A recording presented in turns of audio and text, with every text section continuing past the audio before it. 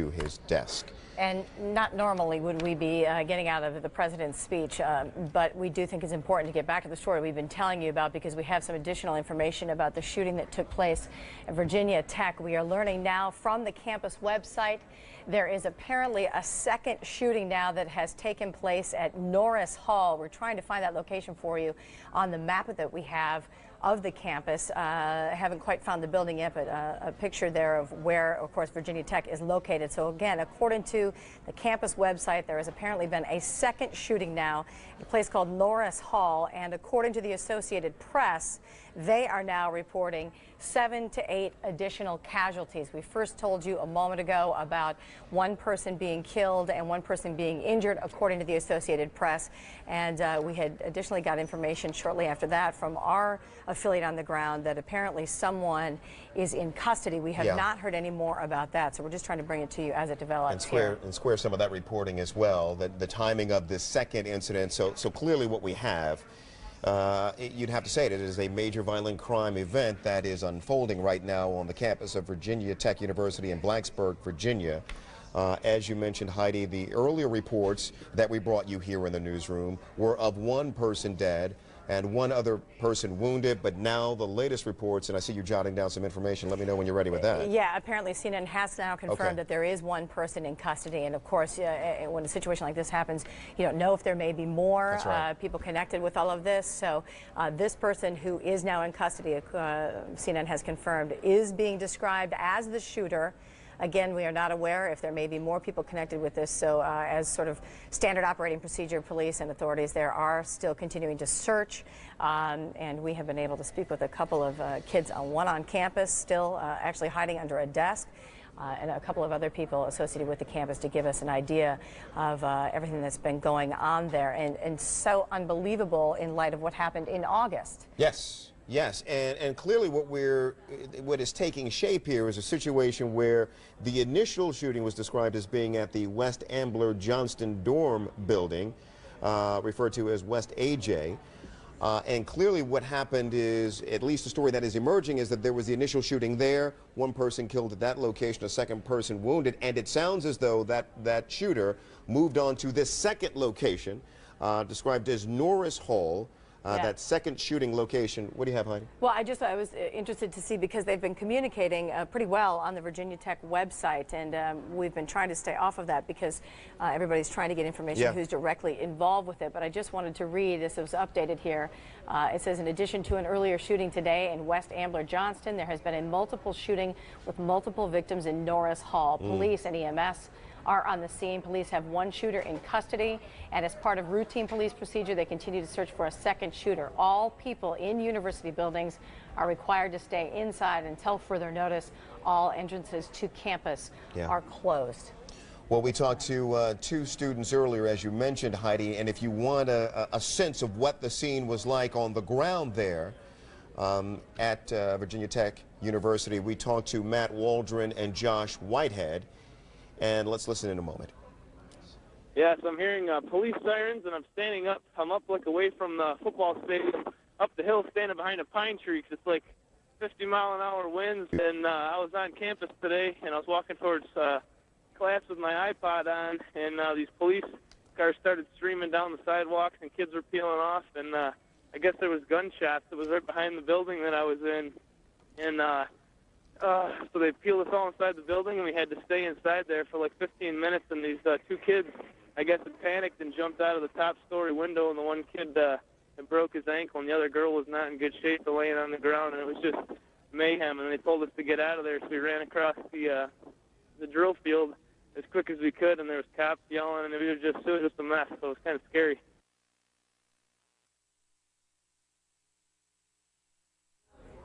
Where the shooting had occurred, and we are all in lockdown.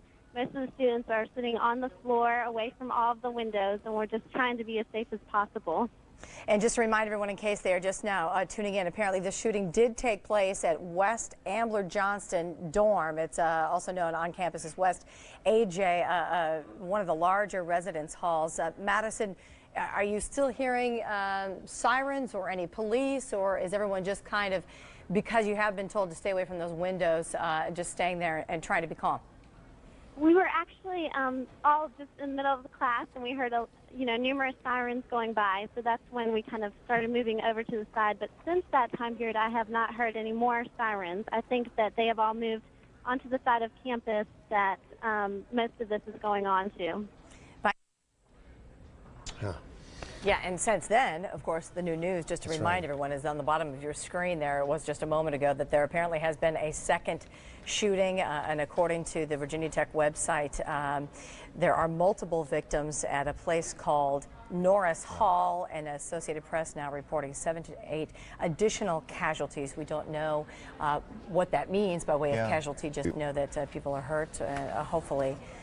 Well, not too seriously. I got to tell you, I'm just looking at the map that we have on the screen right now, and you can see, based on that, there is a bit of distance between the two halls that we're talking about here, West AJ and Norris Hall.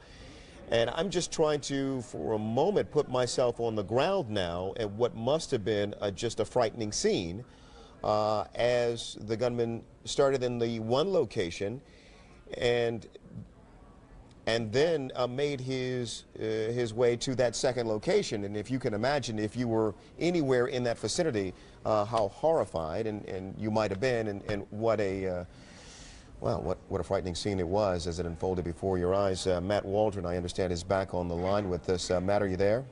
Yes, I'm here. Matt, give us an update. When last we spoke with you, you were behind a tree up on a hill. Is that your current location? No, I'm back. I'm probably about another mile away from there. I got back to my house. My friend picked me up and brought me back to my house. I'm safe now. So. What have you learned since we last spoke with you? Well, I guess what they're saying now is that there's one kid confirmed dead and like 6 or 7 casualties, and they have one kid that they got into custody who's on the drill field, which is where I was running across there. And what had happened was, now that I found out what buildings I was in Holden Hall, and Norris Hall was the one that was behind. We were watching all the action happening where the kids were pouring out with their hands out, and the gunmen had their guns pointed up towards like an upper story window up on there. So that's where I was at, was that part of the action. That's why I wasn't very good with the AJ stuff. Because so you were closer to Norris. Yeah, Norris I was right. I could see Norris. I was in the building that was like right across from it. And that's where we were watching everything happen through the windows. We could see Norris, and that's where all the stuff that I was near was happening. So they let us go, and we ran across the drill field. We actually kind of ran towards the AJ area. So. Hey, Matt, you had mentioned that you were learning that, quote, a kid was in custody. Is there any verification or anything that you've heard about what we are able to report here, according to the Associated Press and the campus website, that apparently someone is in custody? Are you hearing that it was a student? I don't know. They're just saying that they have somebody in custody, okay. And I know that they're saying that there might be a second one on the loose. They're taking precautions and still keeping everything under wraps. So, but I haven't heard anything confirmed. So. Yeah, we are certainly following both what the campus website has been reporting and what the police on the ground and Associated Press and our affiliates there are reporting as well. But it certainly seems like this situation very much still developing and ongoing. Yeah, it's pretty scary stuff. So. It sounds like you were a lot closer to the action than you thought initially. Has the gravity of the situation started to hit you? Yeah, well, I've gotten like a lot of calls from friends and my mom and family and stuff like that, and I just like, when you sit here and think about it, I was pretty calm at the beginning, and I'm still calm now, but you get a little bit shaky thinking about it, and it was like, you're right in the situation, and that could have been me, so I don't know, I send gratitude out to the families of the people that did get injured, and it's just craziness. It could have been me and could have been anybody. So it's, when you sit there and think about it, really is, I don't know, nothing to overlook. So. Describe Norris Hall for us. Well, Norris is, I don't know, I really don't know like much about the building. I know like what I could see from the area is that it's like 3 or 4 stories high, and it's kind of weirdly shaped, almost a lot like the other buildings are, kind of like a U-shaped sort of a thing, like a U-shaped square. And they cops that surrounded it. There's guys at the doors, and there's guys in the corners and all the bushes and stuff like that taking positions. And they seem to be aiming at a window in the upper area, like up towards one of the upper floors. Yeah. And I don't know what they were like aiming at, but that's where they had most of their stuff pointed. Yeah, and I think, Matt, that we're looking at a picture of it right now. We're understanding this to be the Department of Engineering, Science, and Mechanics Yeah, that over in that sounds right. 'Cause over in that area is where most of the engineering buildings are. Okay. Yeah. Sorry. Apparently, that was the photo that we just showed was the West Amber Johnston dormitory that we just showed to you. But this Norris Hall is what we're describing, what we're learning to be apparently the Department of Engineering, Science, and Mechanics over in that area. But it is pretty amazing to see the distance that possibly this person may have traveled all the way across campus there, it appears, and across that drill field. Is that right, Matt? Yeah, across the drill field, and it's a pretty open area. So it's assuming that I don't know if they went across there. I mean, it would have been easy to, but it would have been kind of weird because everybody was going the other way of that person if they were going that way. So right. I don't know. Have you had a chance to talk with any of your other friends or other students that have been on campus or are on campus? We know, just as a quick reminder, obviously all the classes are canceled for today, and people, as far as we can tell, still inside and on lockdown in many of those buildings that we're looking at on that map right now. Yeah, I haven't talked to anybody that's on campus right this minute, but a lot of them, some of my friends were on there around the time, and one of my friends, John, claimed, he said that while he was on the drill field that he heard shots. He said they just started heading for the hills. So wow, I can imagine. He lives over in, he does live on campus, but he said that he heard shots on the drill field, not on the drill field, but while he was on the drill field, he heard shots, and so they just started running. So. All right, Matt, we certainly appreciate you calling in. Very glad that you're off campus now and as safe as you could possibly be. We're going to continue to check in with you, and if you happen to hear from anyone on campus, of course, we'd love to know and try to figure out this situation. We also want to take a moment to bring up one of our affiliates who is on the air covering this story as it breaks right now. Let's listen into WDBJ for just a moment. 7 or 8 victims, 1 person dead on the campus of Virginia Tech. And Virginia Tech used this alert system for the first time. It was put in place in the event of severe weather. It was used today for something very different, to let the campus community know that there was a dangerous situation at hand. This is a 2,600-acre campus.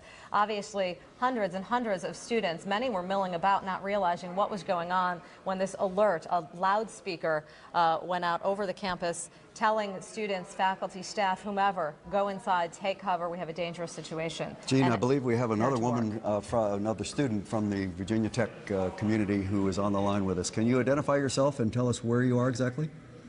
My name is Josh Wargo. I made it off of campus. Okay. I'm sorry, I misidentified your gender. Jack, did you say? Josh. Oh, tell us what you actually have seen this morning and what the mood of the campus is at the moment. I was in Norris Hall when the shots started firing. You were inside the building? Yes, I believe it was in the classroom right next to me from just how loud everything was. What did you hear, Josh? We heard some loud banging. We weren't sure if it was construction or not, and then we heard people screaming. So everybody in the class huddled in the back, and we were going to go out the front door, and someone opened the door, and it sounded like the shots were being fired down the hallway, so we all jumped out of the window. We heard reports of students jumping out of windows. What floor were you on when you jumped out of a window, Josh? The second. The second. I Yes. hate to ask you this, but obviously it was panic. Students were panicked. Yes, it was very hectic. You know, I've never experienced anything like this before. How many shots exactly do you recall hearing? It was at least 30 to 40. They Really? didn't stop. I jumped outside and I didn't know what was going on. I was hanging around the front of the building. I didn't know what to do. And then I think I heard one come through a window pane, and I heard glass, and we ran into a neighboring building. But they didn't stop for almost 2 or 3 minutes. Okay. We're kind of wondering if it could have been as many as 30 or 40. We've heard earlier reports of up to 10 shots. Certainly this wasn't automatic weapon fire. No, it sounded like a handgun or something, but it was many shots. Now, Josh, what year are you in? Where are you from? I'm a junior from originally from Fairfax. And that's where your family is now, Fairfax? Yes. And you've been in touch with them? They know you're all right? Yes, I made sure to call home. Okay. Josh, thanks for talking with us. Yeah, I just wanted to let you guys know what happened. All right, thank you very much.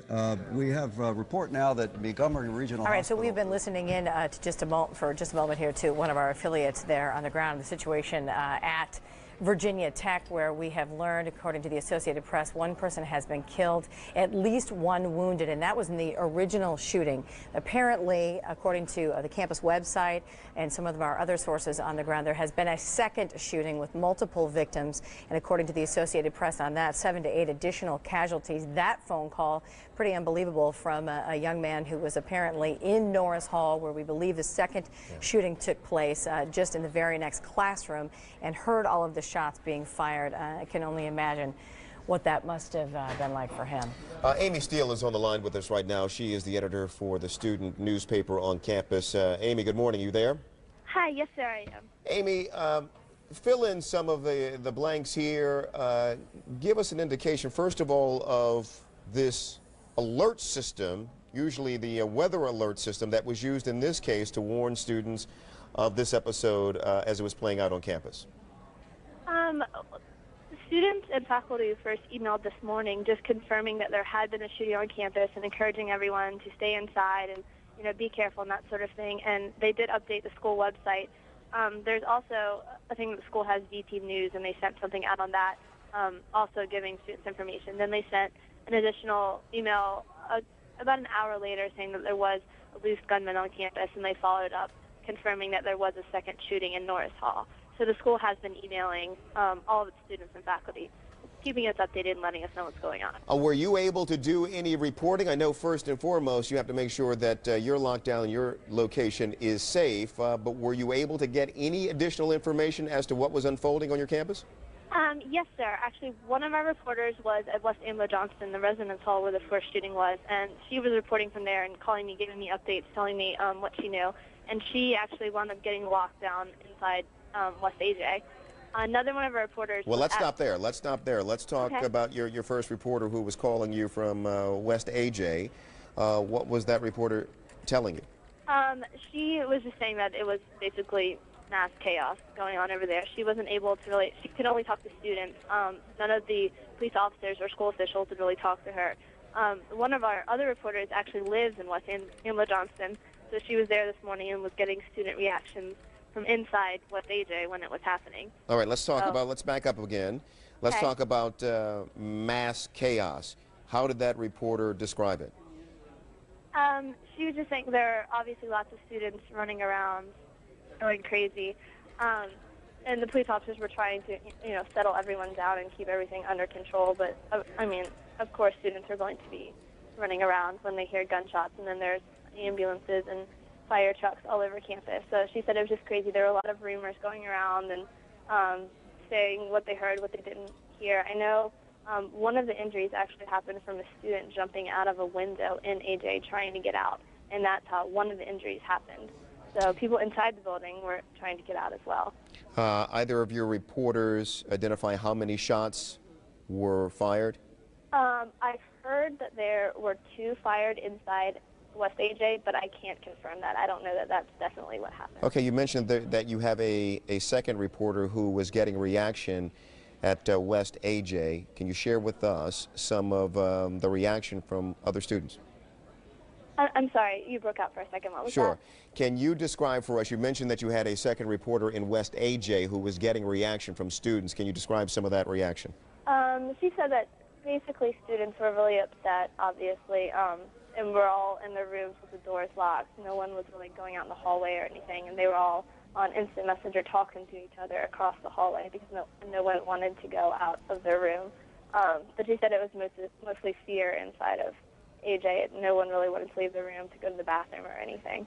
All right, stay with us for just a second. I just want to let folks know and make them aware of the fact that we're getting this new video in from our affiliate in Roanoke, WDBJ, of the police activity on your campus. Let's talk about Norris Hall.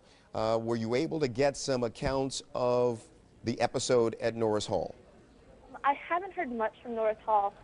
We had one reporter there, but his cell phone has since gone dead, so I haven't really heard anything happening from Norris Hall. We did have another reporter at Burris, which there were rumors going around that there was a shooting at Burris, but apparently that panned out to that didn't happen. But that's apparently where the gunman was arrested, was in front of Burris, and he saw all of that happen. When you say Burris, what is that? Is that another hall? Is that? It's Burris Hall. It's not a residence hall. It's the admissions office. There's also a big concert venue inside there. That's mostly where the higher up officials and administrators on campus, most of their offices are in there. Okay, Amy Steele, editor of the student newspaper. Amy, thanks for your reporting this morning. We appreciate it. No problem. Thank you.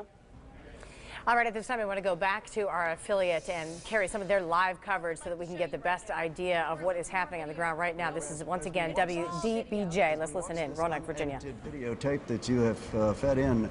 I'm curious about one thing. When we first joined you on this live report from your location on the Tech campus, we could actually hear in the background the emergency alert announcements. Best you were able to tell at this point, was there anything new in that? Or are they simply repeating the same thing in as much as classes are canceled and get off the campus? Right now, what I can tell you is there's nothing new in that message. They are repeating the same thing. They have changed it a little. At first, they were telling people to stay away from windows. They have taken that out of the message. We don't know why. And they've just told people over and over again in intervals of about 5 minutes or so that this is a state of emergency. Stay in your dorm or in a safe place wherever that may be, because a lot of this, again, is going on near the dorm areas. Some of the images we're looking at now in this previously recorded videotape as we talk to you live would suggest that the students weren't taking this terribly seriously, even though there were countless emergency vehicles responding with sirens blaring. There were at least a few students standing around just casually, innocently watching. Is that still the case?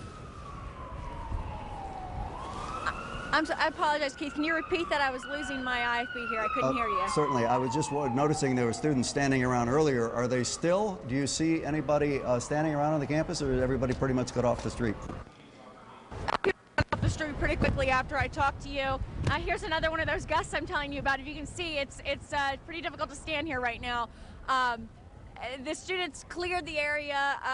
Officers came out and asked them to leave many of those areas. We have seen a few people walking around, a few curious people with their cameras and portable cameras and cell phones and recording devices, trying to see what they could document themselves. But I can tell you, as we've seen people going around, we've told them you really should go inside at this point. It's not a safe area. Certainly not. One person dead, 7 to 8 additional casualties as a result of shootings this morning on the Virginia Tech campus. One gunman was taken into custody on the drill field about a half an hour ago. Police say they're looking for possibly a second suspect as a routine procedure. They're taking, sounds like, Rachel, every precaution just to ensure maybe there might be another person out there. They are, you know, we saw someone earlier in cuffs in custody at the base of the war memorial on tape. You know, we have it on tape, someone in cuffs with several officers around them with a gun pointed at them. We don't know who that was. That was at least 45 minutes ago, before the second report of another person taken into custody.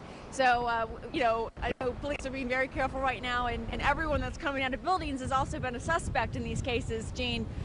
You know, people, when they're running out of the buildings, they're worried the gunman's going to be running with them. Right, because it's hard to know. This person could have blended in with one person in custody and the possibility of someone else out on the loose. We're going to break away from you and let you do what you need to do, Rachel, and go back to your colleague and our colleague, Joe DeShiel, who's somewhat above the fray there, and I believe he has some additional observations. Well, Keith, we've been over here. Of course, when we last spoke with you, Rachel had said that she thought the vehicles were coming over this way. We didn't see anything initially, but in the last little bit, we have seen some emergency vehicles with flashing lights over, again, south of Lane Stadium, maybe over, I believe, where the Virginia Tech Police Department is located.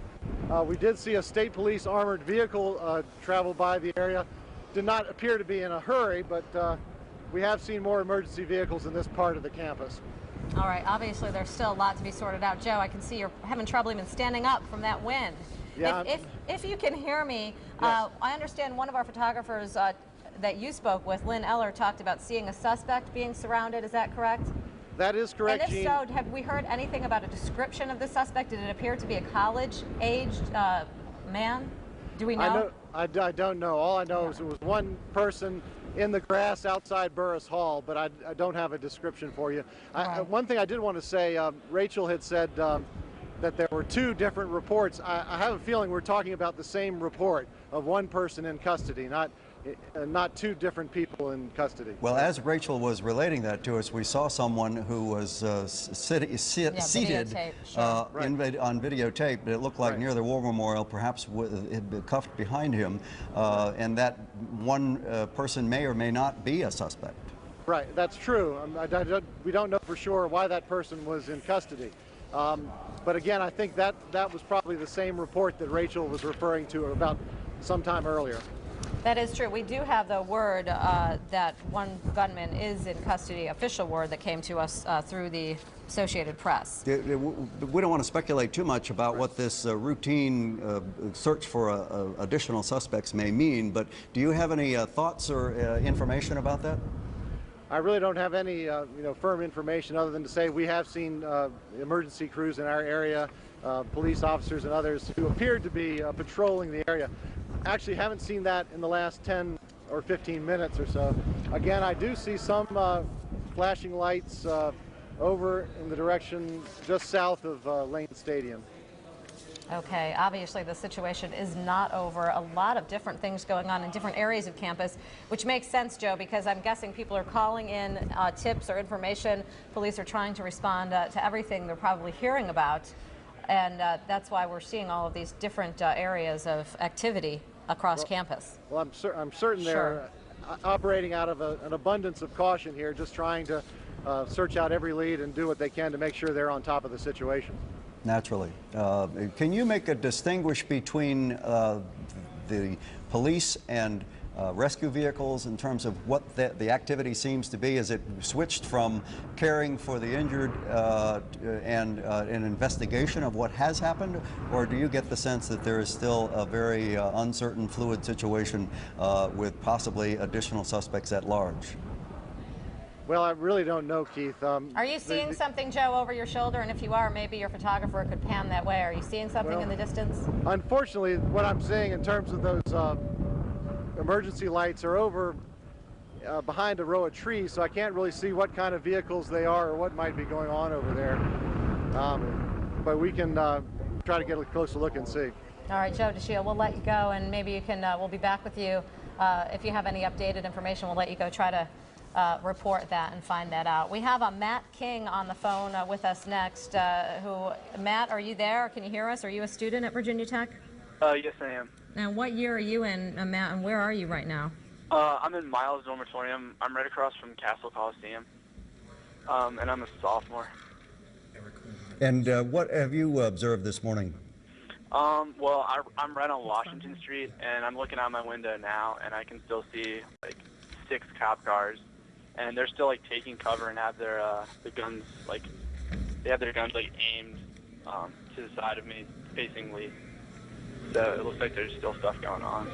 Do they appear to be still in the posture of crouching behind trees and vehicles for their safety, which would suggest that there's somebody remaining at large? Well, actually, since I've been waiting, to be put on the air, in the past 15 minutes, they've taken more of a leisurely stand. But the cops who are still faced more towards Lee area, they still have their guns pointed over there. But then the cops more towards Kent Street, they're a little bit more leisure and they're talking amongst themselves. But there's at least 6 cop cars and an armored vehicle over here. But still weapons drawn on the part of the police. Oh, yeah. All right, thank you very much for the update on what you're seeing from campus. The students have been a crucial addition to what we've been able to bring you, because they are the eyes of what's going on, along with our news crews that are there. Carilion Hospital System has contacted us. Eric Earnhardt, the spokesperson there, and has told us now that they have 3 patients at Carilion, I believe Roanoke Memorial Hospital. 4 are at the New River Medical Center, I River believe. Valley Medical Center. And Carilion is sending ambulances to the scene. So this has definitely been a situation where many different entities have pulled together. Even in that videotape, I could see a uniformed officer in brown, appeared to be possibly Montgomery County Sheriff's deputy, standing next to a uniformed officer in blue, obviously from perhaps the state police. There have been state police, Montgomery County, Virginia Tech police, all of the local emergency crews responding on this Monday morning to what's been a very scary situation. One person is dead, 7 to 8 others injured, and the enormity of it all just only beginning to be assessed. All of this began around daybreak on the Virginia. Once again, we've been listening to our affiliate there coming out of Roanoke, Virginia, WDBJ, some of their live coverage of this breaking news event happening at Virginia Tech, where the Associated Press tells us that one person has been killed in 2 separate shootings. You see those 2 areas highlighted now on the campus map. The first one taking place at a residence hall, a fairly large residence hall there, and we're zeroing in on that one right now. West AJ, Amber Johnston is what they call it there on campus. And the second one apparently at Norris Hall, where multiple casualties, we are being told, took place there, 7 to 8. Not sure of the nature of those injuries. We're going to obviously continue to follow this. Want to go ahead and get the word straight from one of the people on campus still at this point, and that's Kristen Heiser standing by to tell us more. Kristen, you're a student there. Update us on the situation and what you may be hearing around you from where you are. I had class at 9:05 this morning, and I'm actually in Pamplin, which is about probably 100 yards from Norris, so I'm pretty close to Norris. I see it there on the map. Yep. Yeah, and we were just having class as usual, and my teacher was lecturing, and then there's a pretty big window in our classroom, and we saw all of a sudden this was probably around 9:30ish, about 6 officers, run by the building with their guns drawn, and we were like, what's going on? Because this definitely is a very quaint town where stuff doesn't really happen. I mean, it's pretty boring here, so we were all a little alarmed, but so someone got on their laptop and checked the website, but all the website said was that there had been a shooting incident, and that had occurred at that dorm, which is across campus. Right, So the West AJ dorm. Yes. So at that point, we were all, very unnerved, and then someone from the building, I think a professor, came by and said that they wanted everyone to stay in the building because class was set to let out at about 10. So we've just been sitting here. I'm literally sitting on the floor of my classroom. Yeah, I stay away from the windows. I can only imagine how tough it must be not having a perfect idea of exactly how it is all unfolding, possibly right outside. I wonder if you might have been able to hear this loudspeaker that we are learning. Apparently there was a new alert system put into place. It was originally supposed to be used for bad weather, possible tornadoes, things like that, and instead it was used for the first time for this incident.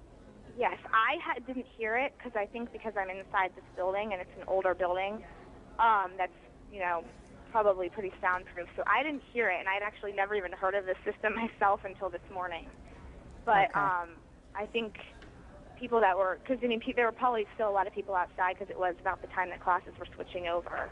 Yeah, and I think that's how a lot of people found out and kind of got to safety. Yeah, no question. And just to remind everyone exactly what we're talking about here, apparently around 9:30 this morning, there was the first incident at West AJ, this dormitory, one of the residence halls there on Virginia Tech's campus, where apparently one person was killed and one was injured, and then quite a while later, we heard of a second shooting with multiple casualties over at Norris Hall. You see the 2 different areas there highlighted on the map. Not quite sure if this was the same individual or if there was more than one individual, but we're also learning from our affiliate on the ground there that one person is in custody. Not sure if that person is even connected with all of this, but has been described as the shooter.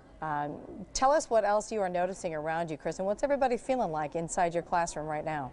We're watching TV. Actually, we're watching CNN right now, too. So we have the TV on, but it's just everyone's kind of calmed down a little bit since it initially happened. But once we heard that someone was at Norris, that's when everyone obviously got the most scared. Everyone's just kind of wants to on, and we're getting a sense that they are still looking for another person because they're still telling us to stay inside and stay away from the windows. So, and that's what you mean by saying that you're getting a sense. You haven't been able to hear anything about that from any authorities? No, the authorities are all outside. Like, I'm looking out the window, I can see them. They're all around the building. So we're very safe in here, but they're not coming in and telling us anything by any means.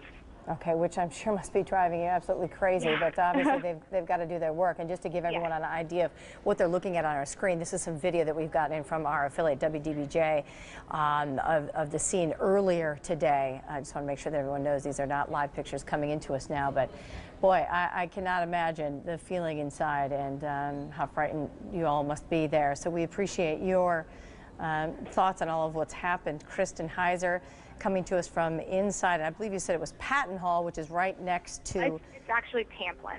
Pamplin, okay. I believe, though, right across from Norris Hall where the second incident apparently took place. Yes. All right, very good. Kristen Heiser, thanks for that. Thank you. What I think is interesting and just worth noting again, and it was made clear in that interview just moments ago, Heidi, that the students in these buildings, in these classrooms, have not been given the all clear. There is still very much an investigation ongoing on the ground there, and when you look at this map, you can understand that authorities would likely want to canvass every inch of that campus just to be safe. And when you think about that job, this is a 2,600-acre campus. So the students who are in these buildings now, in these classrooms, are being told to stay there, and it makes perfect sense. One person in custody right now, and the authorities wanting to be absolutely certain that there is not someone else that they should be looking for, that they weren't aware of. So as you can imagine, with all due caution, they are canvassing the campus, if you will. Which consists of 100 different buildings. So you can imagine the job that is taking place right now. I can only imagine how many people they are employing with that job and trying to make sure that everything is safe. The picture we just showed you, Norris Hall, the second location of shooting incident that took place at Virginia Tech. Let's go ahead and go back to one of our affiliates now and take up their live coverage to see if there are any more developments that we can bring you. Once again, live coverage of WDBJ. And there's some couple cops on the other entrance of Lee.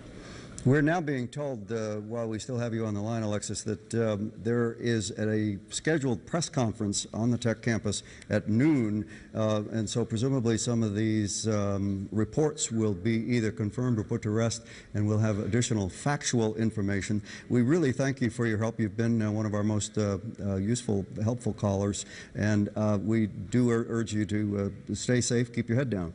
Yeah, everyone just... anyone who's listening, just stay away from the windows.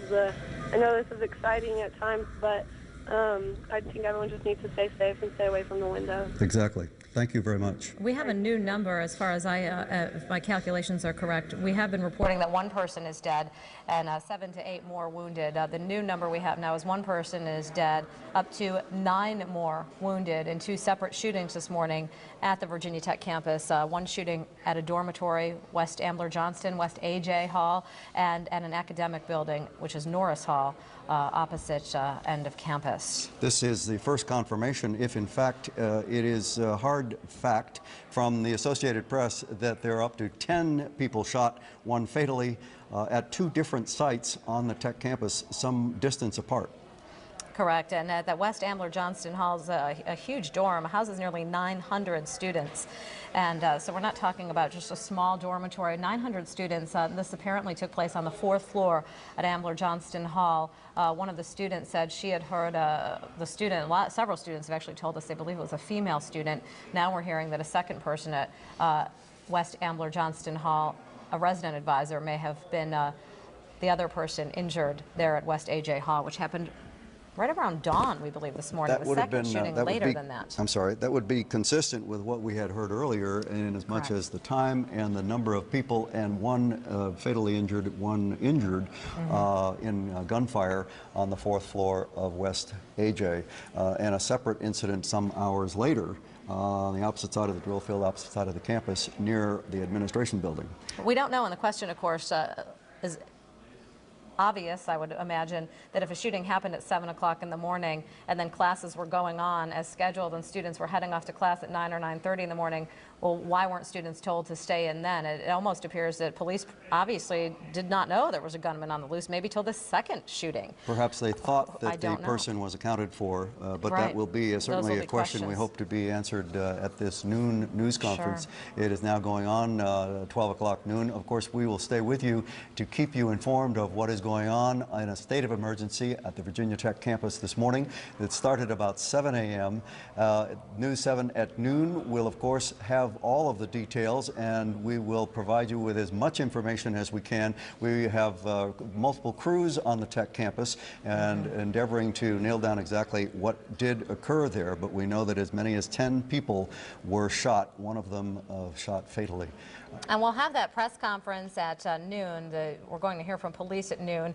And obviously, police have been very busy this morning. And so at noon, we will hear some of the official details from them.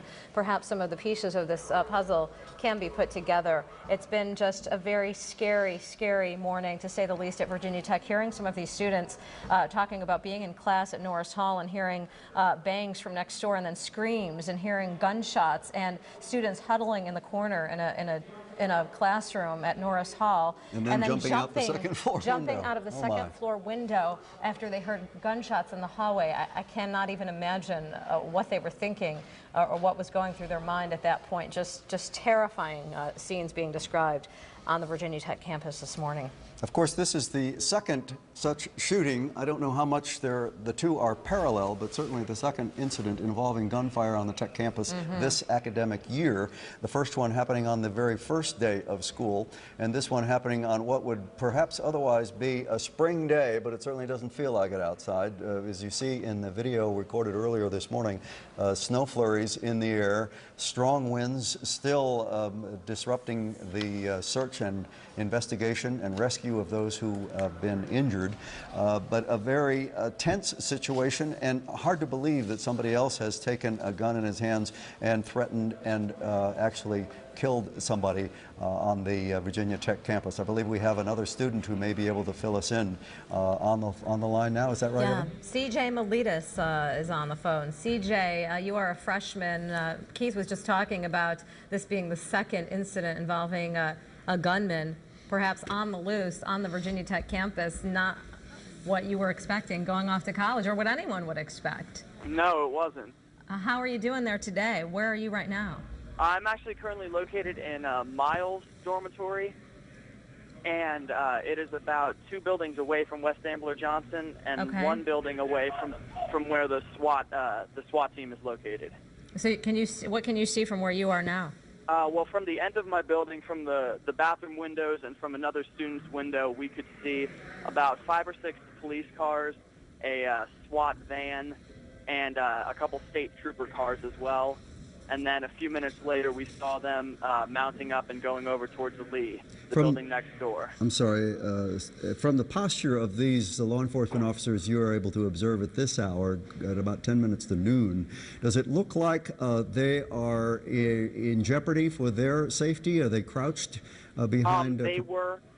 For about 10 minutes ago, this all happened, and they were crouched behind police cars. And then a few minutes ago, we saw the SWAT van actually go down the hill next to Lee Hall.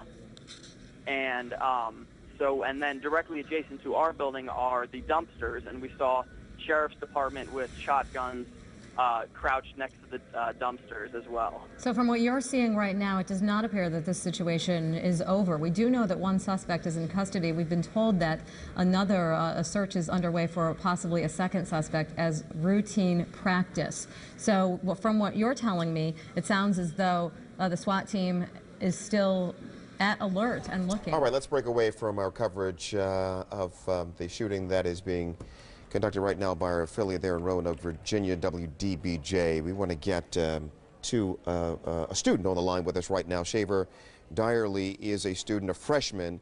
And Shaver, you were in your room, is that correct? You mean when it originally happened, or? No, right now, Are you in your dorm room right now? Shaver? Shaver, are you there?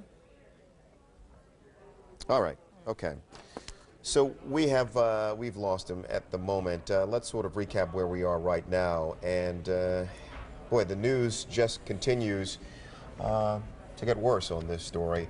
We initially had reports of 1 person shot and killed. We have since learned that there was a second shooting there on the campus at the Norris Hall, in which 7 or 8 casualties. We have just heard some reporting from our local affiliate there at WDBJ. that as many as 9 people were wounded at that second location at Norris Hall. And Heidi, I believe we do have someone on the line now. Yeah, this is a different, I believe another student from Virginia Tech, Jamal Abergudi. He actually was able to get a hold of some pictures for us with his cell phone. Of course, you know it to be called the I Report. Let's go ahead and take a look at what he was able to get for us first.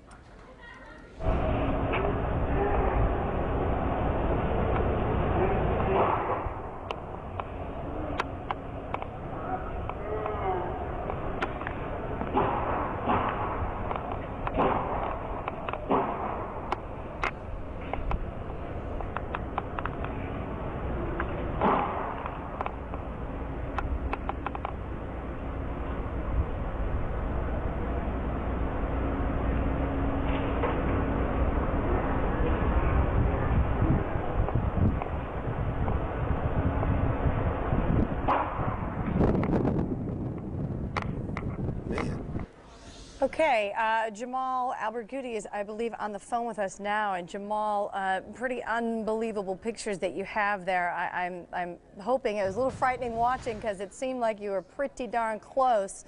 We first heard a series of shots. We see the officers. Can't tell if those shots are coming from their guns or from possibly the person inside the building or outside of the building. Tell us what you were able to see with your own naked eye. Well, the first thing I saw is when the policemen started taking their guns out, and then I knew that this was serious. I really didn't hear anything about the shooting that happened in AJ, but when I saw the guns, I knew that it isn't another bomb threat. Then I started hearing some gunshots far away. It seemed to me that they were not at Norris Hall, the building where the cops were just near. Right now, and then all the cops were trying to get into Norris Hall. They used like a bomb or something to open one of the doors, or probably they dropped a tear bomb in the building. There was a person in the building in the second floor in Norris, trying to tell the cops that he's in there, and probably trying to guide them in. Now, Jamal, were you able to hear that person? And again, just to be clear for our viewers, this is apparently Norris Hall, the site of the second shooting that took place at Virginia Tech this morning. Jamal, you were able to hear some type of conversation between somebody on the second floor and the police officers outside? Well, I wasn't, but I saw his hand from the window. He was trying to reach outside the window to talk to the cops. So this is what I saw. I didn't actually hear him talking to them, but he was talking to them. I did not hear what he said. I was a little bit far away from there. All right. Now, after we see the pictures here that you were able to capture with your cell phone, we see that you actually moved quite a bit closer as the police went on down, I assume, inside the building. What happened after all of that? Well, I wasn't able to see anything because a cop came from behind me and he asked me to leave the area. I imagine so, for your safety, obviously. Where are you now, Jamal? What can you tell us about what you know to be happening on campus at this point? Well, after that, I had to leave. I left campus all over. Right now, I'm at my house, away from campus.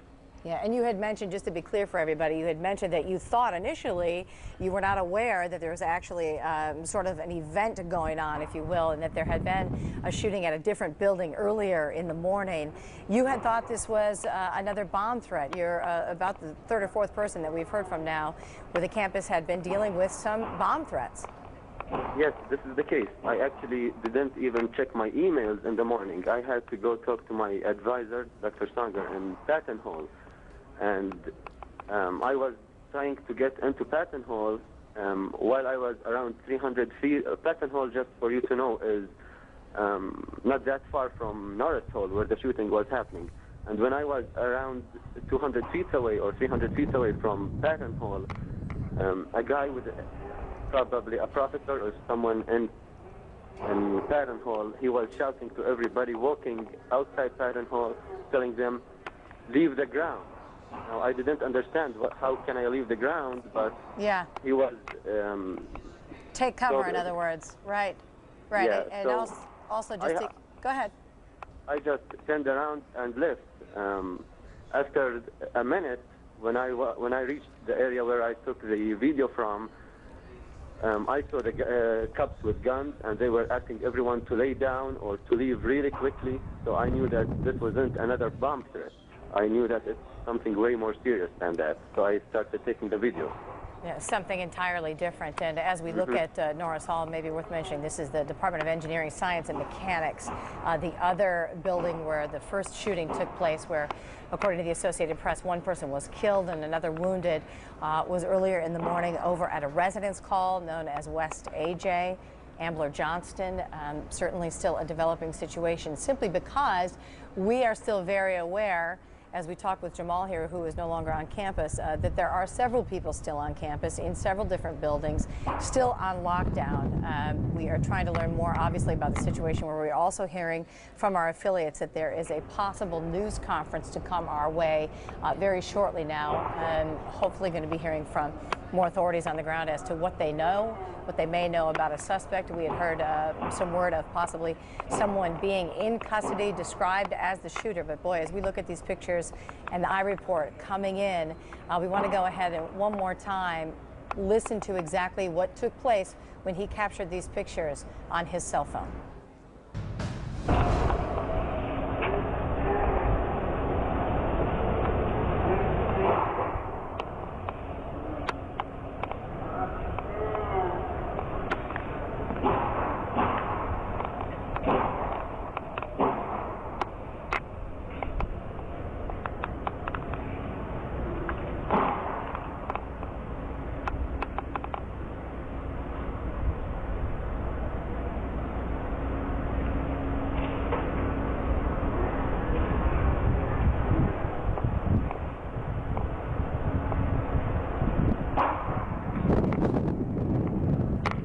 As we get some very frightening images coming in from an I report, Jamal Albergudi, who was able to capture those pictures, a Virginia Tech student, of the events that took place earlier in the day on the Virginia Tech campus. And good morning to you, everybody. Once again, I'm Heidi Collins. And I'm Tony Harris. Good morning again. We are... That is this major violent crime event that has unfolded on the campus of Virginia Tech University this morning. Police are investigating a shooting at West Ambler Johnston. That is a dormitory, a huge dorm that houses as many as 900 students. We're getting some new information now. As many as 17 people now are being treated in association with two shootings. First, the one I just described a moment ago at West Ambler Johnston, and then a second shooting, sometime apart it seems, at Norris Hall. A total of 17 people being treated. We also know that one person was killed in the shooting this morning on the campus of Virginia Tech University. We've been following the coverage of our affiliate WDBJ, but Heidi, we also have these amazing pictures from a student on campus. Yeah, unbelievable, and a little bit frightening too, because of how close he was. Just wasn't aware of the shooting that had taken place a little bit earlier in the day. I want to go ahead and take a listen to this video one more time here.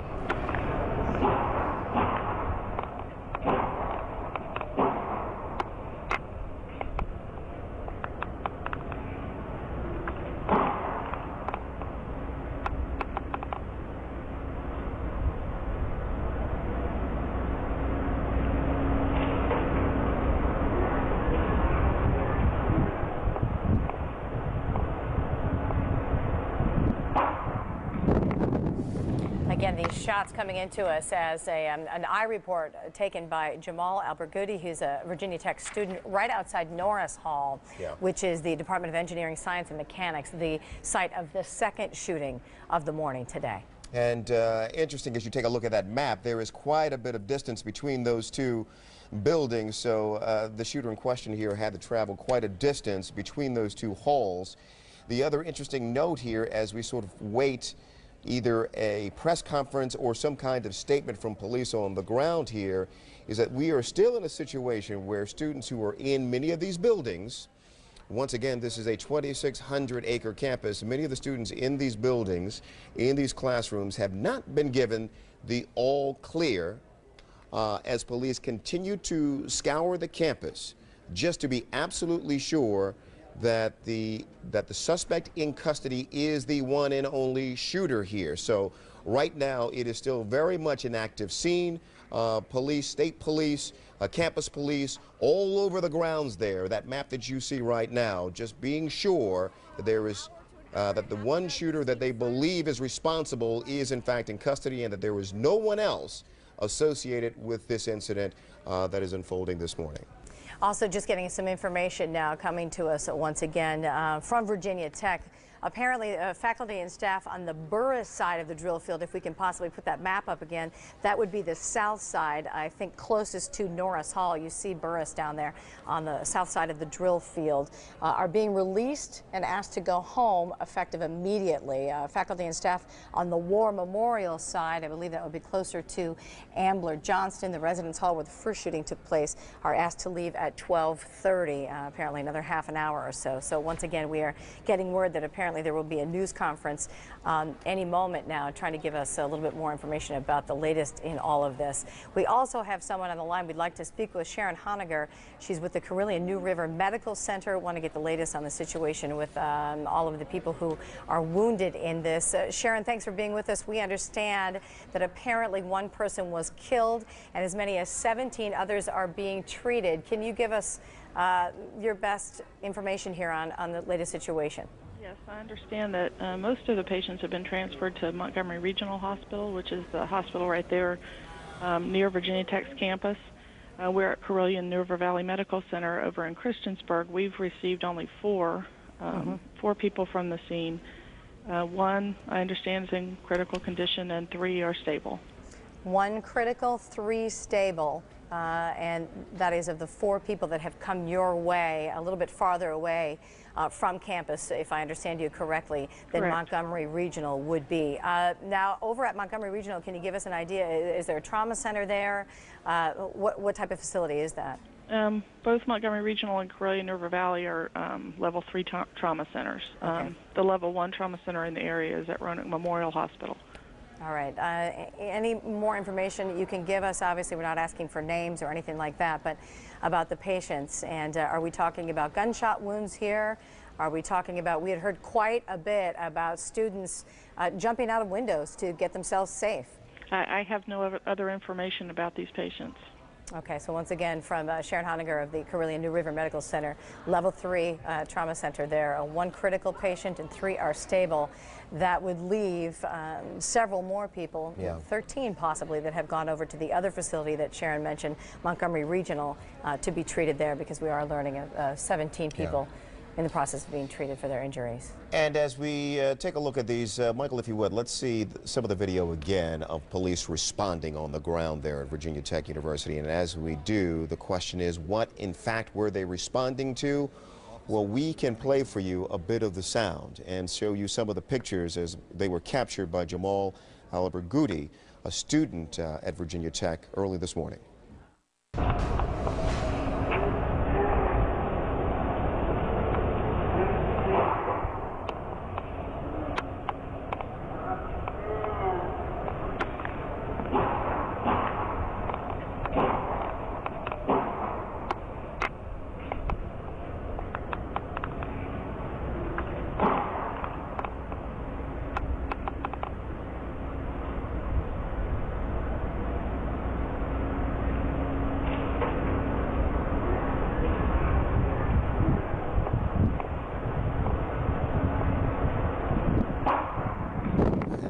Chilling pictures, the audio even more frightening as the story was unfolding this morning at Virginia Tech University. Shaver Dyerly is on the line with us. He is a freshman at Virginia Tech University. Shaver, are you there? Yes, I'm here. Okay, we lost you earlier. Glad that you could call us back.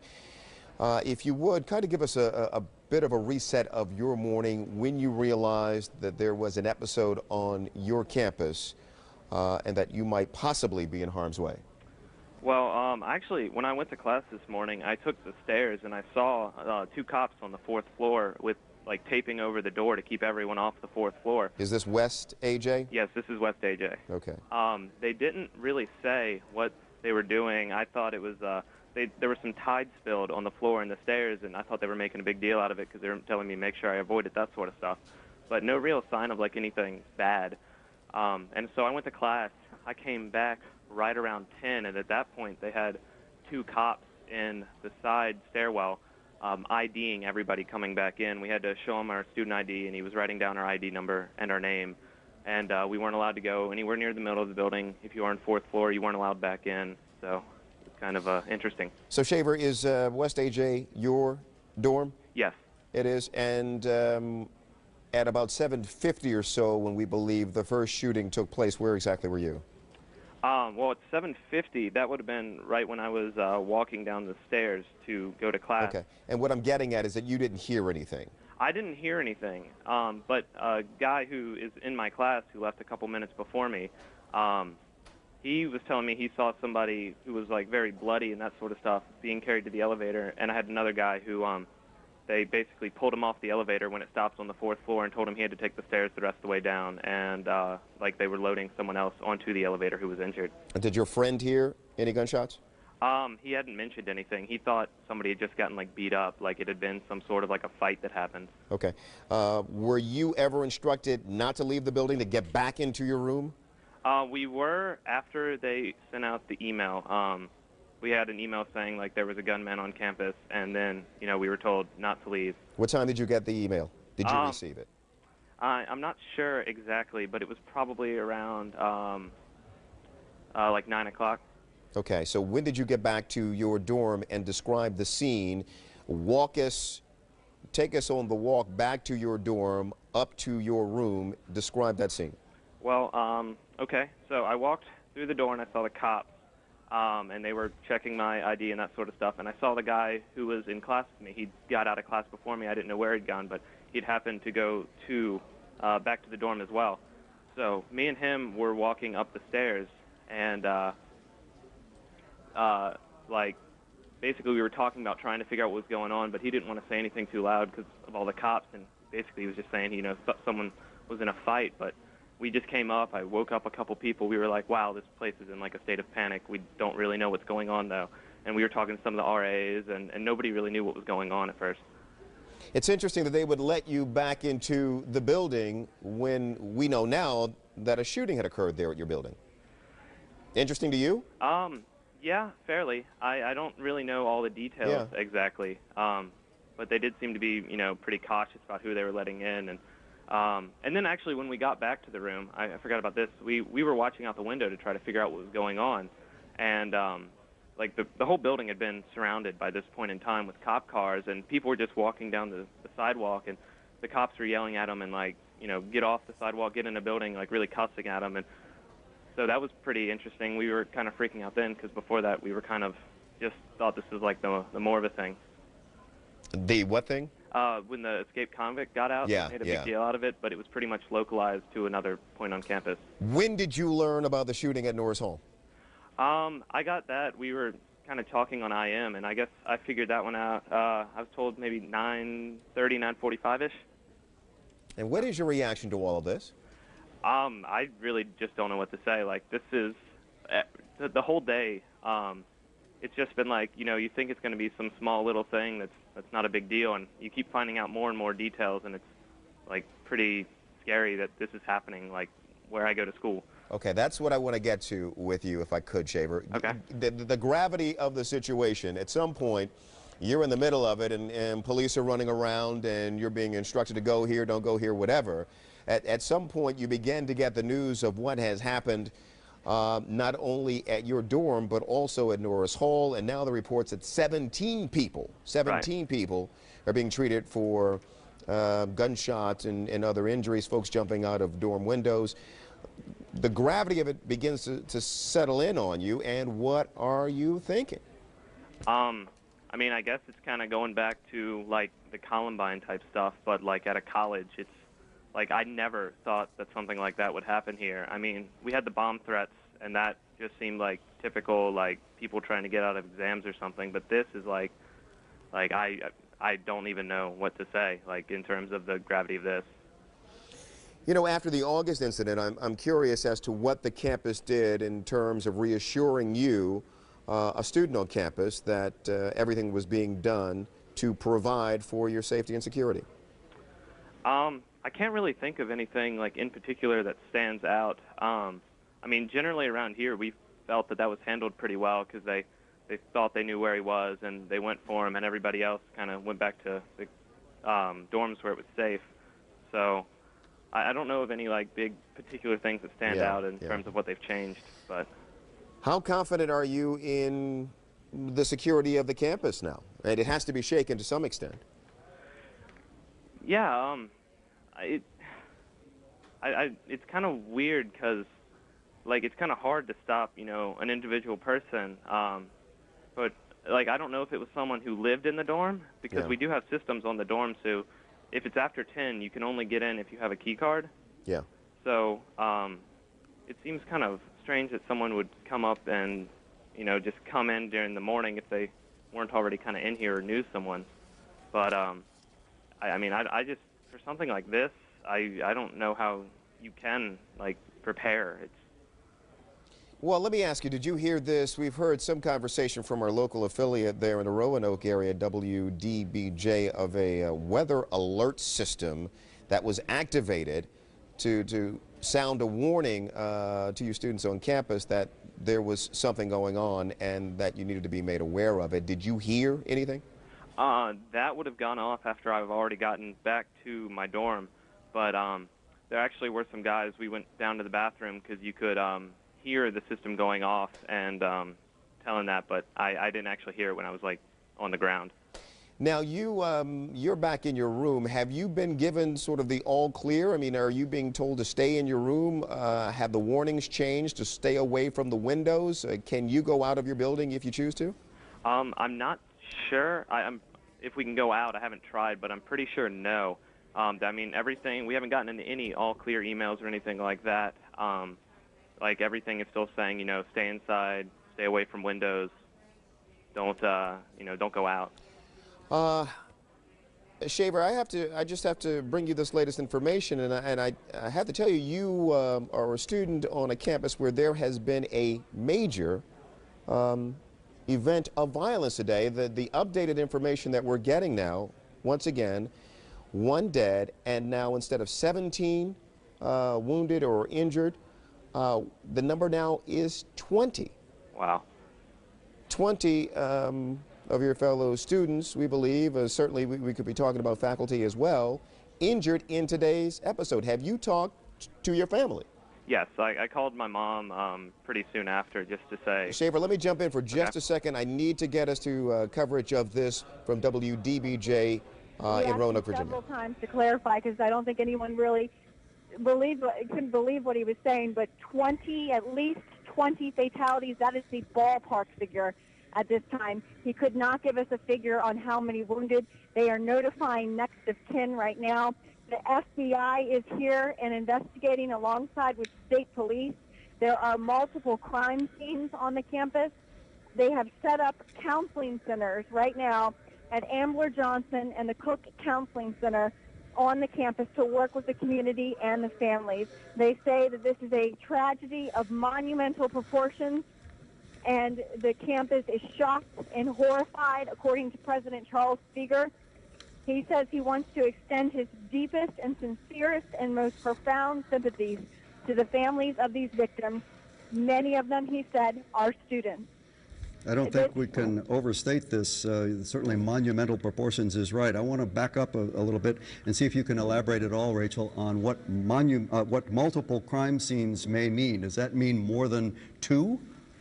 We are not clear on that yet, but they said it started at 7:15 this morning is when they got the first 911 phone call from West Ambler Johnson Hall. That is a large dorm on the campus, and they were told there were multiple shooting victims. While in the process of investigating, about 2 hours later, the university received reports of a second shooting in Norris Hall. Police immediately responded. The shooter is in police custody, and there are multiple fatalities.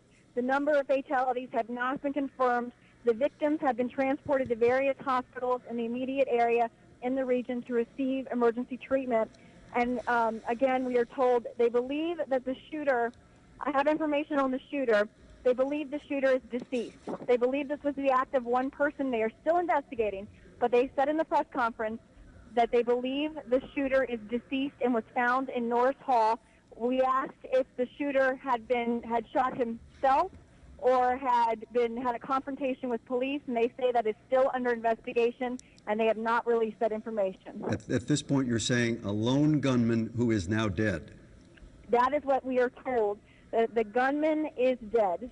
And Rachel, you mentioned that when the police said at least 20 fatalities, there was an audible gasp in the room. And I know that when Keith and I got that word, the same reaction from us, at least 20 fatalities. I had to ask the question twice, Jean. I wanted to make sure I had the information right. I could not, all of us in the room couldn't believe it. Many media were in there, but also professors and students, people who heard about this press conference started piling in, and there was an audible gasp. And the looks on the faces when I entered the room of Larry Hinker, the media spokesperson, the mayor of Blacksburg is here, Ron Rordam, the town manager of Blacksburg, Mark Verneal. The amount of sadness and the loss in their eyes was very apparent when I walked in the front door. They looked at me, they looked down on the ground, and then we got the news. Rachel, as far as you can tell at this point, is there a conflict in the facts that we are reporting that there was a gunman in custody and now we're told a gunman was found dead? Yes, I was reading from the press release that they handed me when I got to that point, and that's when I realized at the press conference they did say that the shooter is dead. But there is not another individual who might be responsible in some way for these shootings who is alive and in custody? I asked them that question, and they said, we believe it was the work of one person. They're still investigating, but they believe the shooter who is responsible for this is dead. We heard students who were in a classroom next door telling us that they heard, 5, 10, 20. One student even said 30 gunshots. I think we all said, 30, that might sound like an awful lot of gunshots. Are you sure that's how many you heard? Now we're hearing at least 20 people are dead, more are injured. And so I can't even begin to imagine the enormity of what has gone on at Virginia Tech's campus. And the gunman, police are saying, is dead. They don't know if he killed himself or was somehow shot in some kind of a confrontation. But the gunman... Okay, we let's understand go that we can go to the videotape recording of the tech conference this morning where it was announced that at least 20 people have been shot and killed on the Virginia Tech campus. Let's listen in. They're being handed out to you now. Please be advised, take notes because the statement is changing on the fly. We'll have further information. The Chief of the Virginia Tech Police Department, Wendell Flincham, will be available along with Dr. Steger and Chief of the Blacksburg Police Department, Kim Kranis, immediately afterwards. Dr. Steger.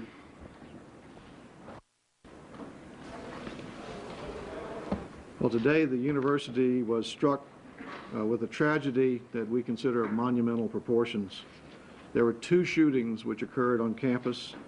In each case, there are fatalities.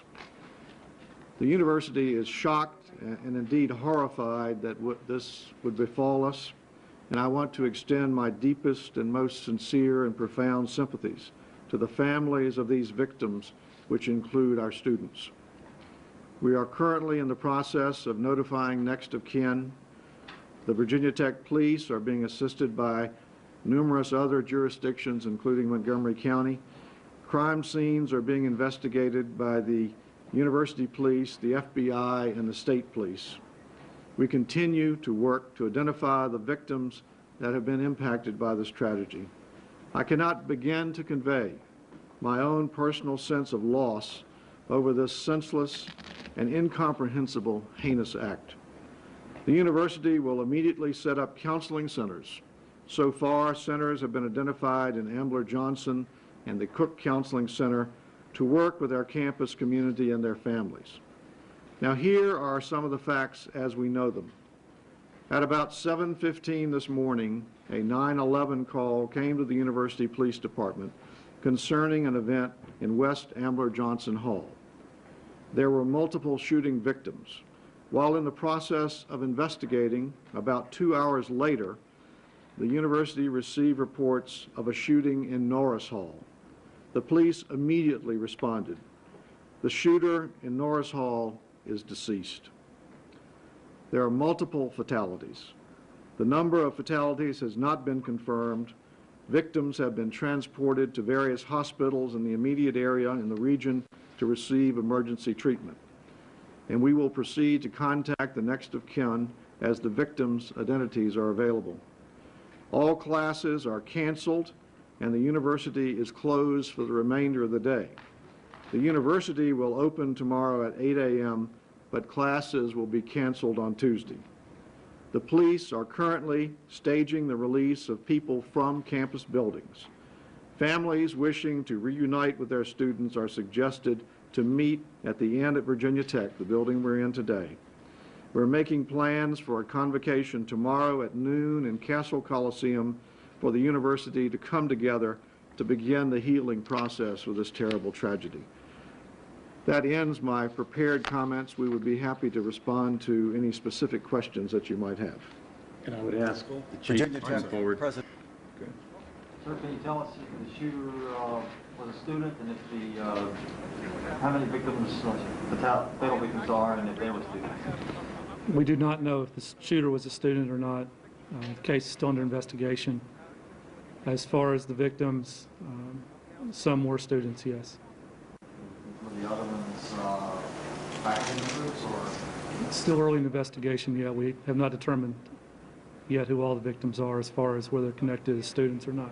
And how many wounded were there? I don't have the answer for the wounded yet. Do we have a ballpark figure? We have a ballpark figure on the fatalities. It's at least 20 fatalities. We heard that someone just walked into a classroom and opened fire. Is that true? Some of the victims were shot in the classroom. So the gunman walked into a classroom and opened fire on the students in there? Some of the victims were shot in a classroom. Do you believe it was one gunman, and that gunman is deceased? At this time, we believe it is only one gunman, yes. And where is that gunman? He is deceased. There's another in custody, you said? No. No. Did the gunman shoot himself, or was he? We're still determining the facts of that. Was there any kind of shootout or altercation with law enforcement officers? Again, it's still early in the investigation. We're still determining the facts of how he died. The sequence of events was there was the shooting at the residence hall, and then 2 hours later there was a shooting at Norris Hall. That's correct. So how many of the roughly 20 fatal victims were at the residence, and how many were at Norris? I have no idea. So you had a ballpark figure on the fatalities. Oh, you're asking me fatalities at the residence hall? I'm sorry, I misunderstood your question. How many people killed at the Ambler Johnson, and how many killed at Norris? At the West Ambler Johnson, we have one confirmed fatality. Okay. And then, so the rest of them were at Norris. That was all in one classroom or multiple classrooms? It's multiple locations inside the building. All in one building, okay. We should note that we have no evidence that these two are related. Is it the assumption, though, that they are related? No. We haven't made any assumptions. It's still early in the investigation. That's one question we will be trying to determine during the course of the investigation. Do you know what kind of weapon was used? I cannot release that at this time.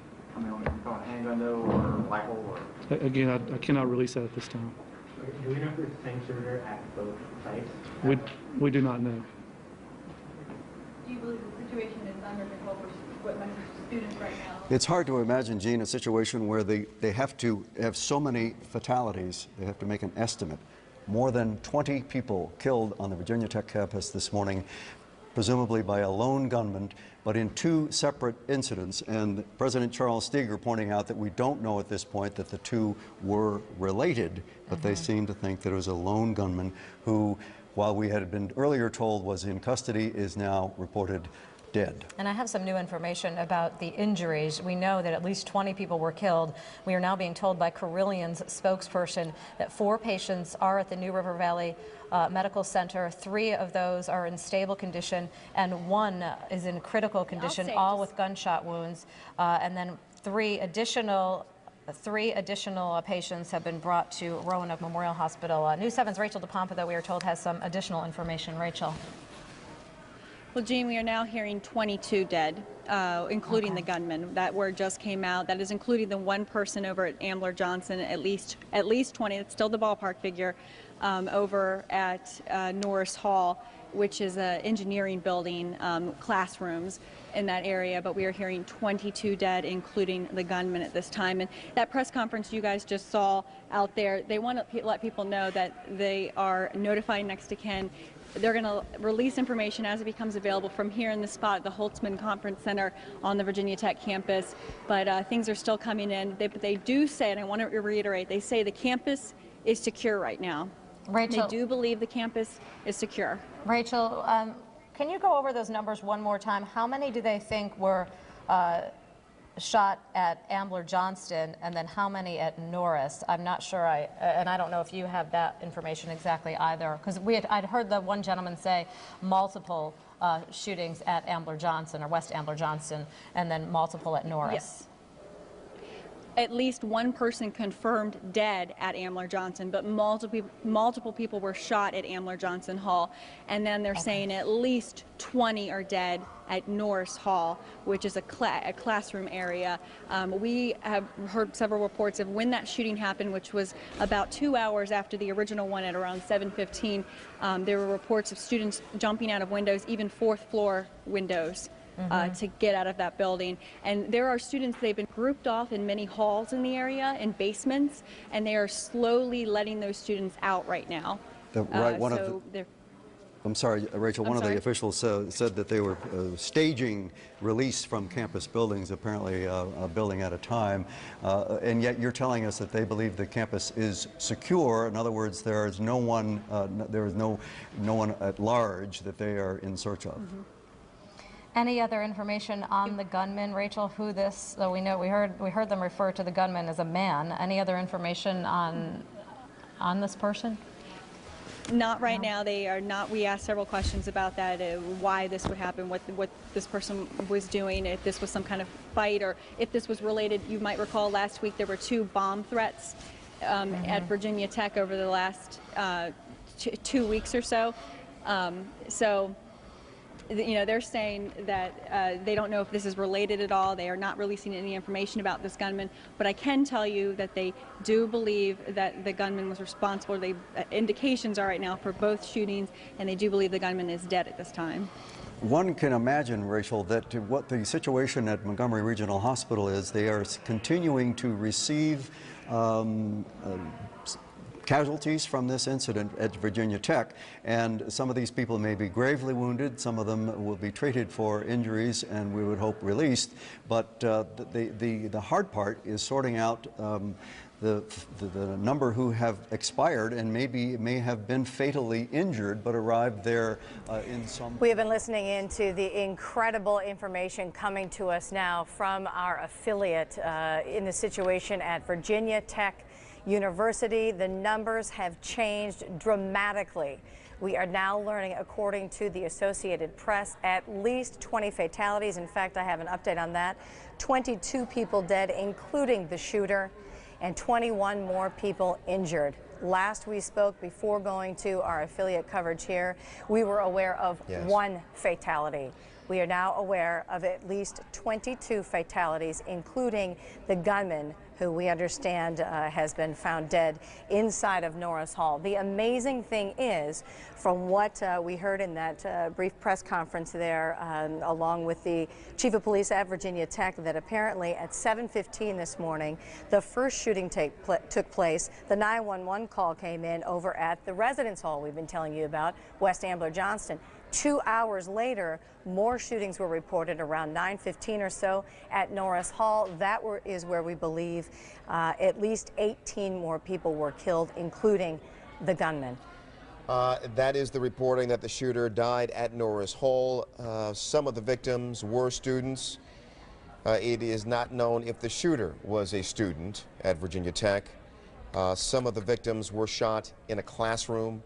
At this point, police believe the gunman acted alone, but it was shocking, just absolutely shocking to hear the story change from what we had been sharing with you throughout the morning here in the newsroom.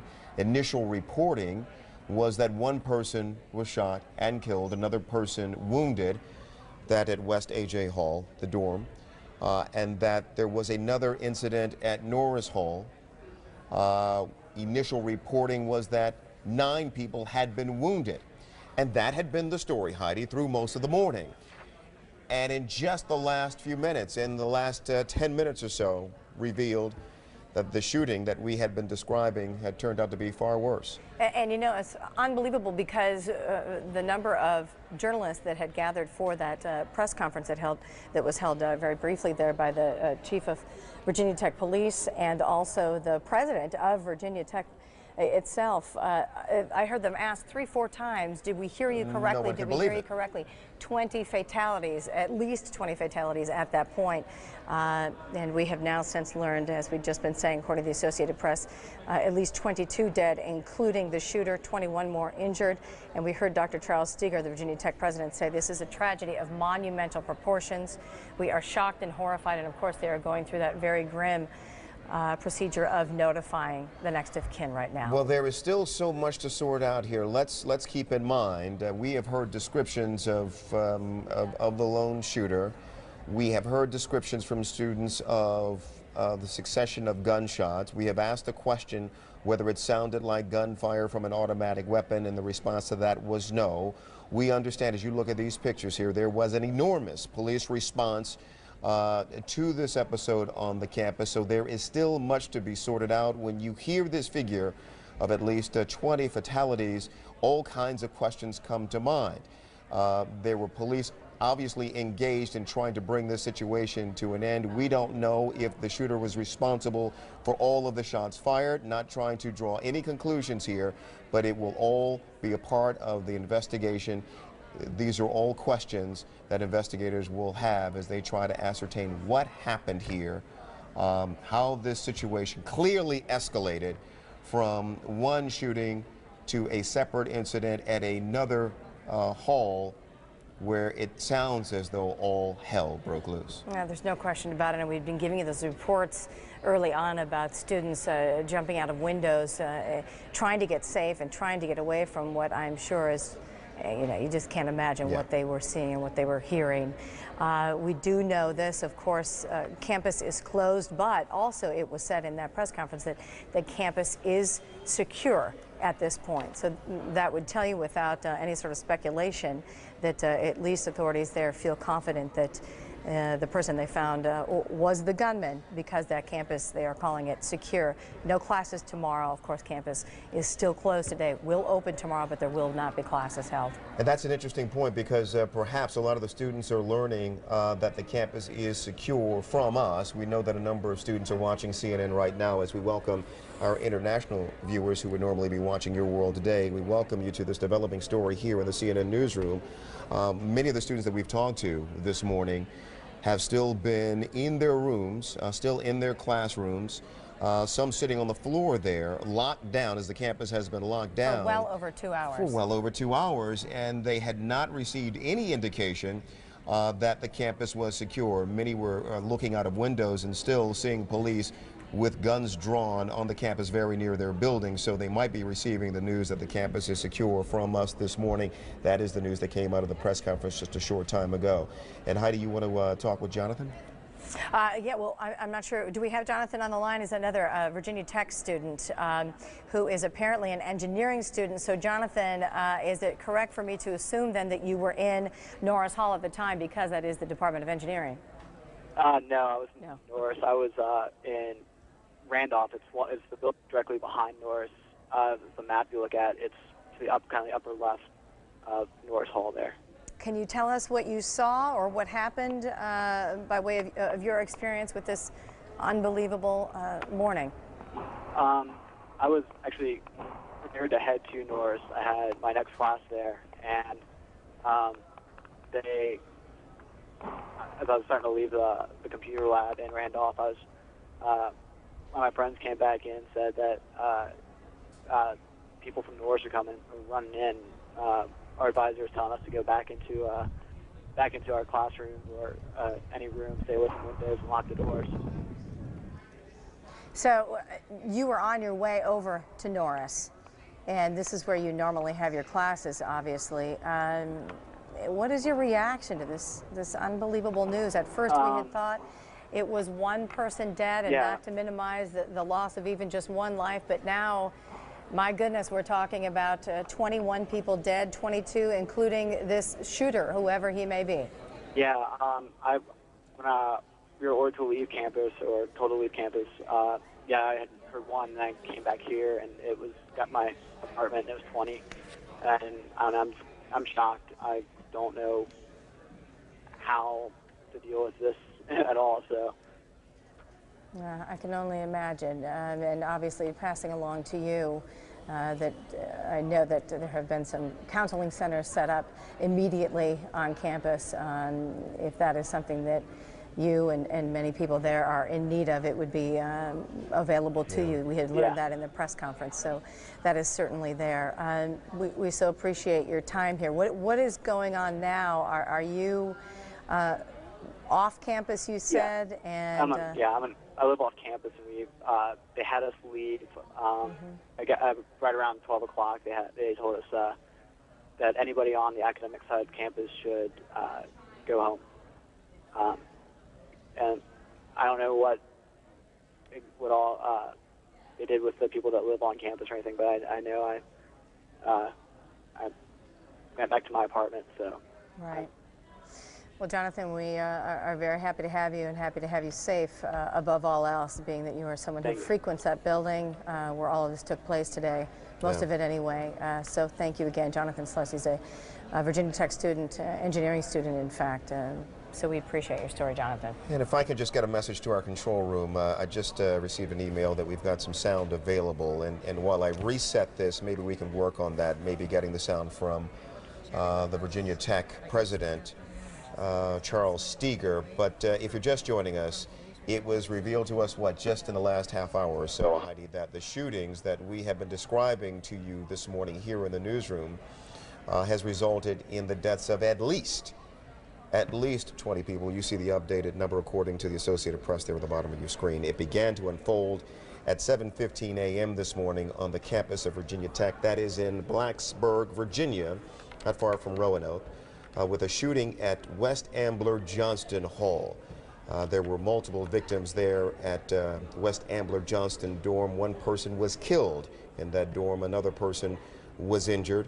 There was a second shooting at a second location 2 hours later, that being Norris Hall. And at Norris Hall, there were multiple victims. And it sounds as though, as we begin to put the pieces together here, it is here that things turned deadly in an amazing way. The shooter, we understand, died at Norris Hall. Some of the victims were students. It is not known if the shooter was a student at Virginia Tech.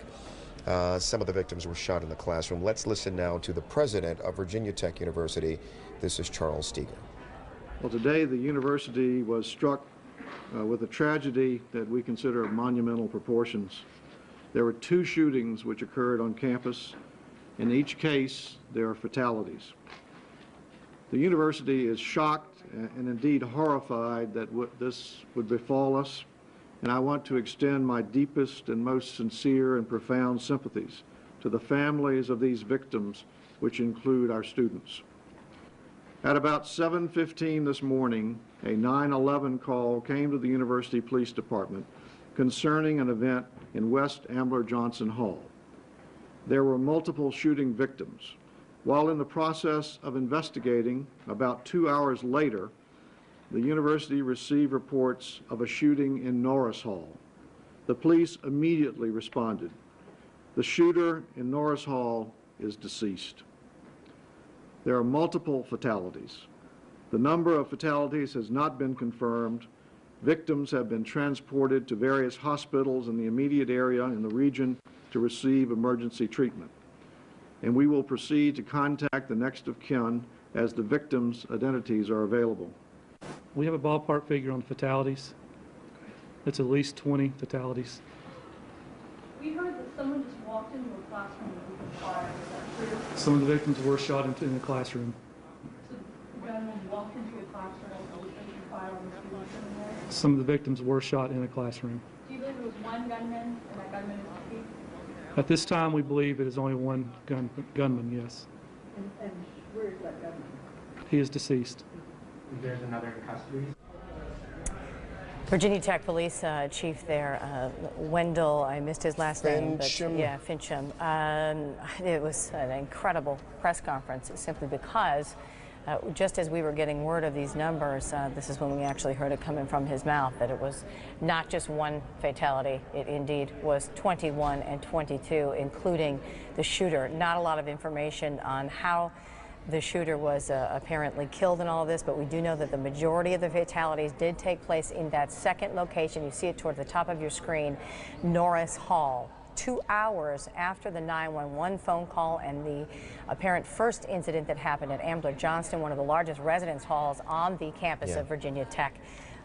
So it is, there's so much to be filled in those 2 hours. Who knows what went on? I'm sure all of that is being investigated and looked into at this very moment. And I know you want to get to this amazing eye report, but I am struck by the stark description that you were left with there from the chief, Flincham, of, and answering the question of, is it true that a shooter walked into a classroom? The chief said yes. So you are left with this stark image of the shooter walking into a classroom, Columbine, and opening fire. Exactly what we saw. It would, yes, and so you can't help but that visual. We will certainly have it fleshed out in greater detail to be sure, but that is clearly the stark image that you are left with from that description of the events there in Norris Hall. Yeah, and also him saying we have a ballpark number for fatalities, which again, you know, we believe we have narrowed that down, but this is still developing. So at least according to the Associated Press right now, 21 people dead and another, including the shooter, to make it 22, 21 injured. It really does remind me of Columbine. I was there in Colorado, covered that story, and it just seemed to get worse and worse as the situation ended up diffusing and this horrendous count came out of the people who were killed. We are hearing, you know, almost immediately this being compared to some events in history, one of the worst shootings of all time.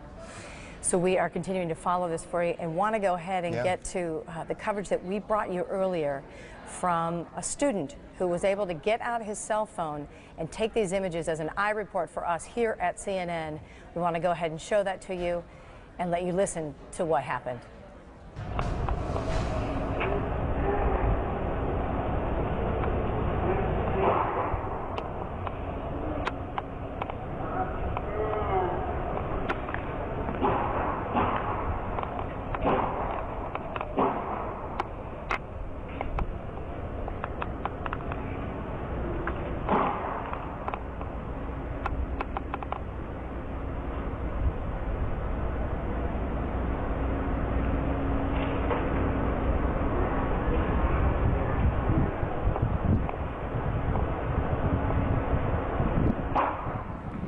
Report coming in from Jamal Abergoody. He was a Virginia Tech student, and what is incredible about this as we look at it now is when we first showed it to you, we had no idea of these numbers that were going to come out just a few minutes after the airing of this video. At this point, when we showed it to you first, we were only aware of one fatality. Now we are aware of 22, including the shooter, according to Associated Press. This video taking place and these shots being fired outside, or actually we can't really tell, but we hear the shots being fired. That is Norris Hall that you're looking at, and we do know that that is where the majority of the fatalities were found. So it is that much more eerie and disturbing now, watching that as if it wasn't to begin with. Well, talk about eerie and disturbing. As we were describing events to you this morning in the newsroom, we were just dealing with eyewitness accounts and other students who were in the vicinity, and it was in abstract. And then you get this eye report, and if we could, maybe we can cue it up again, because this is video that you're going to see a lot of as this story continues to unfold and we get more information. But this is the site, this is the location where we had most of the fatalities, Norris Hall. And great, I think we're going to rack this up again for you. And let's listen again. No abstractions here. This is what was happening.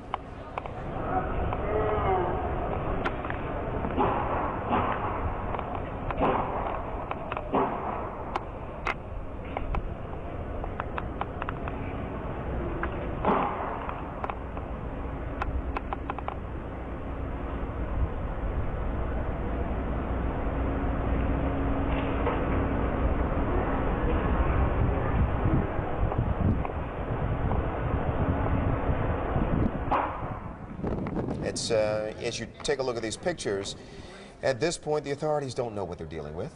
They don't know if they're dealing with a lone gunman, a multiple gunmen. They have no idea what they're dealing with. And think about the students inside that hall. Certainly the ones who were being confronted by this gunman, but also the other students. This is an engineering hall. What was it like for those students? We have received some calls from some of the students who were in the area, but obviously this was an unbelievable drama that was unfolding right there, with police not absolutely aware of what they were dealing with in all of its complexity. And of course, we'd like to hope that, you know, if they were talking to us, they were other people who were on the line with 911 and giving all the information that they had, everything that they were hearing around them, everything that they were seeing outside of the windows, so that the police could do the best job that they could possibly do. All of that, still so many questions, obviously, as this has just happened hours ago on the campus of Virginia Tech. You know, they're already comparing it to many other things. Of course, as we had mentioned, Columbine comes to mind, near Denver, Colorado. But also we are learning apparently one of the worst shootings on a university campus since 1966, and who could forget Charles Whitman, the top of the tower in the middle of the University of Texas campus, Austin, Texas. Opened fire 27 stories below. He killed 15 people, including his own mother and wife the night before, but on campus, 15 people. Boy, I haven't heard a comparison back to that event in 1966 in a very, very long time. And as we take a look at the scene here, once again, it took a long time for the authorities on the ground to get control of the situation. As you see them mobilizing here, this is from a couple of hours ago, of course, now. The first reports, the first 911 call at 7:15 a.m. This is a 2,600-acre campus, Virginia Tech, not Virginia Tech University, as I may have referred to earlier. My apologies, it is Virginia Tech.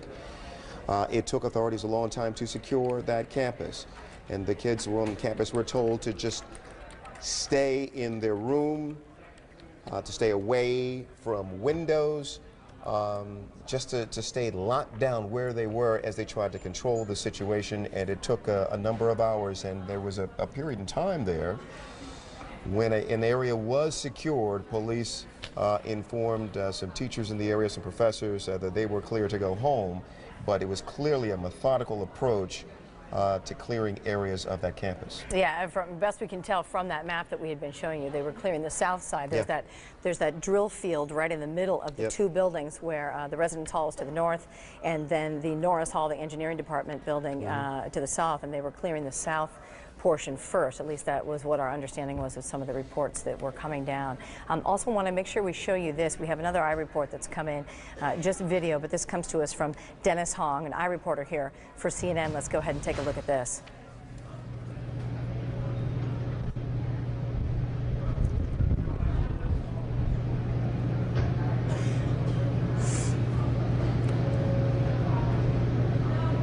Yeah, unfortunately, not exactly positive of, you know, the direction or the angle that this was shot from and what building we're looking at. But you can see a flurry of activity now. Not sure if that's another police officer. Pretty tough to see, but...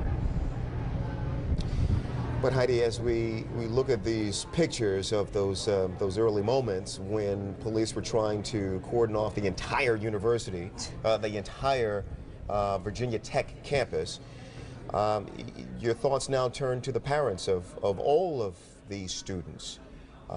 Now with the gravity of the situation clear to everyone, and still, as we keep in mind, the investigation continues, and the campus is going about the grim job of informing the parents of the deceased.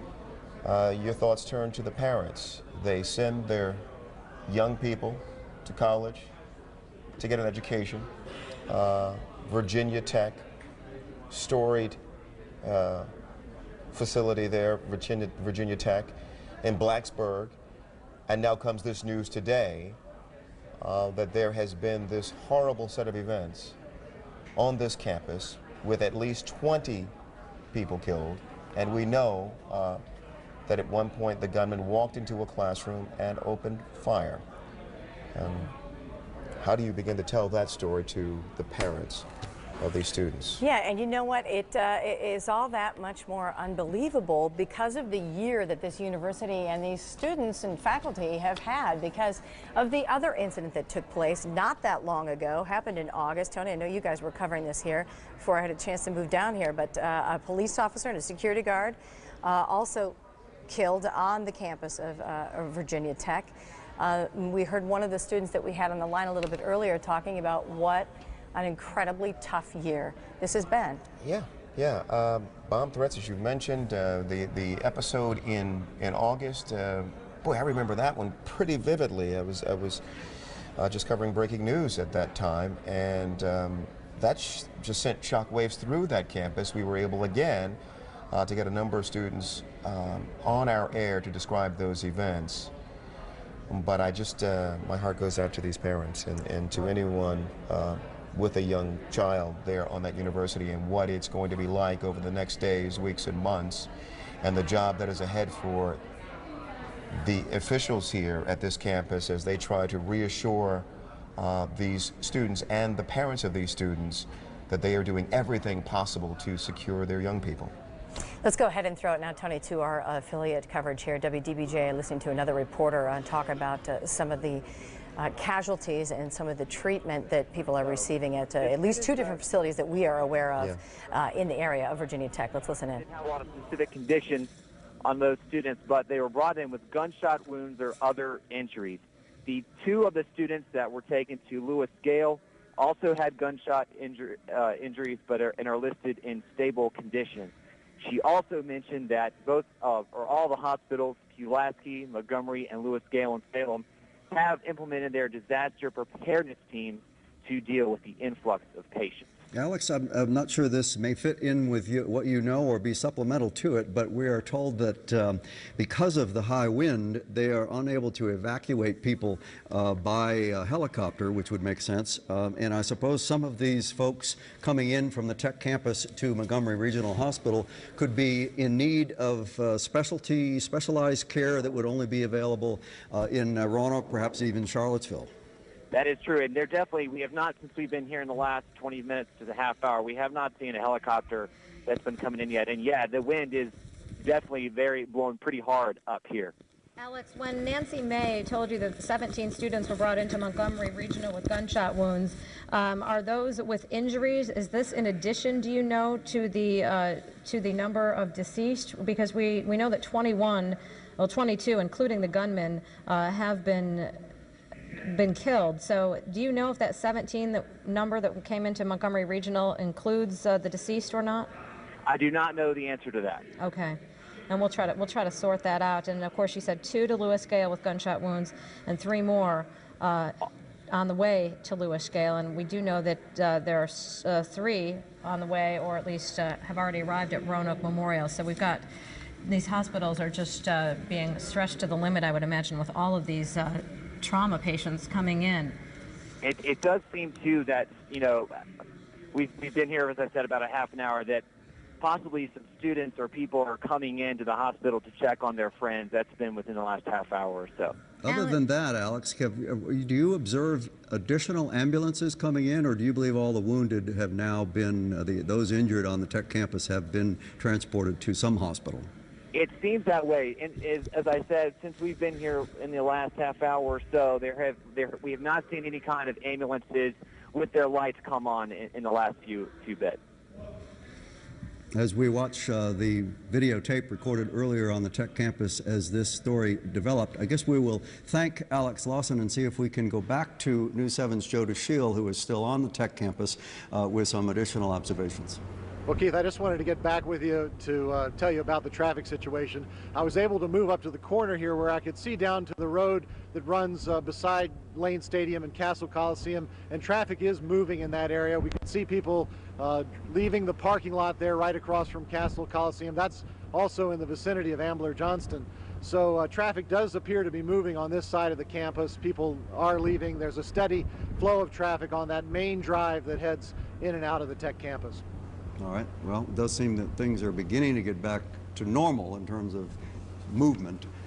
on the campus this afternoon. Joe DeShield, thank you for that update. And that wind is not dying down. We can see Joe is out there standing in the wind, so that medical efforts being hampered because choppers cannot get in and out because of the wind. That's just tragic, because I do know that in many instances, if there are numerous injuries or serious injuries, as clearly there are here, they may in fact bring some of the injured, as you said, to Charlottesville, to UVA. They may bring some to North Carolina, to Roanoke, and to kind of spread out the resources that are available, and right. Regional medical centers frequently obviously help each other in situations like this. So and while I was suggesting that some of these people might need specialized care, they only have so many physicians at a given hospital, and if you've got this many shooting victims, the trauma unit would be overwhelmed, and so I suppose it would help if they could move some of them safely to another location.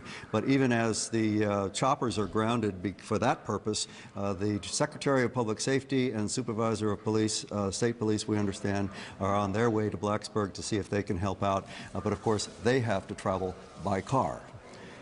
Counseling has been set up for students at the... All right, you're listening to coverage from our local CNN affiliate, WDBJ. This is Don Lemon in the CNN newsroom at the breaking news desk, checking some of the wires and satellites here of all the information coming in here to the CNN newsroom. As Tony and Heidi have been reporting all morning, at least 22 people killed after gunfire breaks out on a college campus. It's being called a monumental tragedy, and the scope of it keeps growing. Breaking news today out of Blacksburg, Virginia, where 2 shootings have happened at Virginia Tech. Police say the lone gunman is dead. No word on whether he killed himself. The shootings happened inside of 2 buildings, Norris Hall and West Ambler Johnston Hall. Let's listen to an IR report we just got in moments ago here at CNN.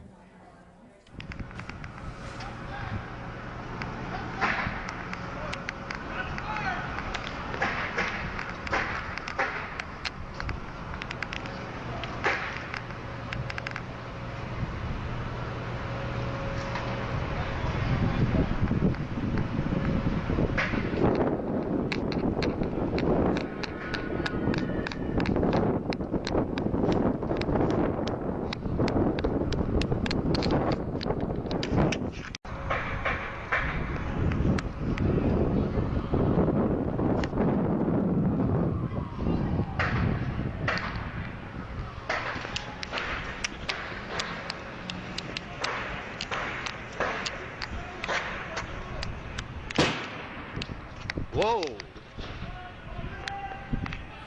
Unbelievable. Unedited videotape there from one of our IR reporters. You can clearly hear all the gunfire happening there on the campus, and you can just imagine the chaos that ensued from that. Joining us on the phone now is Laura Spaventa. She's a sophomore. Laura, I understand you have just been released from one of the buildings on campus?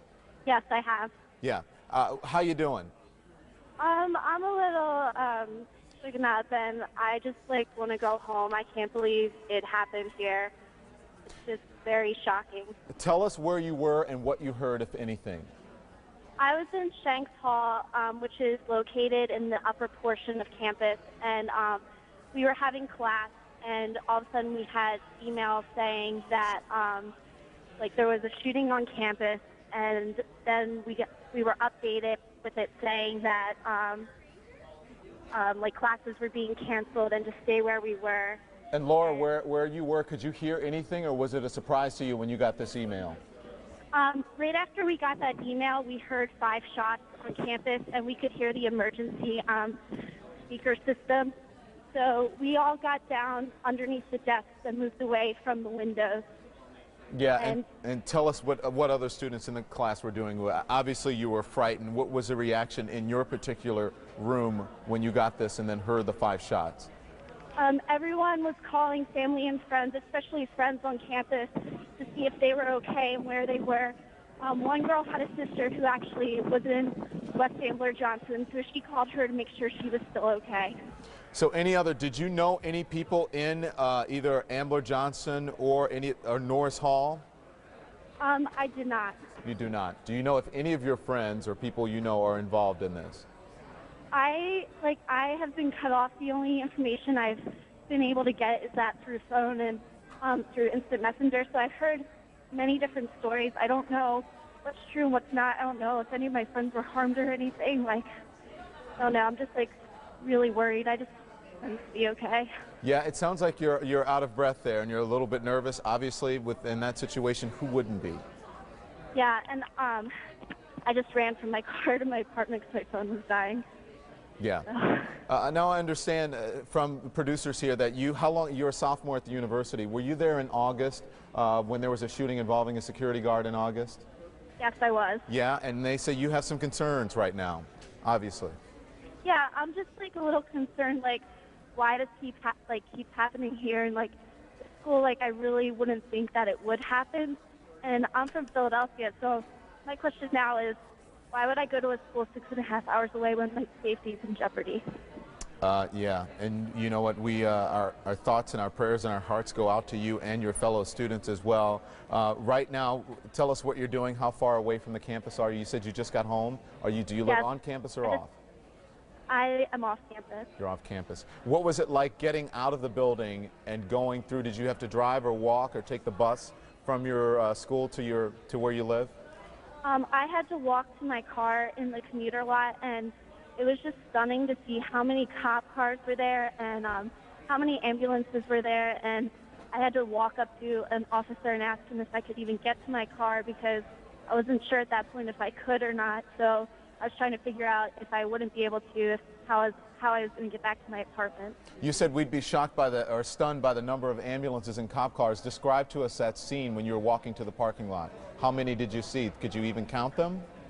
There must have been at least over 20 or 30 cop cars and ambulances. Like, every street was lined with them. I did not see, like, openings at all. Like, it was really scary, and, like, all the cops had, like, vests on, and some had guns in their hands and everything, and I felt like I was, like, in a war zone or, like, in the middle of, like, a city or something. It was just very, very unsettling. I'd have to imagine that at 7:15 in the morning, and then shortly after that, the second call came in. Did you feel like you were dreaming, that you hadn't awakened from your night's sleep this weekend? Yeah, it just seemed very, very unreal. Like, none of us could really comprehend, like, what was going on. I think a lot of us were in shock and denial. Like, it still seems like it's so unreal. Like, Virginia Tech, like, I felt so safe coming here, and I just really can't believe it happened not once but twice this year. It's just really shocking. Yeah, and Laura Spaventa, thank you so much. That is a sentiment from a number of students and a number of people who have been calling us from the campus, and that is an obvious reaction when you get word that you have to stay in place in your classroom and then possibly 21 to 22 of your fellow students and staff members, or either staff members, may have been hurt or killed in this incident. Thank you very much, Laura Spaventa, for that.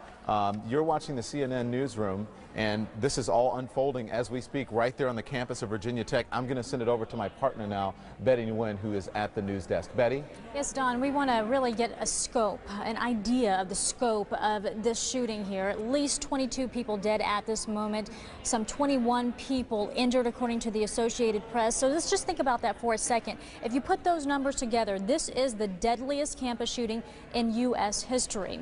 The last one, even close to the scale, was when Charles Whitman went on top of the tower in the middle of the University of Texas at Austin back in 1966 and opened fire 27 stories below. That killed 15 people, including his mother and his wife the night before. Today we're talking about at least 22 students dead. We want to speak with one of the students there on campus of Virginia Tech. Elizabeth Stewart is her name, and we have her by phone. And Elizabeth, what I understand is that you got word this morning that something was going on when you heard megaphones outside your window. I first woke up this morning about 10 o'clock. I was actually supposed to be doing my student teaching today. However, I got sick and decided to stay home today. At first I woke up and I thought it was honestly the wind, because we've been under a high wind warning for the past few hours. But I thought I heard something on top of that, and I thought, well, I know that the wind's been really bad. Maybe it's something having to do with the weather. So I got up, checked my email, saw that classes had been canceled, and thought, okay, what's going on? And it was only a little while later when I checked the website and saw that there was a shooter on campus. And what did that website tell you to do? To lock the door, stay inside? What did it direct you to do? Well, pretty much had to do what we did last August when we had William Morrow running around campus. I got up, locked the door, called my mother at work in Richmond to let her know that I was okay, called to check up on my brother because he's a senior here at Tech, and pretty much just turned on CNN and tried to make sense of what was going on. We'll talk to you a little bit more about what happened in August, but at the same time, you understood that your roommate had already gone to class that morning. Was there concern there for you? I was a little, but she works in a lab on the Ambler Johnson side of campus. However, she was far enough away where I wanted to, and called right after I got off the phone with the other. She was okay. So I got that phone call. I wasn't too worried. So what are you hearing at this moment, and do you know anyone who may have been in West Ambler Johnston Hall or Norris Hall today? Well, ma'am, actually, I worked as a resident advisor for 2 years here at Tech. I worked in the same area that Ambler Johnson is included. I was a little bit concerned at first, so I started getting on email, getting on Instant Messenger to make sure that some of my friends were okay. So far, I've gotten positive responses back. But as for Norris, I don't know anybody over there. Have you heard about those who indeed were injured or possibly killed in this? No, ma'am, we haven't heard anything so far. All I've been hearing out of my friends is just extreme shock and anger. I mean, we are all so upset right now. None of us can really comprehend what's going on right now. Shock, I can definitely understand. Anger, do you feel like you're not being protected, that you're not safe there on campus? What's sparking the anger? I really do feel like this is just an isolated incident.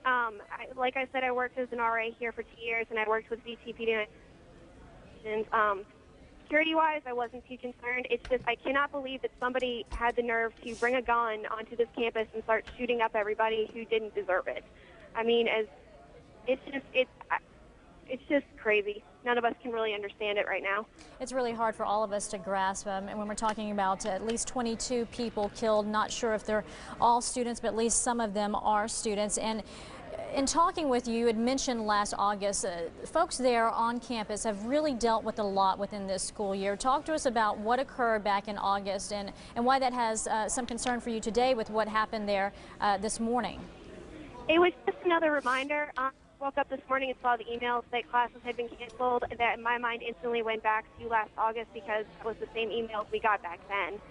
Classes were canceled, stay inside, lock your doors if you're off campus, stay where you are. And that's what my mind instantly flashed back to.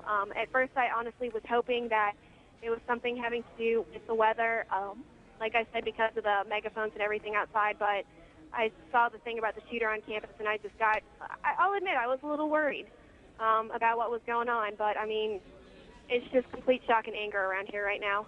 Has it changed your mind any about whether you want to continue staying at Virginia Tech? Oh, no, ma'am, not at all. I do believe, honestly, from the bottom of my heart, that these are two freak incidents.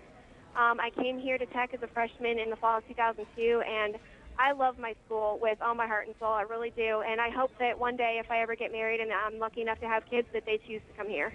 That's the spirit. Elizabeth Stewart, a graduate student there at Virginia Tech. We appreciate you spending a little bit of time with us today. Yeah, thank you. And Betty, I can't believe these kids are as calm as they are calling in. Obviously, some of them are upset, but just, you know, an adult. 22 people killed on campus today. This is the deadliest campus shooting in U.S. history, and so when you try to wrap your brain around that and comprehend what has happened there today, it is enormous. It's just unbelievable. Just a little while ago, we heard from the president of Virginia Tech, Charles Steger, and he said that today the university was struck with a tragedy that we consider of monumental proportions. You can certainly understand why. He held a press conference just a short while ago. Let's take a listen to that.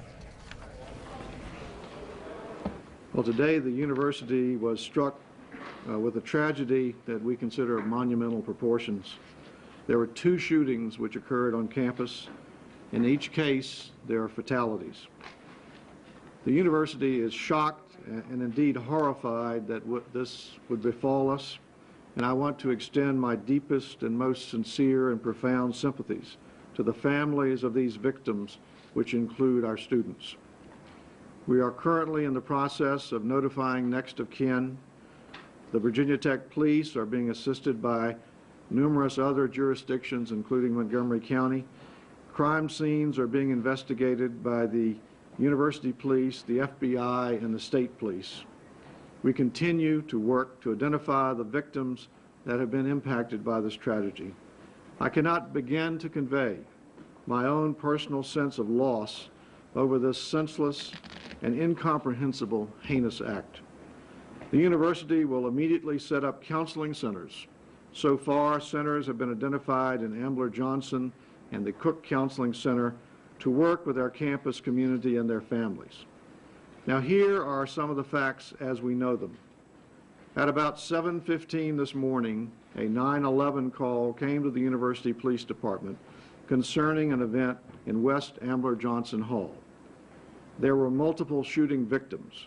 While in the process of investigating, about 2 hours later, the university received reports of a shooting in Norris Hall. The police immediately responded. The shooter in Norris Hall is deceased. There are multiple fatalities. The number of fatalities has not been confirmed. Victims have been transported to various hospitals in the immediate area in the region to receive emergency treatment. And we will proceed to contact the next of kin as the victims' identities are available. All classes are canceled and the university is closed for the remainder of the day. The university will open tomorrow at 8 a.m., but classes will be canceled on Tuesday. The police are currently staging the release of people from campus buildings. Families wishing to reunite with their students are suggested to meet at the Inn at Virginia Tech, the building we're in today. We're making plans for a convocation tomorrow at noon in Castle Coliseum for the university to come together to begin the healing process for this terrible tragedy. That ends my prepared comments. We would be happy to respond to any specific questions that you might have. And I would ask the chief to come forward. Sir, can you tell us if the shooter was a student, and if the how many victims, fatal victims are, and if they were students? We do not know if the shooter was a student or not. The case is still under investigation. As far as the victims, some were students, yes. Were the other ones faculty members, or? It's still early in the investigation yet. We have not determined yet who all the victims are as far as whether they're connected as students or not. And how many wounded were there? I don't have the answer for the wounded yet. Do we have a ballpark figure? We have a ballpark figure on the fatalities. It's at least 20 fatalities. We heard that someone just walked into a classroom and opened fire. Is that true? Some of the victims were shot in the classroom. So the gunman walked into a classroom and opened fire on the students in there? Some of the victims were shot in a classroom. Do you believe it was one gunman and that gunman is deceased? At this time, we believe it is only one gunman, yes. And where is that gunman? He is deceased. There's another in custody, you said? No. Yeah. Did the gunman shoot himself, or was he? We're still determining the facts of that. There's a lot of information that we are still trying to get in this case, a lot of information that investigators, in fact, are trying to seek themselves. What we do know is that 22 people are dead, at least 21 injured in this shooting. Again, the deadliest campus shooting in U.S. history. Want to take you back to that moment when all of this played out. We have an iReporter who had some cell phone video that he sent in to CNN. This is from Jamal Al-Barghouti, and I want you just to take for a moment to watch and listen to how this shooting played out on campus.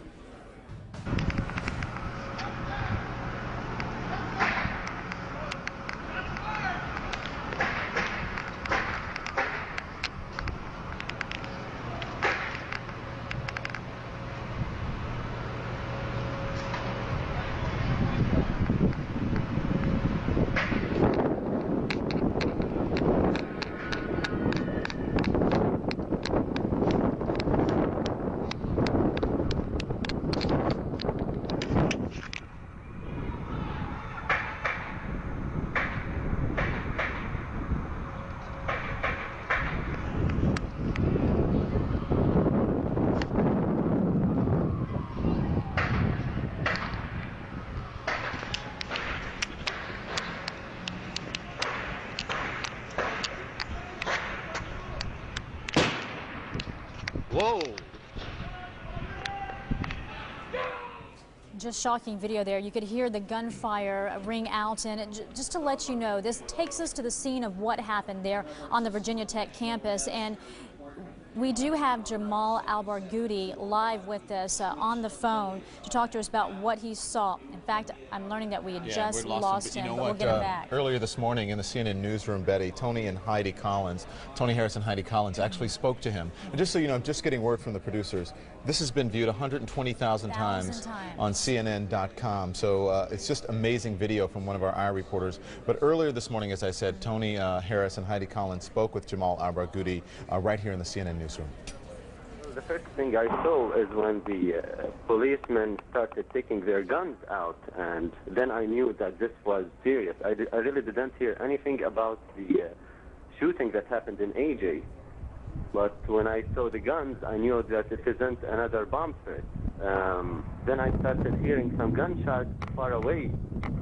It seemed to me that they were not at Norris Hall, the building where the cops were just near right now. And then all the cops were trying to get into Norris Hall. They used like a bomb or something to open one of the doors, or probably they dropped a tear bomb in the building. There was a person in the building in the second floor in Norris, trying to tell the cops that he's in there, and probably trying to guide them in. Now, Jamal, were you able to hear that person? And again, just to be clear for our viewers, this is apparently Norris Hall, the site of the second shooting that took place at Virginia Tech this morning. Jamal, you were able to hear some type of conversation between somebody on the second floor and the police officers outside? Well, I wasn't, but I saw his hand from the window. He was trying to reach outside the window to talk to the cops. So this is what I saw. I didn't actually hear him talking to them, but he was talking to them. I did not hear what he said. I was a little bit far away from there. All right. Now, after we see the pictures here that you were able to capture with your cell phone, we see that you actually moved quite a bit closer as the police went on down, I assume, inside the building. What happened after all of that? Well, I wasn't able to see anything because a cop came from behind me and he asked me to leave the area. I imagine so, for your safety, obviously. Where are you now, Jamal? What can you tell us about what you know to be happening on campus at this point? Well, after that, I had to leave. I left campus all over. Right now, I'm at my house, away from campus. Yeah, and you had mentioned, just to be clear for everybody, you had mentioned that you thought initially you were not aware that there was actually sort of an event going on, if you will, and that there had been a shooting at a different building earlier in the morning. You had thought this was another bomb threat. You're about the third or fourth person that we've heard from now where the campus had been dealing with some bomb threats. Yes, this is the case. I actually didn't even check my emails in the morning. I had to go talk to my advisor, Dr. Sanger, in Patton Hall. And I was trying to get into Patton Hall while I was around 300 feet. Patton Hall, just for you to know, is not that far from Norris Hall, where the shooting was happening. And when I was around 200 feet away or 300 feet away from Patton Hall, a guy with probably a professor or someone in Patton Hall, he was shouting to everybody walking outside Patton Hall, telling them, leave the ground. Now, I didn't understand how can I leave the ground, but he was... take cover, in other words. Right. Yeah, and so also just go ahead. I just turned around and left. After a minute, when I reached the area where I took the video from, I saw the cops with guns, and they were asking everyone to lay down or to leave really quickly. So I knew that this wasn't another bomb threat. I knew that it's something way more serious than that. So I started taking the video.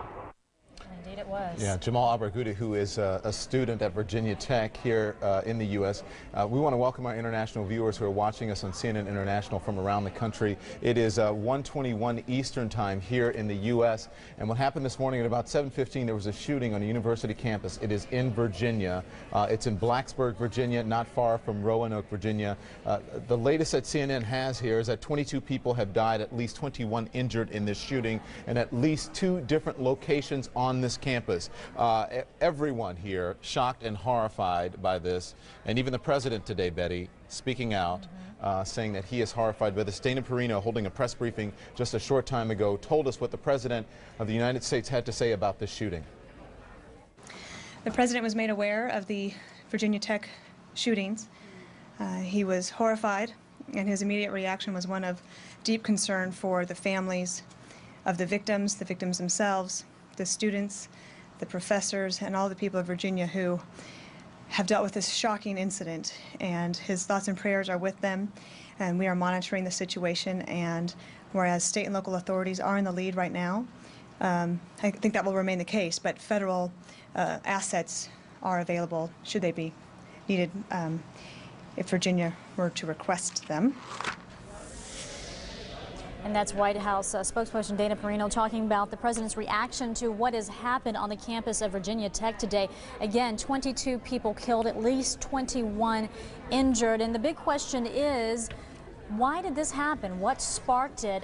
What we do know is that it happened in two different sections of campus at West Ambler Johnston Hall, and then 2 hours later there were reports of more shootings in nearby Norris Hall. Now, it is believed by police that the lone shooter, according to them, is dead, but they do not know if these shootings were related. So there's a lot of questions there. Let's get the latest now from our affiliate WSLS. Secretary who tells me Governor Kaine, who is in Asia, in fact, will be coming home. He's in Tokyo right now. They are rerouting him. He was there for a trade mission to build up business for the area, but they are bringing him back. The proportions of this tragedy so extreme. Bringing him back, he hopes to be here. It's about a day-and-a-half trip in time for tomorrow's convocation, although they may push that convocation at noon back in order to accommodate the governor's schedule. He'll be here tomorrow to be a part of hopefully the beginning of what will be, I think, a really long healing process on the campus there, and really for all of Virginia, for that matter. I was going to say, and we just heard some of the words that were coming out of the White House through the press secretary there, and I think for us, obviously, this is such a big story and such a terrible tragedy for this area and touches so many people's lives. All right, that was our affiliate station there, WSLS. You were looking at coverage, the way they're covering that today. This is the deadliest school shooting, a campus shooting, Betty, in U.S. history that you're watching. You're all witnessing here, right here in the CNN newsroom. A person who witnessed this, Jamal Al-Ragoudi, is a student on the campus at the university. He was there at the time, shot some just unbelievable, just amazing video. We want to get to him now. He joins us now by telephone. Jamal, tell us what you heard, where you were at the time, what you saw, and tell us about this video. Well, this video is taken right in a square right between Norris Hall. Burst is on my right while you're seeing the video, and Hancock is just in front of Norris. So I'm in between these. Jamal, we're going to have to, you're having problems. Are you calling us from a cell phone? Yeah, actually, yeah. I don't have a landline. Okay, Can you hear me? It sounds a little bit better now. Go on. Tell us, describe from the beginning now. So I am in between Norris Hall and Hancock. And if you're there, can you move Jamal closer to a window or some open spot where you might get better reception?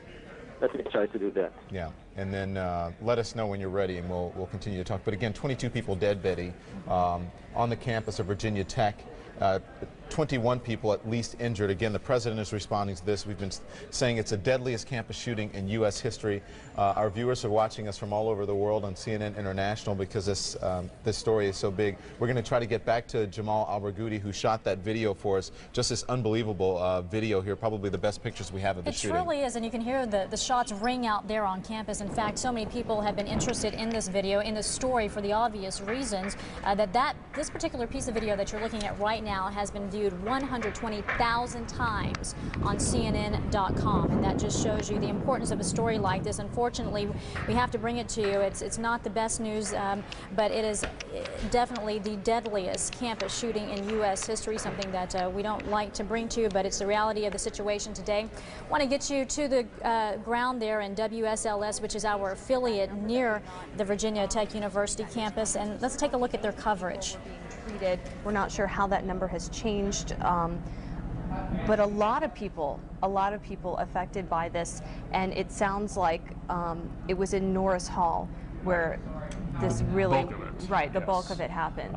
In fact, we have the numbers there. 28 people being treated, 17 at Montgomery Regional Hospital, 4 at Lewis Gale Medical Center, which is in Salem, 3 at Roanoke Memorial in Roanoke City, and 4 at the NRV Medical Center, which I believe is in Radford. That's right. The total numbers that we have treated. We know 22 people died as a result of this. The question mark is that the end? Is that the final total? Or will, unfortunately, tragically, that number grow even larger over the course of this afternoon? Our prayers are certainly hoping that it does not, but I don't think we know the end of this just yet.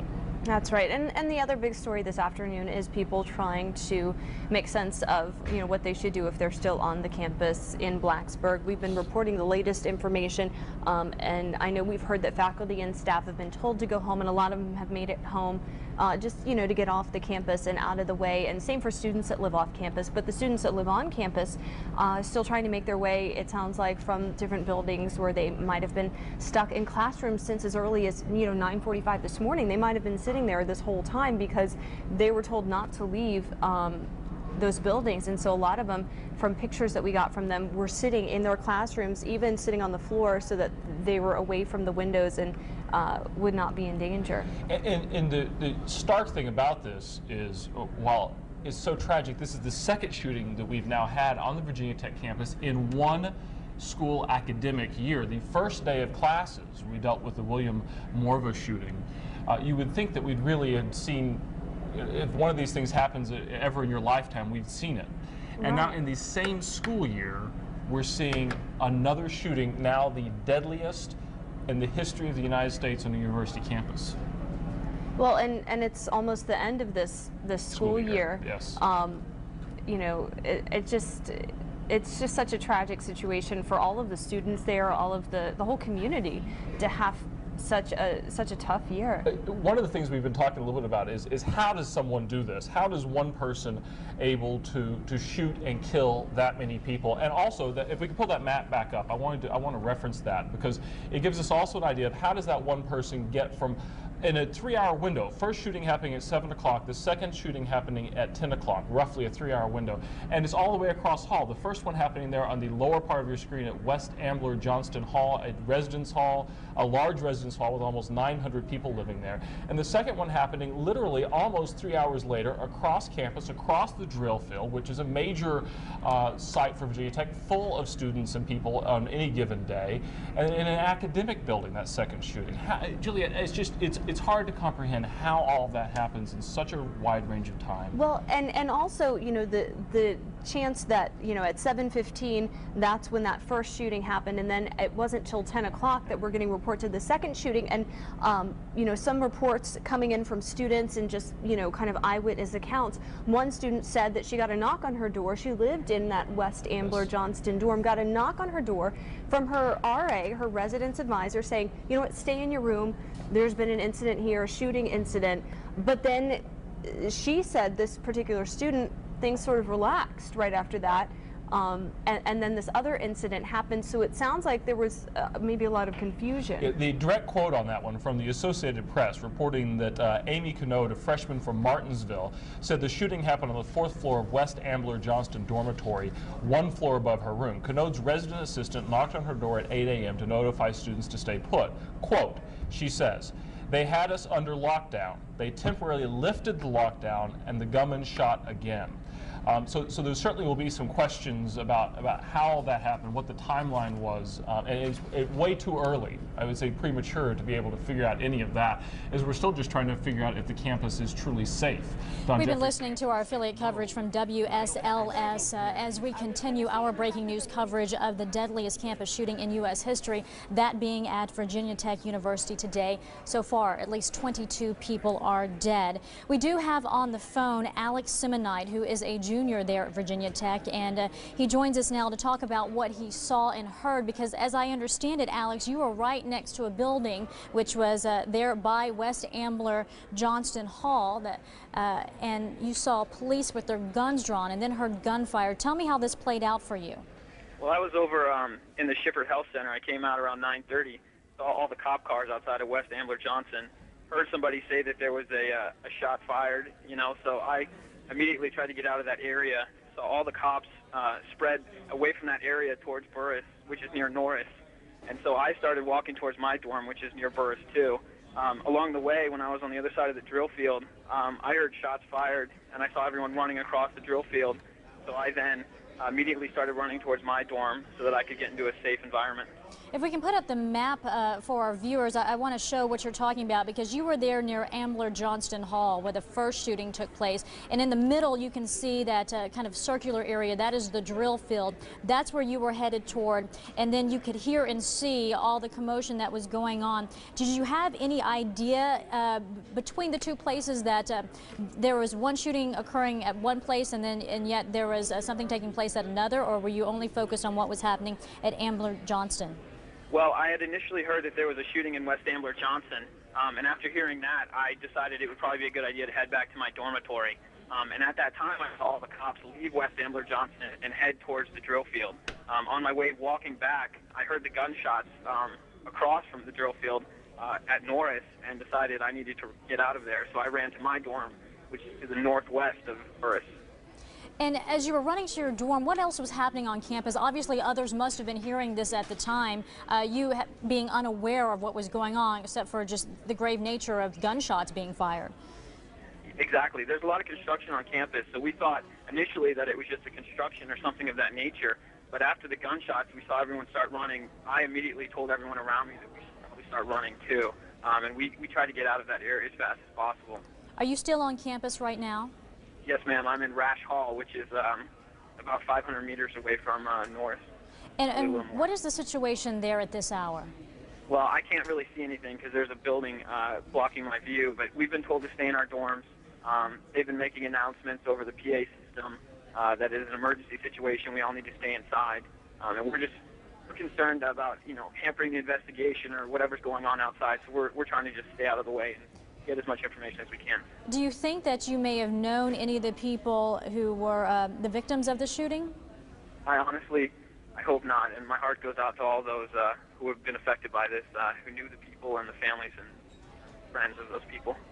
I imagine so many thoughts are going through your mind right now, and as you try to take it all in and realize that this, as we have learned, is the deadliest campus shooting in U.S. history, how is that sitting with you?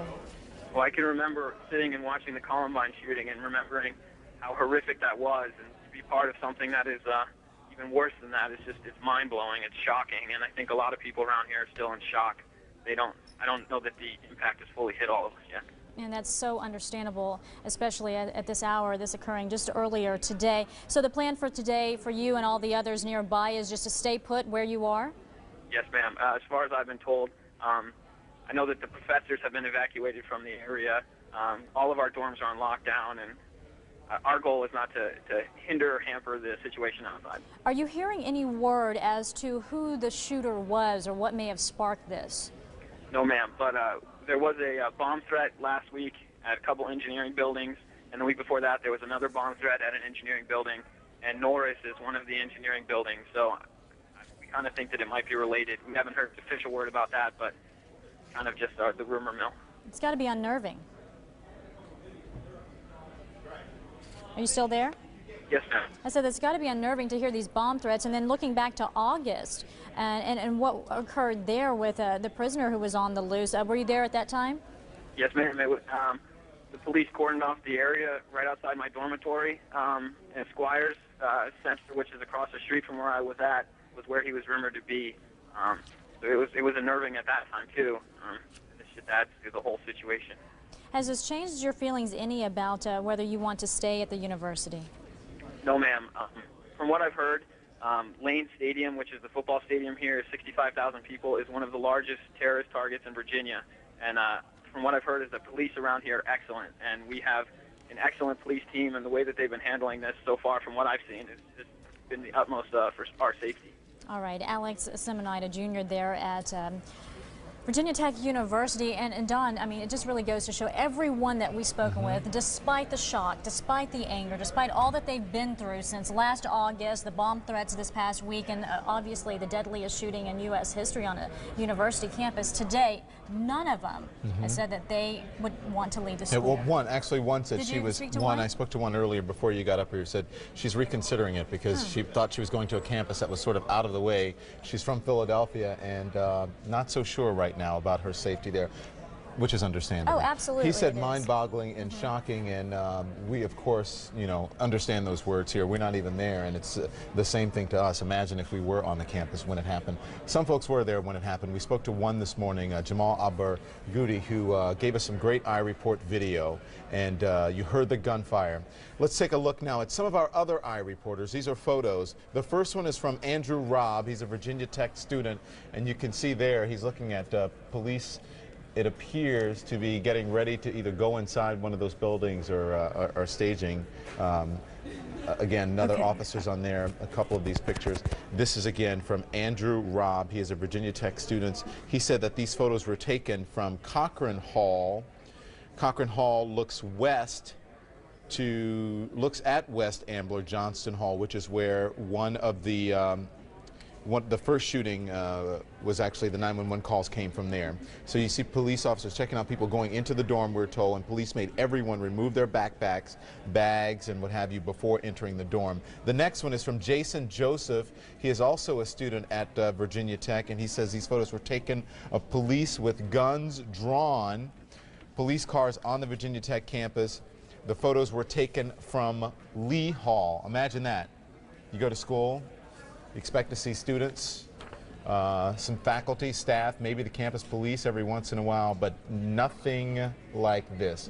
Ryan Adcock, another CNN iReporter and Virginia Tech student, says cops on Virginia Tech campus near Miles Hall. So this is what students awoke to this morning, 7:15. Either the sound of gunshots or police sirens racing towards their building, and then getting on the PA system telling them to stay in place, an order to stay in place until further notice from campus police. So that's the very latest that's happening now. 22 people dead on the Virginia Tech campus in Virginia here in the United States. At least 21 injured. Some reports from our affiliates, WSLS we saw there said 28. CNN has not confirmed that, but we have at least 21 people who have been hurt, 22 people killed on the campus there. And as we mentioned, and those are from our reporters. Yeah, the deadly shooting on a university campus in U.S. history. And I'm getting this note from Jim Clancy from our international desk that 7.5% of the 27,000 students are outside of the U.S. So there are many international students, as we do want to welcome our international viewers. Almost half of them are from India and China who attend Virginia Tech. And the latest statement from the university that we are getting word of is that families wishing to reunite with students are suggested to meet at the inn at Virginia Tech. The university is planning a convocation, as we've been saying, tomorrow at noon at Cassell Coliseum, and the community, the entire community, is invited to come. The gunshots, though, as we talk about what happened there on campus today, they sent students running for shelter and sent police swarming into the sprawling campus. Students, well, they've described a scene of utter terror and panic to CNN, and this took place just a little bit earlier. Take a listen. She was just saying that it was basically mass chaos going on over there. She wasn't able to really, she could only talk to students. None of the police officers or school officials would really talk to her. One of our other reporters actually lives in West Ambler Johnston, so she was there this morning and was getting student reactions from inside West AJ when it was happening. All right, let's talk about, let's back up again. Let's Okay. talk about mass chaos. How did that reporter describe it? She was just saying there are obviously lots of students running around going crazy, and the police officers were trying to, settle everyone down and keep everything under control. But I mean, of course, students are going to be running around when they hear gunshots, and then there's ambulances and fire trucks all over campus. So she said it was just crazy. There were a lot of rumors going around and saying what they heard, what they didn't hear. I know one of the injuries actually happened from a student jumping out of a window in AJ trying to get out, and that's how one of the injuries happened. So people inside the building were trying to get out as well. We've gotten like a lot of calls from friends and my mom and family and stuff like that. And I just like, when you sit here and think about it, I was pretty calm at the beginning, and I'm still calm now, but you get a little bit shaky thinking about it. And it was like, you're right in the situation, and that could have been me. So I don't know, I send gratitude out to the families of the people that did get injured, and it's just craziness. It could have been me and could have been anybody. So it's, when you sit there and think about it, it really is, I don't know, nothing to overlook. Okay, we're going to go to, there's a press conference happening now from Virginia Tech. Let's take a listen to that. Some victims were shot in their class. Do you think it was one gunman and a gunman is deceased? At this time, we believe there's only one gunman. Where is that gunman? He is deceased. There's another custody, sir? Yeah. Did the gunman shoot himself, or was he? We're still determining the facts of that. Was there any kind of shootout or altercation with the law enforcement officer? Again, still early investigation. We're still determining the facts of that.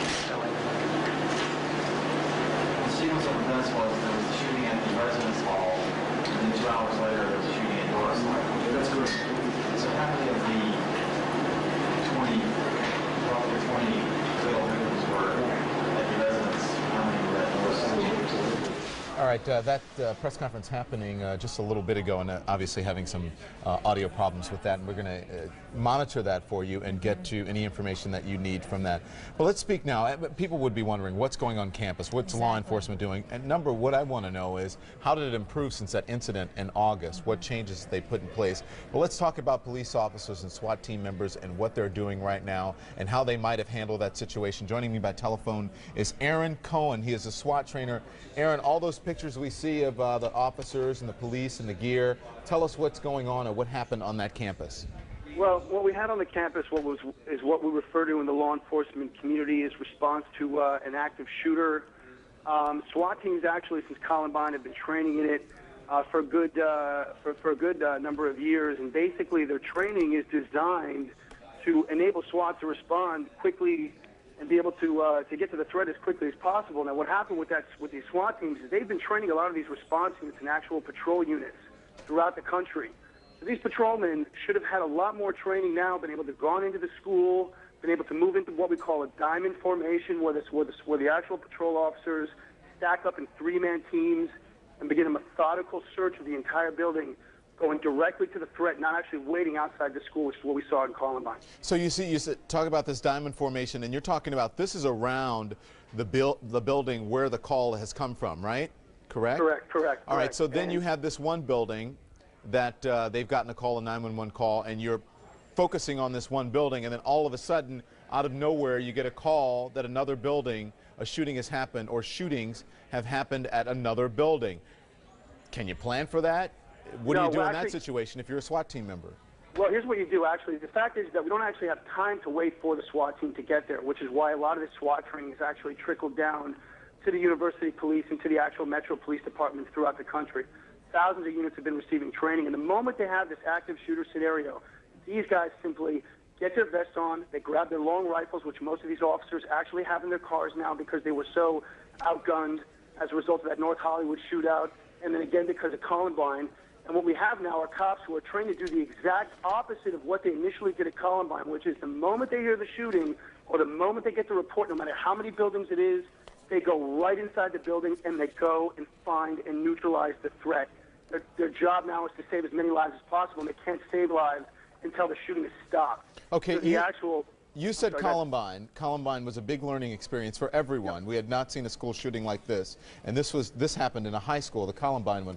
This one on a college campus now. How is it, and I don't know if you can answer this question, Aaron, but you are in law enforcement, how is it that you get 22 people shot on campus before police or SWAT team members can get to the shooter? Well, you have absolutely no security on campus. It's that simple. No prior security layering has been put in place in order to reduce the risk to the students. Yeah. And for whatever reason, the policymakers on campus and the people who are responsible for overseeing the security measures through the government for campuses haven't taken it seriously enough. And I can assure you that people will be sitting down and talking, and some no-nonsense procedures will be looked at. Either they will or they won't. But the fact is, the way this guy got in, they said there was no security on the campus. Very simple.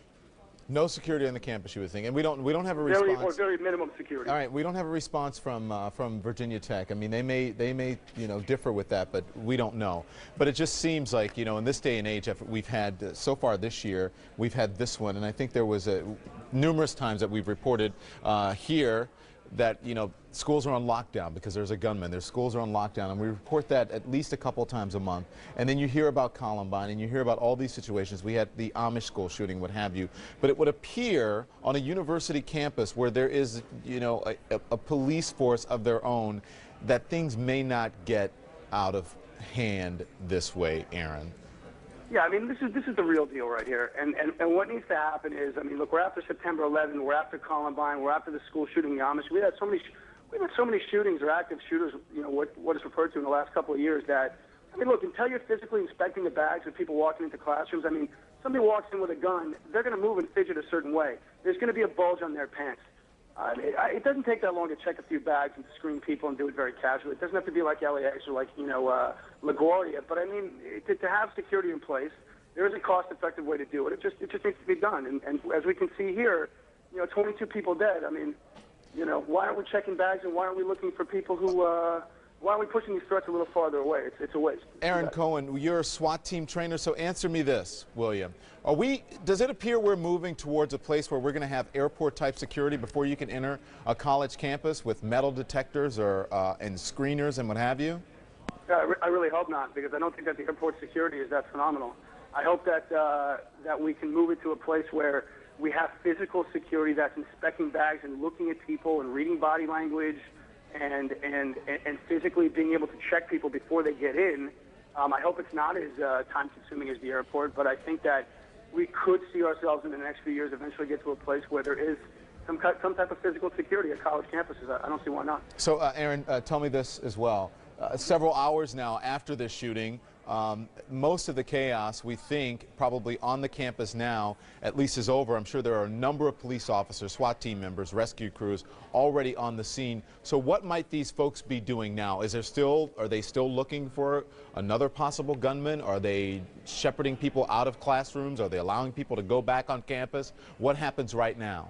Well, right now, what we've done is they're probably going through a methodical process of what they call sterilizing the actual campus, which means that now that the actual SWAT team is there, they're probably moving in large numbers through every corner and every hole, sweeping for additional threats, looking for other potential threats as well as wounded people who they might not have found. I mean, it's a college campus, and there's a lot of people, and what they need to do is they need to be able to find anyone who might be hiding, anyone who might be trying to, hide from the police or might, just be injured in some corner somewhere. So they're sweeping the area, which is what we call it.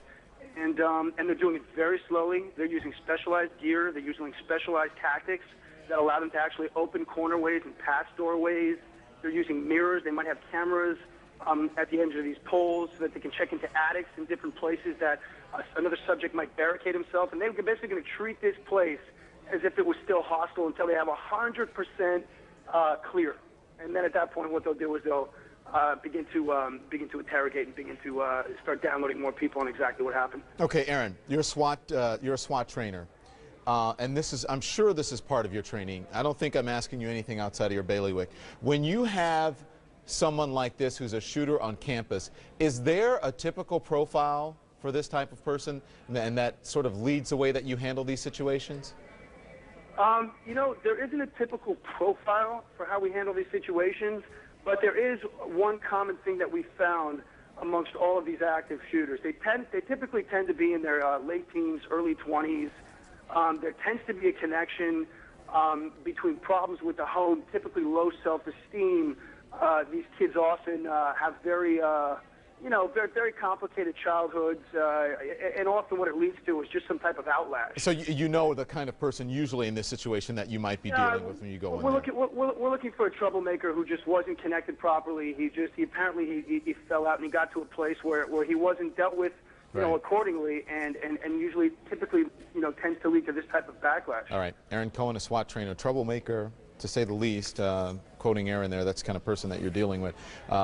Thank you very much for joining us. He is a SWAT trainer, definitely has security experience, so can answer those questions, Betty, when it comes to those types of situations that we're dealing with right now. Well, we have a lot that we want to bring you today surrounding this situation, but first of all, we want to take you to some local coverage from our affiliate WDBJ. Let's take a listen. Friend. And who's your friend that you're worried about? It's actually our RA, Caitlin, and we're just really worried because we haven't seen her at all in the entire day. And why are you worried? Was she near the vicinity? She was actually in the building when the shootings occurred, so everyone's been released from the buildings right now, and we haven't seen her yet. So we're just trying to come here and trying to get some information. What do you think? Is this a scary time right now? Yeah, it's sort of disturbing to have all this stuff going on. I mean, we had the bomb threats the other week, and now this, and the whole Morva thing. Yeah, and you guys are freshmen, so your first day here, you had William Morva happen, and you couldn't go to class your first day. What was that like? It was sort of strange because after my first class, they rushed us into the Torg Bridge and just locked us down there. So I really didn't know what to think about what was going on. This is the second time you've been locked down in Virginia Tech this year as a freshman. What do you think? It's crazy. I mean, it's just a weird experience, to tell you the truth. And I'm just flabbergasted. I really don't know what to say. What do you, have you seen people emotional today and upset? I mean, obviously 22 people we're hearing right now. What's been going on campus? Yeah, we know several people who are in Norris Hall at the time, and they just don't want to talk at all. They're really upset right now. And Norris Hall seems to be where the worst of it happened. Is that what you're hearing? Yeah. But you've been checking on people. Is that what you came here, and we've seen other students arriving. Just people want to know about the people they haven't heard from. Right. I've been getting calls from my high school headmaster and just my parents, and just making sure everyone's okay. So I mean, it's kind of been a frantic for a couple of hours, to tell you the truth. Well, we hope that you hear from Katie, and so you guys are here looking for more information on her right now. Mm-hmm. And thank you all for sharing your stories with us. We appreciate that. No problem. Thank you. And Keith and Gina, as I was saying, a lot of people are rolling in right now. There's actually crowds of students gathering outside, many of them wanting answers, wanting to know who the injured are and who the deceased are, and worried about a lot of people on this campus right now. Some valid concerns there. And I would imagine there's some kind of a protocol of course, notifying next of kin and then going through those correct steps before a list would be released to the public or to the news media or to other students about who, in fact, these fatalities were. Is that correct? That is correct, and I'm waiting for word. I've never had a situation like this, so I'm trying to figure out where to go to find out where to tell people. A lot of people are coming here and asking me, they've been watching TV and they're asking, where do we go to get this information? I don't have it right now, and I'm trying to talk to the appropriate people and find out where should we be directing people to get information like that. Well, I suppose this information has to be gathered through a very complex, intricate process and then disseminated carefully, as Jean suggested, through the right channels in terms of notifying the immediate family. And only then can they pass it along to classmates and that kind of thing. So it may take all afternoon, I suppose. It may, and I can just tell you, there are a lot of people here right now showing up with concerned faces, wondering where their friends are. And that's where they're supposed to go. The Inn at Virginia Tech has been set up as a place for family and friends to gather. So, okay, Rachel DePompa, thank you very much, and thank you to those students for We have a speaking collection with us. of still photographs that have been taken on campus at various points, at which we want to take a look at now, and we're looking at this for the first time along with you. Stills taken, obviously, of the situation with law enforcement, trying to get the matters under control and not knowing who was a suspect and who might have been responsible for this incident. That may be the person that we were told was apprehended and taken into custody on the drill field this morning, Jean. Someone was taken into custody. We know that initially on the drill field, and then turns out that was not the gunman, that the gunman was deceased in Norris Hall. But like you said, police weren't taking any chances. If they weren't sure, they were probably... This looks like another angle on what we saw in our own video this morning of somebody who was in custody, apparently just for questioning. As we look at these still photographs that have been shared with us that supplement our own News 7 video. And these were coming from, I believe, showing people being taken out of Norris Hall, I believe that is. It does look like those are shooting victims. Perhaps the fastest way to clear the hall, not knowing if the suspect was in custody at that point, was to carry them out, not waiting for stretchers or emergency personnel to get in and extract these people. And we're seeing those pictures for the first time as you are at home, and so our description of them is clearly because of that. I guess we're going to look at those one more time. So let's take a look at those still pictures again coming into us from the Virginia Tech campus. I suppose at this hour, sometime early this morning or earlier today, anybody was a suspect. Oh, I'm sure they were. Or a Police were potential we're suspect. not going to take a chance. And if students were told to be inside and someone were doing something a little unusual or out of the ordinary, police were going to be cautious. As well, when you've got that many people injured and killed, they had reason not to be on the safe side today. We've been listening to our affiliate coverage from WDBJ, and as we want to update the numbers for you now, because we are still getting new information in here to CNN. Again, we still have at least 22 confirmed dead in the shooting, but the number of those wounded has increased to 29. So 22, at least 22 dead, 29 wounded at this hour. Do want to give you a little more information about Virginia Tech itself. Now, the sprawling campus in Blacksburg has 8 colleges and a grad school. It has more than 25,000 full-time students, and that is the largest full-time student population in Virginia. The main campus has more than 100 buildings, and it spans some 2,600 acres and even has an airport, so you can understand why it will take quite some time today for them to allow students to leave their dorms and leave the places that they've been told to stay inside and remain in lockdown. I do want to give you some more information as to what we are learning from the university itself. Here is a listen to what they have, I believe, on the website and a statement that they are releasing, and I'm going to read it to you right now. So far, they say 2 shootings on campus today have left 22 confirmed dead, including students. There's no word as to how many are students. It also says families wishing to reunite with students are suggested to meet at the Inn at Virginia Tech. The university is planning a convocation for tomorrow at noon at Cassell Coliseum for the university community to come together to begin to deal with this tragedy. Now, counseling is available at the Bowman Room in the Merriman Center, which is part of the athletic complex, for employees who are seeking assistance following today's events. The statement also says all faculty and staff have been released and asked to go home effective immediately.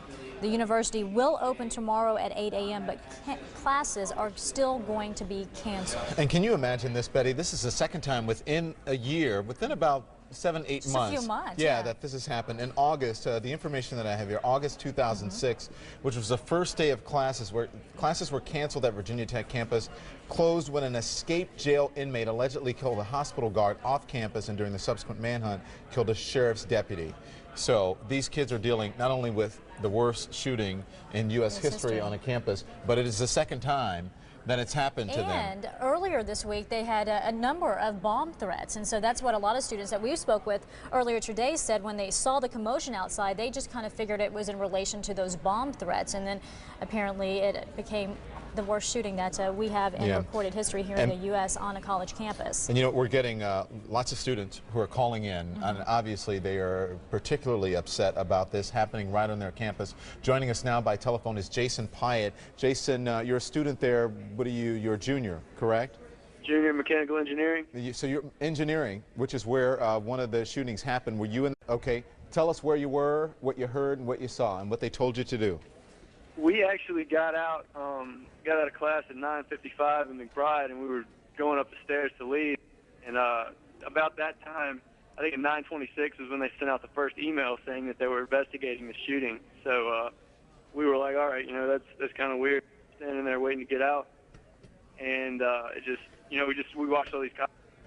We saw a guy, an older guy, looked like maybe a professor, come out of one of the halls with blood running down his arm. Somebody they put him in a Ford Explorer and drove off with him. So you saw a professor come out bloodied, correct? Yeah, actually, I think he's on TV right now. They showed him with blood on his arm. Yeah, walking out, or the guy on the stretcher? Because I see someone walking out. It's the guy right there. I think that was at a different point. I think that was after they got him back to the rescue squad. But when we saw him, there was a light blue Ford Explorer pulled up, and it went in that lot, and then a guy jumped out of the driver's seat with a bulletproof vest on and ran over to the door. It looked like he went to Randolph Hall, but it was possible that he went to North. And he got that guy with blood on his arm out of that building and threw him in the truck, and they drove off really fast. Okay, so tell me, you were in the building next to Norris Hall, correct? Right. Okay, and what time was it? We got out of class at 9:55. At 9:55. So during all this, while your class is going on, your instructor's doing his thing, you're doing your thing, you didn't hear any shooting, any sirens, nothing? No, the video that you guys were showing by that guy named Jamal was on the other side of North, kind of like maybe the shots were on that side of the building, and McBride is on the opposite side from that. Okay, so you're in the middle of your class, you're about, or almost towards the end of your class, you're about to leave, and you get this email. You don't hear anything on the PA system, do you? We didn't hear anything immediately. The first thing we knew was this guy just had a PDA in his hand, and he got this email. And then we were standing there at the steps. And that's when all the cops started showing up with all the guns, and then they started making noise or calls over the megaphones and whatnot outside. Mm-hmm. It was really windy outside. It was really hard to hear much of anything going on out there. So did you go back into the building, or did you head for your car and try to get away from this? We figured out that the building was on lockdown. They weren't letting anybody out. So all of us just standing in McBride there. So you're standing in. How long before they let you out? Well, I don't know if there was an official time when we could have gotten out. It seemed like a lot of people left the building while we were standing there. Eventually, it was probably 11:15, 11:30. We were in a classroom just watching the news, and a bunch of cops came upstairs. We were on the second floor. They came up with assault rifles and everything, and they told us at that point that there had actually been a bomb threat on some building. They didn't say which building.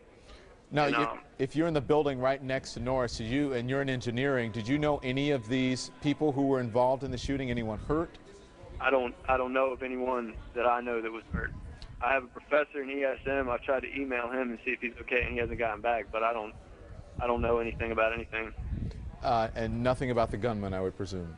Nothing about the gunman. Yeah. Were you there? Tell us about last week. I think late last week they said that there were some sort of bomb threats and what have you on the campus.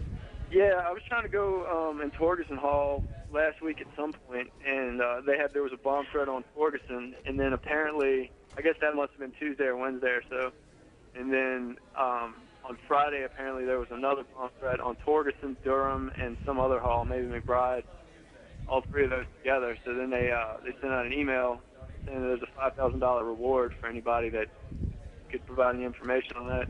Okay, so tell me this, Jason. You are on campus. I imagine that whatever happenings, things are going on campus, you get them by email now on campus. Do you hear much about bomb threats, or you may be looking for someone who may have assaulted somebody or someone who's been robbing? This is how you get the information usually by email? Yeah, pretty much. If it's something that they'll cancel classes for, then they send out an email and say, class is canceled, this is why. So it's not normal for you to get bomb threat email, correct? No, okay. I wouldn't consider All right, it so you normal. get this on Friday, and then you have this today. Take us back to the first day of classes in August. You have a shooting on your campus again. It's ridiculous. I mean, this doesn't happen, and here, I'm in disbelief. They say this is the biggest university shooting ever to happen in the history of the United States, and it's kind of hard to take in. I was 20 yards away from this building when it happened, sitting in class, learning about heat transfer, and then I walk out and there's been the hugest university shooting in United States history. It's still kind of sinking in. Yeah, I imagine it's kind of surreal for you. People may say you're laughing, but usually when folks are nervous or they can't believe things, that's a normal reaction. Hey, real quick before you go, any changes in security? Any procedures on campus since that thing happened in August? Between August and now, Jason? That was kind of a fluke thing. I mean, that guy escaped from jail, and at the time, I remember everybody was freaking out. I was actually working at Papa John's. I was delivering pizzas that day, and everybody was, people would order a pizza, and I'd go knock on the door, and they'd answer the door like scared rabbits, like they thought I was coming to shoot them. But I don't think that guy he wasn't looking to hurt anybody. He was just trying to get away, and he shot police officers, which was really a big mistake on his part, but he was just trying to be free. He wasn't like a madman on the loose gunning people down. Yeah. Well, you can imagine. What happened today was ridiculous, and I don't know what happened or what was going through this guy's mind, but I'm pretty outraged, and I'll say on the record, I'm pretty outraged that someone died in a shooting in a dorm at 7 o'clock in the morning, and the first email about it, no mention of locking down campus, no mention of canceling classes. They just mentioned that they're investigating a shooting 2 hours later at 9:26. Yeah. That's pretty ridiculous. And meanwhile, while they sent out that email, 21 people got killed. Well, Jason Pyatt, a junior who was in the building right next to the one where the shooting happened, Thank you so much. And at this point, we're trying to figure out exactly what did happen. We don't know what the notification procedures were. That will all be figured out as the days and the minutes tick on here. But again, 22 people Dead. that we know At of. least 22 At least 22. And you heard Jason Pyatt say it is the worst campus shooting in U.S. history happening this morning on the Virginia Tech campus. And some 29 people injured at this hour. Of course, those numbers can change as more information is coming into CNN. But we do want to take you back to that moment where the shots rang out on the campus of Virginia Tech. This is some of the best video that we have into CNN to get you to the scene of the crime when it was occurring. I want you to take a listen and just watch this video play out. It is from our eye reporter Jamal Al-Barghouti.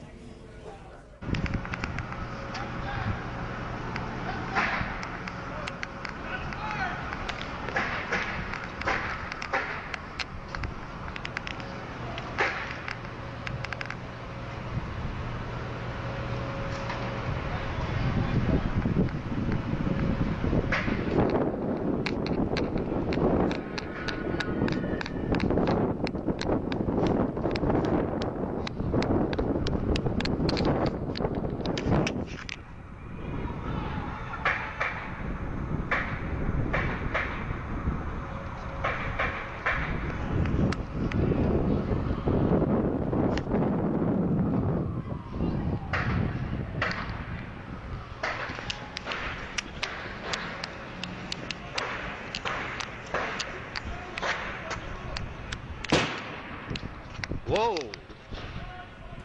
Whoa is right, and you know, it's still shocking, as many times as we've seen this video, Don, just to hear those shots ring out so many times. Now, Tony Harris and Heidi Collins, a little bit earlier today, spoke with Jamal Al-Barghouti by phone. Let's take a listen to what he saw and heard.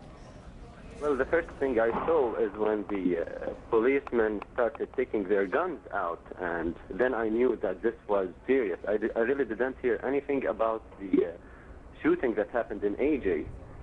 But when I saw the guns, I knew that it isn't another bomb threat. Then I started hearing some gunshots far away. It seemed to me that they were not at Norris Hall, the building where the cops were just near right now. And then all the cops were trying to get into Norris Hall. They used like a bomb or something to open one of the doors, or probably they dropped a tear bomb in the building. There was a person in the building in the second floor in Norris, trying to tell the cops that he's in there and probably trying to guide them in. Now, Jamal, were you able to hear that person? And again, just to be clear for our viewers, this is apparently Norris Hall, the site of the second shooting that took place at Virginia Tech this morning. Jamal, you were able to hear some type of conversation between somebody on the second floor and the police officers outside? Well, I wasn't, but I saw his hand from the window. He was trying to reach outside the window to talk to the cops. So this is what I saw. I didn't actually hear him talking to them, but he was talking to them. I did not hear what he said. I was a little bit far away from there. All right. Now, after we see the pictures here that you were able to capture with your cell phone, we see that you actually moved quite a bit closer as the police went on down, I assume, inside the building. What happened after all of that? Well, I wasn't able to see anything because the cop came from behind me and he asked me to leave the area. I imagine so, for your safety, obviously. Where are you now, Jamal? What can you tell us about what you know to be happening on campus at this point? Well, after that, I had to leave. I left campus all over. Right now, I'm at my house, away from campus. Yeah, and you had mentioned, just to be clear for everybody, you had mentioned that you thought initially you were not aware that there was actually sort of an event going on, if you will, and that there had been a shooting at a different building earlier in the morning. You had thought this was another bomb threat. You're about the third or fourth person that we've heard from now where the campus had been dealing with some bomb threats. Yes, this is the case. I actually didn't even check my emails in the morning. I had to go talk to my advisor, Dr. Sanger, in Patton Hall. And I was trying to get into Patton Hall while I was around 300 feet. Patton Hall, just for you to know, is not that far from Norris Hall where the shooting was happening. And when I was around 200 feet away or 300 feet away from Patton Hall, a guy with probably a professor or someone in Patton Hall, he was shouting to everybody walking outside Patton Hall, telling them, leave the ground. Now, I didn't understand how can I leave the ground, but yeah, he was... take cover, in other words. Right, right. Yeah, and so also just to... Go ahead. I just turned around and left. After a minute, when I reached the area where I took the video from, I saw the cops with guns, and they were asking everyone to lay down or to leave really quickly. So I knew that this wasn't another bomb threat. I knew that it's something way more serious than that. So I started taking the video. And that was Jamal Al-Barghouti speaking with CNN's Heidi Collins a little bit earlier today. Now, that video that you were seeing right there was taken right near Norris Hall, the site of the second shooting, where we are under the understanding that the most of the victims were shot in that hall. And we want to bring in now Mike Brooks, CNN security analyst, to really break this down and understand what we saw and heard there, Mike, because what I understand from you is listening to those shots ring out, it appears that there were two types of guns ringing out there. You know, Betty, that's just total speculation on my part. You know, having done a lot of work with weapons over my law enforcement career, but you know, we heard it sounds to me, it sounds to be a semi-automatic. You know, there is a pretty decent space between the shots. But to me, what this says, Betty, this shooter is someone who knew that building. They knew how to move through that building with relative ease and you know, hitting his victims as they went along. And you know, it's just tragic. But you know, the question has been asked: how could 22 people get killed without law enforcement getting to him sooner? You know, as you heard and you saw on that video that the gentleman had, our reporter had, you know, it was just a steady stream of shots. And you know, it's hard to say too. When I said it sounded like two separate weapons. You know, again, it could also have been law enforcement shooting back at him, and that's why what it sounded like is a separate weapon. Well, that's what I was thinking when I heard you say that. I thought that it was two different because you heard one from the shooter, the other from the law enforcement there on the ground. But I want to stop you for a minute. I want us to really look at what you've said, and maybe we can throw up a map as well to understand this a little bit better. But from the Amber Johnston building there to Norris Hall, there is quite a ways. There's a drill field in between, and when you look at the timeline of the first 911 call coming in at 7:15 a.m. and then it's not until some 2 hours later that more shootings were reported in Norris Hall. There's a lot of time in between. So as you know, a security analyst, what does that tell you about what was happening there on campus when it comes to campus police? Well, I can tell you that it's a very, very large campus. I've been there myself, and it, you know, with the confusion like that, Betty, and you've got students running around.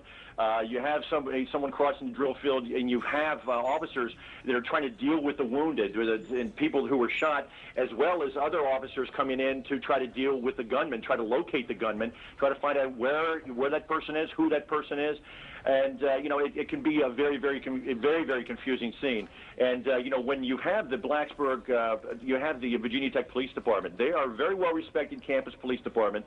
They work very closely with the local sheriff's office, as well as the Blacksburg Police and the state police. And we've seen them all on the scene there today. You know, I can tell you, when you come up on the scene or something like that, it's very confusing. But when you have an active shooter like that, I know the police down there have been trained to deal with an active shooter situation such as this. But then you've also got the fire and emergency medical service coming in to deal with the wounded. But again, just a very confusing scene, and that probably is what led to you know, the gap in the timeline, if you will, from the time of the first shootings to the time that the person was the gun person. I don't want to say gunman. We don't know exactly who was doing the shooting yet. That the shooter was taken out. Again, very confusing scene down there, Betty. Well, what does it tell you when you look again at the distance that this person had to travel from the site of the first shooting to the site of the second shooting where most of the victims were shot? Does that tell you that this person was intent on shooting certain people specifically? Well, it's hard to say. You know, it is a large area. I would say, though, that this person knows that area extremely well. And, you know, we've heard some of the students talk about bomb threats that they've had recently. In fact, one of them in the building, one of the buildings where the shooting took place. You know, they're going to go back and take a look to see if these bomb threats may have been a kind of a dry running, if you will, to see what kind of response that the police, fire, and EMS would have during a bomb threat, and then maybe go ahead and make a plan. Because this is a shooting like this isn't something that you just do on spur of the moment. Not with this many rounds being shot, not with this many victims, and this person had to have reloaded this weapon numerous times to have killed so many and wounded so many. Well, there students was a lot of time in between the first shooting and the second one, according to the information that we're getting, at least 2 hours. Again, like I said, between that first 911 call and the fact that more shootings were reported nearby in Norris Hall. And one of the things, too, Betty, that they're going to take a look at, because there was such a timeline, trying to pinpoint exactly, now that they know who the shooter is take a look at the security cameras there on campus and take a look to see what the movement of this person was. And that will be able to tell them a little bit better whether or not there were certain people, certain areas that were being targeted by this person. And during that time, did this person go back and maybe hide out in one of the dorms, hide out someplace? And again, that goes back to me saying this person knew where they were going and exactly what they wanted to do, and they knew that campus extremely well. And very quickly, with all your sources there within law enforcement throughout the country, let me ask you this. Since the incident in August, when you have the prisoner that essentially shut down the first day of class there because a manhunt was underway for that guy, was law enforcement beefed up on the campus since then? Did they change their plan in which they used to protect that school? No, they have, each campus, and I can tell you by talking to chiefs of police at different universities, they have a plan, they have an emergency plan, and they'll go ahead and get that thing rolling when something like this happens. But I think they did a fairly good job back in August, because I remember where I was covering for CNN also talking about what was going on there. And no, I think because they did a decent job, and it was someone who came from outside the campus onto the campus. Again, it's an open campus. It's very, very difficult to protect. But again, we can't become complacent. Students also have to be aware of their surroundings. But this is just a tragic event down in Blacksburg today. Absolutely, Mike Brooks, CNN security analyst. We appreciate your time, Mike. Thank you, Betty. And Betty and Mike, I imagine a lot of schools, campuses, universities will be taking a look at their security and their responses in place. Yeah. Just so you know, we've been talking about the students. Mike Brooks mentioned the students. The students have been calling in here. Some of those eye reports that we have gotten in here to CNN, if you log on to CNN.com, 300,000 hits so far. People looking at this amazing video. That one you're looking at there is from Jamal al-Barghouti, who was an eye reporter. Just listen to some of this.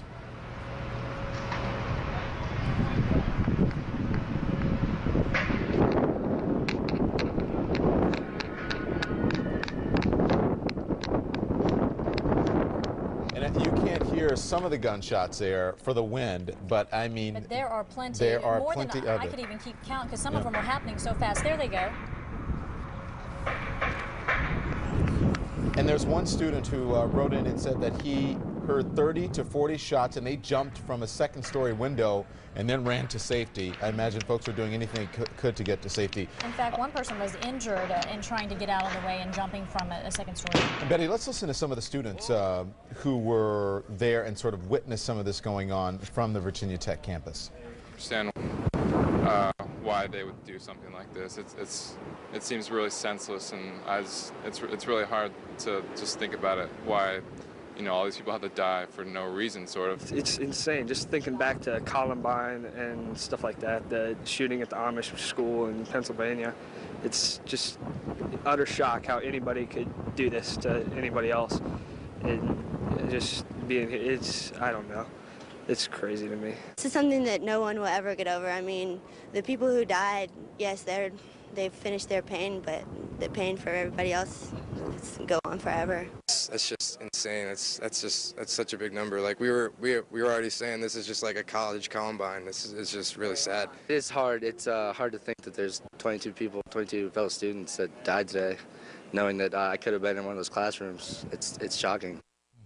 Can you imagine? No. And I'm sure parents, it's sad that it happened to the students, but I imagine parents Well, they want to know yeah. where their child is. How can they get their child home safely? A lot of them are probably going to want to take a little time and spend that time with their student. We are still getting some information into CNN when it comes to those who are injured. So far, the number that we have is 29, and you have a little bit more. I have this information in case you're in that area or you want to know about the people who are in that area who maybe have gone to the hospital. One of our producers here said she had just gotten off the phone with Suzanne Barnett, who's a spokesman from Montgomery Regional Hospital in Blacksburg, Virginia, where many of those people were taken.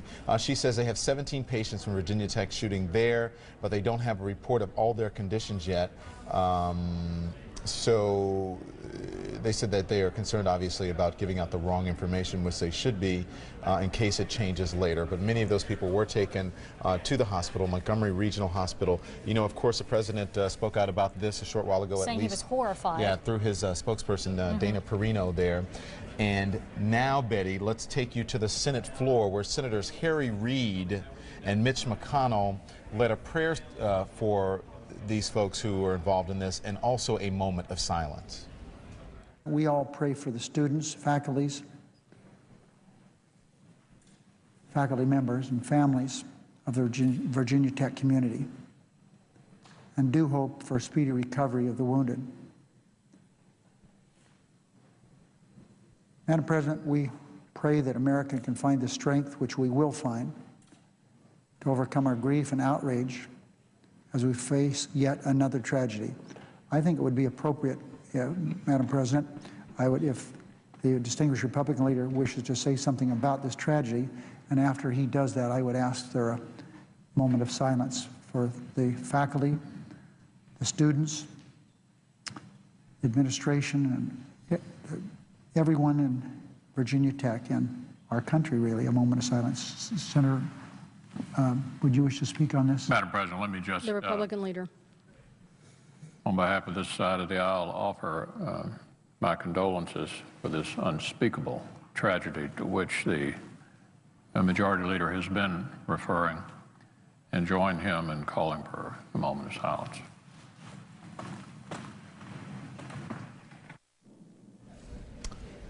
And that was Senate Republican leader Mitch McConnell, and then the majority leader, Democratic majority leader Harry Reid there, both leading prayer and then a moment of silence for the horrific act that took place on the Virginia Tech campus. Betty? We're just traveling fast on this story, and of course everyone up all the way to the top has heard of what has happened, at least if they've been watching CNN, and the word that many are using is just horrified. President Bush's reaction to the Virginia Tech shooting rampage is exactly that. Horrified is the word that he used. So let's go straight to the White House, and CNN's Suzanne Malveaux joining us now with a little more insight as to how the White House is dealing with this. Hi, Suzanne. Well, hey, Betty, I'm actually getting the latest on my BlackBerry here from a White House official who is giving the very latest, saying FBI agents based out of Roanoke are on the scene now. Also, as well, the evidence response support team from the Richmond FBI office, as well as ATF on the scene. The president was notified about this fairly early, about 12:30, from his Deputy Press Secretary Dana Perino, when those numbers, the fatalities, were relatively low. She gave us a sense of the readout, the president reacting in a very emotional way. Let's take a listen. The president was made aware of the Virginia Tech shootings. He was horrified, and his immediate reaction was one of deep concern for the families of the victims themselves, the students, the professors, and all the people of Virginia who have dealt with this shocking incident. And his thoughts and prayers are with them, and we are monitoring the situation. And whereas state and local authorities are in the lead right now, I think that will remain the case, but federal assets are available should they be needed if Virginia were to request them.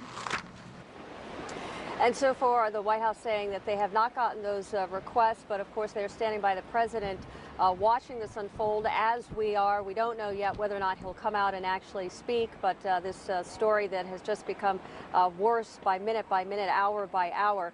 Our Justice Department producer Terry Frieden also giving us some detailed information, saying that ATF has sent 10 agents to assist this with weapons tracing and ballistics. The FBI has offered their assistance. Again, it has not yet been requested, and they have dispatched some agents to the area. Betty? So again, state and local officials are the lead agencies here, but the White House has made federal assets available should they be needed. Suzanne? Absolutely right. They are waiting to see if there are additional requests coming from state and local officials. There are people who are standing by already, people who've been dispatched to the area, those FBI agents as well as ATF. So we'll see how this unfolds. Obviously here, the president getting the latest information as we are. CNN's Suzanne Malveaux joining us now from the White House as we continue our rolling coverage of this breaking news story, the worst campus shooting in U.S. history. Yeah. How do you say that? You know what I mean? That pretty much sums it up there. We've been talking about this and other school shootings and tragedies like this in American history. And the carnage at Virginia Tech is the deadliest campus shooting, as we've been saying. It's the deadliest campus rampage in U.S. history. The worst such incident up until today took place more than 40 years ago at the University of Texas. That's in Austin.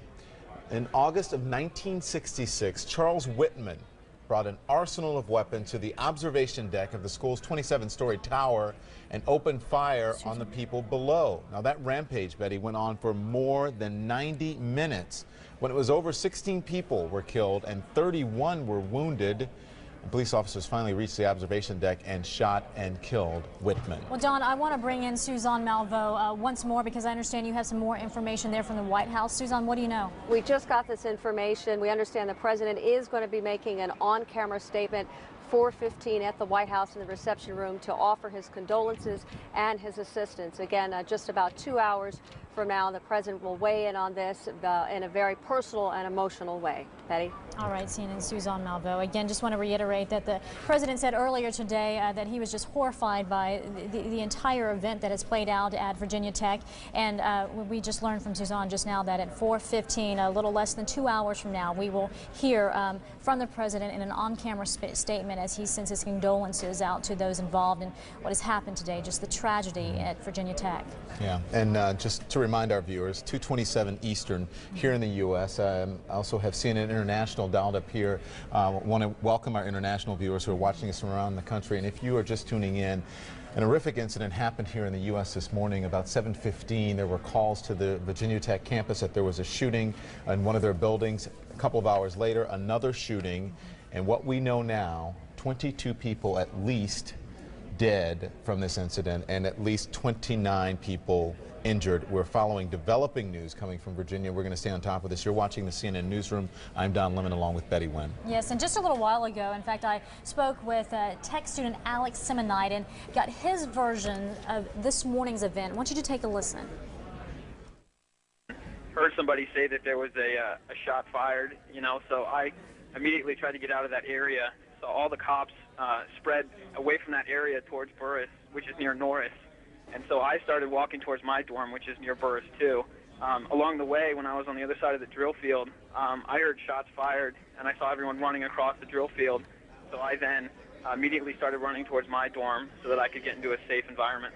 If we can put up the map for our viewers, I want to show what you're talking about because you were there near Ambler-Johnston Hall where the first shooting took place. And in the middle, you can see that kind of circular area. That is the drill field. That's where you were headed toward. And then you could hear and see all the commotion that was going on. Did you have any idea between the two places that there was one shooting occurring at one place and yet there was something taking place at another, or were you only focused on what was happening at Ambler-Johnston?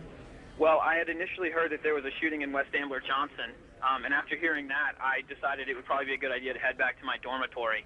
And at that time, I saw all the cops leave West Ambler-Johnston and head towards the drill field. On my way walking back, I heard the gunshots across from the drill field at Norris and decided I needed to get out of there. So I ran to my dorm, which is to the northwest of Burris. And as you were running to your dorm, what else was happening on campus? Obviously, others must have been hearing this at the time, you being unaware of what was going on, except for just the grave nature of gunshots being fired. Exactly. There's a lot of construction on campus, so we thought initially that it was just a construction or something of that nature. But after the gunshots, we saw everyone start running. I immediately told everyone around me that we should probably start running too. And we tried to get out of that area as fast as possible. And that was Virginia Tech student Alex Simonite with details on a terrifying morning on campus, which the numbers continue to grow. We're sad to say today. We were telling you that at least 22 people were killed. Well, according to the Associated Press, at this hour, we are learning that at least 31 people have been killed in the shooting, some 29 people injured. Again, this just goes to show that this indeed is the deadliest campus shooting in U.S. history. Yeah.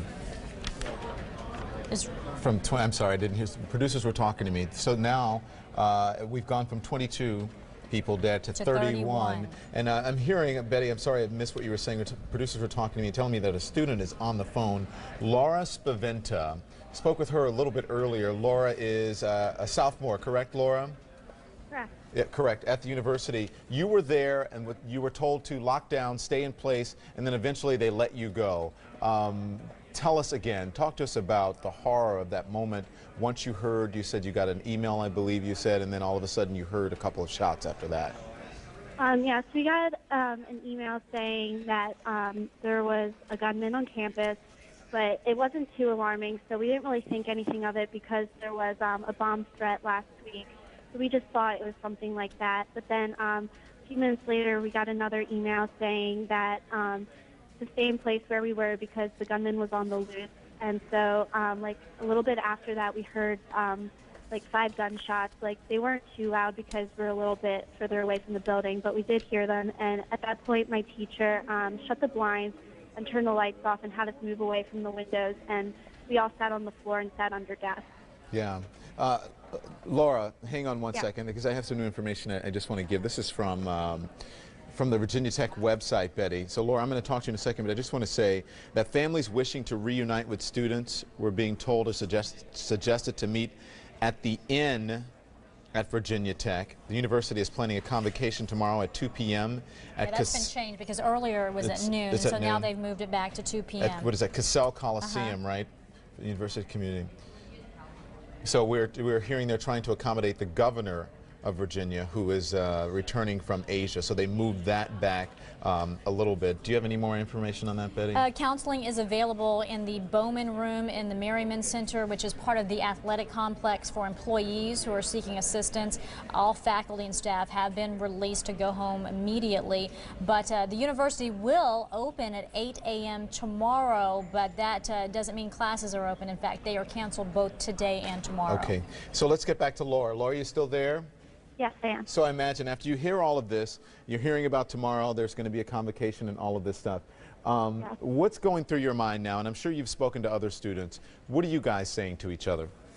We're all very stunned and we're very shaken up right now. I'm from outside of Philadelphia, as is my roommate, my best friend, and the two of us just like really want to go home right now and be with our families. Like, we can't believe it happened here. And it's just very unnerving to be this far away from home and not have that support, even though we do have the support of all of our students and the faculty. But at times like this, you just really want to be with your family. Yeah, I would imagine you guys really just, honestly, just don't want to be there right now. I imagine you want to be there for your friends, and if you have family members on campus, you want to be there for them emotionally, but probably the last place that you want to be right now. Explain that to us. I mean, I'm sure it's tough for you guys, and like I said, you want to be there emotionally, but you really just want to get out of there, right? Correct. It's really hard. Like, when I got out of the building finally, it was really hard to see the number of cop cars and ambulances and the cops with their vests on and the dogs and the guns. It was just very, very hard to see all of that after hearing everything. And now that I'm finally in front of the TV and I'm seeing footage that students have taken, it's just really upsetting and really unnerving. And right now, like, I really just don't want to be here. I just really want my family. You know, I didn't get to ask you this earlier, but we spoke about the incident in August, which was the first day of classes. But I wonder if you noticed, since you're a sophomore, you were there last year, so did you notice any changes in security or any changes in campus police or what have you since the incident in August until now? Not really. Like, we have a very good police station in Virginia Tech Police. I believe they're ranked like top in the country, so I've always felt very safe here because I do see them a lot. They're always present on campus. You always see them around. And even on weekends, Blacksburg police are always present. I feel they do a really good job here. I never really noticed any security differences, though, Yeah. other than that. Yeah, and the incident, Laura, in August, by everyone's account, was viewed as sort of a fluke event because of the inmate who had escaped and then killed a hospital guard and what have you off campus, and then somehow, you know, wound up during the campus. There was a manhunt or what have you. So everyone thought that was sort of an isolated incident. And then you have this. You're in class. What time this morning did you hear this? About 9:15 or so? Around like 9:30ish, I believe. You're in class at 9:30. So you know about what happened in August. Yeah. And then all of a sudden this happens. What runs through your head? I was definitely unnerved, and I just kept thinking, why is this happening again? Why is it happening here? Because this really just looks so bad at the school, and I absolutely adore this school. And even now with this happening, I don't want to transfer at all. I couldn't imagine going somewhere else, but it's just very hard to have our name tarnished by an incident like this, because I know a lot of students here have the same school spirit and sense of pride that I do, and it's just really, really difficult to see this happening to our school. It's just not fair. Laura, what do you say to your students, your fellow students who may be listening, their parents may be listening, they're involved in this, may have suffered an injury or something or what have you? What do you say to them as a student of Virginia Tech? I think we just all really need to band together and be there for each other. I think that's the only way we're going to get through such a horrible situation like this.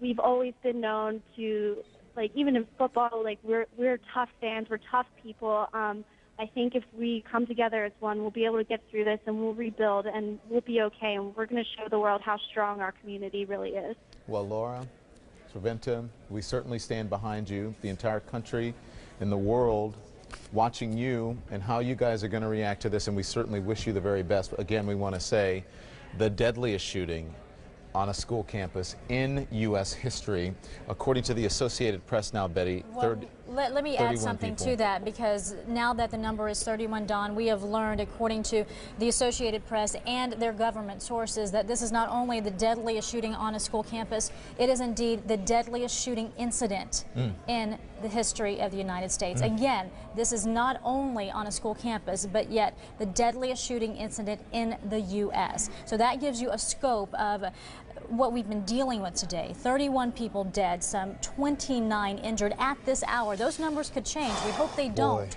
but they could.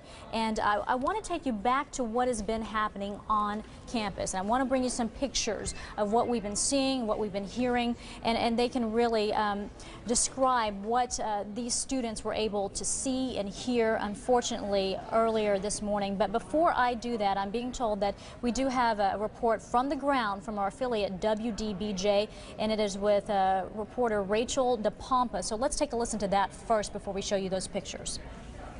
Understanding is this happened in a dorm room, a specific room at West Ambler Johnson. I've been hearing from several students who live in that dorm have come through, and I can tell you they've all told me, it's been over and over again, different groups of people, that it happened in one room. It was a man and a woman, and in this Ambler Johnson room, they say, and then the rest of the shooting took place at Norris Hall, which is a classroom, and there's offices, and the dean is out of that building too. So, you know, we're hearing that is where the majority of the shootings happen, and that was 2 hours after this original incident, and it's actually quite across campus. Well, it's some distance for this individual, the gunman, to have traveled, and one also wonders how he managed to elude police escape detection in those 2 hours between the shooting incidents. It's questions that they are trying to answer right now, and this investigation is underway right now. But the latest I'm hearing from a lot of people showing up here is that the original shooting happened in a room at Ambler Johnson, and then kind of blew up from there and went across campus to Norris. And Norris, from what I'm hearing from officers on the scene and some of the people I know in the area, that scene is devastating. And that was reporter Rachel DePompa from our affiliate WDBJ. And as we just reported, 31, according to the Associated Press, that would make this the deadliest shooting incident in U.S. history. And I want to talk to someone about that who was there when this deadliest incident happened. Madison Van Dyne. Madison, you're a student there. I understand that you were locked in a classroom from 9 a.m. to 1:15. Is that correct? Yes, that's correct. Tell us your experience there on campus. It's been a tragic day.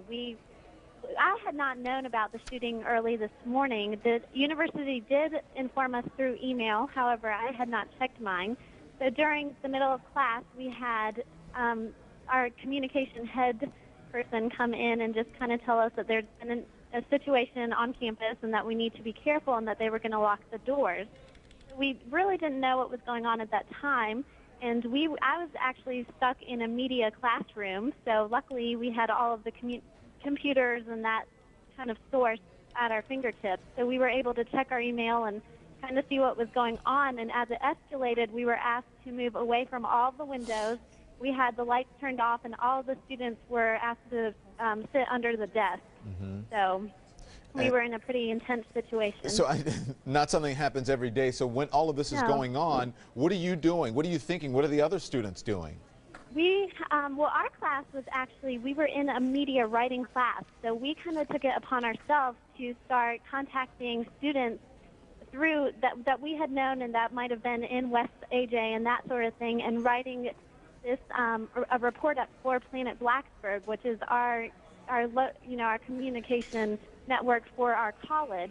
We posted that so that other students and other faculty members could see what was going on. Okay, so you're writing this, you're gathering information for your school's newspaper and for your writing class. What are students telling you? What kind of information are they giving you as you're reporting this, as it's going on in real time? And it was just, fortunately, I think a lot, as things escalate, rumors start coming. So we were trying to find as many facts as possible. At that time, we were hearing that 20 students had been pronounced dead, and that there were 28 injuries. Obviously, we've heard more reports now that is increasing, unfortunately. So we were just trying to hear the students' aspects that might have been inside the buildings, and everybody terrified on campus, and it's just been an awful day. So Madison, I know you're on television, you're on national television, and you want to be composed or what have you, but tell us, if you will, how you doing today? I'm doing okay. It's just so much to try to even handle or try to think about. I was sitting in the classroom, and at first it was just like the initial shock, and we were all talking about it. And then as more reports came in, I was looking around and noticing that all of us were just sitting there in silence. We were praying for the families of those that had lost their students and faculty members, and it's just such a horrible thing to happen here at our university. Do you know any of the people involved? No, I have not heard yet anything about the people involved. So I think my friends and I are all kind of sitting around waiting to know, who the 32, I believe now, or 31 students that passed away. We're kind of all waiting to hear who that might be. So. Yeah. So Madison Van Dyne, thank you so much. I know this is a really horrible time for you and for students. It's really a horrible time for the country and the world. Again, this is the worst shooting incident ever in U.S. history. Again, according to the Associated Press, we have reports now 31 people dead in all of this, and CNN is reporting at least 29 others injured. Let's hope those numbers don't change or go up. Absolutely. But that's it. That 31 again, according to the Associated Press. And you talk about a horrible time for the country, and that is true. We are expecting to hear from the president in an on-camera statement at 4:15 today Eastern time. So that is about an hour and a half from now. And so when that occurs, of course, we will bring that to you right here on CNN. But I want to get back to those pictures that I was telling you about just a little bit earlier. They take us to the scene of what happened today and show us what was going on there at Virginia Tech when shots were ringing out. This first photo is from Andrew Robb. He took these pictures from Cochran Hall, and you're looking at West Ambler Johnson. And as you know, West Ambler Johnson, by now, as we've been reporting over and over again, is the site of that first shooting. Now, you can see police officers are checking people going in and out of that dorm. And he says police made everyone remove their backpacks and bags before entering the dorm for good reason, because at that time they really didn't know what they were dealing with or where the shooter was. I want to show you some more pictures now. Here are some from another Virginia Tech student. This showing police, I believe, this one with a vehicle there on campus. No guns drawn here, but we do have another one where you do see police with their guns drawn. Now look at the number of officers on the ground there. You have an ambulance. There is plenty of personnel ready and waiting for what was playing out. The question was, how do you find the shooter and how do you know exactly what's going on where? It's such a large campus, some 26,000 acres and some 25,000 students. So they're trying to figure out exactly what was going on and how do they get to the scene of the crime here, and that scene of the crime being two different places that are very far apart. Just looking at the map and taking in how large this campus is.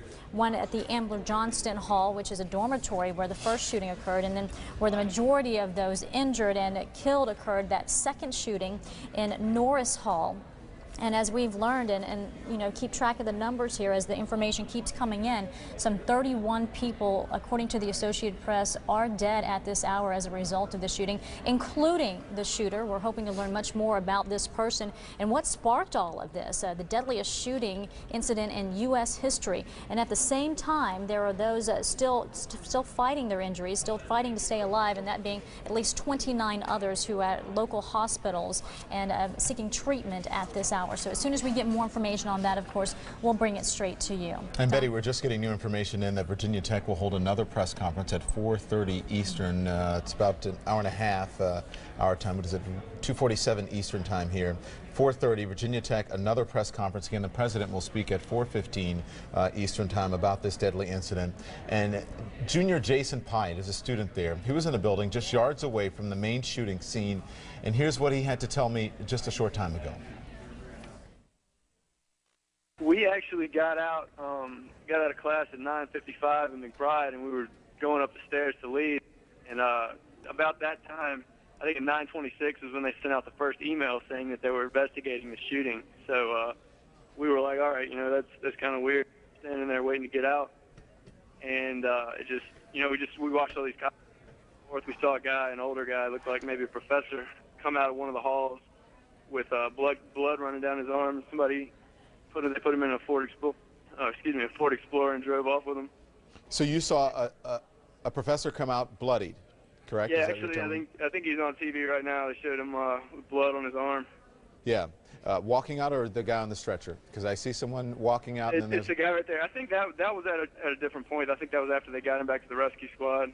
But when we saw him, there was a light blue Ford Explorer pulled up, and it went in that lot, and then a guy jumped out of the driver's seat with a bulletproof vest on and ran over to the door. It looked like he went to Randolph Hall, but it was possible that he went to Norris. And he got that guy with blood on his arm out of that building and threw him in the truck, and they drove off really fast. Okay, so tell me, you were in the building next to Norris Hall, correct? Right. Okay, and what time was it? We got out of class at 9:55. At 9:55. So during all this, while your class is going on, your instructor's doing his thing, you're doing your thing, you didn't hear any shooting, any sirens, nothing? No, the video that you guys were showing by a guy named Jamal was on the other side of North, kind of like maybe the shots were on that side of the building, and McBride is on the opposite side from that. Okay, so you're in the middle of your class, or almost towards the end of your class, you're about to leave, and you get this email. You don't hear anything on the PA system, do you? We didn't hear anything immediately. The first thing we knew was this guy just had a PDA in his hand, and he got this email. And then we were standing there at the steps. And that's when all the cops started showing up with all the guns, and then they started making noise or calls over the megaphones and whatnot outside. Mm-hmm. It was really windy outside. It was really hard to hear much of anything going on out there. So did you go back into the building, or did you head for your car and try to get away from this? We figured out that the building was on lockdown. They weren't letting anybody out. So all of us just standing in McBride there. So you're standing in. How long before they let you out? Well, I don't know if there was an official time when we could have gotten out. It seemed like a lot of people left the building while we were standing there. eventually, it was probably 11:15, 11:30. We were in a classroom just watching the news, and a bunch of cops came upstairs. We were on the second floor. They came up with assault rifles and everything, and they told us at that point that there had actually been a bomb threat on some building. They didn't say which building. That was a mechanical engineering student. He's a junior there, Jason Pyatt, talking to CNN just moments ago. Also want to show you some video that is just coming into CNN. This being on the House floor today. House Speaker Nancy Pelosi called for a moment of silence. Let's take a listen. It is with great sadness that I rise to acknowledge that today our country has been struck by a terrible, terrible tragedy. The death toll at Virginia Tech now is over 30. This is reported to be over 30. This is the worst campus shooting in the history of our country. As the Virginia Tech community struggles with the mourning and questioning that is certain to follow, the continued prayers of this Congress are with the students, their families, the faculties, and the staff at Virginia Tech. Leader Boehner joins me in extending our condolences to all concerned, and we ask for a moment of silence to be observed in this body. Would we all please rise to observe the moment of silence? Members will rise and observe a moment of silence.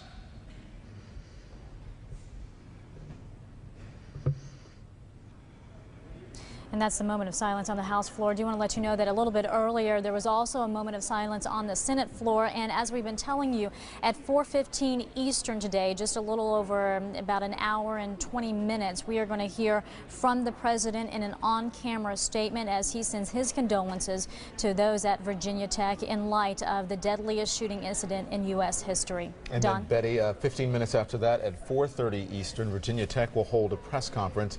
One of the students at Virginia Tech, his name is Matt Waldron. He's a football player there. He joins us now by telephone.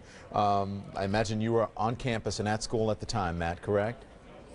Yes, I was over, actually, what I didn't know at the time was in Holden Hall, and by Norris Hall there, I was looking out the back windows of Holden Hall towards Norris, and I actually saw there's police all over the place holding guns and stuff like that. It was like the third or fourth floor, however many floors there are on Norris, and I didn't know what was happening, and everybody said that there was gunshots that came from the inside, and then, like, not 2 minutes later, people came pouring out the door with their hands up, and they were screaming and stuff like that, and I guess 2 kids had jumped out of the windows, and one boy had broken his ankle, and the other had,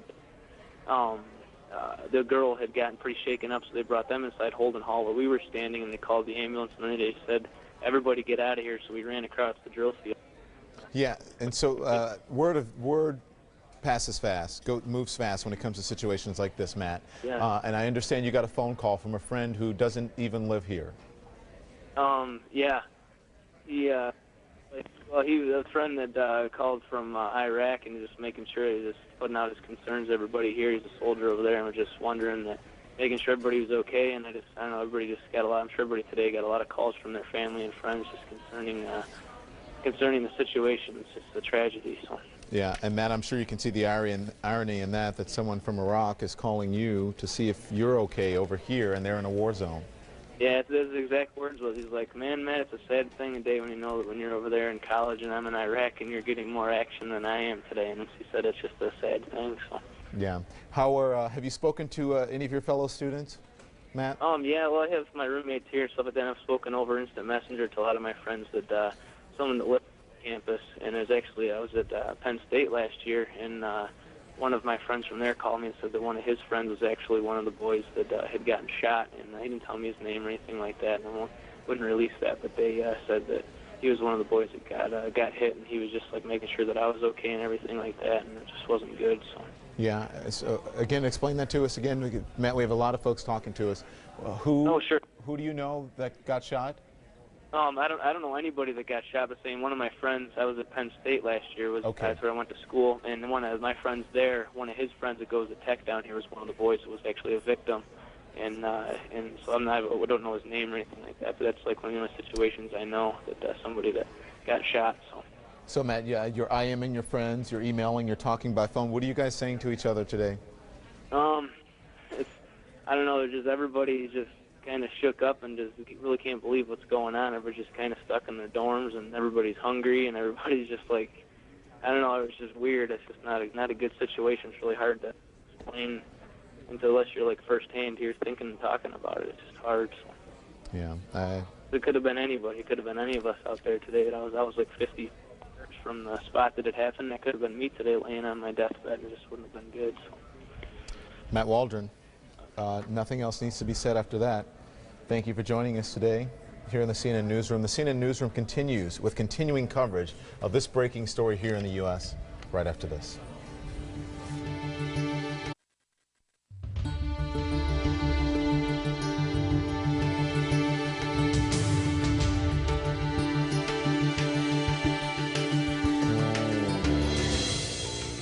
Just some pictures of what occurred today on the campus of Virginia Tech. You know, it started out as a shooting there, and then it turned into the deadliest shooting on a campus in the history of the U.S. And then as the numbers continue to grow, we learned that there are 31 dead at this hour, according to the Associated Press, some 29 injured.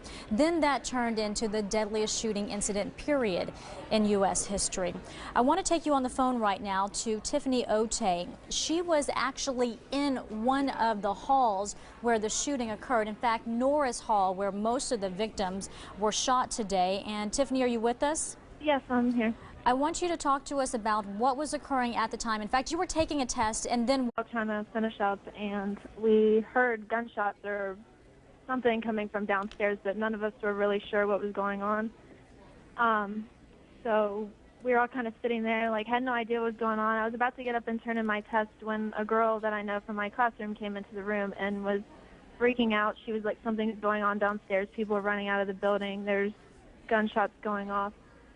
So we all kind of like, one of my friends, like, in the classroom decided to call 911. He was like, I have no idea what to do. Maybe I should call 911. So we called 911, and the police showed up. And outside, they were armed with guns.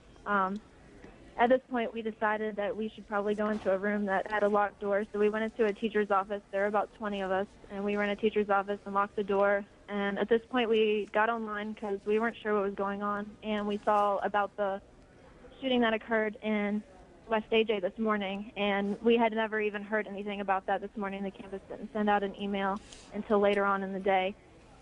So we were all kind of freaking out. I mean, gunshots were going off downstairs, and we're sitting in the classroom freaking out, knowing that half of our classmates had already finished the test and were somewhere downstairs, like, who knows, like, what was going on.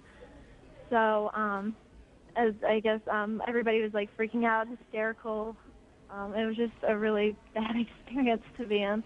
Well, no doubt. And when you say downstairs, kind of paint a picture for us of Norris Hall. When you enter that building, is there an area where people just congregate? So maybe some of the students who had taken the test were just downstairs talking and, you know, milling about. What is down there on that first floor where you heard the shots? The first floor, there's really not so much of, like, a place to congregate, but to get to each of the 3 floors, you have to walk down, like, a series of stairs. And just knowing that the shooting occurred on the 2nd floor, just thinking that some of my friends could possibly be the ones that were walking down the stairs and could have been in the line, like, of fire from whoever was shooting at these people. So what's on the 2nd floor? Is it just all classrooms? Yes, it's all classrooms. Okay. And so when you're hearing these shots, were you able to tell how many shots were fired? Was it just a number just rapidly being fired?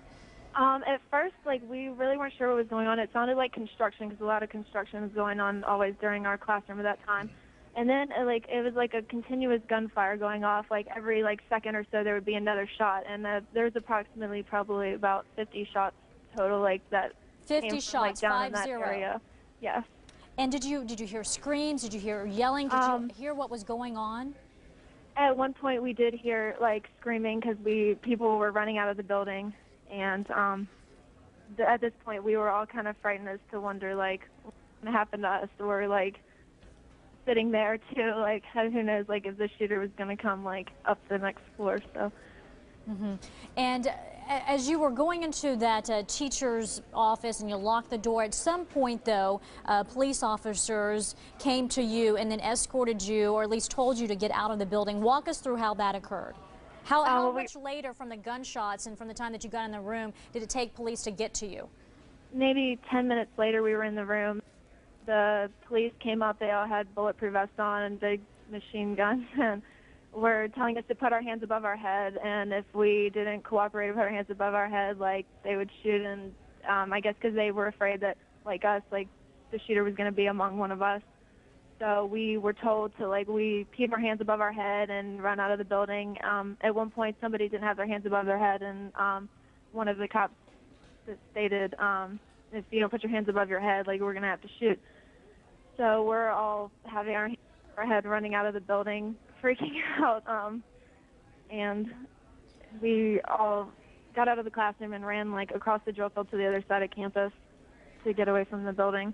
And at any time, did you ask what was going on? Did the officers tell you any information? They did not say anything. They just said there's a possible situation. We had to have our hands above our head and get out of the building. And when you ran out, could you see any of the people who were shot or injured? No. From the stairwell, you can't see any of the other floors. So once we got to the first floor, you automatically go out the front of the building. Tiffany, where are you now? I'm in a friend's apartment. Okay. Do you know any of the people who may have been shot or injured? Have you heard any word? What are you hearing at this hour? I have not heard anything. I'm really terrified, actually, to see the list of people that have been killed, because I'm afraid, like, some of my friends could be among those people. So. Yeah, I know this is very difficult for you. I can hear it in your voice. Do you live on campus? Will you be going back to campus anytime soon? No, I live off campus, and I really don't want to go back to campus anytime soon, especially to that building. So. That's understandable. Well, we appreciate you sharing what you experienced with us today. Tiffany, OT, we do appreciate the insight that you've given us. Take care, and thanks for your time. Thank you. And it is 3:05 Eastern Time here. We're following breaking news in a monumental tragedy in Blacksburg, Virginia. Today, a gunman went on a rampage at the Virginia Tech campus. And here's what we know right now. Officials tell the Associated Press at least 31 people are dead, including the gunman, who was apparently acting alone. No word on whether he killed himself. Now, if the numbers are confirmed, that would make this the worst mass shooting in U.S. history. Police got a 911 call around 7:15 a.m. Eastern when they were told of the shooting at the West Ambler Johnston co-ed dorm. And about 2 hours later, more shootings were reported at Norris Hall, an engineering building. Now, the school will open tomorrow morning, but classes will be canceled. Counseling is available, and the school has set up sites for families to reunite with their children. All faculty and staff have been released and asked to go home effectively immediately. Hello, everyone. I'm Don Lemon. And I'm Betty Nguyen. We are covering this event, and we have been since earlier this morning when we had gotten word that there had been a shooting on the campus of Virginia Tech, and we have learned at this hour, according to the Associated Press, that at least 31 people have died in this shooting. 29 people are injured. The word is spreading throughout the country, and our lawmakers are speaking out today in moments of silence, sending their condolences to those involved. And in fact, the president is going to be making an on-camera statement at 4:15 p.m., just a little over an hour from now. But he did speak via his White House spokesperson a little bit earlier in saying that his heart does go out to those involved, and that he is simply horrified at what has happened on the campus of Virginia Tech. Now, this is no small university by any means. It's got 26,000 acres, some 25,000 students, and you look at the two halls where the shootings took place, there's quite a distance between the two. And as we've been talking, Don, that first shot, or at least that first 911 call came in at 7:15 this morning, and then we didn't hear anything more about another shooting until some 2 hours later. Almost 2 hours later.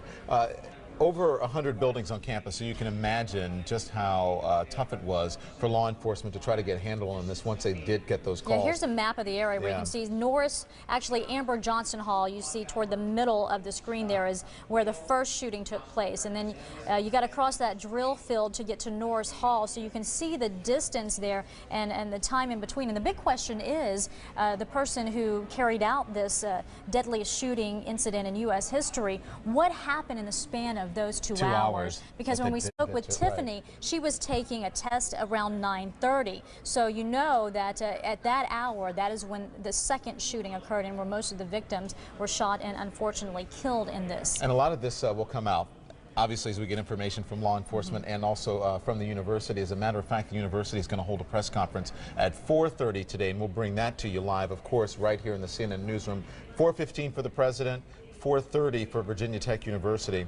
And just a couple of hours ago, Virginia Tech President Charles Steger took us through what happened, sort of gave us a timeline of the incidents here.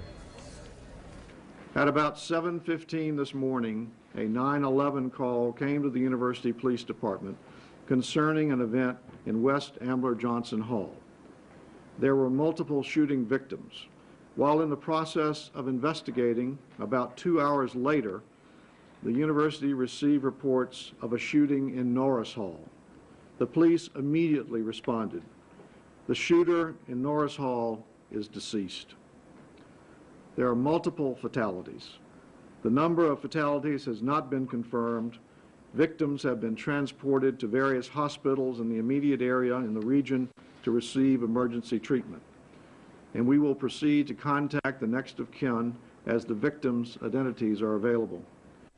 And that is the president of Virginia Tech there. And a lot of those folks who were injured were taken to Montgomery Hospital. And just moments ago, the spokesperson, Scott Hill from Montgomery Regional Hospital, had this to say.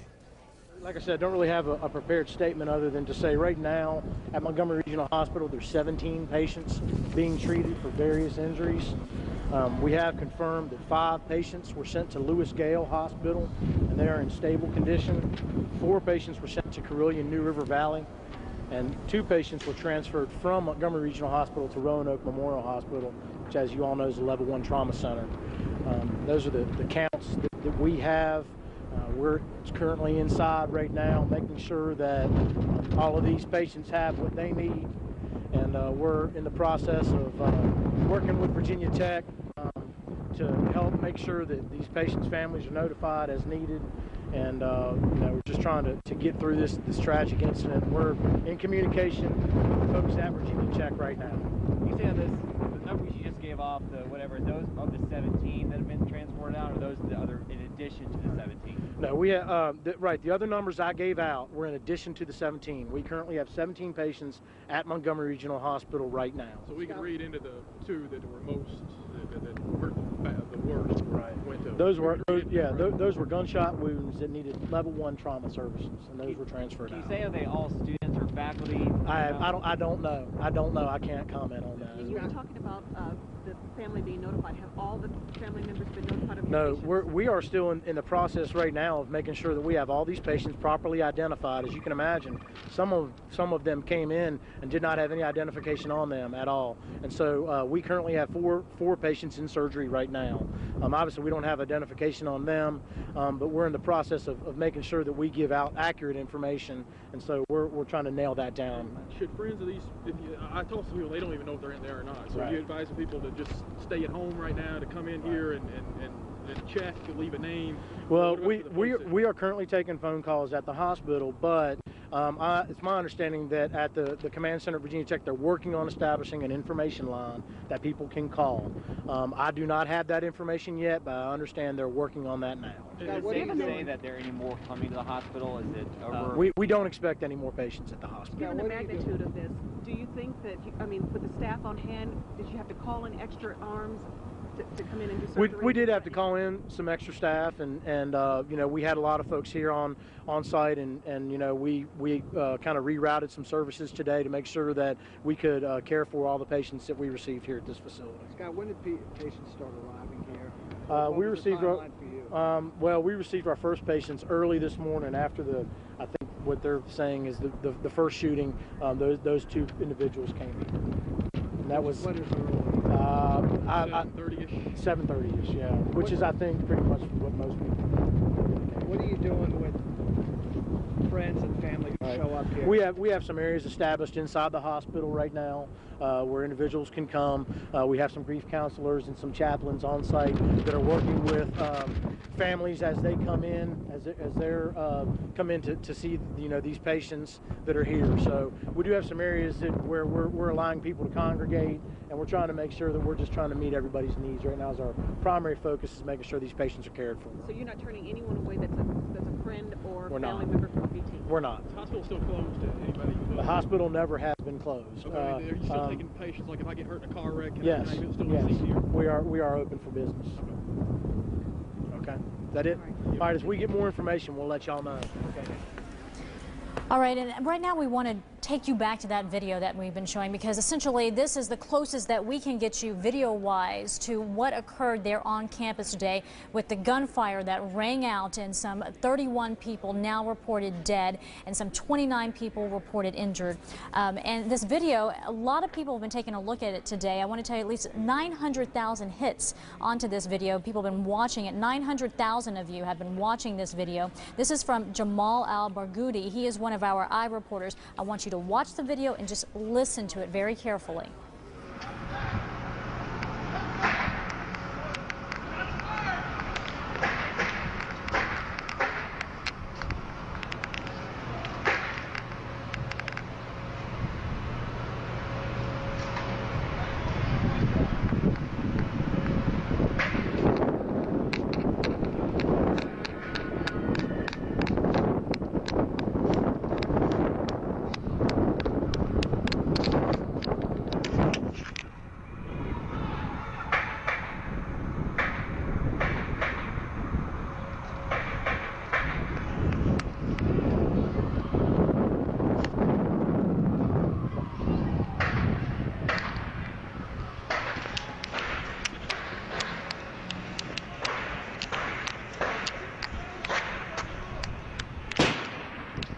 Whoa.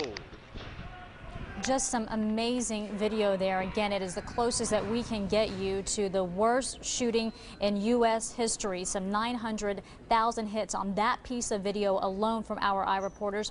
In fact, you can take a look at all of the video coming into CNN and our eye reporters just by going to CNN.com. But let me take you back to that video because you can clearly hear the gunshots.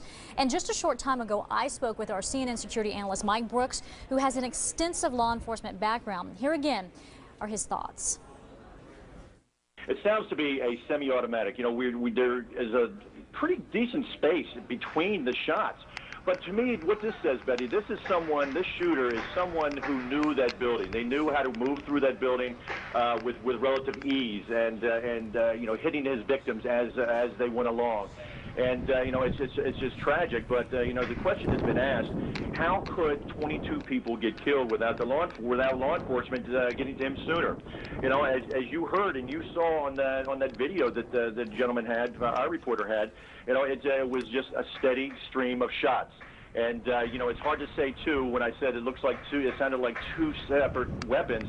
You know, again, it could also have been law enforcement shooting back at him. And that's why it would have sounded like a separate weapon. Well, that's what I was thinking when I heard you say that. I thought that it was two different because you heard one from the shooter, the other from the law enforcement there on the ground. But I want to stop you for a minute. I want us to really look at what you've said, and maybe we can throw up a map as well to understand this a little bit better. But from the Amber Johnston building there to Norris Hall, there is quite a ways. There's a drill field in between. And when you look at the timeline of the first 911 call coming in at 7:15 a.m., and then it's not until some 2 hours later that more shootings were reported in Norris Hall. There's a lot of time in between. So as you know, a security analyst, what does that tell you about what was happening there on campus when it comes to campus police? Well, I can tell you that it's a very, very large campus. I've been there myself, and it's, you know, with the confusion like that, Betty, and you've got students running around. You have someone crossing the drill field, and you have officers that are trying to deal with the wounded and people who were shot, as well as other officers coming in to try to deal with the gunman, try to locate the gunman, try to find out where that person is, who that person is. And, you know, it can be a very, very confusing scene. And, you know, when you have the Blacksburg, you have the Virginia Tech Police Department. They are a very well-respected campus police department. They work very closely with the local sheriff's office, as well as the Blacksburg police and the state police. And we've seen them all on the scene there today. You know, I can tell you, when you come up on the scene or something like that, it's very confusing. But when you have an active shooter like that, I know the police down there have been trained to deal with an active shooter situation such as this. But then you've also got the fire and emergency medical service coming in to deal with the wounded.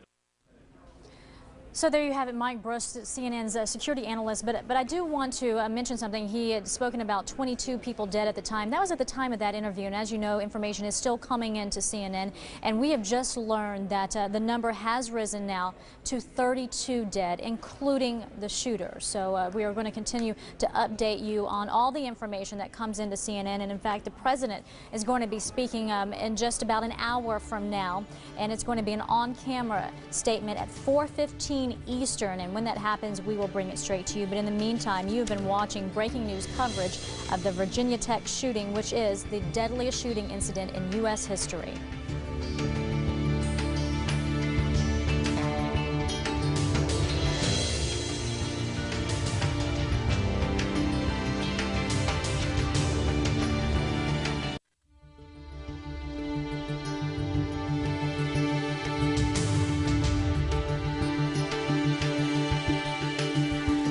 Just some pictures of this breaking news story that we have been following today as a monumental tragedy has taken place in Blacksburg, Virginia. Today, a gunman went on a rampage at Virginia Tech, and here's what we know so far. Officials tell CNN at least 32 people are dead, including the gunman, who was apparently acting alone. Now, there is no word on whether he killed himself. Now, if the numbers are confirmed, though, that would make this the worst mass shooting in U.S. history. Police got a 911 call around 7:15 Eastern this morning when they were told of a shooting at West Ambler Johnston Hall, which is a co-ed dorm. And about 2 hours later, more shootings were reported at Norris Hall, which is an engineering building. Well, the school will open tomorrow morning, but classes are obviously canceled. Counseling is available, and the school has set up sites for families to reunite with their children.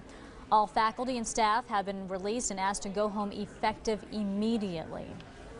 There is much more to come on this story. Yeah, and just talking about that, let's tell students and family where they can go. If they're wishing to reunite with their students, Betty, that information we just got in a short while ago, they can meet at the Inn at Virginia Tech. And the university is planning a convocation for tomorrow at 2 p.m. at Castle Coliseum for the university community to come together to begin to deal with this tragedy. Also, as you said, counseling will be available for all of this. We do want to tell our viewers at 4:15 Eastern Time, the President of the United States will hold a press conference to respond to the worst shooting in U.S. history, worst mass shooting in U.S. history. And then at 4:30, Virginia Tech will hold another press conference to update us on information. Update us now. CNN's Dana Bash, usually reporting to us from Washington. Dana, I would assume that you are in the Washington, D.C. area, but you have some new information for us. Hi there, Don. I am, and I'm actually in the United States Capitol, and I just spoke with two members of Congress from Virginia, and they just got off of a conference call with Virginia officials to give them the latest on the information on what happened at the Virginia Tech campus. Now, both were very, very cautious. Both Congressman Tom Davis and Congressman Randy Forbes of Virginia were very cautious to say that the information they have is early and it is still, quote, in flux. But they said that what they were told by officials, Virginia officials on this call, is that they believe 31 are dead plus the gunman. 31 are dead plus the gunman. Congressman Randy Forbes of Virginia said they, quote, do believe the shooter was a student and do believe that he ultimately shot himself. But again, I will caution, as he cautioned me, that this is preliminary information and that they really don't have very much information at all about who the perpetrator was. They don't know what kind of gun yet was used, and if they do, they're being very careful to get absolute confirmation before they make that information public or even make that available to members of Congress from the state of Virginia. Now, again, these are two members of Congress that I spoke with. Neither actually represents Blacksburg, where Virginia Tech is located, but this is information that they got as part of a conference call with members of Congress from Virginia. And CNN's Dana Bash, the information that you're telling us is, of course, very crucial, very important. If you're telling us that 32 people are dead, I think it bears repeating. Go through it again. You said a conference call, and go through it from that. Yes, and again, and I also want to be clear that neither of the congressmen were specific as to who on this call gave them this information, but what they said is that their understanding from Virginia officials is that 31 people are dead plus the gunman. So they believe that that is 32 dead But again, they were very careful to say that this information is coming in, it is in flux, and unfortunately it could change. All right, thank you. CNN's Dana Bastian. Just moments ago, we saw both the House and the Senate observe moments of silence for the terrible shooting that's happened, and also leading prayer there as well. After the prayer, then a moment of silence. But our Dana Bash again telling us, according to her sources, that at least 32 people have died in this, 31 plus the gunman, and they believe that the gunman shot himself. But again, they're saying this is very preliminary information. Right. And the gunman may be a student, but again, all of this is preliminary. None of it has been confirmed at this hour. And neither of the people she spoke to represents a district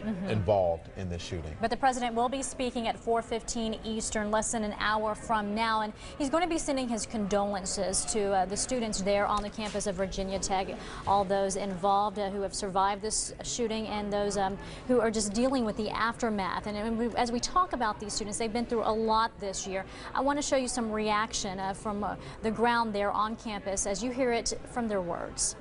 I don't understand why they would do something like this.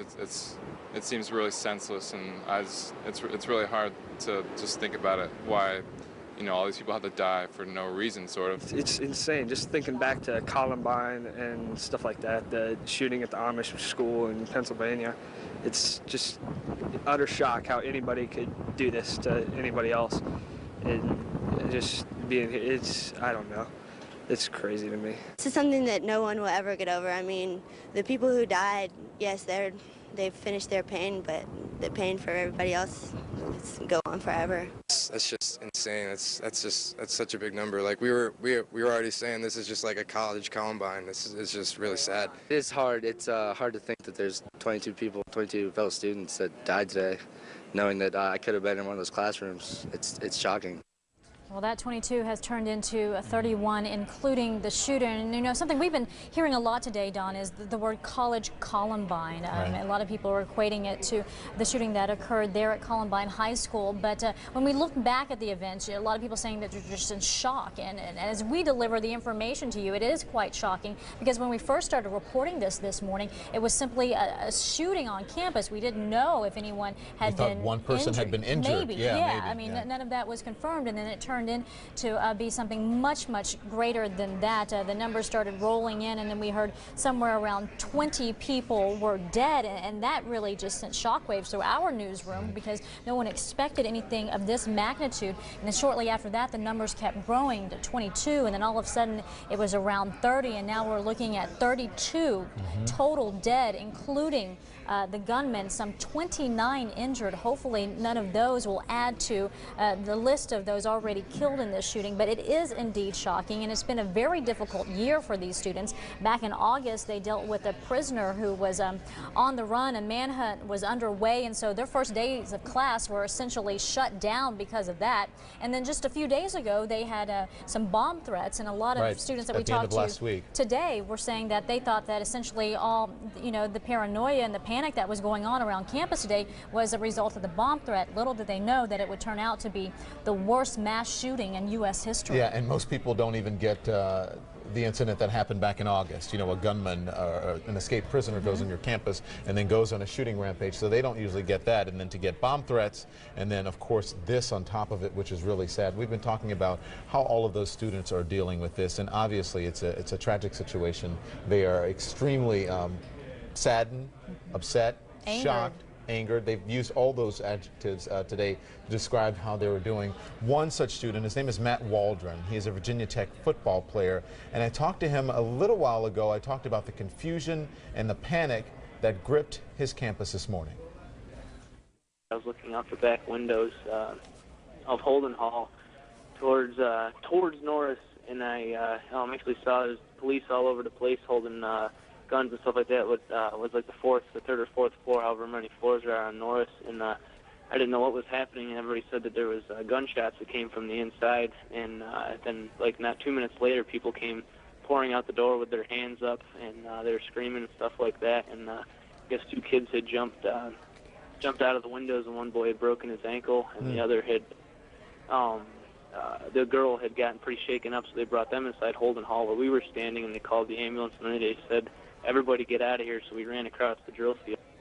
Yeah, and so word passes fast, moves fast when it comes to situations like this, Matt. Yeah. And I understand you got a phone call from a friend who doesn't even live here. Yeah. He was a friend that called from Iraq, and just making sure he's just putting out his concerns to everybody here. He's a soldier over there, and we're just wondering that, making sure everybody was okay. And I don't know, everybody just got a lot. I'm sure everybody today got a lot of calls from their family and friends just concerning the situation. It's just a tragedy. So. Yeah, and Matt, I'm sure you can see the irony in that someone from Iraq is calling you to see if you're okay over here, and they're in a war zone. Yeah, his exact words was, he's like, man, Matt, it's a sad thing today when you know that when you're over there in college and I'm in Iraq and you're getting more action than I am today. And he said it's just a sad thing. So. Yeah. Have you spoken to any of your fellow students, Matt? Yeah, well, I have my roommates here, so but then I've spoken over instant messenger to a lot of my friends that someone that lived on campus, and I was at Penn State last year, and one of my friends from there called me and said that one of his friends was actually one of the boys that had gotten shot, and he didn't tell me his name or anything like that, and I wouldn't release that, but they said that he was one of the boys that got hit, and he was just like making sure that I was okay and everything like that, and it just wasn't good. So. Yeah. So again, explain that to us again, Matt. We have a lot of folks talking to us. Who do you know that got shot? I don't know anybody that got shot, but saying one of my friends, I was at Penn State last year, that's where I went to school, and one of my friends there, one of his friends that goes to Tech down here was one of the boys that was actually a victim, and so I don't know his name or anything like that, but that's like one of the situations I know that somebody that got shot. So Matt, yeah, you're IMing your friends, you're emailing, you're talking by phone. What are you guys saying to each other today? I don't know, there's just everybody just kind of shook up and just really can't believe what's going on. Everybody's just kind of stuck in their dorms, and everybody's hungry, and everybody's just like, I don't know, it's just weird. It's just not a good situation. It's really hard to explain unless you're like firsthand here thinking and talking about it. It's just hard. So. Yeah. It could have been anybody. It could have been any of us out there today. I was like 50 from the spot that it happened. That could have been me today laying on my deathbed. And that was Tim Waldron, who's a student there. Definitely an eye-opening day for the Tech students. They will be able to get some help through grief counselors and chaplains. They're already on site, and the Red Cross is mobilizing dozens of staff and sending them to Blacksburg. And I just want to give you this information because we heard our Dana Bash report moments ago that she got wind or got news of a congressional conference call, and saying that 31 people were dead, plus the gunman, which would make it 32. Which is also what the Associated Press has been reporting for about over Well, they an were hour reporting 31. The Associated Press was reporting 31. 32 is a new number that we've just heard about. So according to Dana and those sources that she has, it's 32. But then again, we have called the governor's office and the Governor Tim Kaine, and he tells us that their official report in Virginia is 22 deaths. So we're going to get Congressman Forbes on the phone to try to clarify this, to see how their information matches up with the information that the governor's office has. But again, this is a fluid situation. Yes. So we're giving you the best we know of. The Associated Press is reporting 31. Dana Bash, who had this call or heard about this call from Congressman, she is saying 32. And then again, the governor's office in Virginia saying 22. That's a report that they have. So we'll get it all cleared up for you here. But again, a fluid situation, so please stick with us and following all of this. Yeah, well, either way you cut it, the numbers are still extremely large, and the carnage at the Virginia Tech campus is the deadliest campus shooting rampage in U.S. history at this point. The worst such incident up until today took place more than 40 years ago at the University of Texas at Austin. In August of 1966, check out this video. Charles Whitman brought an arsenal of weapons to the observation deck of the school's 27-story tower and opened fire on the people below. The rampage went on for more than 90 minutes, and when it was over, 16 people were killed, 31 were wounded. Now, police officers finally reached the observation deck and shot and killed Whitman. More than 150 people have been killed in random school violence in the last 80 years. One of the worst incidents happened just last fall in Nickel Mines, Pennsylvania. 5 girls were killed after a man took at least 11 students hostage at an Amish school. Remember that? Well, he later killed himself. And another infamous shooting happened in March of 2005 in Red Lake, Minnesota. You may recall this one as well. A 16-year-old boy killed 4 fellow students, a teacher and a security officer at Red Lake High School before killing himself. And this was the school shooting that perhaps most shocked the nation, until today, of course. 2 students opened fire inside Columbine High School in Littleton, Colorado, killing 12 fellow students and a teacher. They then committed suicide in the school's library. And Betty, just about as close as you're going to get to the shooting is an I reporter. His name is Jamal Abergudi, and he was on the campus at the time. He had a cell phone and shot this video. It's unedited videotape. Take a look at this.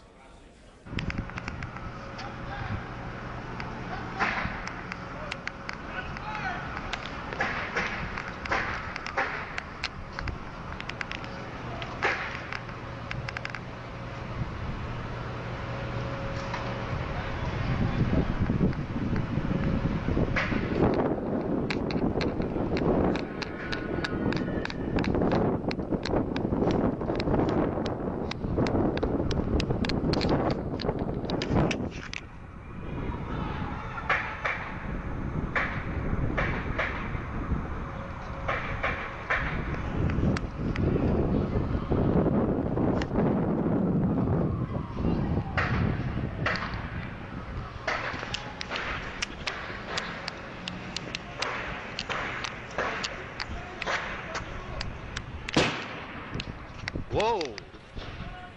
Yeah, Whoa is right. That is Jamal Abergudi. He is a CNN I reporter.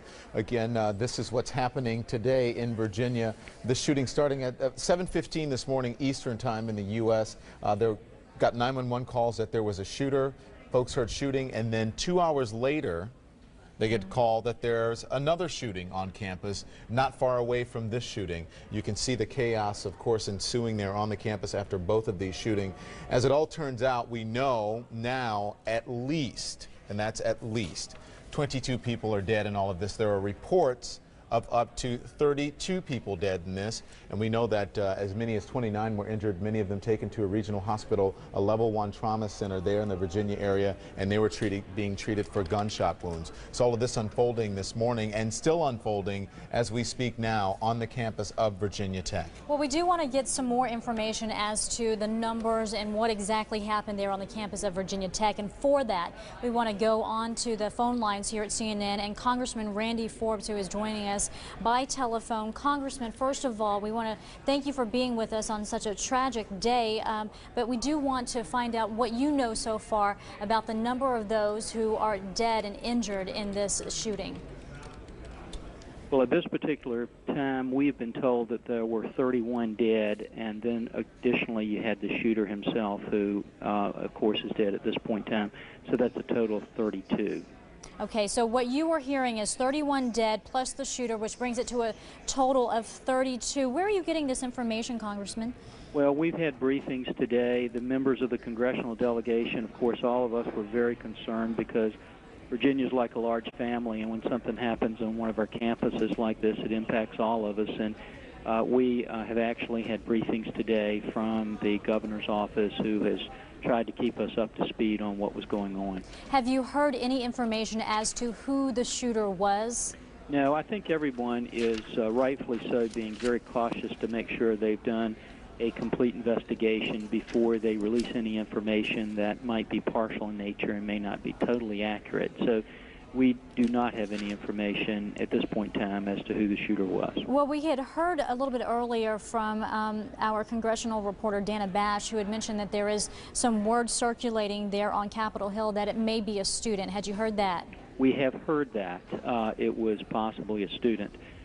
But we obviously haven't had that confirmed yet because we haven't had the name of the student confirmed either. Do you know how this played out? Was this someone who intentionally went into these buildings shooting specific people? What do you know about the motive here? Very few people know anything more right now than speculation on the motive and exactly how it took place. One of the things, as I mentioned earlier, everyone realizes how important it is to get information out and to get it out quickly. But at the same time, people are being very cautious to make sure we're not getting out information that's just in piecemeal that could be an error. So we don't know at this particular point in time exactly how it played out. We just know the number of people that were killed. We know it was a tragic situation, and we know we're very concerned about other students that were transported to 4 different area hospitals around that community. What we've learned from you is 31 dead, plus the shooter, that being a total of 32. What do you know about the numbers of those injured and the extent of the injuries? Well, we don't know very much about the extent. We were told there were 17, at least 17 students that were transported to area hospitals, and obviously we're very concerned about them because you know, the nature of their injuries could vary from student to student. But at this particular point in time, the only thing we know is there were another at least 17 transported to local hospitals. What do you have to say to the students on campus there, still on campus today at Virginia Tech, and to their families watching, and to all those who are concerned about what has happened? Well, I think first of all, the state has done a wonderful job in terms of dispatching plenty of police officers, state troopers, and other people to make sure everyone that's there can have a degree of safety and feel safe while they're on campus. At the same time, I think, as I mentioned earlier, Virginia is a large family, and you know, we reach out and put our arms around the students that are there, the victims and their families, and I think across America today we're seeing an outpouring of people wanting to help, but also people just saying that our prayers and thoughts go to those victims, their families, and to a truly great institution. And lastly, how are you doing representing the state of Virginia? And as we are learning with the numbers that have climbed pretty rapidly today, that this is the worst mass shooting in U.S. history in your state.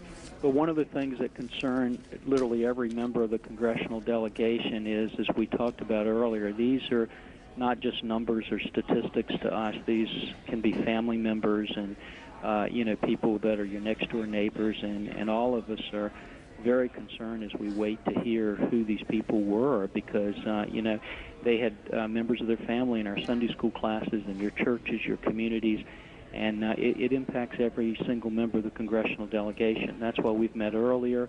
We will probably travel to Virginia Tech tomorrow simply to be able to say we're here and we want to stand with you. Congressman Randy Forbes, representing the state of Virginia. Congressman, we really appreciate your time today. Unfortunately, the circumstances are not what we would like, but we do appreciate your time. Thank you. Well, thank you. This is all unfolding in Blacksburg, Virginia, which is not far from Roanoke, Virginia, Betty, and it happened again, as we said. Just want to reset this for people. About 7:15 this morning, they got a 911 call from Ambler Johnston Hall at the university saying that there had a shooting on the 4th floor. There had been several victims, and then about 2 hours later, a shooting at Norris Hall, and then again reports of multiple fatalities. A shooter, the shooter is believed to have died here. So there were several victims shot in the classroom, also at the dormitory. Again, this is happening in Blacksburg, Virginia, on the campus of Virginia Tech, not far from Roanoke, Virginia. And as you can imagine there, the students are stunned, and those are their words coming into the CNN newsroom. Just a short while ago, we spoke to some of them. Take a listen. Across and I see the SWAT team like swarmed around Norris, and I had no idea what was going on.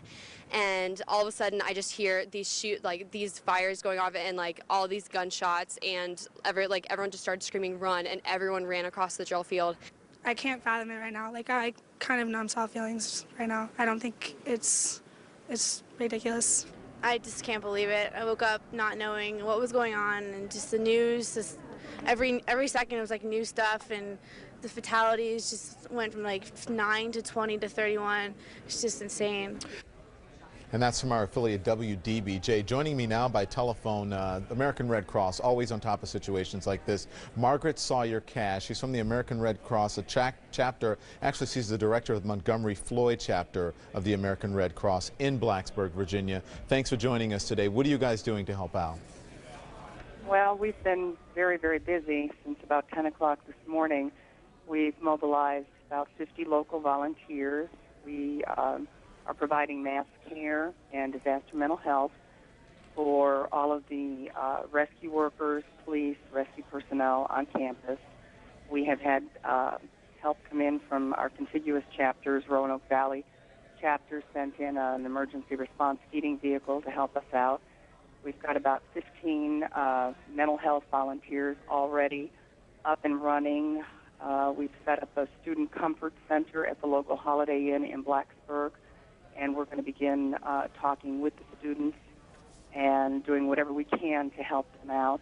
And we also have national headquarters they're sending in a critical response team because this is going to go on for several days. Yeah, absolutely. Have you spoken to any of the students yet, Margaret? Well, actually, I work with several interns, and they were just in shock this morning. Absolutely. Yeah. What did they say to you? Well, they just absolutely couldn't believe what was happening. They said it was like a war zone out there.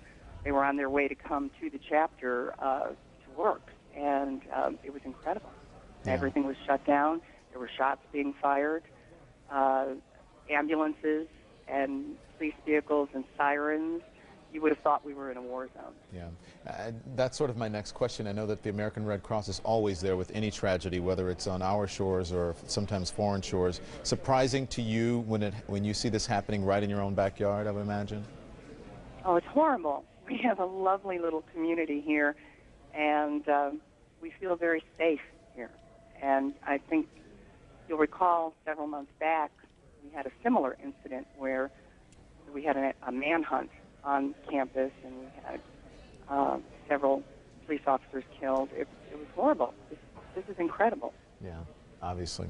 Margaret Sawyer-Cash, director of the Montgomery Floyd chapter of the American Red Cross. She is in Blacksburg, Virginia, exactly where the shooting happened on the campus of Virginia Tech. We thank you so much for joining us today.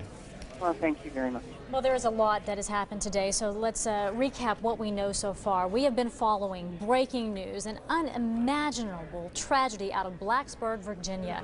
A gunman went on a rampage at the Virginia Tech campus, and here's the information that's coming into CNN. There are now conflicting reports about the number of victims. Virginia Tech police say that they've confirmed 22 people killed, including the gunman, but other Virginia officials, including Congressman Randy Forbes, who I just spoke with, say that there are 32 deaths, and that includes the shooter. Now, police got a 911 call around 7:15 this morning Eastern when they were told of a shooting at the West Ambler Johnston co-ed dorm. And then about 2 hours later, more shootings were reported at Norris Hall, which is an engineering building. The school will open tomorrow morning, but classes obviously are canceled. Counseling is available, and the school has set up sites for families to reunite with their children. All faculty and staff have been released and asked to go home effective immediately. So as we wait for more information to come into CNN, we do want to let you know that we should be learning a lot more in the coming minutes. In fact, at 4:15 Eastern, about 30 minutes from now, we will hear from President Bush. He will be making an on-camera statement that is expected to last between 8 and 10 minutes. He obviously is very horrified at what has happened today and will be sending his condolences to those involved in what has happened on the campus of Virginia Tech, which turns out to be, if these numbers are correct, the 32, the worst mass shooting in U.S. history. And then we're going to hear from the university, too. Yeah, I was going to say following that at 4:30. At 4:30, because they spoke this morning. They held a press conference, the president of the university, and also the police force as well. The police chief there in Virginia, in Blacksburg, held a press conference. But again, that 4:30 is when the president is going to, 4:15 is when the president is going to hold his. 4:30, the university. 4:30 is when the university is going to hold their press conference. Let's talk a little bit more about the university, just so you'll know a little bit more about Virginia Tech itself. The sprawling campus in Blacksburg has 8 colleges and also a grad school. It has more than 25,000 full-time students. That's the largest full-time student population in Virginia. Now, the main campus has more than 100 buildings, and it spans some 2,600 acres and even has an airport, so it's a pretty big campus there. Yes, this is a very large campus, and you know, aside from the some 26,000 students who attend there, there are a lot of international students as well. And as we've been broadcasting to our international audiences, there are some 2,000 international students. Almost half of them are from India and China. So there is some worldwide interest in this, and obviously nationwide interest and real sympathy going out to those involved. It's a big campus, 2,600 acres, over 100 buildings. So we were talking to a SWAT trainer this morning, just trying to get a handle on that much acreage and all those buildings is really a tough thing to do. Betty, we've been talking to students, and we've also been getting some eye reports in from students and people who were on campus. And this one, let's take a look at it now. It's from Mark Ruse, and he is a student on the campus. Mark says the pictures show McBride Hall and North Hall It says, he says it shows police evacuating students and students fleeing the area. Lots of police cars, obviously, and emergency vehicles in that shot. So that again is from Mark Ruse. Just looking at the chaos there on campus. And of course, you can go to CNN.com. If you have pictures or video, we want you to stay out of harm's way, but you too can become an iReporter. Go to CNN.com/iReport. Click on that icon and send us your pictures and your video. Of course, we would accept them here, right here on CNN. Well, the video that we've gotten in today has been truly remarkable, especially that from Jamal Al-Barghouti, who really takes us to the scene of the shooting that took place. You could hear the gunfire just ripping through. You could see the officers on foot with their guns drawn. And in fact, he just had a cell phone. He had heard about some bomb threats that were issued a little bit earlier, past few days, and just thought that, well, this is just another part of that. They're checking out to see what's going on. Here's some of that iReport video right now, and we're going to pause just as we get a little bit closer, and you can really hear the shooting occur. And as we were talking to Mike Brooks earlier, it appears that the person involved in this, the shooter, obviously knew this campus very well to travel the distance that he did. So let's take a listen.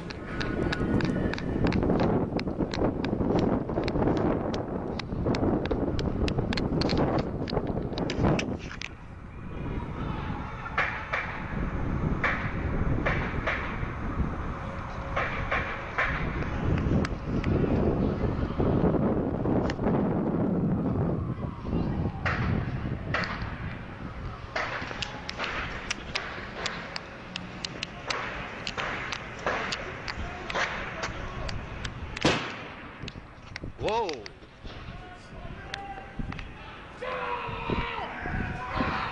Oh, you can hear the screams there. You can hear the gunshots. In fact, I spoke a little bit earlier with Tiffany Oti. She was in Norris Hall, the building where most of the shots rang out and where we have the most fatalities. And she was just one floor above where the shooting took place. You're looking at a larger map. The first shooting took place at Ambler Johnston Hall and then moved to Norris Hall about 2 hours later. And she describes it as some 50 shots being fired. She could hear screaming, and then it wasn't until some 10 minutes later that police arrived with their guns drawn and escorted them out of the building, because at that time they really didn't know where the shooter was. Yeah, and you talked about this video that really took us right to the center of the action. Well, Heidi Collins and Tony Harris spoke to him earlier in the CNN newsroom, and he talked to us about that video and being right in the middle of it. Well, the first thing I saw is when the policemen started taking their guns out, and then I knew that this was serious. I really didn't hear anything about the shooting that happened in AJ, but when I saw the guns, I knew that it isn't another bomb threat. Then I started hearing some gunshots far away. It seemed to me that they were not at Norris Hall, the building where the cops were just near. Right now, and then all the cops were trying to get into Norris Hall. They used like a bomb or something to open one of the doors, or probably they dropped a tear bomb in the building. There was a person in the building in the second floor in Norris, trying to tell the cops that he's in there, and probably trying to guide them in. Now, Jamal, were you able to hear that person? And again, just to be clear for our viewers, this is apparently Norris Hall, the site of the second shooting that took place at Virginia Tech this morning. Jamal, you were able to hear some type of conversation between somebody on the second floor and the police officers outside? Well, I wasn't, but I saw his hand from the window. He was trying to reach outside the window to talk to the cops. So this is what I saw. I didn't actually hear him talking to them, but he was talking to them. I did not hear what he said. I was a little bit far away from there. All right. Now, after we see the pictures here that you were able to capture with your cell phone, we see that you actually moved quite a bit closer as the police went on down, I assume, inside the building. What happened after all of that? Well, I wasn't able to see anything because a cop came from behind me and he asked me to leave the area. I imagine so, for your safety, obviously. Where are you now, Jamal? What can you tell us about what you know to be happening on campus at this point? Well, after that, I had to leave. I left campus all over. Right now, I'm at my house, away from campus. Yeah, and you had mentioned, just to be clear for everybody, you had mentioned that you thought initially you were not aware that there was actually sort of an event going on, if you will, and that there had been a shooting at a different building earlier in the morning. You had thought this was another bomb threat. You're about the third or fourth person that we've heard from now where the campus had been dealing with some bomb threats. Yes, this is the case. I actually didn't even check my emails in the morning. I had to go talk to my advisor, Dr. Sanger, in Patton Hall. And I was trying to get into Patton Hall while I was around 300 feet. Patton Hall, just for you to know, is not that far from Norris Hall, where the shooting was happening. And when I was around 200 feet away or 300 feet away from Patton Hall, a guy with probably a professor or someone in Patton Hall, he was shouting to everybody walking outside Patton Hall, telling them, leave the ground. Now, I didn't understand how can I leave the ground, but he was... take cover, in other words. Right, right. Yeah, and so also just to... Go ahead. I just turned around and left. After a minute, when I reached the area where I took the video from, I saw the cops with guns, and they were asking everyone to lay down or to leave really quickly, so I knew that this wasn't another bomb threat. I knew that it's something way more serious than that, so I started taking the video. I reporter Jamal Al-Ragoudi, and he's talking about those bomb threats. You may be a little bit confused, but the reason he's talking about that is because late last week on campus, they got several bomb threats, found out about it through email after police and faculty contacted them. So that's what he's talking about. He thought it was another bomb threat again. A lot of people that we spoke with today, a lot of the students thought that the commotion that they saw had to do with those bomb threats, and then little did they know that it would turn out to be what indeed it is. At least 32 people killed in this, including the shooter. I want to let you know that Jamal Al-Ragoudi, who shot that cell phone video, that just incredible video there that takes you to the scene of what was happening as it was happening. He is going to be on CNN's Paula Zahn Now tonight at 8 p.m. Eastern.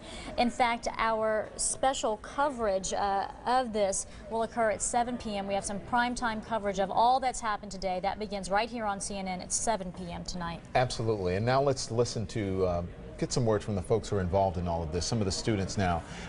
This is student reaction from our CNN affiliate WDBJ.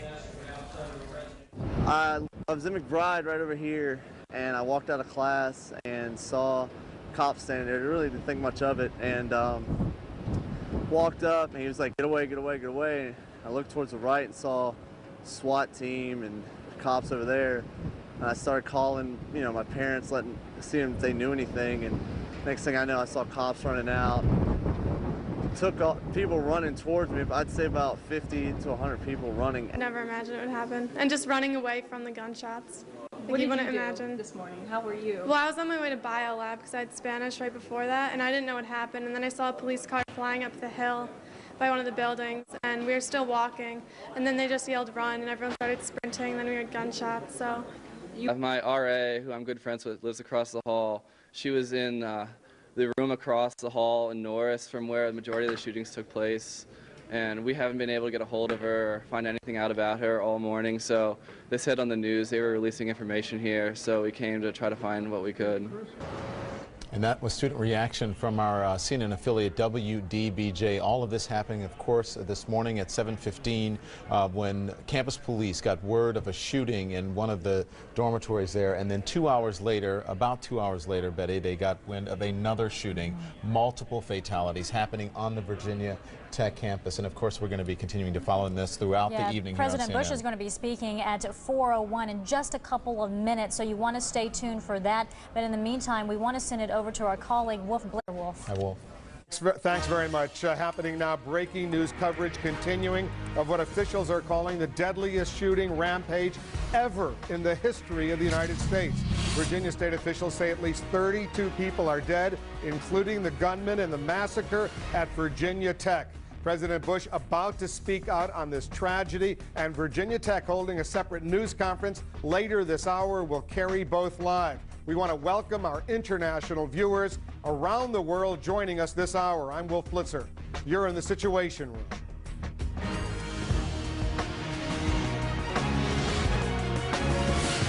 This hour, authorities still are piecing together the horrific chain of events on the campus of Virginia Tech. This is what we know right now. A gunman believed to be acting alone went on a shooting rampage early this morning. Virginia's congressman tells CNN 32 people were killed, including the gunman. It's unclear if the gunman was shot by police or took his own life, or what his motive might have been. His name has not been released. The massacre happened in southwestern Virginia, in the town of Blacksburg, on the campus of Virginia Tech. Police received a 911 emergency call at 7:15 a.m. Eastern from West Ambler Johnston Hall. It's a co-ed dorm that houses 895 people. At least one student was killed there. Get this, though. About 2 hours later, police still were investigating the dorm shooting, and the campus was on lockdown when authorities got word of gunfire at Norris Hall, a classroom building. That's on the other end of the 2,600-acre campus. Most of the bloodshed happened there. Cell phone video captured the sounds of gunfire and the chaos. Watch and listen to this.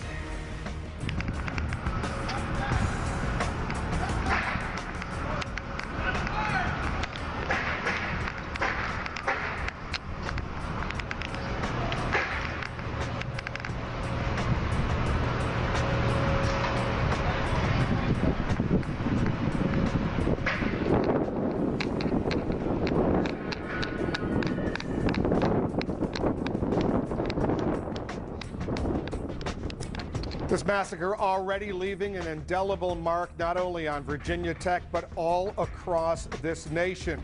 Americans are watching very, very closely to see exactly what happened early this morning on this campus. More than 20,000 students, many of them, at least a couple thousand international students, students from all over the world. They come to Virginia Tech in Blacksburg, Virginia for an education, but they got this early this morning. The President of the United States outraged, as so many other people all over the country, trying to come up with answers.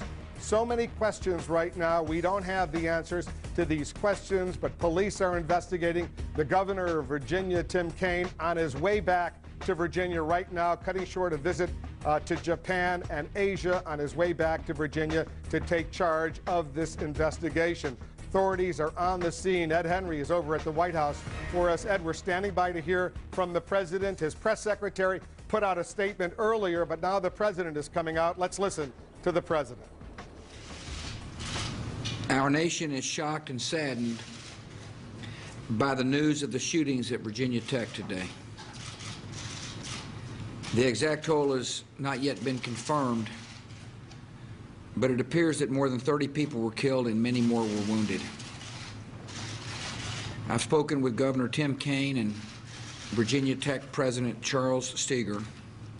I told them that Laura and I and many across our nation are praying for the victims and their families and all the members of the university community who have been devastated by this terrible tragedy.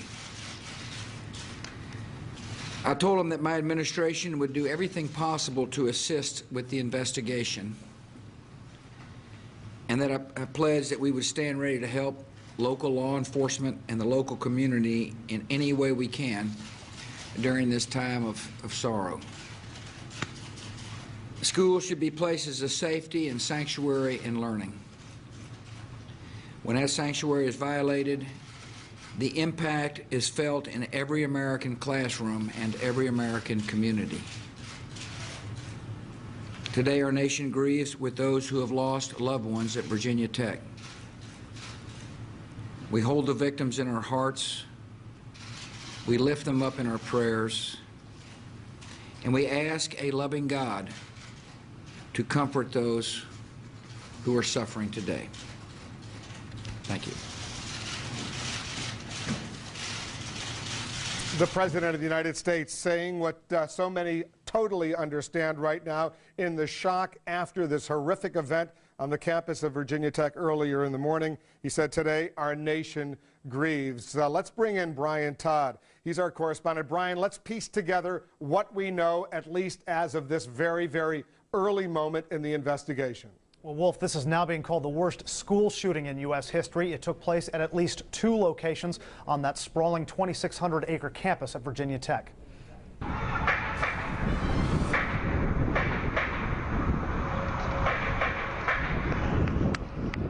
Among the first images we saw captured outside the Norris Hall classroom building on the Virginia Tech campus.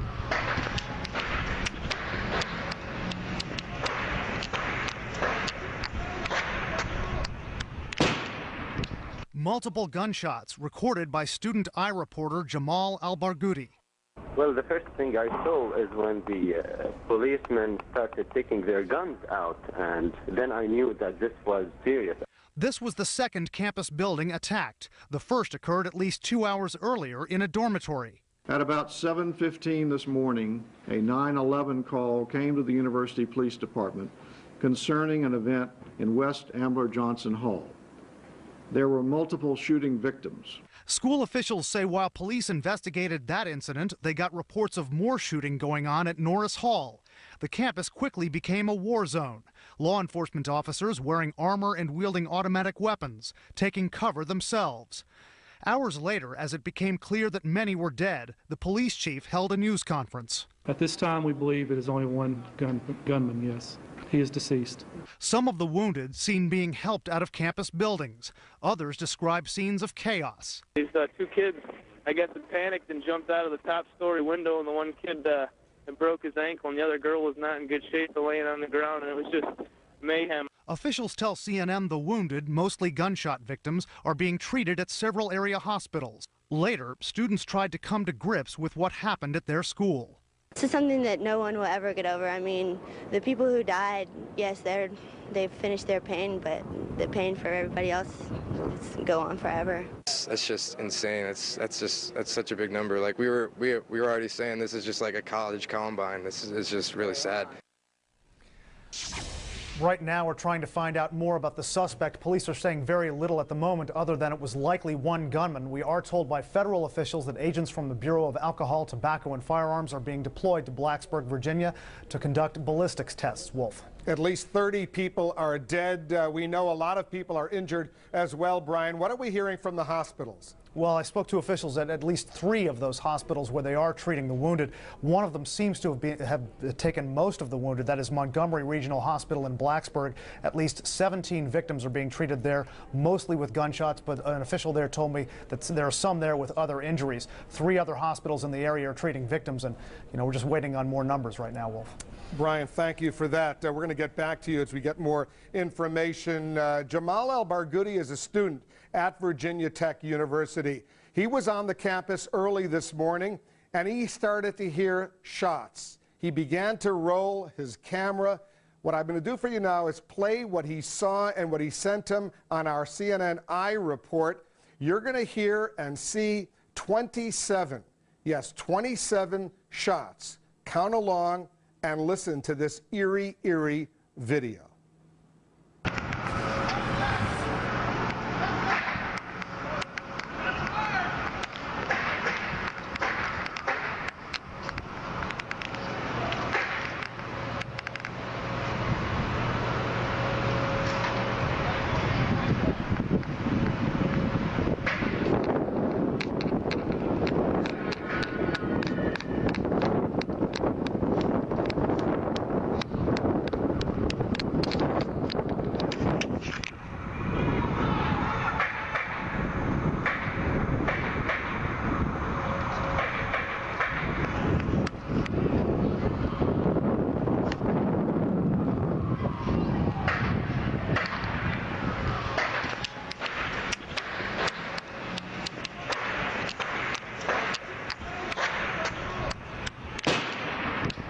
Whoa!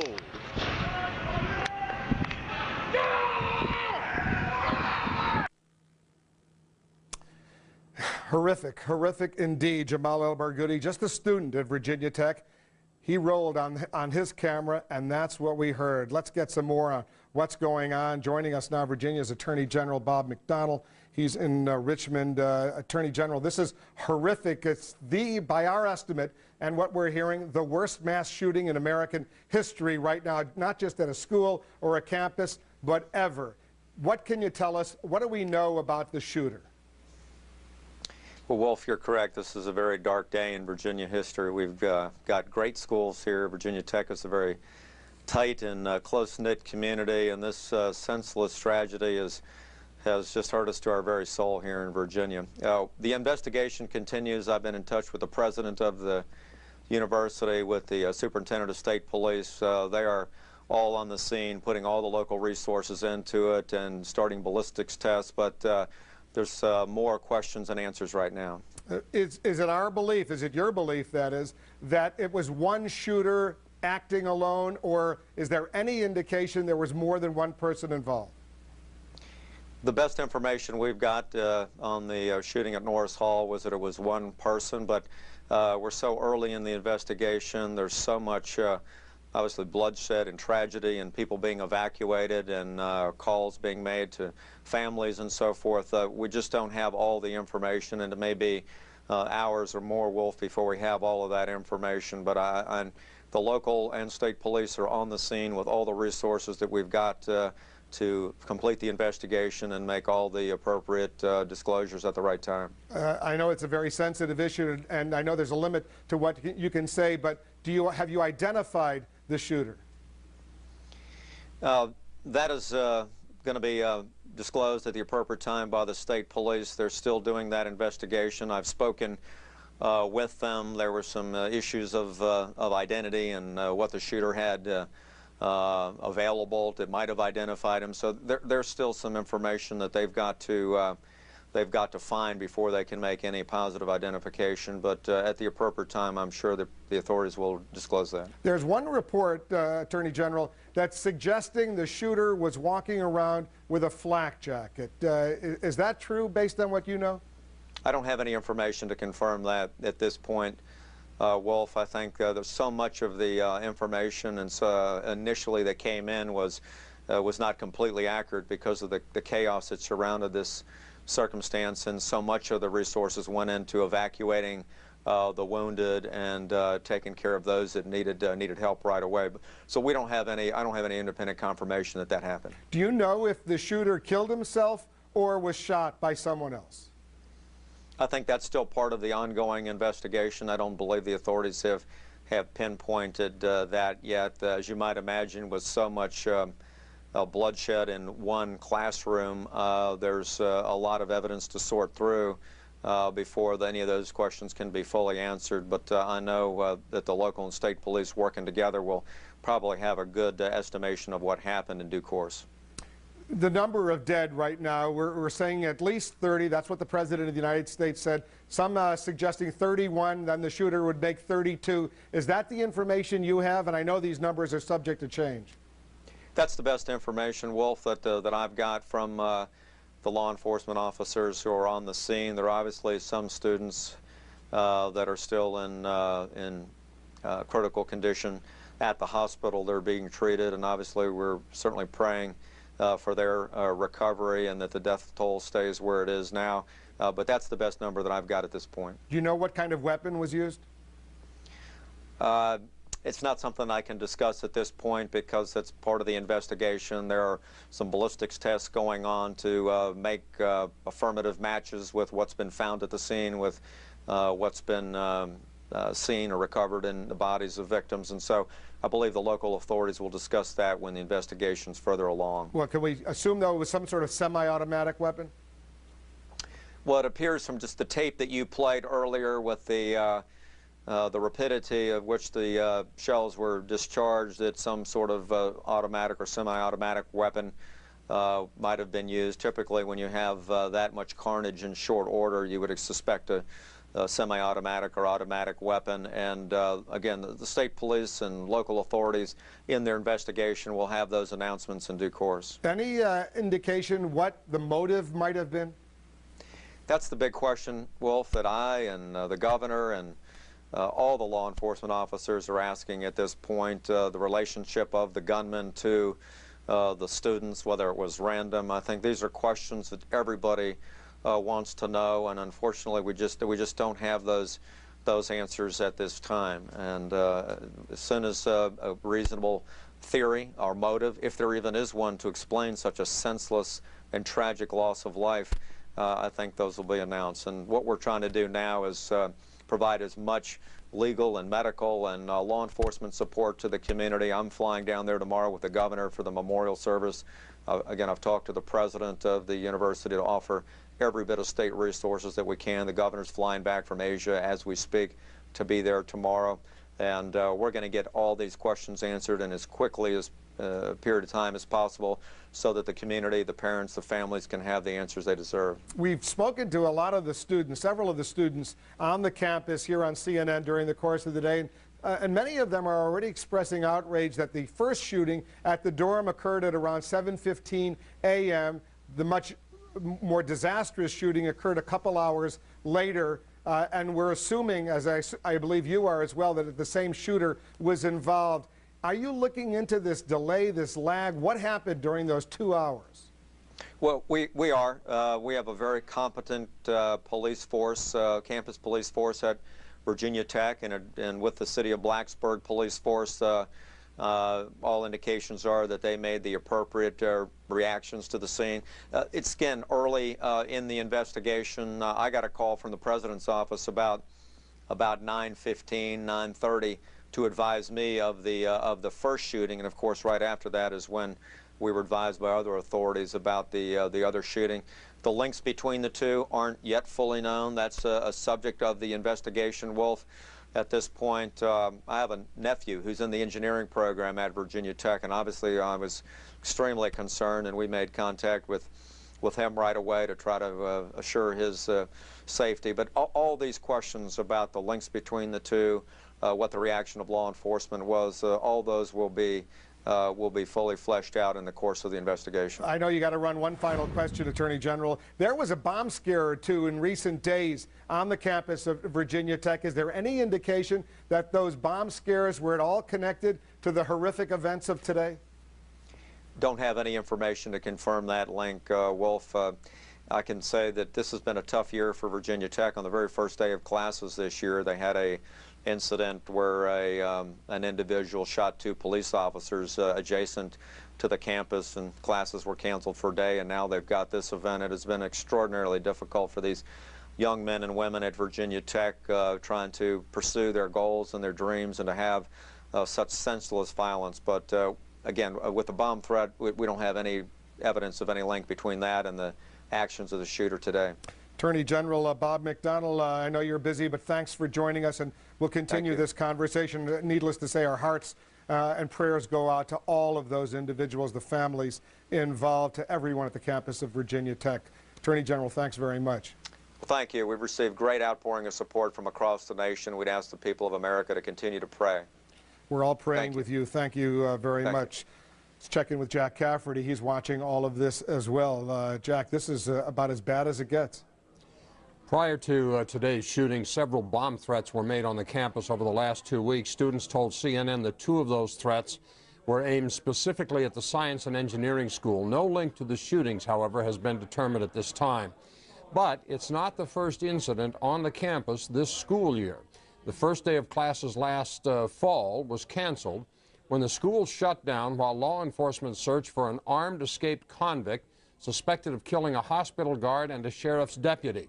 That suspect was eventually captured on an off-campus trail. But these kinds of things tend to have a cumulative effect. And students on campus today who were around last fall may have second thoughts about whether they want to continue attending Virginia Tech. Here's the question then. What impact will the Virginia Tech shootings have, do you think, on future enrollment at that school? It's one of the best engineering schools in the country. Email your thoughts to CaffertyFile@CNN.com. or go to cnn.com/CaffertyFile. Wolf. Jack, when you heard about it, earlier today, what was the first thing that went through your mind? 2 things. When these things happen in this country, they tend to happen at schools. If you look back at the history of these mass killings from, was it University of Texas back in Austin years ago to Columbine, they happen on school campuses. And the other thing that occurred to me is that we seem in this country to have a copyright on this kind of violence. I don't recall being able to spin back through my mind quickly and come up with a half a dozen mass shootings in other countries in the last 25, 30 years. They seem to happen in the United States, and they seem to happen on school property. And I don't understand why either of those things is the case, but that seems to be the history of these. Jack, we're going to get back to you soon. Let's check in with Abby Tatton. Abby, we're getting pictures coming in from the campus of Virginia Tech through CNN's iReport. What else are you seeing? Well, we're seeing so many pictures, dozens of them, Wolf, coming in through iReport, and through them we're seeing just what the Virginia Tech students were seeing as they looked out of their windows of their dorm rooms and their classrooms. We've been getting them in since late morning. Look at this one here. This is a video from Alex Miller, a freshman, age 18. He could hear the police shouting, "Get down," looked out of his window, saw a policeman on top of a man. This man, not a suspect. He was patted down and quickly released. As he was at the window, police were shouting for the students to stay away from the windows. Moving on to another one, police activity right outside the dorm room of Patrick Rougie. He said he heard a campus alert system, the sirens going. He looks out and this is what he saw. He was worried. He said that he thought that the shooter was still around. This again late morning at Miles Hall. Jason Joseph's photos, he sent in many of them to CNN's iReport, shows Lee Hall's, all of them taken from his room or the room of friends in Lee Hall. He recorded swarms of police around, and no police activity on this one from Nancy Love, who was in Durham Hall, her 4th floor office, but she recorded what she counted as 13 ambulances lined up outside this section of Virginia Tech. And as I said, we've been getting these in. They're still coming in, video and images, a lot of them displayed on CNN.com, and CNN.com/iReport is where you can still submit these images. Wolf. The images are gruesome indeed. Abby, thank you for that. We'll continue to check back with you. Remember, we're standing by for a news conference from the campus at Virginia Tech. We expect to get some new information, some new details on this, the worst mass shooting in American history. Dr. Sanjay Gupta is our chief medical correspondent. He's joining us on the phone now. Sanjay, we know there are a lot of dead people, including a lot of dead students right now, but there are a lot of injured as well from a gunshot. Talk a little bit about what's going on in the hospitals in the Virginia Tech area. You know, it's a very methodical process when taking care of these sorts of penetrating injuries. We've talked a lot about different sorts of injuries with that bus crash, for example, not that long ago. Those were more blunt sort of injuries. Here, you have to make some assessments very quickly.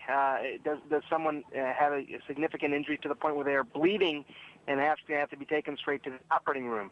This can be determined by taking blood pressure, heart rate, but also getting some of these fast CT scanners. You've seen these, Wolf, perhaps, where they can actually get an idea of the degree and severity of injuries in someone's abdomen, someone's chest, very, very quickly, and that's what needs to be done. And then this all takes place within several minutes. You can start to make a decision about triage. Does someone need to go to the operating room? Do they need to be in the intensive care unit? Do they need to stay in the emergency room? Or are they stable enough to go to a hospital that doesn't have as services that take care of such severely injured patients? But this all happens very fast, Wolf. I know all of the hospitals in the area of Virginia Tech, they've been receiving patients, badly wounded students, and others who were shot. How much time in a gunshot incident along these lines? There's a critical, half hour that emergency surgery, emergency procedures that can mean life or death have to take place? You know, it's interesting. People talk about the golden hour of trauma, and that's really more of a guideline than an absolute standard. I'll give you a couple of examples. If someone has an injury to the abdomen where their spleen has been hit, for example, and they're bleeding profusely, they need to get to the operating room very, very quickly, within half an hour to an hour for sure. If they have a brain injury, obviously that's going to be more quickly as well. If it's a limb injury, sometimes they can go a little bit more slowly. But it's most dependent sort of on the degree of bleeding that's taking place. Even in a limb injury, sometimes one of the big arteries can be injured, and the patient needs to have an operation quickly to either put the vessel back together or to stop the bleeding in some way. But you know, these determinations, it's such a difficult thing to sort of assess from afar. These things sort of take place at the scene, sometimes route to the hospital, and certainly at the hospital itself as the surgeons and the trauma doctors evaluate. I've seen at least 4 or 5 hospitals in the Virginia Tech area that have been mentioned that have been receiving emergency patients as a result of this horrific shooting earlier today. I assume that the emergency rooms in all of these hospitals are prepared for this kind of contingency. Well, it's interesting, Wolf. You know, and we talked about this with the bus accident not that long ago as well. There were 13 patients at that point brought to one hospital and a few patients taken to another hospital in Atlanta. You do typically have trauma rooms standing by. So you have trauma bays in the emergency room ready to go, blood ready to go, the surgeon standing by. But still, when you have that many patients all at once, you do need to start dispersing among different hospitals. They can have more resources available that way, surgeons fresh, ready to go at each of these hospitals. This is a lot of patients. No matter what the scenario, I don't think any hospital probably in the country has the kind of reserve necessary to take care of 17 possibly critically ill patients all at the very same time, especially if they all need operations. Are you making your way towards the scene, Sanjay? I am going to be later on. I'm right now making my way towards the CNN Center. We're going to collect some more data and probably go on to the scene later on.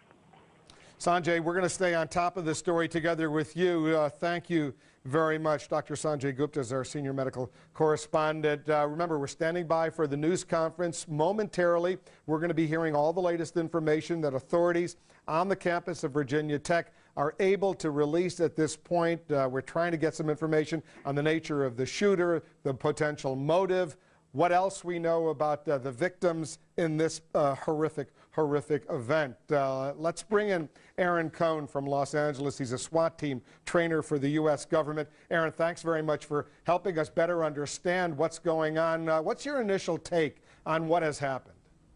Well, my initial take on this scenario is that you know, it really reinforces what me and my company have been doing for the last few years, which is trying to take the operations away from SWAT and give these patrol guys more tools, advanced tactics to be able to go to what we call direct to threat. What we've got here is what's called an active shooter. This is a gunman whose basic goal was to kill as many people as possible in the shortest period of time.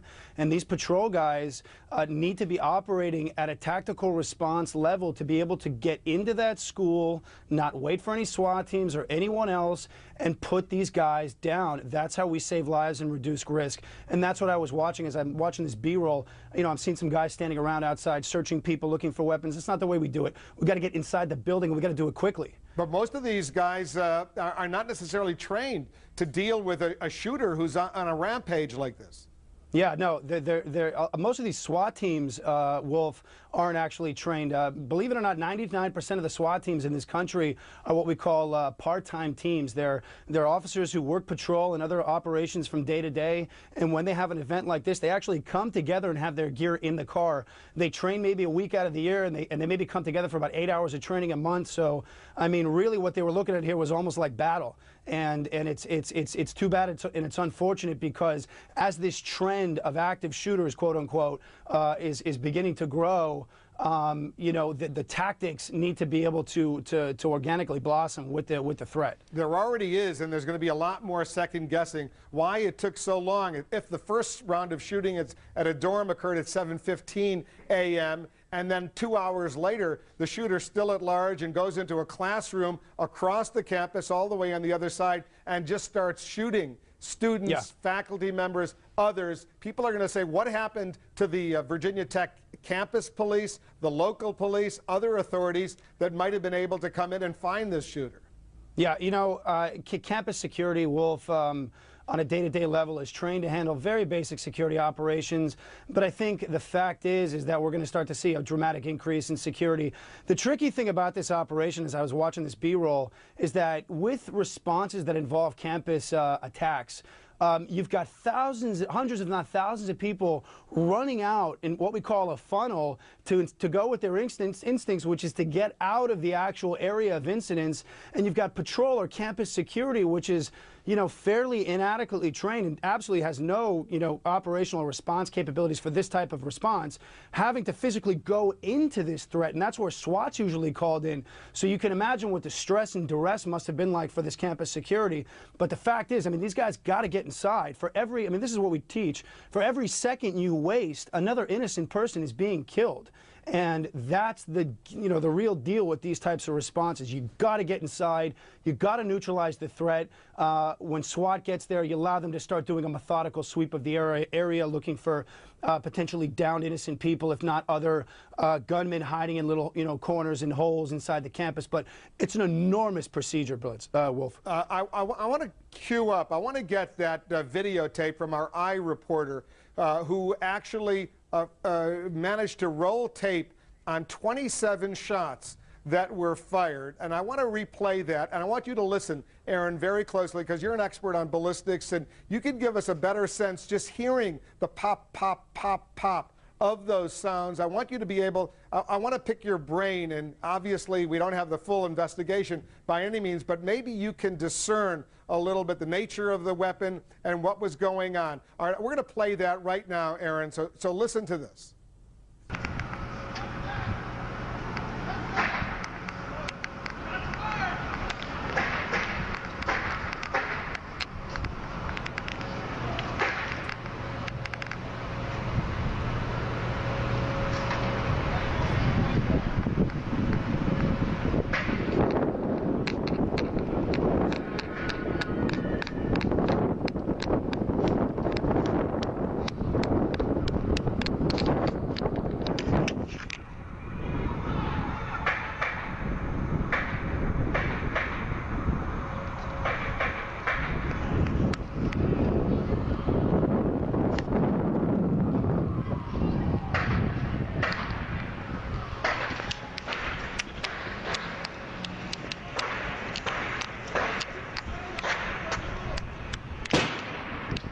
Whoa!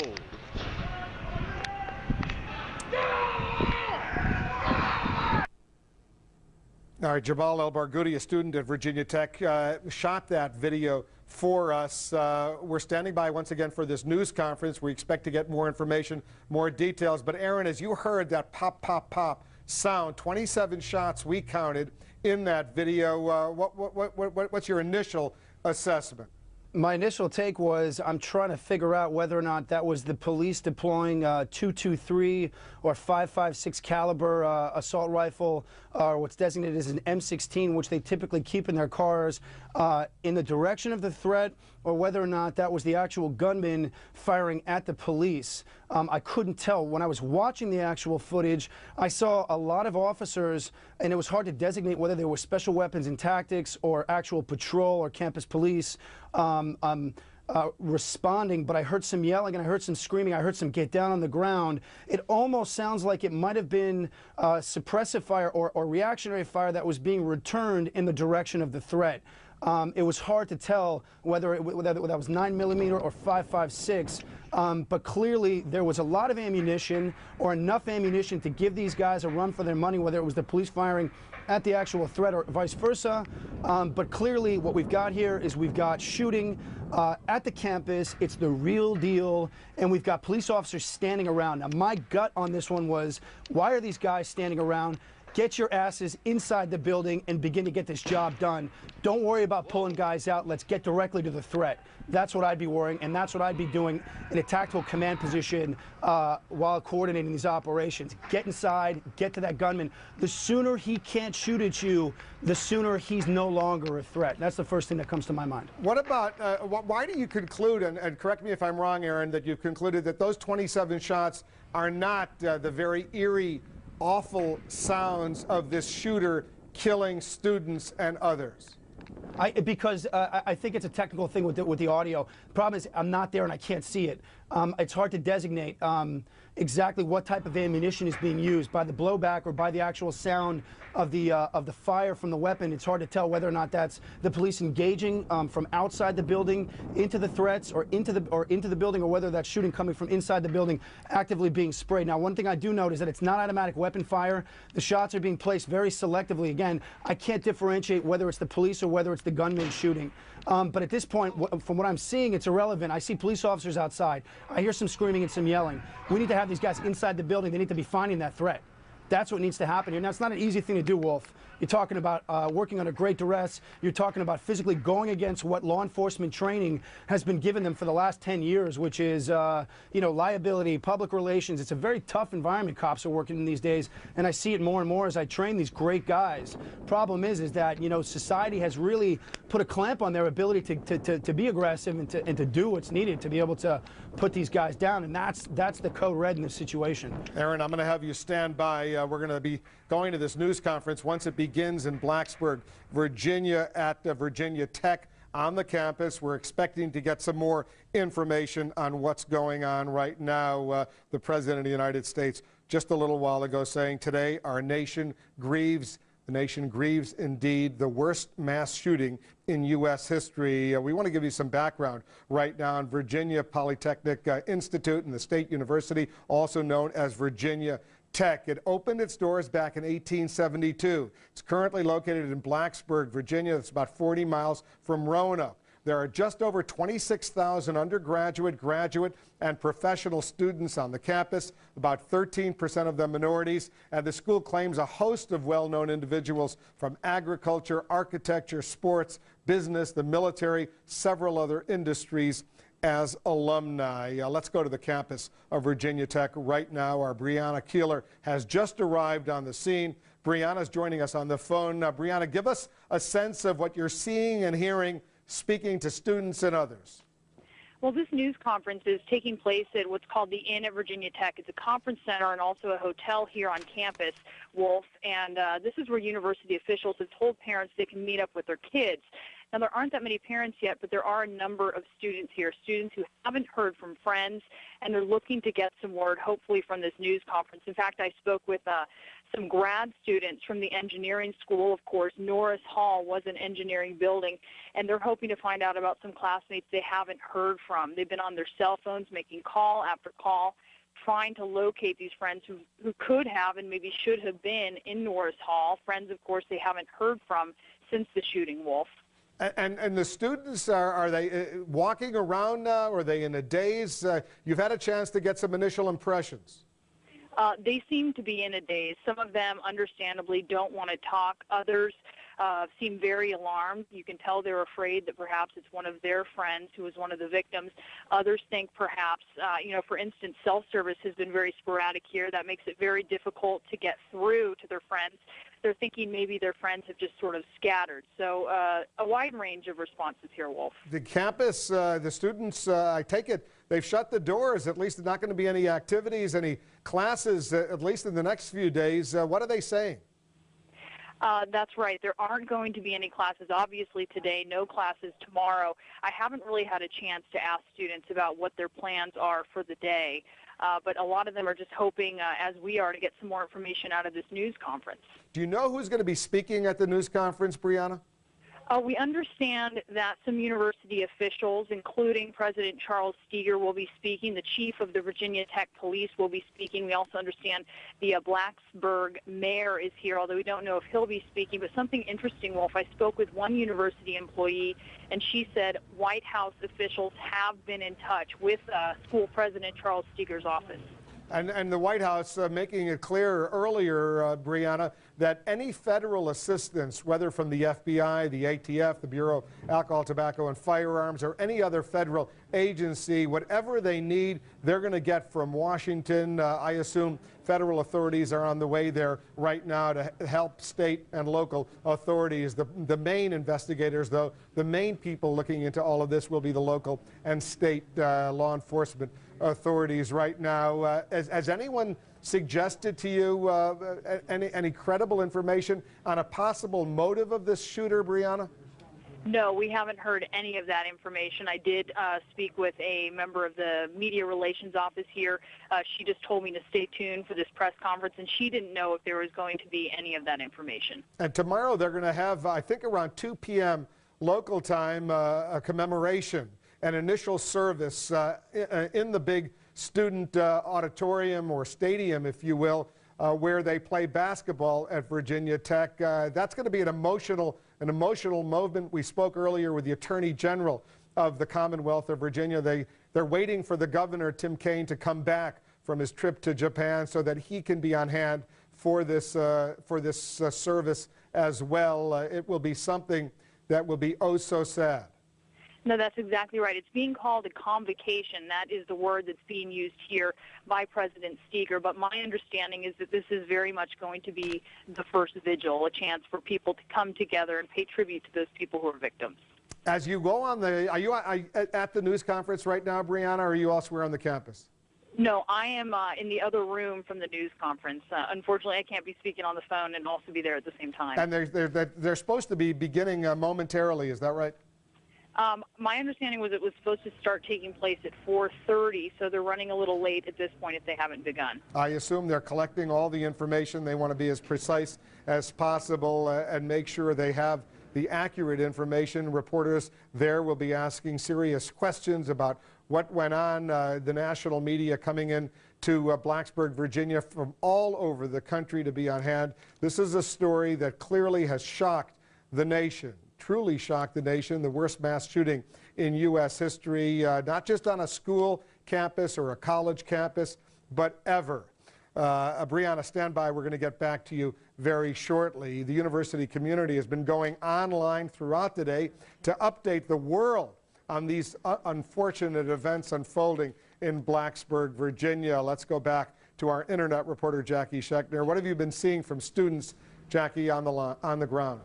Well, Wolf, a lot of them just speculating at this point, trying to get the news out to each other. Most importantly right now that they're okay. I think it's that social network of trying to find out how people are doing. This is the most popular social networking for kids on college campuses, Facebook. There is a strong Virginia Tech group online, about 39,000 students. Today they started an I'm okay at VT message board. We saw people join this by the hundreds, just letting each other know that they are all right. We're also seeing a lot of conversation online. We're hearing stories. There's one poster who says he has a friend who saw a man go into her building early this morning. So, of course, there's no factual information coming out at this point, but a lot of people sharing stories and trying to get a better grasp on what's going on. Another thing that's being used are sports message boards. The Virginia Tech Sports Board is very popular. It's so popular, in fact, that it's been overwhelmed. And University of Virginia, which is a huge rival of Virginia Tech, has actually offered up their message board so that people can continue to offer conversation online and assurances that they are, in fact, all right. The collegiate newspaper actually shut down so much traffic. Hold on. I want to go to the Blacksburg, to the campus. The news conference has just started. Let's listen in.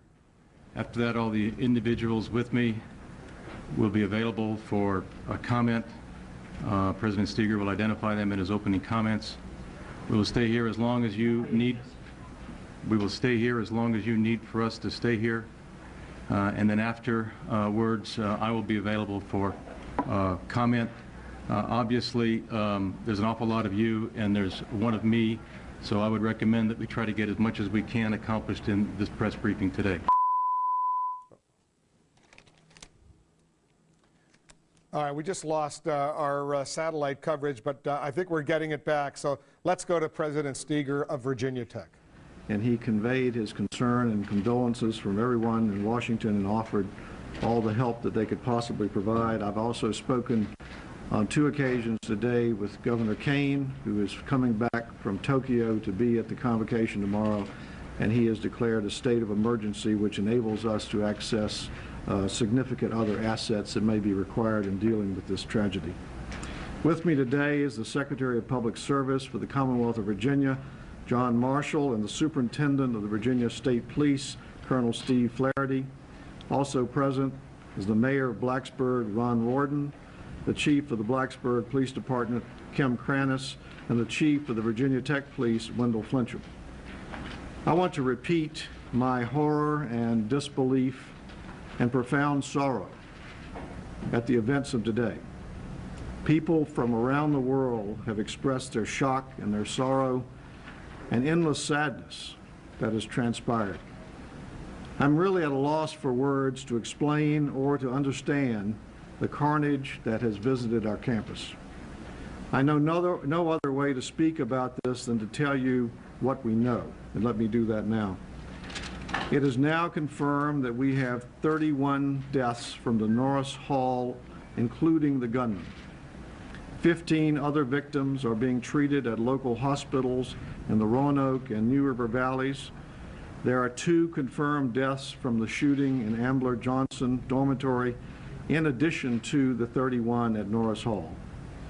We have not confirmed the identity of the gunman because he carried no identification on his person, and we are in the process of attempting that identification.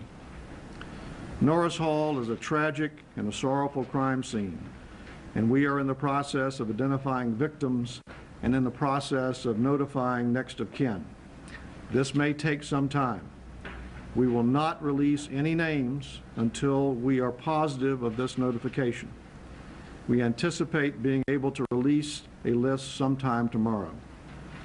We're asking our students to contact their parents and let them know of their status. Our investigation continues into whether there is a connection between the first and second incidents, and that has not been decided.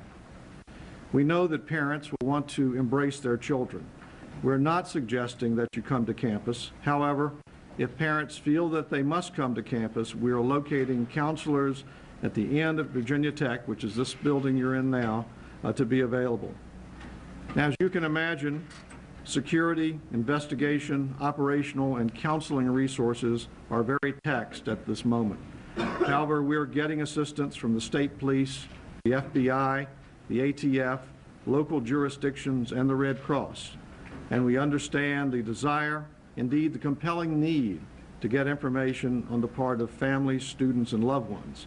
But unfortunately, this is all the information that we can verify at this point in time. We're posting information on our website as we learn it. Our communication systems are taxed. Also, we're also posting information on the website for the state police, which is vsp.virginia.gov. I think we're ready to take questions. President Steger, Yes, ma'am.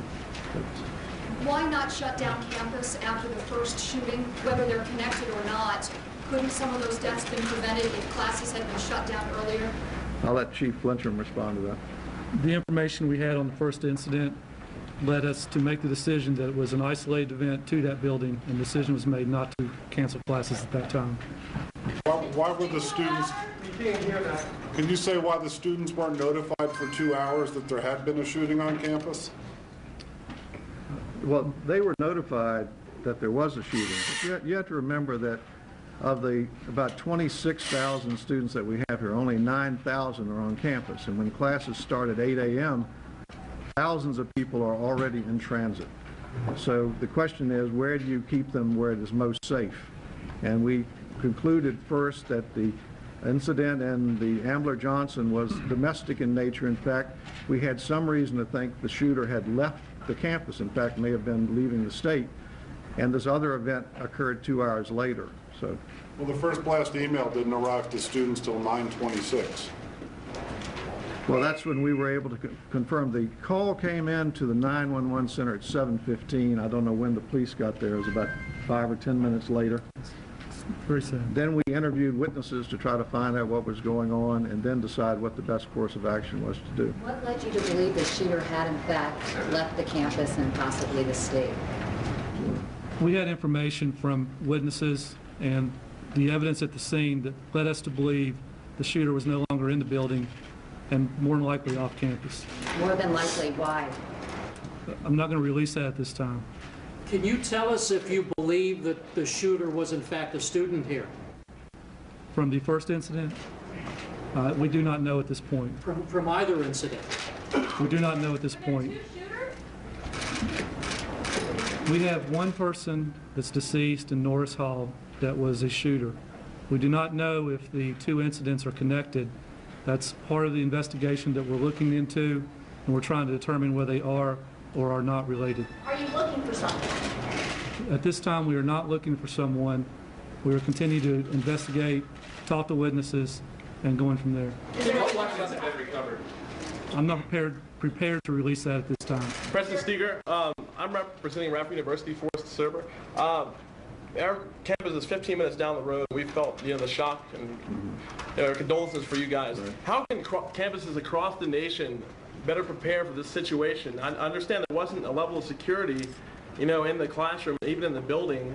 how 15 minutes down the road, how are we supposed to head off this kind of trouble in the future? Well, it's very difficult because we are an open society and an open campus, and we have over 26,000 people here and hundreds of buildings. And I think the best thing we can do is we ask people to report anything they saw that was suspicious, but we obviously can't have an armed guard in front of every classroom every day of the year. So, will you have meetings in the future, or I'm sure you'll have meetings we will following do, this? after every incident, we do a complete review of how it was handled, how we can make improvements, as we did with the Morva situation in the fall. But it's one of these things that no one anticipated, and you have to remember that you can only make the decision based on the information you know at that moment in time, and you don't have hours to reflect on it. You have to take immediate action. Do we have any reason to believe that the bomb threats, including the one on Friday, are connected to this at all? Go ahead. I'm sorry. We're looking into that to see if they are or are not connected. It's certainly a possibility that we're exploring. Can you give us any details? The gunman took his own life. Can you give us any details about what happened first in the dorm and then later in Norris Hall? Because I think rumors are rampant about what actually transpired. Officers responded to the dormitory West Ambler Johnston. They found 2 people had been shot. We started our investigation from that point, interviewing witnesses. We were on scene at that time when the second incident happened. Were they found dead at the scene? Both people were transported to the hospital from the scene. Were they shot in a room, a student's room, an RA's room? They were shot in a dormitory room. You said it was domestic in nature. Can you elaborate on that? No, I didn't say it was domestic in nature. Initial information we were getting led us to believe that it could have been, and that's one of the possibilities we were exploring at that time.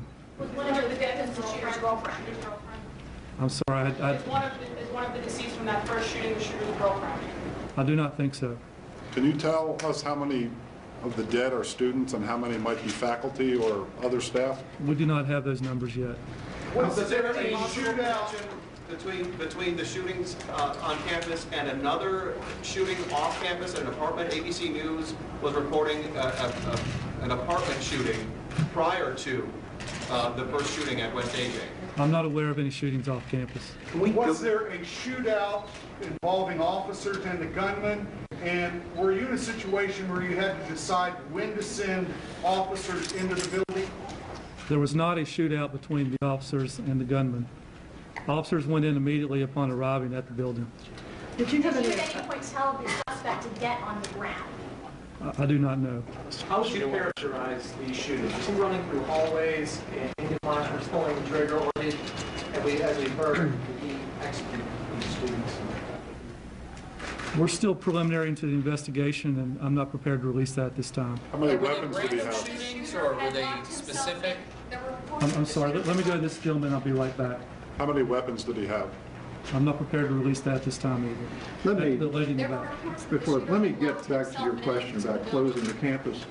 When the shooting occurred at Ambler Johnson, that building was closed immediately. And we thought we would be able, if someone were leaving and whatever. So that's a point I didn't make. So you thought the situation was under control and... Well, as best we could, yeah. Excuse me. What? Choose next. There were reports that the shooter had locked himself in the building at Norris Hall. Is that accurate? He was not, or she was not allowing officers to come in.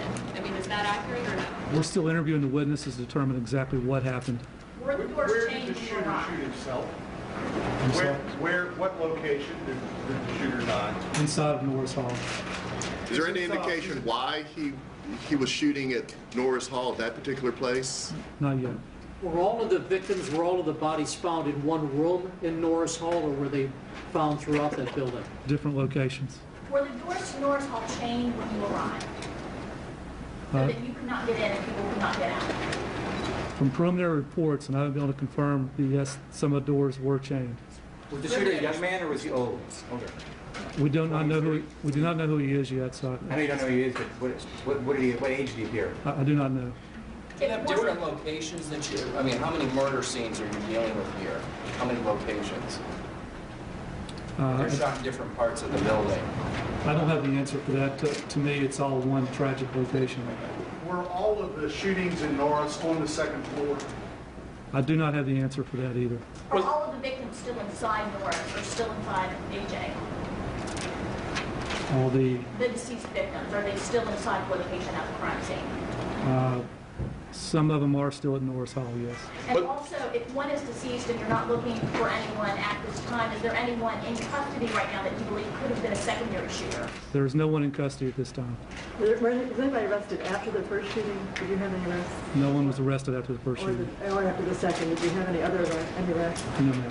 Can we go back to the first scene of the shooting and what the thinking was at that time and some of the process you thought in terms of your decision making at that point? We knew we had 2 people shot. We were acting on information we had at the time. We secured the building. We secured the crime scene. We had information that led us to believe that the building was secure and that the person had left the building. Well, at that point then, when the person left the building, what was the process going on with your force then? Our force, in conjunction with Blacksburg, Montgomery County State Police, were following up leads, and we were looking for a person of interest at that time. And who was the lead investigative agency? Is it your agency then that was calling the shots? That's correct. If you don't believe it, you can't automatically link the 2 shootings, now you're actively looking for a suspect in the first shootings? We were actively working the investigation to determine whether the 2 are or are not related. You are? We are. Was there any opposition by the police, the students, to the shooter? I mean, it seems to me like if I was in the room, somebody was shooting, I would tackle the person. Yeah, if I was going to die, I might as well do it fighting. Was there anything like that went on? Again, we're still interviewing witnesses to try to determine exactly what happened. Chief, dealing with the doors that were chained, were they chained from the inside or the outside? Inside. Was the shooter surrounded by officers when he took his life? I do not know exactly that answer. Does the university ever chain doors in buildings, or is that unusual? No, that is unusual. Were the chains already on the doors, or is it something that the shooter brought in? I do not know. In between the time of the 2 shootings, there was a space of about 2 hours. Did you hear any reports of anything suspicious happening? No. So you went from point A to point B. That's correct. And what was your reaction when you heard about the second series of shootings? Dismay. And this is a tragic event.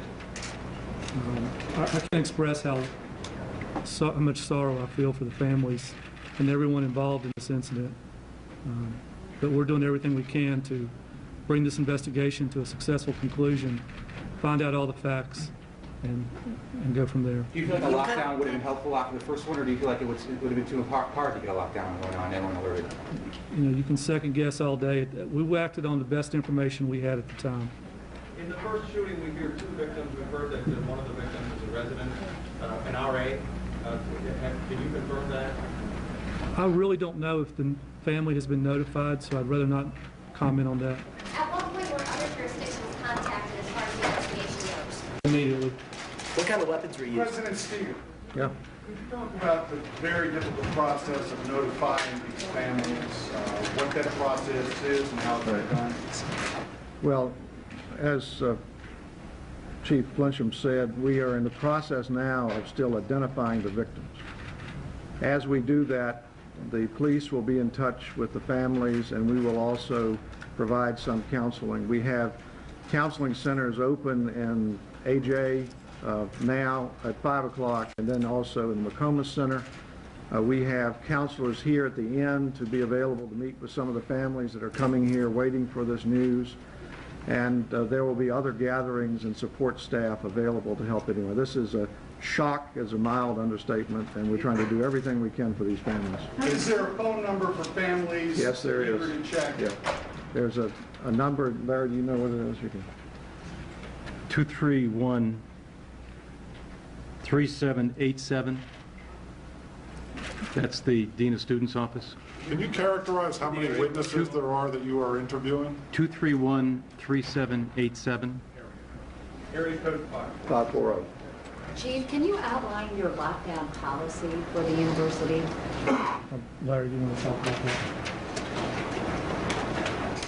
I'm not on which one. The lockdown policy.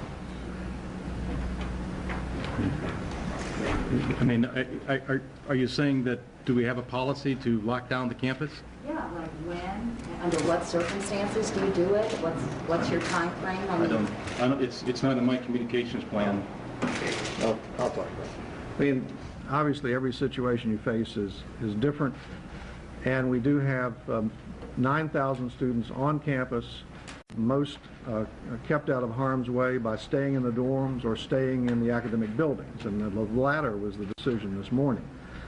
And so we send out communications by email. We have an emergency alert system, iMessaging, and everything else to get the word to them as quickly as we can. But with 11,000 people driving into campus, it's extremely difficult, if not almost impossible, to get the word out instantaneously. Don't you think this has rendered the lockdown system altogether ineffective? No, I think the lockdown system, both last fall and this time, worked very well. The students were extremely cooperative. There were very few people out about on campus. But didn't you lock it down after the first shooting, and then 30 kids are dead now? No, we locked down the building where we thought it occurred and when we thought the incident was contained. I'm sorry.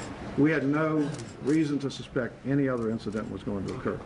You described changes in the building, the academic morgue incident. Let me get to that. Go ahead. What sort of changes did you make in the security after the morgue incident on the first day of school? Well, one thing we did was to provide all of our people with their own secure communication channel. We found that people were picking up communications by scanner, putting out all kinds of rumors which are creating a sense of fear and uncertainty on the campus. So that was one of the things. But we also, as soon as we learned of what was going on in Norris Hall, with all of the police collaborating, we began a sweep from one side of the campus to the other.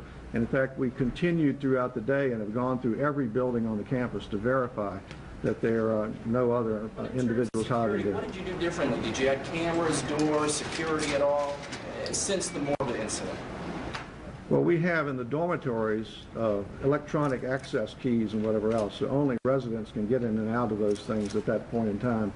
The classroom buildings are open pretty much all the time because we have people, particularly our graduate students who work on projects, you know, through the middle of the night and whatever else. The main administrative buildings are locked at the end of the day, but of course hundreds of people have keys to get into them. President Steger, how does Virginia Tech go forward?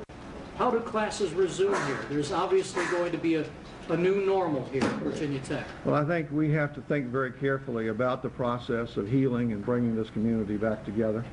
We have dozens of meetings with students. We have a convocation tomorrow. Governor Kane is flying back from Tokyo to be present there. And it's going to be a long, difficult road for people to feel the same way about going on, particularly in the buildings where the shootings occurred than they did in the past. President Steger, did you speak to President Bush earlier? And if so, yes. Tell us a little bit about the conversation. Yes, I spoke to President Bush, and he certainly expressed his concern about the great tragedy and the fact that he and Mrs. Bush sent their condolences, and he said that any additional support or resources that we needed, he would make available. I also got a call from Attorney General Gonzalez shortly after that. Did the students on campus begin vest? Pardon? Was the gunman wearing a vest? The governor? Was the gunman wearing a vest? I do not know. Can you tell us whether or not it was a deliberate shooting or was it violent shooting inside Norris Hall? Again, we're still investigating. Those facts will come out later. I'm not prepared to discuss that yet. You say you interviewed some witnesses. Did you get any sense of what at all? I personally have not done the interviews. We have teams of people that are interviewing the witnesses, and we'll put all that together as we move forward in this. Gentlemen, the government did not have identification. Can you give us an approximate age and description? And also, as the president mentioned, only residents get into those dorms with their ID cards. Does that give you a sign that he could be a Virginia Tech student and living on campus? Well, you're jumping to the conclusion that the person in Norris is the one at West AJ, and we're looking at. You're not looking for anyone, and there's no other person. Correct, but we need to make sure that is or is not the case. As far as the description of him, all I can tell you is he's a male. Did you say the sweep of campus began after the first shooting? I'm sorry? Did the sweep of campus begin after the first shooting, and if so, why not? No, we secured the dormitory in which the first incident happened. And again, we acted on the best information we had at the time. A lockdown policy was mentioned. We get with the senior administration at the university. We provide the best information. We make the best decision we can at the time. based on that information, we thought that this incident was isolated to this dormitory. Was there a lockdown? If there's a suspect, I guess if there's a suspect at large, and you believe that he has left the campus, but it's really only your best belief, a lot of people are going to be very critical that action wasn't taken immediately after this initial shooting, that you all jumped to the conclusion it was an isolated incident, and yet a suspect is at large. You have to remember that the classes start at 8 o'clock. The call came into the 9/11 center at about 7:15. We've got 14,000 people en route. So the question is, where do you lock them down? The students are already, it takes 20 minutes to walk from some parts of campus to the classrooms. So people are already in transit. So the decision was, Did you put a bulletin over the radio? Telling people well, not they're to not go to listening class? to their radios as they're walking across campus. But, Some kind of communication? well, we did. We had the sirens going off. We sent out iMessages. We sent out emails, and we utilized telephone tree. And we concluded it was best, once they got in the classroom, that was where to lock them down. That was happening at 9:30 though, not 7:30, correct? 9:29 a.m. There's a lapse of about 2 hours. Well, the other incident didn't occur. Right. The initial incident occurred So at 7:15 when we a.m. closed the initial dorm, we thought that was... I understand that you think it was an isolated incident, but there are other dormitories right around West Ambler Johnson. Sure. And no students were notified until 9:29. There is a possibility that the gunman... Well, we had security guards around the building almost immediately. So. President Seaver, you spoke about grief counseling. Yeah. The university faces substantial grief. It would seem to me that resources really to meet that grief are going to have to be substantial. I know you probably have some frontline stuff. What kinds of steps have you taken to add more grief counseling capabilities? Well, we are today utilizing the rather capable staff that we already have. And as we go forward and get a better sense of what specifically needs to be done, we'll make available the resources that are necessary, whatever it takes. Has there been an emergency plan in place for an instance with an armed gunman on campus or in a building? Yeah, we do simulations of these things on a regular basis. Of course, they're never quite like the textbook, but we do have drills looking at how we would handle these types of things. What would it call for in a case where there was a gunman in a classroom building taking out students? Well, we followed just that. We had people dispatched to the building immediately, armed and closing down the building and surrounding it. And they got there as quickly as they could. This is literally within minutes. In that situation, doesn't a lockdown then expose everyone who's in that building to what the gunman does? Well, they're already in the building, so how are you going to get them out? I mean, this all happens within a few minutes. You know, you can't just. And the building is large. That's all right. Go ahead. Chief, you say it's presumptuous to assume that the two are connected, yet you tell us you're not looking for a suspect, there's no one in custody. There are parents of Virginia Tech students that are watching right now saying, okay, well, if the two aren't linked, and you've only got one gunman dead, why aren't you looking for anyone? Why isn't anyone in custody? What do you say to those parents? What do you say to us here? What I said was, we're still actively investigating that first incident. I didn't say we weren't looking for anyone. We're actively investigating. You can take that to say that we are looking for someone. We are working very, very hard to make sure both incidents are related or are not related. And that's the focus right now, is to determine that. But we are actively investigating that case. Is Virginia Tech, and more specifically all college campuses, are they not safe anymore? 30 people is a lot of dead people. Yes, it's a real tragedy. What will you do to change security measures once campus reopens? Well, I think we first have to find out all the facts about what happened. And we don't know those at this point in time. And, pardon?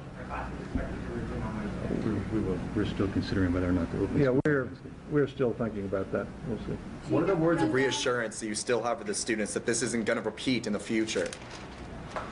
Well, I should say that we have done everything possible to deal with this problem, as tragic as it is. There will be significant security on the campus throughout the evening. The campus has been blocked off. There's no traffic going in and out. And we'll look at additional procedures that we need to employ in the future. But at this point in time, we are focusing on dealing with the tremendous grief that these families are facing. That's where we're putting our energy. We'll look at how we can improve after the immediate crisis In is over. hindsight, you talk a lot about on hindsight. On hindsight, what could have been done differently and what could have been avoided if it had been done differently? Just some scenarios. What could have been some different scenarios to avoid the second shooting? Until we know all the facts of both incidents, it's going to take some time to figure out exactly what happened, what could have prevented it, if anything. And that's what we'll do. Once we have all the investigations completed, we will certainly look at that and make determinations from there. Can you describe the security in the buildings, the academic building, the dorm building? How does one get into those buildings? I didn't hear the first part Can of you the question. describe security in those buildings? Do you need like a swipe card to get into the dorm building? And what time? How does that work basically for both buildings, the academic and dorm? The academic buildings are open access. Is what? Open access. Open access all the time? Yes. Well, they're locked at a certain hour at night, but during the day it's open access. So the dorms are locked during the day. You can only get a key card in there. I'm not sure if that's during the day or not. It starts. That's an important thing to know. It starts. I'm sorry. How many grief counts do you? Let me answer his question first. The swipe cards in the dormitories start in the evenings, and then they go off in the mornings. What time? 7. Around 7. They go off around 7 a.m. What do they know which students have been deceased? We are, as soon as we get the positive notifications, we're in the process of notifying, and I think some will be notified very shortly. How many families have you contacted? How can we help those families and be with them?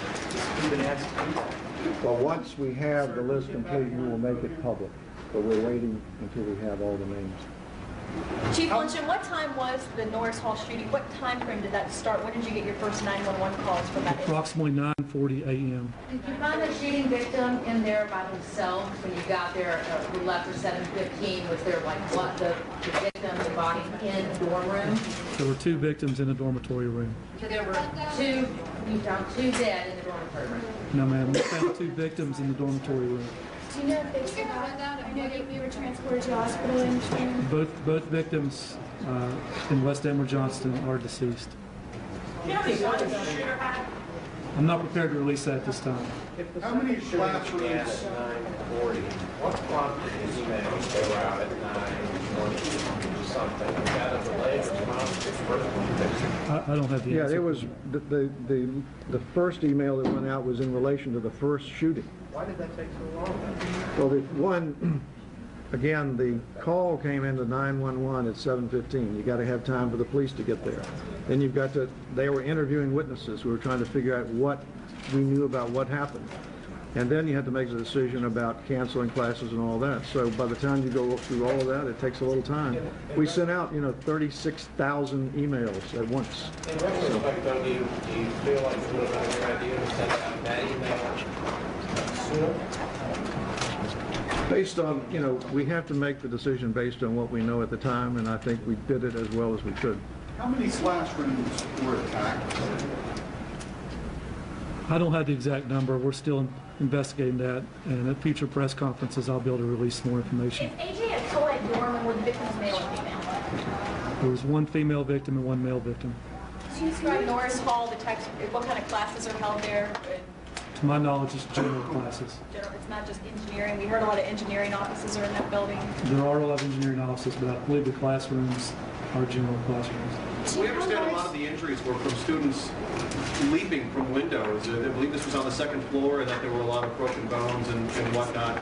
Is that what you gentlemen have heard as well?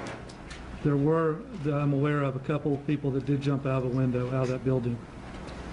And any faculty? Can you say whether any faculty? I don't know at this point. I believe there was, but I'm not positive on that. Can you tell us how many faculty are among the dead? I don't have the answer for that. When you talk to witnesses, what was their general feeling about this? Did they give you sort of a general sort of tick-tock about how this happened, what their emotions were? What was it like for them? Again, I personally have not spoken to witnesses. We have the investigative teams doing that. You mentioned 15 victims being treated now. Does that include people that jumped out of those buildings, or is that people that have been shot in the shooting? Both. So a total of 15 including people that jumped and people that were shot. That's correct. Has this required extra board services for this region, for the medical examiner in Roanoke? Have you had to have expanded board operations to do these identities? That's going to be important to the family. I missed the first part of your question. Have you had to expand the morgue operation in Roanoke where the medical examiner resides? Or are some resources there that are moving this process along? Because this is extremely unusual. The medical examiner's office is on scene with us. I'm not sure what they are or not planning to do. Gentlemen, when you talk about any anecdotal positive stories, students helping others, staff helping others get out of the building, deal with this, and we're focusing on details obviously because it's just happening, but we're also looking for human stories so that we can be positive. Today, we have been totally consumed with dealing with the immediate problems and have not had an opportunity. I'm sure there are wonderful stories of students helping each other, but we've been focusing on the core issues here. Sir, you mentioned that the governor declared a state of emergency, which will enable you to get extra help. What kind of help are you asking for? I'm sorry. We feel we have significant help on the ground since the very beginning, but the governor just wanted to be sure if anything in addition was required, that we would have easy access to it. Some people in the community of Blacksburg were actually notified of the first shooting in West AJ at about 8:35. Someone I know who has a daughter at a preschool, they were notified at 8:35 a.m. I said that students were not notified until another hour later. I'm still confused on why at 9:29 around me. Well, I think I just There are a number of students. I mean, I understand that you say there are a lot of students that live off campus and are already in transit, but there are also 9,000 students that do live on campus that were not notified until 9:29. Well, we started several ways of notification. One was the email that gives you the time on it. The other was the phone bank with the RAs that are there. We had people going out and trying. In fact, they were going around knocking on doors as rapidly as they possibly could to get the word out where we thought there was the most immediate danger. So all of those things were happening at once. The email didn't hit the thing till after 9, but it takes a little while to crank that up. What time did the phone bank start? Well, I think we started almost immediately with that. I'm not sure. Does the phone bank include student storm rooms? It includes we were calling the resident advisors because, you have 900 students in the building. So we're trying to get the word to the resident advisors first, and then they could go out on the halls and alert people as to what was going on. Just to clarify, you have right now 33 dead, and that includes the gunman, right? Right. Chief, this is obviously not standard fare for campus police. At what point do you turn this over to another agency, and how much help are you getting from other agencies now? I don't think it's standard fare for any police department for this type of incident. We were getting all kinds of help and resources. You can see the people behind me, Sheriff's Department, the state police, Blacksburg Police. We have a lot of resources, and we're using them. State Police has dedicated a lot of resources to us, and things are progressing. President Steger, how do you feel that this incident will affect prospective students' decision to come to Virginia Tech? Well, I think that remains to be seen. Certainly, I can understand concerns that students would have. We're going to do everything we can, first of all, to find out what exactly happened, and secondly, to take steps appropriate to address those things we could possibly address. And third, we want to reassure them that we're doing everything we can to make it a safe campus. Students who were taken into custody by accident. Excuse me. Yes. Can you tell us, sir, how long the shooting happened last in the door at the first I don't have the exact time, and I'll try to have that information for you at the next press conference. Can you know if the shooter ran out of ammunition? I do not know. What about students who were taken in? Obviously, you can see that everybody is asking questions about the investigation. That's the reason why we're here. That's the reason why we're trying to get you the answers. I think the best thing for us to do at this point is to say that we're going to have another briefing again tonight. We need to get them back on the scene so I can get answers to the questions that you all are positing. And I would suggest that we do this again at 7:30. And I'll do my very best to get you as much as I can about the information. The most important thing for us right now is next of kin notification. That's what our student affairs people are going to be acting on immediately.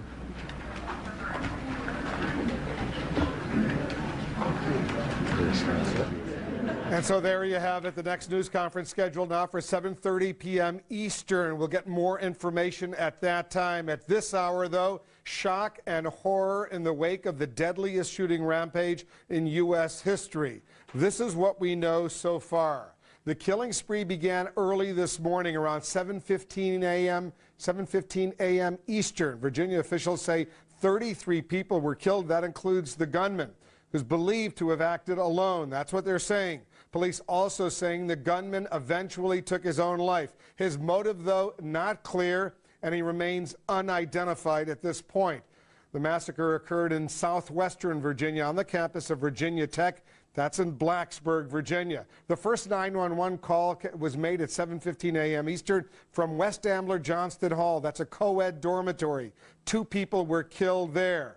2 hours later, with the campus in lockdown, authorities got word of more gunfire at Norris Hall. That's an engineering building, a classroom across campus inside. Most of the bloodshed happened there. Cell phone video captured the sounds of gunfire and the chaos. I want you to watch and listen to this.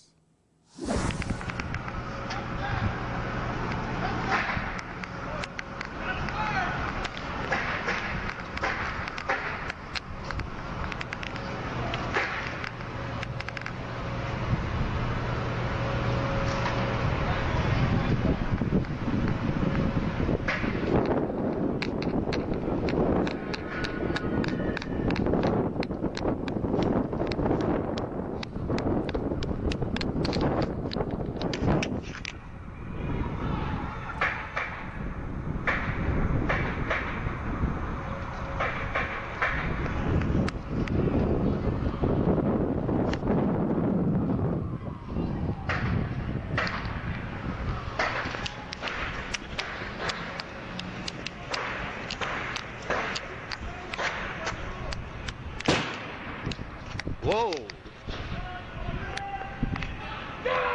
We counted 27 shots in that 1 minute or so videotape. We're going to be speaking to the student who took that videotape, part of our I Report series. We're going to get some specifics on what he saw, what he heard. 27 shots on that little snippet of tape. The massacre comes as Virginia's governor is out of the country right now. He was to begin a 2-week Asian trade mission in Japan today. He'll be returning, though, immediately. Governor Tim Kaine is joining us on the phone from Tokyo. First of all, Governor, our deepest condolences to everyone at Virginia Tech. I know this is a university very close to you. You gave the commencement address there last year. I did, Wolf. It is a university that is a very, very wonderful and tight community. It has been hit by some tough circumstances this year, and today's tragedy is just absolutely awful for the whole Commonwealth. I assume you heard the news conference from the president of the university, the police chief there. What can you add? What do we need to know about these circumstances, because there are still so many unanswered questions? Well, Wolf, there are unanswered questions, and I think the university is trying to put the things in the right order. The most immediate thing to do now is to make sure that all the victims are identified and that every next of kin receives notification as promptly as possible. That is the first priority, and then dealing with those grieving family members and students. I'm returning to campus so that I can be on campus with the students and family members and faculty tomorrow. Obviously, the investigation as to the instance is continuing, and I believe every few hours the university will obviously be briefing the press on what more they know. The state police, I received notice. I landed in Tokyo and arrived on a trade mission to Japan and India at about 5 o'clock p.m. Now last night, and then was called shortly after midnight about this instance, and am returning home within the next couple of hours. What was your immediate reaction, Governor, when they told you? Because initially we were told maybe one person was killed, but then the numbers exploded. The latest numbers now released by the university, 33 people, including the gunman, dead. Well, when I was told, I mean, my heart went out to the community, as your viewers know from your coverage today. The first day of school last fall, there was a very tragic incident dealing with an escapee from a local jail who shot a deputy sheriff and a security guard at a local hospital. I went down and attended both of those memorial services and dealt with the university community, and it was a very, very tragic thing. Some of the incidents around the shooting happened on the Virginia Tech campus, and this community has been through a lot. So my first thought when I was called last night and given this news was just feeling very badly for the Virginia Tech community. It is a tight community with a great deal of spirit. They've been through a difficult time this year already, and that was the first thing that came to my mind. There's no confirmation, no identification of the shooter. Have you been told anything in general terms, what he was doing, what he was trying to achieve, if there was a motive? Well, no, I do not have any more information than that. I've spoken with the head of the campus police. I've spoken with the state trooper who is in charge of the operation for the Virginia State Police on scene. Had 2 conversations with President Steger, and then my own chief of staff has been in touch with me throughout the last 6 or 7 hours. And so, but in terms of the identification of the shooter, I do not have any more information that I can share right now. The President of the United States, President Bush, spoke out just a little bit, a while ago, about an hour and a half or so ago. Has he been in touch with you? Is he making federal resources available for this investigation? Yes, well, if the President called me, it's now 6 a.m. Tokyo time, and I was notified shortly after midnight. The President called me probably somewhere between 3 or 4 a.m., and we talked about this. And he, both expressed his, significant concern, but also indicated that he wanted to make available federal resources to the greatest extent he could. The FBI and the Bureau of Alcohol, Tobacco, and Firearms are already part of the investigation, and I very much appreciate it, and I know that President Steger at Virginia Tech did as well. The call from the President, we feel like we are getting good cooperation from these federal law enforcement agencies.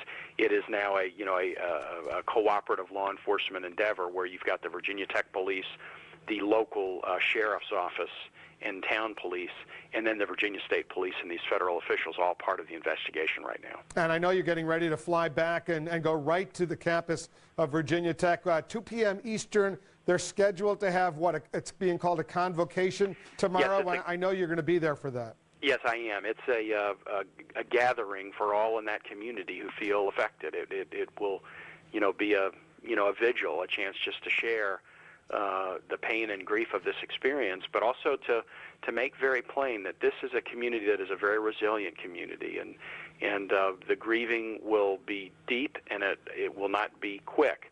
But there is no doubt in my mind that this community is a strong community and will persist through this and just as they have in so many other instances. But yes, we were here for this mission, and part of the mission in India included some work with Virginia Tech. Virginia Tech offers some degree programs in India, and they were part of the Indian segment of this delegation. But it is very important that I be back on campus, and so within a couple hours, my wife and I are going to be getting on a plane to head back. Governor, have a safe flight back. We'll speak to you tomorrow. An awful, awful situation happening on the campus of Virginia Tech. We're watching it nonstop. Governor, thank you very much, and our deepest condolences to everyone on the campus, everyone in Virginia. Thank you, Governor. At the scene, there is grief, there's shock, there's stunned belief. Let's go to the campus of Virginia Tech. Our Brianna Keeler is on the scene in Blacksburg, Virginia, for us. What have you been learning about this incident? There was that 2-hour gap between the first shooting in which 2 people were killed and the subsequent shooting in which 30 additional people were killed, including another person who apparently took his own life. That would be the shooter. That's right, and that's the resounding question here, Wolf. Why wasn't the alarm sounded in between those 2 shootings? Why wasn't that first shooting seen as a warning? Listening earlier from the press conference here for Virginia Tech President Charles Steger, he said they really had to go, police authorities had to go on the information that they had, and at that point, they believed the shooting in the dorm where 2 lives were taken, they believed that to be perhaps a domestic incident. They also believed it was an isolated event, and they also believe the shooter had left the campus. They thought everything had sort of finished up, if you will, and there wasn't really cause for alarm. And still at this point, Wolf, they say they're trying to still draw a connection between that first shooting at the dorm and that second shooting at the engineering building where 31 people were killed. Wolf? All on this, unfortunately, I think we lost, there you are, Brianna. Are you getting any information at all on the shooter, the individual who committed this horrendous crime?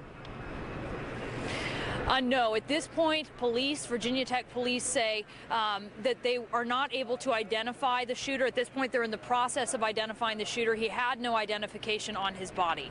Brianna, we're going to stay on top of this story with you. Brianna Keeler's on the scene for us at Virginia Tech out in Blacksburg, Virginia. Let's get some analysis of what we are gleaning from all of this. Joining us on the phone, Greg McCrary. He's a former FBI special agent. Greg, we've spoken often during these kinds of incidents. This is the worst shooting spree, the worst shooting rampage in American history. You've heard what local law enforcement has to say, what the president of the university has to say. What's your initial reaction? Well, obviously, I mean, certainly emotionally, it's very shocking. Even when you deal with this deal with violence on a routine basis, something of this magnitude is stunning. And not much. It's still they're still working and trying to understand exactly what occurred.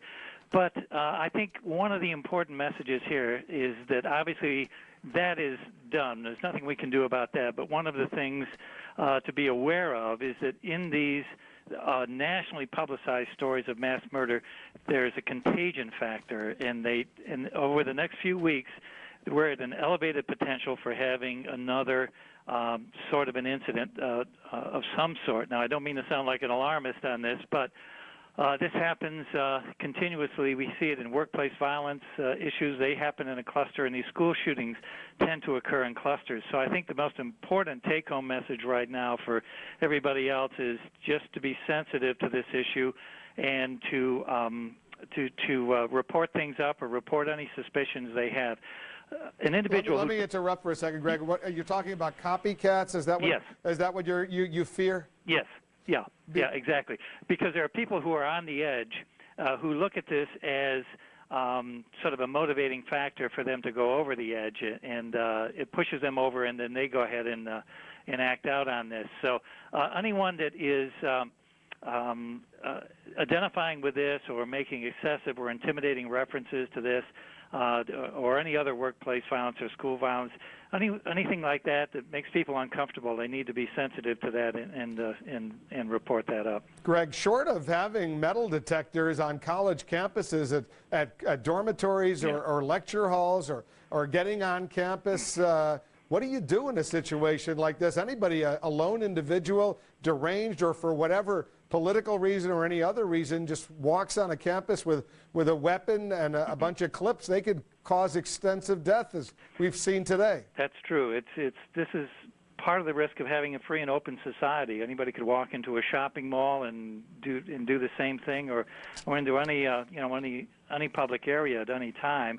And I guess one of the things to take some heart in is that these are rare and unusual events, and even though they're rare, I mean obviously the devastation is catastrophic when these things happen, but they're low probability, high consequence sort of events. We can't live in a fortress society. No one wants to live like that. But I think the issue is back to identifying these people, troubled individuals, people who are paranoid or who are depressed, maybe delusional in some way. They need some help, and we need to be sensitive to our surroundings and people around us, and then report those concerns up. Greg McCrary, stand by. We're going to get back to you. Okay. But joining us now is Jamal El-Barghouti. He's the student who recorded that video earlier today. Jamal, I know this must be extremely painful and difficult for you, but tell our viewers where you were, what time this occurred, when you started your camera rolling. That was around 10 to 10, around 9:50 a.m. here, Eastern Time in Blacksburg. And I was just going to campus to talk to my advisor, but then I started hearing people telling me to leave. So I was on campus around 10 o'clock. What kind of camera were you using? It was my cell phone camera. I have a Nokia N70, and I was just using the cell phone camera. And so what did you start hearing some shots and all, and you saw people running? Is that when you decided to start rolling video? Well, I took that decision when I saw a policeman taking off his gun and started looking for a target to shoot. I knew that this isn't another bomb threat because we had 2 last week. So I knew this is something way more serious. It was then when I decided to use my camera. We heard, we counted 27 shots in the video that you made available to CNN through our iReport operation. 27 shots. Do you know if those shots were coming from the gunman, coming from the police? Do you have any idea what those popping sounds, where they were coming from? I have no idea. Thanks for counting them, Wolf. I didn't know they were 27 shots. I thought, to tell you the truth, I thought I was really safe. I thought they were far away from where I am. But then people started talking about shots that might have been inside the building. That might have been the reason why they weren't so loud. At the end of the video, if you can hear it, there is a really loud, maybe it was a bang, like a tear bomb or something that the cops used in order to get to. It sounded a lot louder. It was almost like a boom. The final shot that we heard, yeah. there it was right there. Yeah, that was the loudest one I heard. That was when I knew that I'm really close to a really serious situation. And there was a cop from behind me rushing towards me, telling me to just leave. This is when I stopped using my camera. And we heard some screaming after that loud boom at the very end. What was that? That was the cop. There was a police officer coming towards me because I was trying to go closer to where the shooting was to take a better picture. But then a police officer ran towards me and he told me to basically run back and leave. So you were outside the West Ambler Johnston engineering building where this mass killing occurred. 30 people. No, excuse me. That was the Norris Hall. You were outside Norris Hall. That's the engineering building where most of the dead people were found. Yeah, this is the case. That's where you can see. Norris Hall is the building that you would see mainly on my. Oh, sorry. That you would see mainly on the video I was taking. That's the engineering building. Did you know earlier that there had been a shooting at the at the Johnston co-ed dorm earlier that morning at 7:15, 2 hours earlier, 2.5 hours earlier? Had anybody alerted you to that?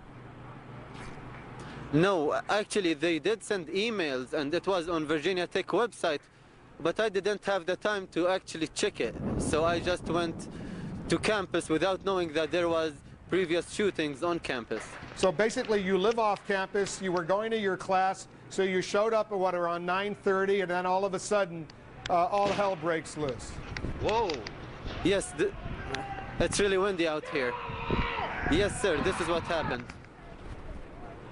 What do you know about, if anything, about these chains that supposedly were on a door at the Norris Hall, the engineering building, where what 30 individuals were shot, including the gunman who apparently took his own life?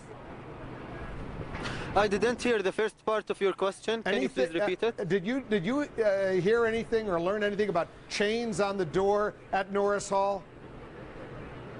No, but I saw the cops struggling to get into Norris Hall. Usually that door, I use it every Wednesday to go to class, and usually it's never locked. Probably the reason why the cops were not rushing into there is either that they were trying to open it or that they were just trying to to make sure it's safe to go in there. I did not hear or knew that there were any kind of chains blocking that door. The reaction on campus, you're an undergraduate. or a graduate? I'm a graduate student. Are you an engineering student? Yeah, I'm doing civil engineering, construction management. So give us a little bit of flavor of what your fellow students have been saying to you over these past few hours. Well, everybody here in Blacksburg is really sad. Blacksburg is one of the best and nicest towns I've ever been to. It's a really safe place. You can't imagine how safe it is. And with 2 bomb threats and 2 people died in August at the very first day of this semester, and now more than 30 students, I guess, or 30 people got killed in this incident. Everybody is so sad. Everybody is shocked. We don't know what's going on in here. We're just hoping that everything would settle down and Blacksburg would once again be the small, nice town it used to be. It actually is. Jamal, where are you from originally? Well, I'm originally from the West Bank, Palestine. I lived most of my life in Saudi Arabia, though. So this is very extraordinary for you to be experiencing here in the United States this kind of horrific event. Yeah. You can imagine that I've been in cities where problems did happen in such cities. Like I've been in Palestine, or I've been in Saudi Arabia, in Riyadh. Once there was a bombing in the Ministry of Interior, but in Blacksburg it used to be, or it is, a really safe town indeed. I never thought such a thing would happen in front of me here in Blacksburg. The Barghouti family, a very prominent Palestinian family in the Middle East. Jamal El Barghouti, thank you so much for doing what you did. Please be careful over there. Good luck to you. Good luck to all your fellow students at Virginia Tech. Is there anything else you want to say to our viewers? I just want to say how sorry I am for all of the families of those who got killed or injured in this incident. That's probably the only thing I can say. Well said. We are really sorry for them. Jamal El Barghouti. Thank you very much, Wolf. Thank you, Jamal. Thank you for doing what you've done. You've helped all of our viewers better appreciate the enormity of what has happened on your campus today. Thanks, Jamal El Barghouti. We'll be speaking with you, and please convey our deepest condolences to your friends and your colleagues, your fellow students on the campus. Officials report, as we've been saying, 33 people dead, including the gunman who went on this massacre at the Virginia Tech campus. And as we've been discussing, much of the carnage and unfolding in the Science and Engineering building. That's the building where you heard Jamal say he attends classes. It's called Norris Hall. CNN's Carol Costello is joining us now. Carol, what else can you tell us about this building, which is never going to be the same again? No, it's not. You know, Wolf, Norris Hall is huge, 72,000 square feet. Classes with stadium-style seating inside this building. There are administrative offices here. When the gunman entered, kids taking class there, at least most of them, were completely unaware that hours earlier, 2 people had already been killed on campus. The carnage inside Norris Hall is indescribable. But this morning, for Tiffany Ote, a Virginia Tech student, it was a morning like any other. She, along with 18 others, were taking a test in Norris until they heard the gunfire. So we called 911 and the police showed up, and outside they were armed with guns. We decided that we should probably go into a room that had a locked door, so we went into a teacher's office. There were about 20 of us, and we were in a teacher's office and locked the door. They cowered inside, going online to figure out what was happening. Ote said she found out in an email from Virginia Tech administrators someone had been killed 2 hours earlier at Ambler Johnston Hall. Then the gunfire at Norris intensified. It was like a continuous gunfire going off, like every second or so there would be another shot, and there's approximately probably about 50 shots total like that. Other students who were inside Norris described the scene as chaotic. Brandon emailing, "One of my friends was in one of the classrooms where the shooting occurred, and the scene he described was utter chaos. It sounded like a scene from a movie, something that you watch but never expect to happen to you." At some point, police stormed into Norris, encountering that chaos and bodies. They didn't wait for paramedics, taking the wounded out any way they could. Ote, still locked inside that classroom, heard that too. At one point we did hear screaming because people were running out of the building, And at this point, we were all kind of frightened as to wonder, like, what's going to happen to us. She and the others didn't have to wait for long. Police in riot gear burst into that locked office. Were telling us to put our hands above our head, and if we didn't cooperate and put our hands above our head, like, they would shoot. And I guess because they were afraid that, like us, like, the shooter was going to be among one of us. In fact, well, Tiffany said one young man didn't put his hands above his head. Police immediately pushed him to the ground and forced him to do so. Everybody in that locked classroom got out safely. Tiffany lives off campus, and, well, she says she is not looking forward to returning to class anytime soon. It's going to be a wake-up call to a lot of college campuses all across the country. Carol, stand by. We're going to be getting back to you. President Bush spoke about the Virginia Tech massacre almost 2 hours or so ago. Let's go straight to our White House correspondent Ed Henry for an update on what the president had to say. He was a very, very somber President Bush, Ed. That's right, Wolf. One of the roles of a commander-in-chief, as you know, in a time like this, time of deep national sorrow, is to try to pull the country together the way President Reagan did after the space shuttle disaster, the way President Clinton did after the Columbine massacre, as well as the Oklahoma City bombings. And that's what President Bush tried to do. He tried to strike the same tone in brief remarks in the diplomatic reception room. Our nation is shocked and saddened by the news of the shootings at Virginia Tech today. The exact toll has not yet been confirmed, but it appears that more than 30 people were killed and many more were wounded. I've spoken with Governor Tim Kaine and Virginia Tech President Charles Steger. I told them that Laura and I and many across our nation are praying for the victims and their families and all the members of the university community who have been devastated by this terrible tragedy. I told them that my administration would do everything possible to assist with the investigation, and that I pledged that we would stand ready to help local law enforcement and the local community in any way we can during this time of sorrow. Schools should be places of safety and sanctuary and learning. When that sanctuary is violated, the impact is felt in every American classroom and every American community. Today, our nation grieves with those who have lost loved ones at Virginia Tech. We hold the victims in our hearts, we lift them up in our prayers, and we ask a loving God to comfort those who are suffering today.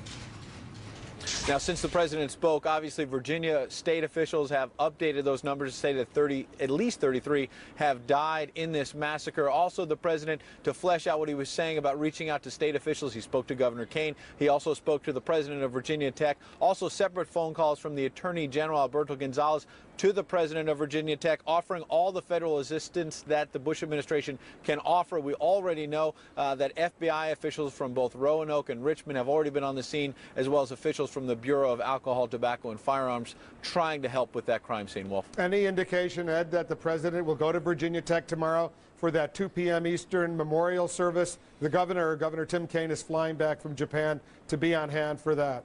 No indication yet. Obviously, that's one event certainly the White House is weighing. Typically in situations like this, although there's never been anything quite like this on a college campus, but whenever there's some sort of a disaster or tragedy, the president, this president in particular, tries to stay away in the early days, let local and state officials do what they need to do, and then within a few days he usually goes after they've had a chance to grieve, but also deal with the situation on the ground, Wolf.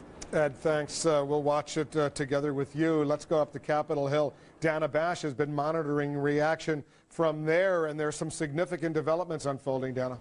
That's right. Because of this deadly event at Virginia Tech, Wolf, a much anticipated event that was supposed to happen tomorrow will now be postponed. The Attorney General was supposed to come and testify tomorrow before the Senate Judiciary Committee on his role in those fired federal prosecutors. That has been postponed until Thursday. The Senate Judiciary Chairman Patrick Leahy just a short while ago went to the Senate floor and said that he spoke to the Attorney General, spoke to the ranking Republican on the committee, and said that the country is mourning and grieving, that it would be more appropriate to do it later in the week. The Attorney General has put out a statement through a spokesman saying he was anxious, but also understands that it's important to let the country mourn this terrible tragedy that's going on in Virginia. All sorts of statements, bipartisan statements from the leadership in the House and the Senate. They're getting together and they're speaking as one, Dana. They are we've certainly seen a lot of partisanship here in the past couple of months. Not on this issue today, certainly not. As soon as the Senate came in, Wolf, the Senate Majority Leader spoke, the Republican leader spoke. There was a moment of silence. Then they followed suit over in the House as well. And we're also told that the delegation from Virginia is going to go down together to that convocation tomorrow at Virginia Tech. Dana, thanks. Let's check in with Lou Dobbs. We know what's coming up at the top of the hour, Lou, but update our viewers what you're planning on doing. Wolf, you're exactly right. The worst shooting rampage in this country's history tonight. We'll have complete coverage of that horrible event. We'll have the very latest for you from the scene of the shootings at Virginia Tech, from the hospitals where many of the victims have been taken. We'll also have a special report tonight on the history of shootings in our schools, and we'll compare the record of school violence in the United States with the record in other nations around the world. And among our guests tonight, as we examine a society and a culture, one of the world's leading authorities on the causes of school violence and its aftermath in this country, Peter Sharas, a consultant to schools all across the country. We'll also be talking with two of the country's top sociologists about school violence, and we'll be joined by some of the students who lived through today's ordeal. Please join us for all of that and much more coming up at the top of the hour here on CNN. Wolf, back to you. We'll be watching, Lou. Thanks. Lou will be all over this story starting at the top of the hour. Let's go back to Dr. Sanjay Gupta, our senior medical correspondent. He's joining us from the CNN Center. Sanjay, you're not there, so obviously you can only speak in general terms. But knowing what we know, that at least 24 students and others have been injured, many of them presumably severely injured. This puts an enormous strain on the hospital, the emergency room, the resources around this campus. Yeah, you know, there's a real protocol here, an orchestrated dance. When EMS sort of arrives at a scene like this, they have to start doing a triage right there at the scene. And you know, it is gruesome sometimes, Wolf, but you have to sort of evaluate patients at the time, determine who is deceased, who is critically injured, who is seriously injured, and who has minor injuries. Before they do that, they have to make sure that the area is safe so that the EMS personnel themselves, the healthcare personnel, aren't in danger. Subsequent to that, they basically call the hospitals, all the hospitals in the area, and basically say, here's what we're seeing at the scene. We have to determine what is available in the various hospitals in terms of operating rooms available, in terms of blood being available, emergency personnel being available, and then patients start to disperse after that to the various hospitals. Oftentimes the hospitals already start to cancel elective cases, so patients aren't going to the operating room for elective operations. They start to move patients that can be moved out of the intensive care unit, out of the intensive care unit. So all of this starts to happen sort of at the same time, Wolf, to try and make more room for all these patients as they hit all the hospitals at once. Gunshots, they can be so devastating, and no matter what part of the body, they may wind up in these bullet wounds, whether they go to the head or the stomach or the chest or any place else. Yeah, and sometimes it can be tricky because you don't know just how severe an injury might be, and that is why sometimes, unfortunately, you see the number of deaths increase throughout the day. When you get these abdominal injuries, sometimes they can cause severe bleeding. If they hit one of the major organs in the abdomen that starts to bleed, that may be taking place. Certainly in the chest, you have the lungs and the heart, and then obviously gunshot wounds to the head require immediate attention as well.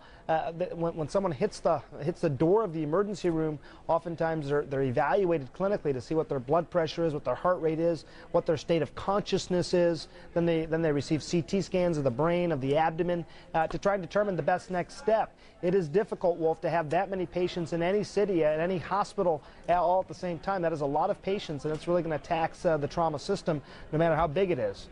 What a horrible situation. Sanjay, stand by. We're going to continue to check in with you. The deadliest U.S. shooting ever unfolding over a period, several terrifying hours on the campus of Virginia Tech. Let's go to CNN's Mary Snow. She's in New York. Mary, walk us through how all this happened. Well, Wolf, the killing spree began early in the morning before classes started. It involved 2 shootings, hours apart from each other, and at 2 separate locations. At about 7:15 this morning, a 911 call came to the University Police Department concerning an event in West Ambler Johnson Hall. There were multiple shooting victims. Multiple victims, a campus in chaos. A 4-story dorm on the Virginia Tech campus is under fire. But police are just getting their bearings when calls ring in from another part of the campus, Norris Hall. Not even 2 hours have passed and a classroom is also under attack. Everybody said that there was gunshots that came from the inside, and then like not 2 minutes later people came pouring out the door with their hands up, and they were screaming and stuff like that, and I guess 2 kids had jumped out of the windows. At 10 a.m., the campus newspaper's website says a gunman is on the loose. The university is in lockdown. 10:20, classes are canceled. 10:32, the worst news possible, people are dead. It's unclear how many. There are multiple fatalities. The number of fatalities has not been confirmed. Victims have been transported to various hospitals in the immediate area in the region to receive emergency treatment. 10:36, police report the shooter is dead, but is there another one? Well, I started walking towards my dorm, which is near Burris too. Along the way, when I was on the other side of the drill field, I heard shots fired, and I saw everyone running across the drill field. So I then immediately started running towards my dorm so that I could get into a safe environment. 12:18, reports are grim. There are at least 20 dead. At Montgomery Regional Hospital, there's 17 patients being treated for various injuries. 12:23, the shooting is officially over, but the death toll keeps climbing. At this time, we believe it is only one gunman, yes. And where is that gunman? He is deceased. Now, late today, authorities say they had not identified the gunman, and they say he took his own life. One crucial piece of this timeline is the 2 hours between the incidents. Asked why university students were not alerted, officials said this afternoon that they believe that the first incident had been isolated. Wolf? All right, Mary, thank you for that. I want to check in with Jack Cafferty. He's in New York. Jack, you've been watching all of the gruesome details. The gunman apparently kills himself. We may never know what motive he may have had. No, but it's just as well that he's no longer with us. The question we asked last hour, Wolf, had to do with how today's events would impact the future of the school, Virginia Tech, in terms of things like future enrollment and that sort of thing. Got a lot of mail from students, and a lot of the students who wrote attend Virginia Tech. Here's a sampling of some of those letters. Eileen, who's a high school senior, said the Virginia Tech shooting will have a significant impact on the future enrollment at the school. I'm a high school senior right now. And if a college I plan to attend had an incident such as this happen, I wouldn't go to that college. Virginia Tech's getting a bad image, and future attendees will definitely think twice. Courtney, who attends the University of Virginia as an undergraduate, wrote from Charlottesville, although I think it'll have an effect on enrollment, I don't think it should. Americans, and especially college students, need to realize this could happen on any campus, anywhere. Virginia Tech's not special, and people own guns and have problems everywhere. Julia is a student at Virginia Tech in Blacksburg, Virginia. I think the enrollment for the school will be slightly reduced because of worried parents. I know of some incoming freshmen with parents who are paranoid and worried that something similar will happen in the future and therefore don't want their kids to come to VT anymore, especially with the timing of this incident. Potential students are sending in their deposits for next year now, and they'll be rethinking whether they want to go to a school that has had this happen. Megan, who's a freshman at Virginia Tech, also from Blacksburg. If the police force and the university officials had not made me feel so safe, I'd be filling out transfer applications right now. Elizabeth, a graduate student at Virginia Tech. I'm a graduate student here at Tech. I saw your question about whether or not people will want to return here. I'm not angry or offended by your question, and I, for one, am proud to be a Hokie. Tech's been home to me since the fall of 2002, and this place means more to me than any other place on the planet. This community's strong. We can bounce back.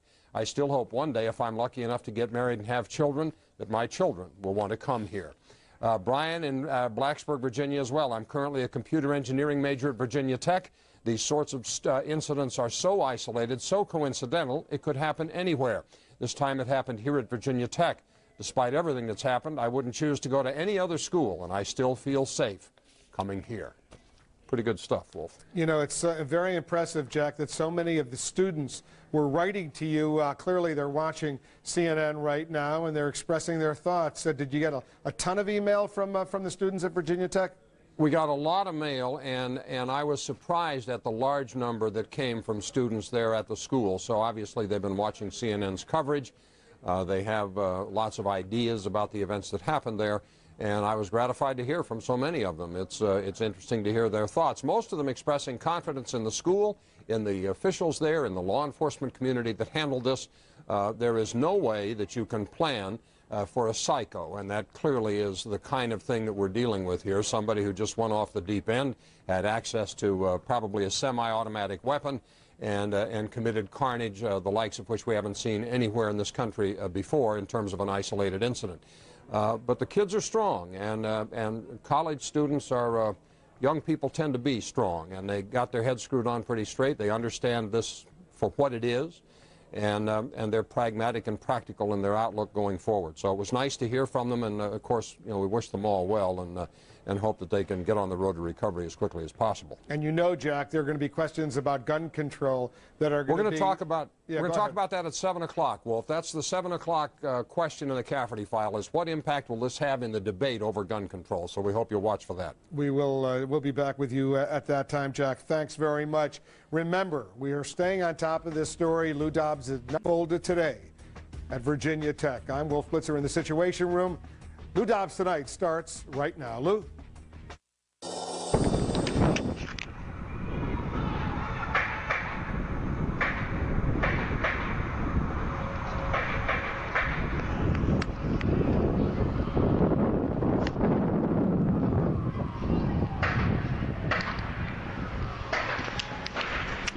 Today, the worst shooting rampage in American history will have complete coverage straight ahead here tonight.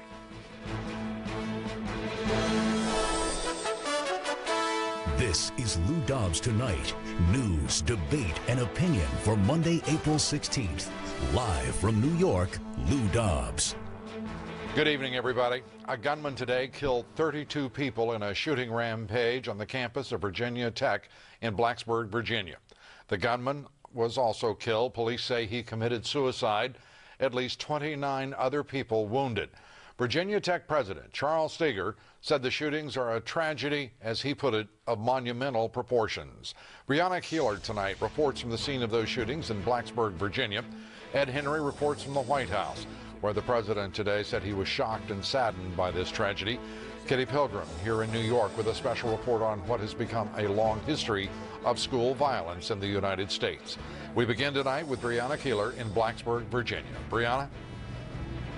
Hi there, Lou. Yes, the latest official death toll here, 33, including the gunman. 2 killed at the dorm this morning, earlier in the 7 o'clock hour. 31 dead. That includes the gunman at Norris Hall, that engineering hall, in the 9 o'clock hour. We understand as well, as you said, at least 29 wounded. Now, at this point, we're still waiting to learn more information about the gunman. Police say they believe he acted alone, but that's pretty much all they know about him. We have not confirmed the identity of the gunman because he carried no identification on his person, and we are in the process of attempting that identification. Norris Hall is a tragic and a sorrowful crime scene, and we are in the process of identifying victims and in the process of notifying next of kin. This may take some time. We will not release any names until we are positive of this notification. Virginia Tech President Charles Steger said at the news conference today that they anticipate a list of the victims to be released sometime tomorrow. And the question, Lou, being voiced here is why, after that dorm shooting in the 7 o'clock hour, was the alert not broadened? Why was the campus not shut down? And then in the end, 31 more students were killed. Well, speaking at the news conference, we heard President Steger and the police chief for Virginia Tech say they went on the information they had from that initial shooting. They believed it was a domestic violence issue, or it was a shooting that was domestic in nature. They thought it was an isolated incident, and they also had reason to believe that the gunman in that case had fled the campus, and so they made the decision not to broaden that alert, Lou. A tragic decision on the part of the authorities there at Virginia Tech. Brianna, I understand, and I'm sure the audience does, that there are far more questions than we'll be able to answer tonight, but among them, why almost just about 10 hours after these horrible events, that we have no sign from the authorities of the identity of the shooter. That's right. They don't know, and they say the reason they don't know and that they're still going through the process of identifying him is because he didn't carry any identification on him. Lou. Brianna Keeler, thank you very much. Brianna will be joining us for our continuing coverage here through the broadcast. 26,000 students attend Virginia Tech. Not all of them were on campus this morning, of course. Some of the students who were there described what they saw after the gunman opened fire, and they tell us how police responded to those shootings. I was walking towards class with my iPod on, and these police cars started streaming down the sidewalks, and kids were peeling off, and I guess there was gunshots. It was right behind the building that I was in, and so they peeled us all inside the building, and we had to stay inside there for like 15 minutes, and these two kids, I guess, had panicked and jumped out of the top story window, and the one kid had broke his ankle, and the other girl was not in good shape, laying on the ground, and it was just mayhem, and they told us to get out of there, so we ran across the drill field as quick as we could, and there was cops yelling, and it was just a mess, so it was kind of scary. We are all in lockdown. Most of the students are sitting on the floor away from all of the windows, and we're just trying to be as safe as possible. We were actually all just in the middle of the class, and we heard numerous sirens going by, so that's when we kind of started moving over to the side. But since that time period, I have not heard any more sirens. I think that they have all moved onto the side of campus that most of this is going on to. Well, I was over in the Shippard Health Center. I came out around 9:30, saw all the cop cars outside of West Ambler Johnson. Heard somebody say that there was a shot fired, so I immediately tried to get out of that area. Saw all the cops spread away from that area towards Burris, which is near Norris. And so I started walking towards my dorm, which is near Burris, too. Along the way, when I was on the other side of the drill field, I heard shots fired, and I saw everyone running across the drill field. So I then immediately started running towards my dorm so that I could get into a safe environment. Today's deadly shooting rampage at Virginia Tech is the worst in this country's history. The massacre is only the most recent incident of deadly violence at our schools and college campuses. Before this morning, the worst campus shooting in the United States occurred more than 40 years ago. In 1966, Charles Whitman, a student at the University of Texas, killed 15 people while wounding 31 others.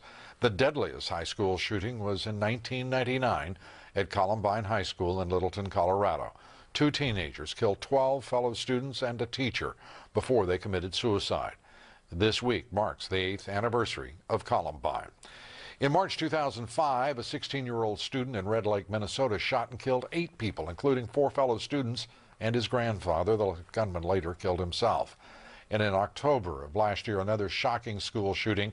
5 girls were killed, 6 others wounded by a gunman who stormed the Georgetown Amish School in Nickel Mines, Pennsylvania. We'll have continuing coverage, unfortunately, of violence in our high schools and college campuses here later in the broadcast. And this, of course, not the first incident of violence in the Virginia Tech area. In August of last year, the first day of classes was cut short at Virginia Tech. The campus was shut down by a manhunt for an escaped prisoner. The inmate killed a deputy sheriff on a nearby hiking trail, and he killed a security guard at a hospital. Virginia Tech received a series of bomb threats over the past 2 weeks as well. The school closed down 3 halls and canceled classes Friday after those bomb threats. It's not known whether today's shooting rampage is related to those bomb threats.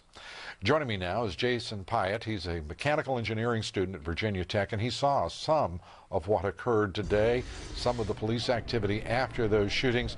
Jason, thank you for being here. I know this is a horrible day for you and your fellow students and everyone in the Virginia Tech family. Tell us, if you will, what you witnessed. Well, I got out of class at 9:55 a.m. and we were trying to leave. I was in McBride Hall, so we went up the stairs and we realized that we couldn't get out of the building, and we saw a lot of police outside. So a guy that was in the class, he had a PDA on him. He checked his email at that point, and he saw that there was a message from the university about 9:25 or so saying that there was a shooting incident on campus and they were investigating it. So, you know, then we thought, well, that's kind of odd, but it didn't seem quite as bad as it was. So we just stood at the door there and watched the whole scene unfold, and everybody, the police just kept showing up, more and more of them, guns and cars and everything. And then eventually an Explorer came like came balling across the parking lot right over the median and went in the lot in front of, right behind Norris there. And a guy jumped out in a bulletproof vest, ran around and grabbed a guy out of a building who was bleeding from his arm. They threw him in the car and they drove off. And that was kind of when it was like, all right, maybe there's some serious stuff going on right now. And then from there, everybody was just on their phones, and we got it as you got it, just as it came out on the news. There was no alert from the university at that point? There was an alert. Like I said, they sent something out at 9:25 that was really vague. It said something about a shooting. And then pretty quickly after that, of course, the guy with the phone, I don't know where he went, but we stopped getting emails. And once I got home and checked my email, I realized that they had sent out like 2 or 3 more in pretty rapid succession after that as it developed. But by the time we got out of class at 9:55, none of us had any idea that there was anything wrong.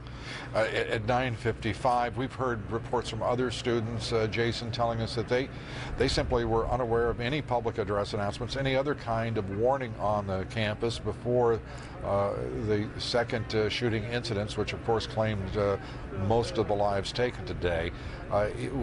Is that true? I don't know. If they say it, I say it's true. Speaking from personal experience, like I said, none of us had any idea. Jason, what is the mood there tonight on the campus? Your fellow students, this experience that you've all gone through? I think it's really somber. I think it's still sinking in. I mean, something like this doesn't happen. It's the first time it's ever happened in the country. Apparently, something this bad, and it's overwhelming. You know, I'm still trying to process it, and for the next days and weeks and however long, I'm sure it's going to continue to really hit for what it is. But yeah, everybody's really sad. As are we all across the country, Jason. The idea that this could happen, of course, is repulsive. It leaves us all wondering what in the world was happening. As you've gone through this horrific day, have all your friends been safe? The students that you have personally come in contact with, in touch with throughout the day in your classrooms, are they all safe? I don't know of anyone personally that was in that building except for one guy, a system dynamics teacher of mine. I hope he's okay. I emailed him and he hasn't gotten back to me. And if you're out there, I hope you're doing fine. But everybody else, as far as I know, I don't know of anyone that was in that building personally. Jason, we thank you for being here on what, as I said, we all understand to be a terrifically sad day for everyone there, a horrific day, and we appreciate you taking the time. Jason Pyatt. Thank you. Still ahead here, we're going to have much more on the shootings at Virginia Tech. We'll have, of course, live reports from the campus, reaction to these shootings from the President, the Congress. One of the world's leading authorities on handling crises in our schools will be among our guests. And the number of our troops being killed in Iraq also rising sharply. We'll have that report. 5 of our troops were killed today. We'll have that report and much more from Blacksburg, Virginia.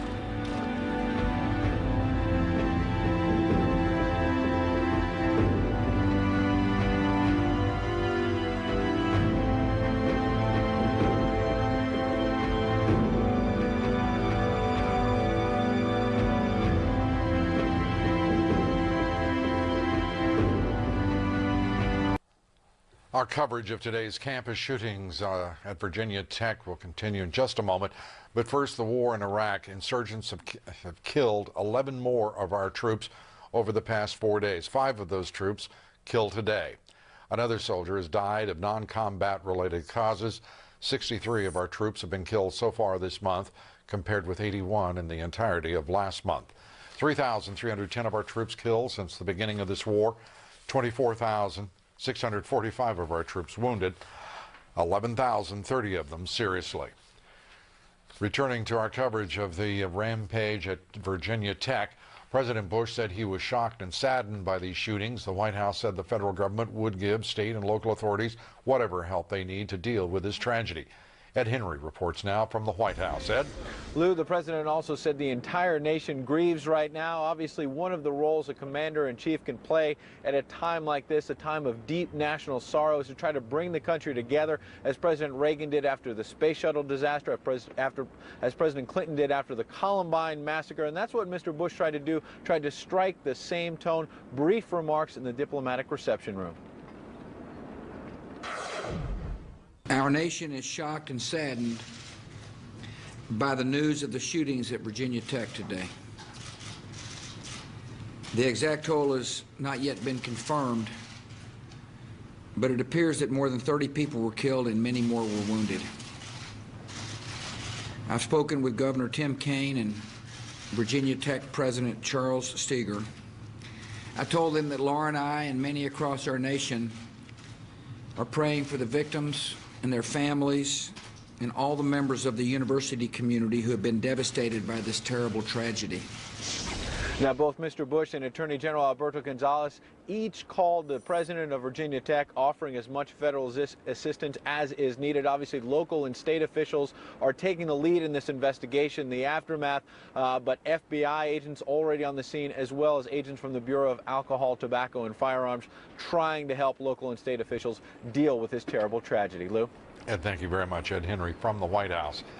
The House and the Senate today held moments of silence for the victims of the shooting rampage at Virginia Tech. Congressional leaders said their prayers are with everyone at Virginia Tech, students, faculty members, and staff, and their families. Dana Bash reports from Capitol Hill. Dana? Well, Lou, as soon as the Senate came into session this afternoon, the leaders in the Democratic and Republican Party both went to the Senate floor, made statements expressing their disbelief and their grief, and they immediately held a prayer and a moment of silence. And then shortly thereafter in the House, the Speaker followed suit. It is with great sadness that I rise to acknowledge that today our country has been struck by a terrible, terrible tragedy. The death toll at Virginia Tech now is over 30. This is reported to be over 30. This is the worst campus shooting in the history of our country. Now, because of this deadly incident in Virginia, a much anticipated event here on Capitol Hill has been postponed. The Attorney General, Alberto Gonzales, was supposed to testify tomorrow about his role in the fired federal prosecutor's controversy. That is not going to happen. It is now going to happen on Thursday. The Senate Judiciary Chairman, who was holding that hearing tomorrow, went to the Senate floor saying that it was a bipartisan decision, that the nation is going to continue, of course, to be grieving tomorrow. The Attorney General, through his spokesman, Lou, said that he is anxious to come and testify before Congress, but in terms of this particular incident, he understands that it is a time to talk about the tragedy and to lend condolences to the families of those who were killed in this incident. Lou? Any suggestion today in either the Senate or the House that congressional leaders would be going to Blacksburg?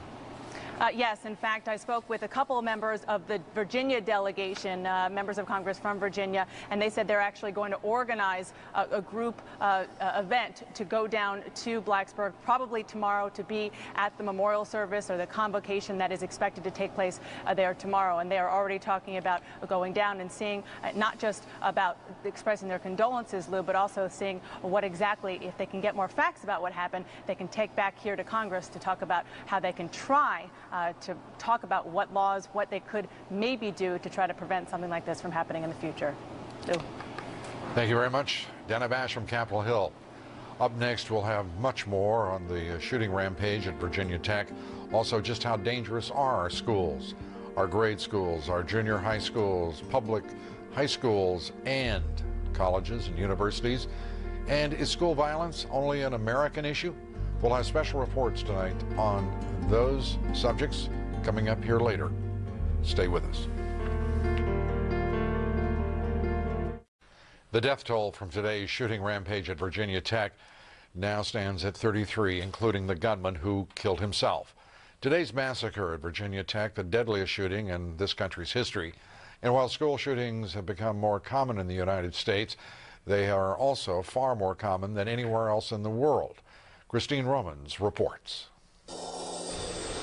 Dawson College, Montreal. Last fall, a 25-year-old man kills 1, wounds 19 before police shot him dead. School number 1, Beslan, Russia. 333 dead. In Japan, 2001, 8 first and second graders stabbed to death by a 37-year-old man. 1996, Dunblane, Scotland, a 43-year-old killed a teacher and 16 small children. Horrific school attacks around the world committed by adults.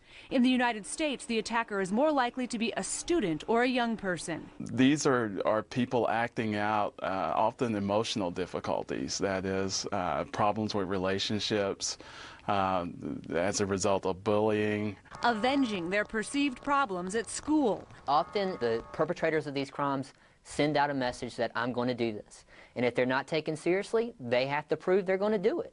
A 2002 Secret Service report examined 41 attackers in this country and found, quote, the demographic, personality, school history, and social characteristics of the attackers varied substantially.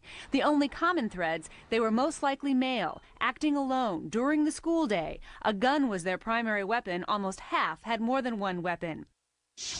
Experts say each case is unique, and it makes it very difficult to figure out which students or campuses are at risk, Lou. That's among the most disturbing aspects of this, is after all of the study by law enforcement, by sociologists, psychologists, that there really is no profile. The Secret Service says there's absolutely no profile. Each of these children is different. You can't look at whether his parents are married, whether they're divorced, whether he has siblings, whether he gets A's, B's, or C's. Each case is different. And the distinction between the United States and the rest of the world in terms of the identity of the shooter, the murderer, young people and students here, adults around the world, that's a remarkable distinction. And confounding to sociologists and the people who look at these sorts of things. They try to figure out why is it so much, and there are a lot of theories, of course, but why is it so much different here in the United States than the rest of the world? You just don't see children shooting children in the rest of the world. And of course, in this case today, we don't know anything about this perpetrator really, but we're talking about the general concept of when we see violence in our schools. And as we hear more on the school shooting rampage, we'll have a special report on the long and the tragic history of school shootings in this country. And among our guests tonight, one of the world's leading authorities on the causes of school violence and how to respond. And a huge storm killed at least 4 people in the Northeast.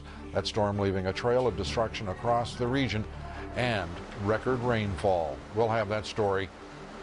We continue in one moment. Stay with us.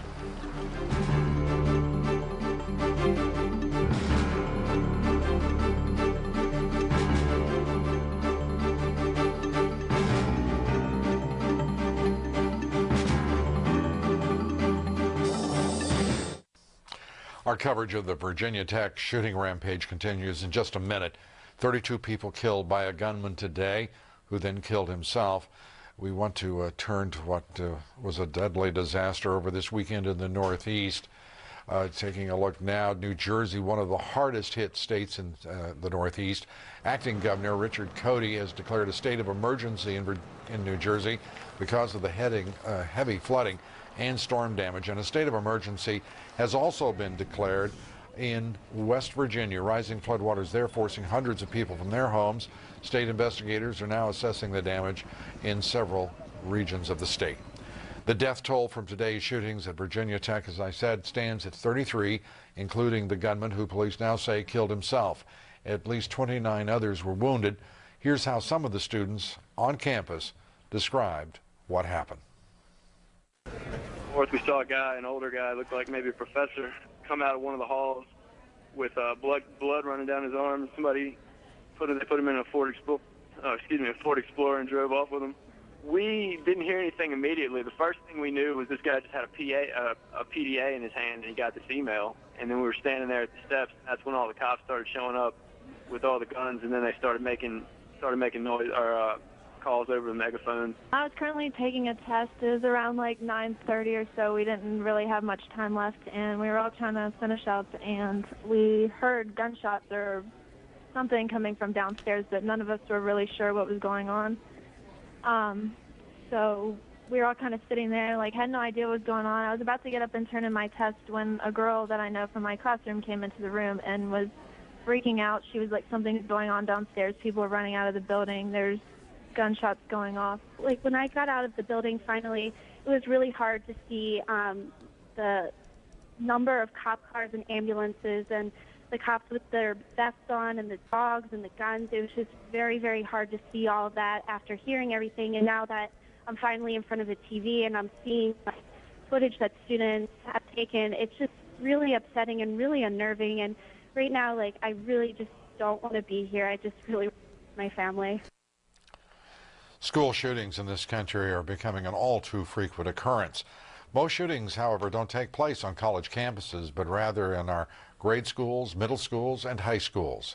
As Katie Pilgrim now reports, our youngest students are at risk.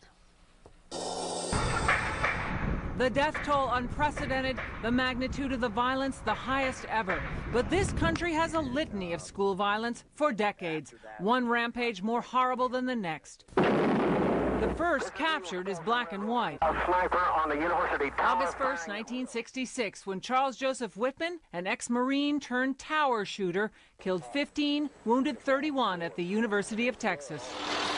April 20th, 1999, the carnage of Columbine. Until now, the deadliest school shooting ever, as a 17-year-old Dylan Klebold and 18-year-old Eric Harris stalked students. The nation watched it live and listened to the terror. Assistant principal at Columbine High School, we have a student in our building with a gun. 12 students killed and 1 teacher. Then the gunmen killed themselves. That matched last year by the horror of watching an idyllic community assaulted. October 2nd, 2006, the Amish school shootings.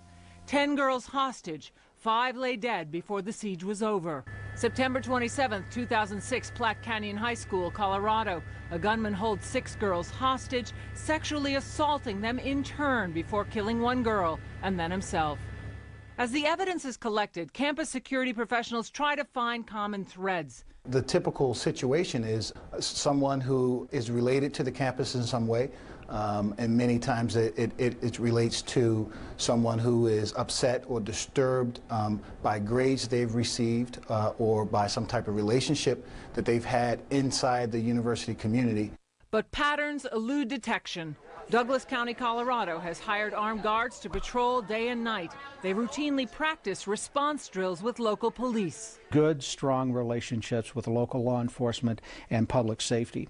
That is just critical. If you invite if you invite a law enforcement agency onto your campus during a crisis, you're too late. Too late can be deadly. A slow response is a deadly one. Now, colleges with open campuses are hard to secure, but history shows K-12 schools have seen the highest number of violent incidents. So we see grade schools, middle schools, high schools struggling with security procedures, entry controls. Schools are putting in armed patrols and in-school security guards. Lou? Katie, thank you very much. Katie Pilgrim. There's been considerable debate in this country over whether school security guards should be armed at all. In Douglas County, Colorado, armed security guards patrol elementary schools 24 hours a day. That county is looking to hire more armed guards to provide additional security. Their officers working with local police. In each one of our high schools and middle schools, we have a number of unarmed security officers who are employees of the school district. Then supplementing all of that, we have a patrol division, a smaller patrol division, and those officers are also employees of the school district, but they are armed as well. Portland also said they conduct regular training of what they call active shooter drills to determine how they handle an active shooter should one occur. And Virginia Tech will remain closed tomorrow, but a special gathering for students will be held on the campus. Counselors are now on hand at the university to provide assistance tonight for the 26,000 students who attend Virginia Tech. One of those students captured the dramatic moments on video when the gunman opened fire. This video recorded on his cell phone. Jamal Alberguti joins us now from Virginia Tech. Jamal, thank you for being with us. My pleasure. At what point did you realize that that something horrible was happening? Well, at the beginning, people were screaming and shouting, telling me to leave the ground. I didn't know that it's a serious thing. I should have, but while I was walking back towards my car, I saw some policemen running, and one of them drew his gun. He took his gun, and When he held his gun, I knew that there is something really serious going on campus. I frankly thought it's just another bomb threat. We had 2 last week, and they closed the campus just to make sure there are no bombs around. But when cops started running and they were all armed, I knew something serious is going on. And where were you located as you were taking that video on your cell phone? There's a square on campus. It's between, I really don't know what it's called. It's between Burris Hall, the architecture building, Norris Hall, and Hancock. I was in that area. Right. Right behind me was Johnston Student Center. And as you saw the police officer pull his weapon, you think to pick up your cell phone, to record it on video, and to expose yourself to what could have been great danger. What was going through your mind? Let the world see what's going on. That's what I wanted to do. A wonderful journalistic response. I'm not sure that it is in that situation one that many people would have experienced, and I compliment you for doing that. What is your reaction? I mean, I know you've been focused on this video and the experience of the day, but what is going through your mind and heart tonight after at least the dimensions of the tragedy are now clear? Well, me and all Blacksburg and I guess all Virginia are really sad for the casualties of this incident. We are so sad for the 30 students who are dead, and I've been talking to some of my friends. They do not know where their friends or relatives are. My heart is really out for everyone in this case, and this is what's going in my mind. What else can go in my mind? Jamal Alberti, we thank you very much for sharing that video, your horrific experiences of the day, and like you, our hearts go out to all at Virginia Tech, the families of these victims, and to all of you who have to go through this horrible experience. Jamal, thank you very much. Coming up next, more on the Virginia Tech shooting rampage. We'll be talking with a panel of experts about what is driving in our culture and our society some people to take such deadly action, and what is next for all of us affected by this tragedy. Stay with us. We'll be right back.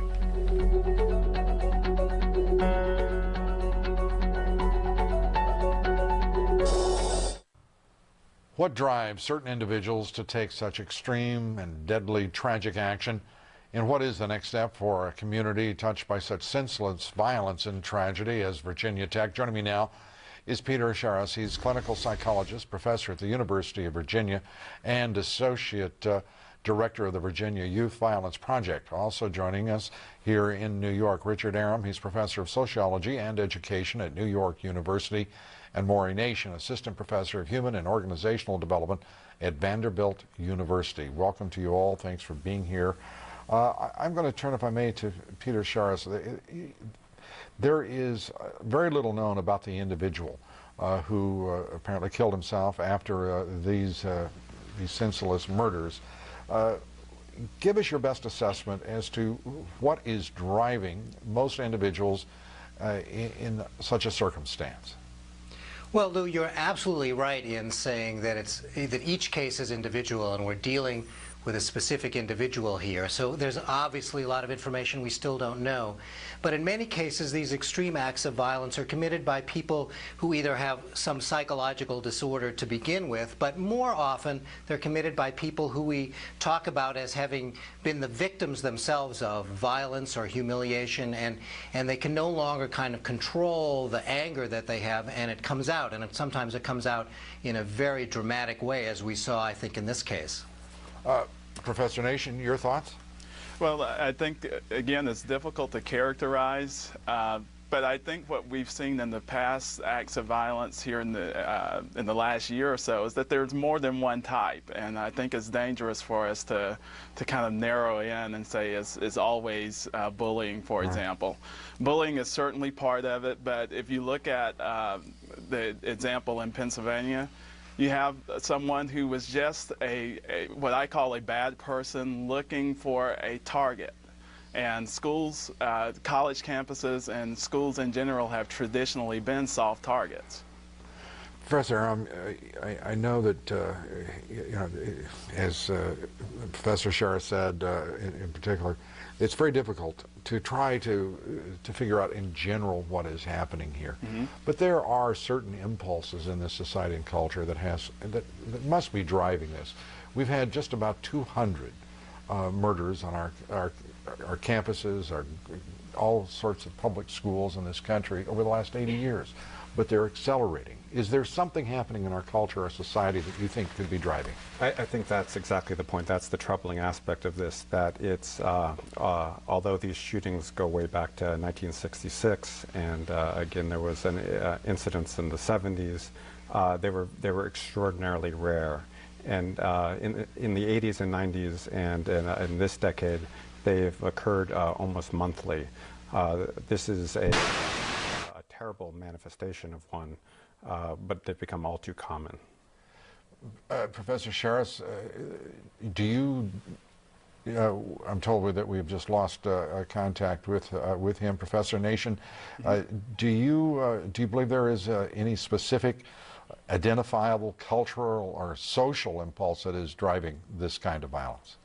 Well, I think there are a variety of factors, and we as a culture know many of them. Certainly the level of violence that our children observe, the access to guns. I mean, it's true that to some degree that there's always been issues of aggression among school-age children.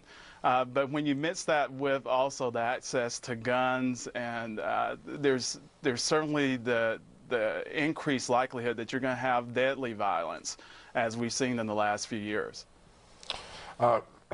Professor, the idea that this culture is creating the forces, or at least playing a major role in driving these people to violence, where does it begin? And what, if anything, can be done about it? I think dismissing it as around the availability of guns is a mistake, because there were guns available in our society in the 50s and 60s and even the 70s, and you do not see these incidents occurring repeatedly in this way. Something changed in the 70s where today we see these incidents repeatedly. What changed? Well, I would argue that authority relationships in schools changed and led to a widespread problem of failed socialization of youth, particularly boys, and also widespread problems of school disorder and violence. Now, if you will, put that in language that I can understand. Authority, boys, what happened? What changed? Are we talking about discipline in the schools? We are talking about discipline, but notice that these incidents that have increasingly happened in the 80s and 90s are almost always done by men who feel their masculinity threatened and resort to these cultural scripts with the use of guns to act out.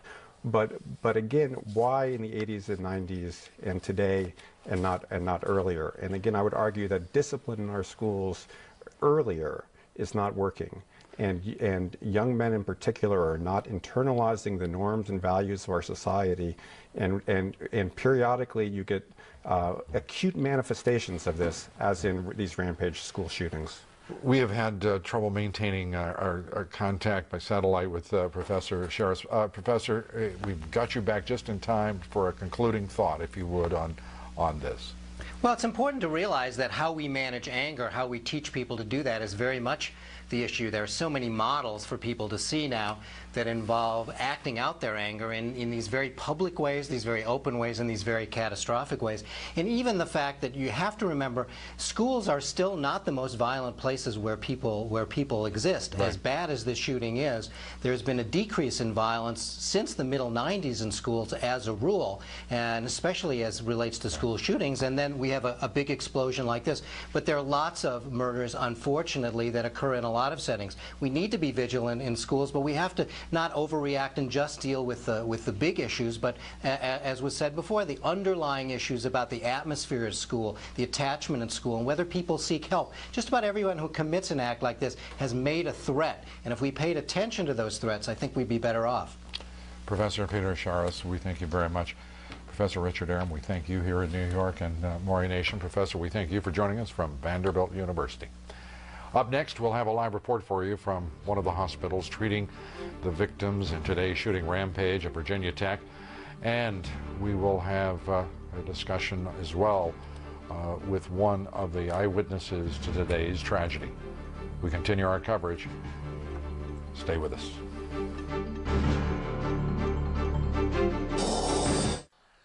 Students wounded in today's shootings at Virginia Tech were taken to Montgomery Regional Hospital, that in Blacksburg, Virginia.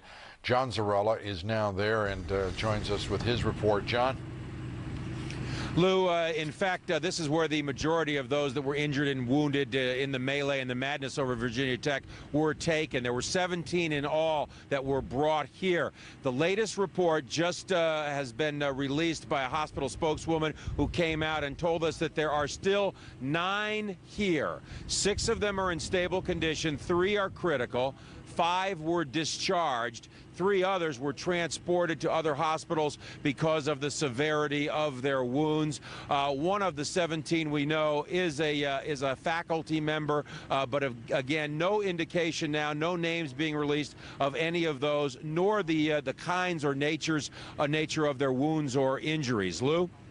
John, the number of people there, do we have any idea? The report has been 29 people wounded by the gunman today. Do we have a more accurate total number at this point? I know it's still a very difficult situation because of the madness of this day, but do we have any new numbers? Nothing new, and in fact, it is kind of scattered, the numbers, because we know there are 17 here. We know that initially 2 other hospitals were involved, where 8 or 9 or 10 were brought to, but now with some being transferred and moved from here to other hospitals, it's hard to say the exact number. I can tell you, Lou, throughout the afternoon, other students and friends and family members, we've seen them coming in and out of the hospital. We have not been allowed to get too close or to talk to too many of them. One student we talked to who was going in with a basket for a friend. We asked him how his friend was. He said he's doing okay. That's about the most that we have been able to get from family and friends here. Lou? And those family and friends of everyone in that hospital, to hear the expression okay, that would they would give anything to hear that one. All right, John, thank you very much. We appreciate it. John Zarella reporting from Blacksburg. Coming up to the top of the hour as our coverage here on CNN continues. The Situation Room and Wolf Blitzer. Wolf. Thanks, Lou. We're expecting a news conference in which we're going to be learning, presumably, more about today's massacre at Virginia Tech, the deadliest shooting in U.S. history. You're going to see it live right here in the Situation Room. Also tonight, so many of the unanswered questions about this tragedy, including one key point: why wasn't the campus locked down immediately after that first shooting? And I'll talk to an eyewitness who captured some of the most dramatic sound and images of the chaos and the confusion on his cell phone camera. His description of the massacre is chilling. All that, Lou, coming up as we continue our special coverage of the Virginia Tech massacre. Lou? Absolutely, Wolf. Thank you very much. CNN Chief Medical Correspondent Sanjay Gupta joins me now from the CNN Center for an update on this horrible tragedy. Sanjay, let me ask you, we've just heard from John Zarella at the Montgomery Hospital there in Blacksburg. As he described the victims there, 17 brought there, 5 of them had been discharged, 3 in critical condition, 6 in stable. Give everybody a sense of what that means, the difference between stable and critical, so that they can assess the condition of those patients. Yeah, usually it has to do, obviously, with the initial severity of injuries, sort of place someone in a critical condition versus stable. Stable typically is meaning that their vital signs, the things that you measure typically of their heart rate and their blood pressure and their breathing, typically are on their own.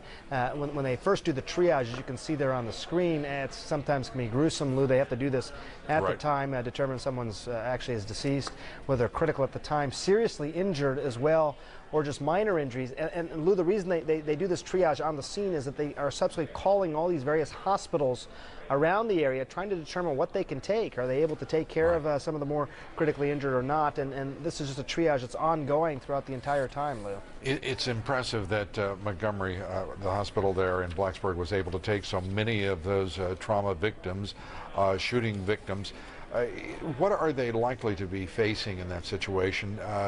The gunshot wounds are, of course, devastating. And these are, for the most part, and we presume most are, students.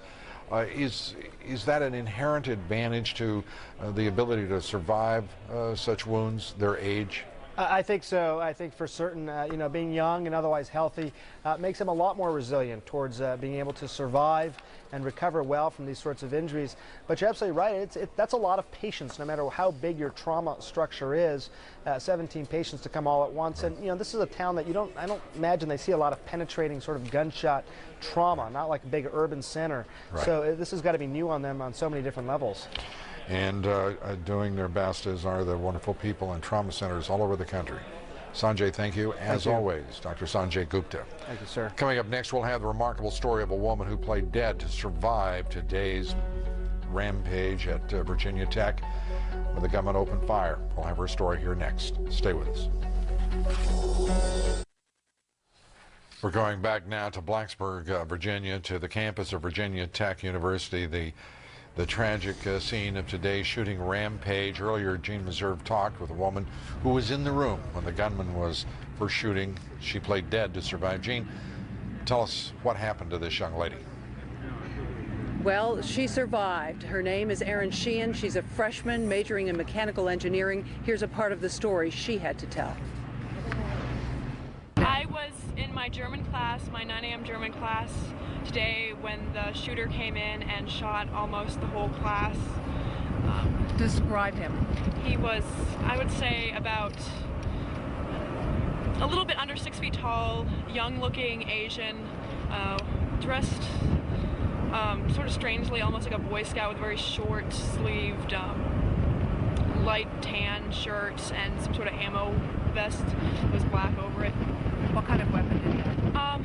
I'd say a handgun. It was not a large rifle at all. It was black and it was caustic. I don't know much about guns though. Describe how he came into the classroom. He peeked in twice earlier in the class, which was sort of sketchy. But then he came in eventually later, and he just stepped within 5 feet of the door and just started firing. He seemed very thorough about it, getting almost everyone down, or I pretend to be dead, just on the ground. And then he left for about 30 seconds, came back in, did almost exactly the same thing, because I guess he heard us still talking. And then we forced ourselves against the door so he couldn't come in again because the door would not lock. And so he came and tried to force himself in about another 3 times, then started shooting through the door. Erin Sheehan says there were 25 students in her German class. Only 4 of them walked out. Lou, back to you. We thank you for being with us tonight. For all of us here, thanks for watching. Good night from New York. The Situation Room begins now with Wolf Blitzer. Wolf? Thanks, Lou. We're continuing our breaking news coverage happening now. State officials say a gunman still unidentified killed 32 people on the campus of Virginia Tech before taking his own life. The killings occurred first at a dormitory, then at a classroom building. We're going to hear from a student who actually survived the slaughter and another who captured the sights and the sounds of this massacre, the worst shooting in U.S. history. Police are trying to figure out just what happened. Why was there a 2-hour gap between the shootings? Did the gunman really act alone? authorities plan to hold a news conference this hour. We're going to bring it to you live. I'm Wolf Blitzer. To our viewers in the United States and around the world, you're in the Situation Room.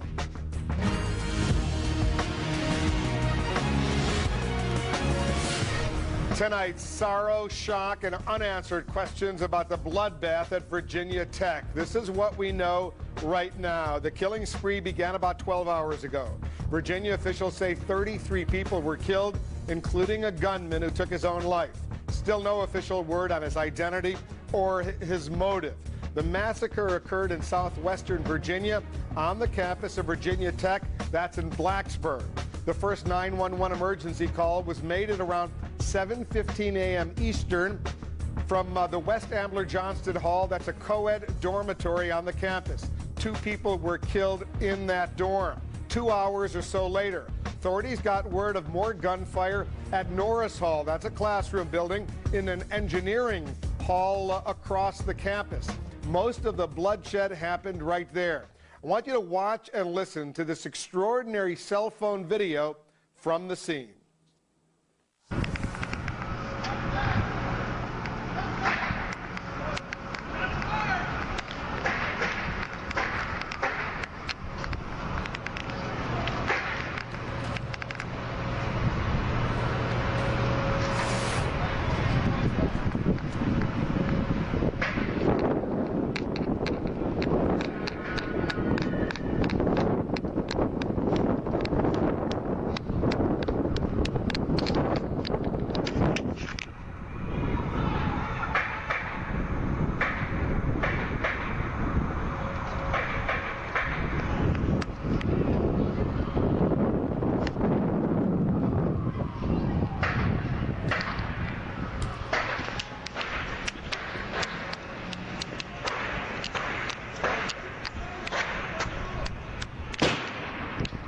Whoa. We counted 27 shots. You just heard on that extraordinary video. We're going to be speaking with a student who shot that video in his cell phone. That's coming up later this hour. You're going to want to hear what he had to say as he was steady enough to shoot that video. The college campus looked more like a battlefield today with these sights and the sounds of slaughter, as you just heard. Our Brian Todd is joining us now to take us through the day's shocking events at Virginia Tech. What a day, Brian. It sure was, Wolf. Maybe the most chilling images we've seen so far, what you just showed on the air, were the scene of some of the worst carnage of the day. That incredible video taken from the cell phone of a student at Virginia Tech.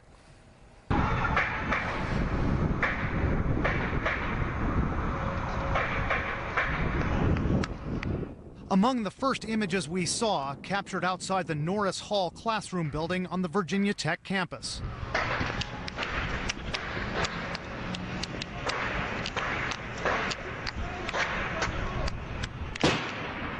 Multiple gunshots recorded by student eye reporter Jamal Al-Barghouti. A law enforcement source tells CNN some of these shots may have come from police, but the Virginia Tech police chief says there was no shootout. This was the second campus building attacked and where all but 2 victims were killed. The first shootings occurred at least 2 hours earlier in the West Ambler Johnston Hall dormitory. The police chief asked why the entire campus wasn't locked down after the first incident. The information we had on the first incident led us to make the decision that it was an isolated event to that building, and the decision was made not to cancel classes. But the carnage got much worse at Norris Hall, where the chief says the gunman took his own life. The campus resembled a war zone, law enforcement officers wearing armor and wielding automatic weapons, taking cover themselves. Witnesses described the scene. Next thing I know, I saw cops running out.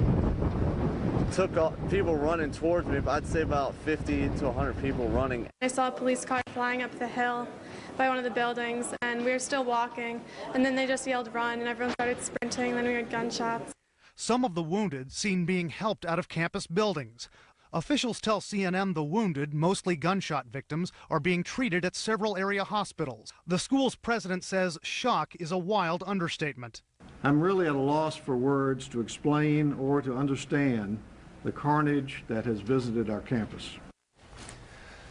And right now, we're trying to find out more about the suspect. Police are saying very little at the moment, giving no name, only saying this was likely one gunman. We are told by federal officials FBI agents are on the scene assisting the Virginia Tech police in this investigation. Also, agents from the Bureau of Alcohol, Tobacco, and Firearms are deployed to Blacksburg to conduct ballistics tests. Wolf. When you get more information, Brian, we'll check back with you. Thank you. And just a short while ago, we got this description of the Virginia Tech gunman from a student who was actually injured in the shooting rampage. Listen to this. He was about 6 feet tall, Asian with a black coat on. He just started shooting, didn't say anything. It's just irrational acts.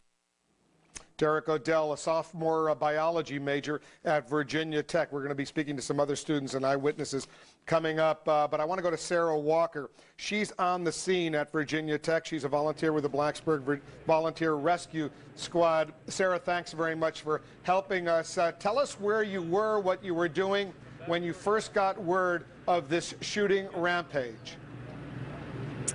This morning I actually went into the Blacksburg Rescue Station to do some basic paperwork for the crew hall. I had heard about the Ambler Johnson shooting this morning, thought that was an incident that was isolated, and then we started hearing on the scanner that there was an active shooter on campus again. So what happened? So what did you do then? I actually had to go onto campus and pick up one of our members who is a volunteer with the police department as a medic. We needed to pick him up so he could help out the police department there. So we picked him up, went back to crew hall, got him his gear, and then I hopped on an ambulance to respond to the campus to help with the victims. Now you immediately started to deal with what's being described as the walking wounded. Tell us about that. The walking wounded are the victims who had been grazed, who were bleeding, who needed treatment, but were able to walk out of the scene without a problem. And those were the first victims that were brought to us. How many did you treat? Probably somewhere between 3 to 5 initially. Honestly lost count of how many that I actually laid hands on. And what were they saying to you about the actual incident? I assume if they were walking, they may have been wounded, but they were still alert and they could describe what they went through. We were more concerned about their injuries. We did not ask about the actual incident. We were concerned about their health and their well-being, and so we focused on that.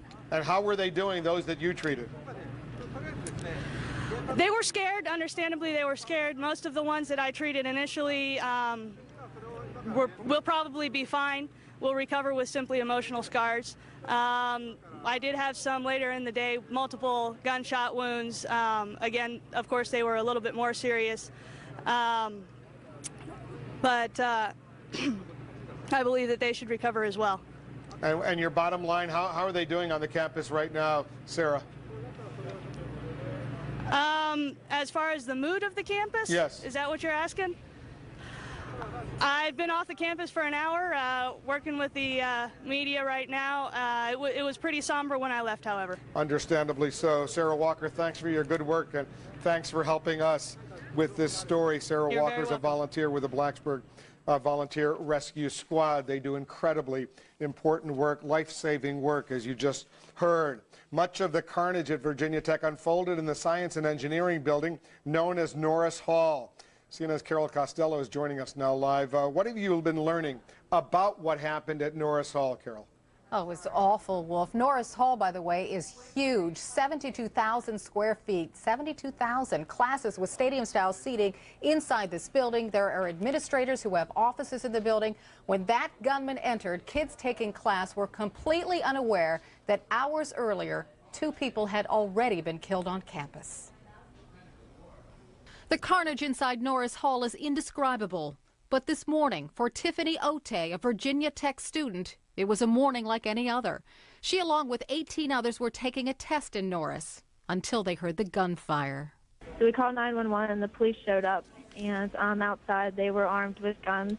We decided that we should probably go into a room that had a locked door, so we went into a teacher's office. There were about 20 of us, and we were in a teacher's office and locked the door. They cowered inside, going online to figure out what was happening. Ote said she found out in an email from Virginia Tech administrators someone had been killed 2 hours earlier at Ambler Johnston Hall. Then, the gunfire at Norris intensified. It was like a continuous gunfire going off. Like every second or so there would be another shot, and there's approximately probably about 50 shots total like that. Other students who were inside Norris described the scene as chaotic. Brandon emailing, "One of my friends was in one of the classrooms where the shooting occurred, and the scene he described was utter chaos. It sounded like a scene from a movie, something that you watch but never expect to happen to you." At some point, police stormed into Norris, encountering that chaos and bodies. They didn't wait for paramedics, taking the wounded out any way they could. Otay, still locked inside that classroom, heard that too. At one point we did hear screaming because people were running out of the building, and at this point we were all kind of frightened as to wonder what's going to happen to us. She and the others didn't have to wait for long. Police in riot gear burst into that locked office. Were telling us to put our hands above our head, and if we didn't cooperate and put our hands above our head, they would shoot. And I guess because they were afraid that, the shooter was going to be among one of us. And Wolf, one young man did not put his arms above his head. He was immediately thrown to the ground. All of those students managed to get out of that building safely. Tiffany, by the way, lives off campus, and she says she is not looking forward to returning to class. Wolf? You really can't blame her after a horrendous, horrible situation like that. Carol, stand by. We're going to be getting back to you right now. Understandably, area hospitals around Virginia Tech are treating all the injured. By some estimates, at least 24. Many in critical condition right now, seen as TJ Holmes is over at the Montgomery Regional Hospital in Blacksburg. TJ, tell our viewers what you're learning about what's going on there. What we know here, Wolf, they started getting the injured right after that first shooting around 7:30, 8 o'clock this morning. And they ended up treating about 17 people here, exactly 17 people. They actually had one dead on arrival, but of the 17, they actually discharged 5 who were able to leave. Another 9 are still here at the hospital, 6 of those in stable condition, 3 of those in critical condition, and then there are another 5 at other hospitals that are being treated as well. Montgomery Regional is directly up the street. You just hop on the road, you take a left, and you head straight down, and you run into the Virginia Tech campus, so we're very close to it. Right here at the hospital, really, since the mid-morning, we understand, families start arriving, trying to check on the condition of their loved ones, understandably. Hospital officials set up a separate area for them to congregate. They want to make sure they identified everybody and were able to get as much information as possible to them about their loved ones and exactly what the conditions are. It ranges here, really, according to the hospital officials. Wouldn't be too specific, but not all of the injuries they have here are gunshot wounds. So he wouldn't get too specific, but did let us know that many of them, most of them are gunshots, but we heard reports earlier of people jumping out of windows, trying to get away. Those might have been some of the injuries as well, but he would not confirm that to us. But a variety of different type of wounds here. But still, even though a lot of it happened at campus, and we know so tragically the dead, 30-something dead, but a lot of concern still right now, Wolf, for so many that are still injured, and still several are in critical condition, Wolf. 32 dead, 33 if you include the gunman who committed suicide, according to the police. TJ, stand by. We'll get more information for you as it comes in. In the meantime, let's check in with Jack Cafferty. He's watching all of this together with us. He's in New York. Jack? The gun control debate will likely heat up again in the wake of the Virginia Tech shooting.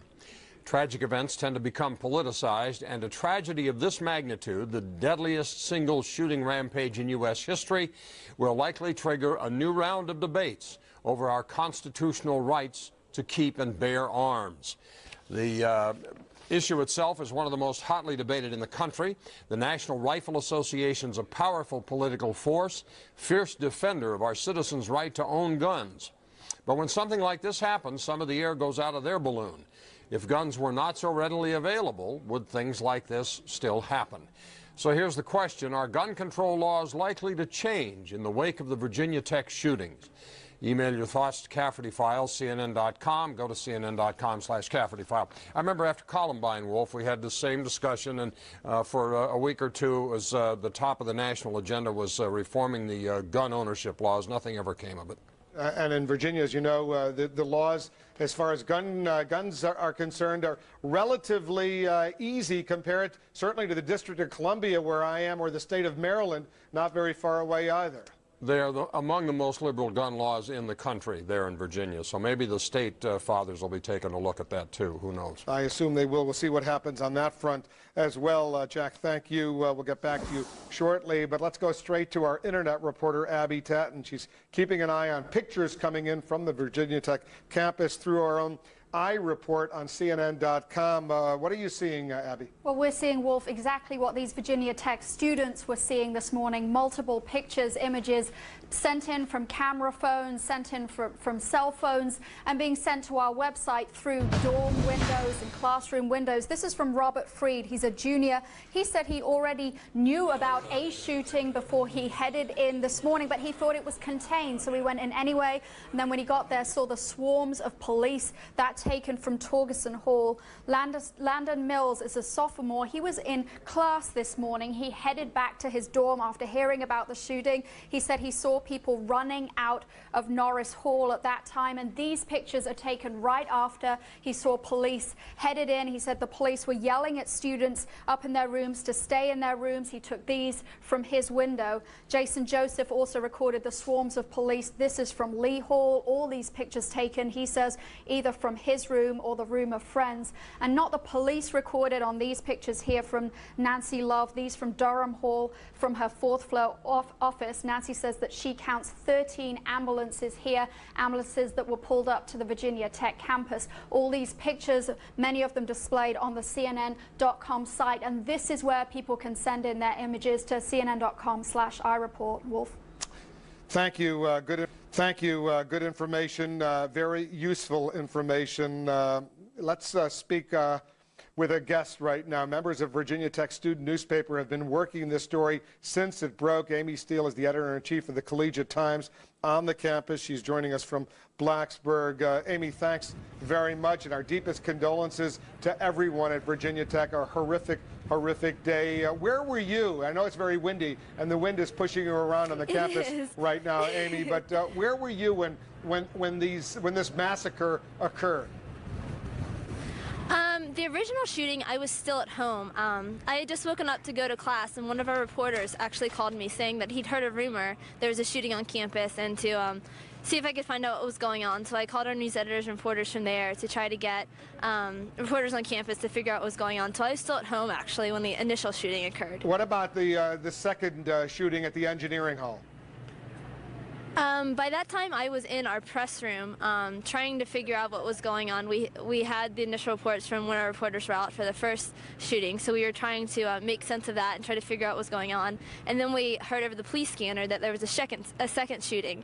So I was on campus when the second one occurred. There's been a lot of reports, a lot of suggestions, Amy, that students are unhappy that they weren't informed between the time of the first shooting and 2 hours or so later at the second shooting that this gunman was still at large. The campus had not been locked down, if you will, as thoroughly, as completely as perhaps it should have been. How angry are students right now on the campus?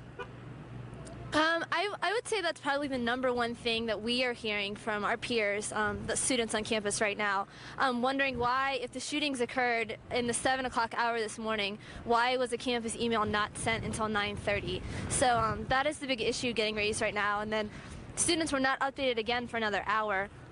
We received an email about an hour after 9:30, around 10:30, saying that there's a loose gunman on campus telling students to stay away from windows and to stay indoors. And then we received an email about an hour after that stating the second shooting occurred in Norris. What is the explanation you're getting from a campus, from the campus authorities and law enforcement on the scene? I'm sorry, it's really windy. Campus administrators so far have informed us that they thought that they were two separate occurrences going on. The first one they thought was just a domestic dispute, and they thought they had it contained and had it controlled. They thought they had the gunman locked in the building, and they thought that they could take care of that. So they didn't feel like it was necessary to inform students or to cancel classes at that point. So they thought the initial shooting was just a domestic dispute, and then hours later the second shooting occurred. At the Norris Engineering building, that's when some 30 students were gunned down over there. What are you learning from eyewitnesses and others about what happened inside that building? At this point, we're basically hearing rumors. All of our students in the newsroom are trying to figure out and wade through the rumors, trying to figure out what's truth and what's not. We are hearing that he just went into a classroom and everything happened from there. He tried a classroom before that, but apparently students had locked the door and put a chair underneath the door, so he could not get in. So then he went to the next classroom, which is where apparently the shooting mostly took place. Amy Steele is the editor-in-chief of the Collegiate Times on the campus. Amy, thank you for your information. Carol Costello is getting new information on the weapon or weapons that may be the case that were used in this horrible incident today. What are you picking up, Carol? Yeah, well, you know, everybody's wondering how you could shoot so many people in such a short period of time. There are rumors flying around out there that the gunman had a flak jacket on. We have not confirmed that yet, but we have confirmed that 2 weapons believed to have been involved in the Virginia Tech shooting are being transported to the Alcohol, Tobacco, and Firearms Laboratory, which is in Greenbelt, Maryland. Those weapons will be tested there. I wish I could tell you what type of weapons they were, but I cannot. But we do know that 2 weapons have been taken from the scene at Virginia Tech and sent on to the Bureau of Alcohol, Tobacco, and Firearms. And, of course, they'll be conducting forensics investigations on these weapons, Wolf, and when we get the results of those, we'll pass them along. Greenbelt, Maryland, as you know, right outside of Washington, D.C., one of the suburbs here. We'll check in with the FBI and the ATF for more on that. Coming up, we're still awaiting a press conference over at Virginia Tech. Hopefully we'll be getting more information, answers to so many of the unanswered questions so far. What unfolded today? Possibly get some new information about the suspect. We'll bring you that news conference with the authorities live as it happens. Behind the gunfire caught on cell phone video. I'll speak with the student who took those extraordinary pictures, speak about what he saw, what he heard, the dangers he felt. And could the carnage on one campus lead to copycat killings at another? A former FBI special agent sharing his worst fears. Stay with us, our special coverage, continuing coverage of this breaking news right here in The Situation.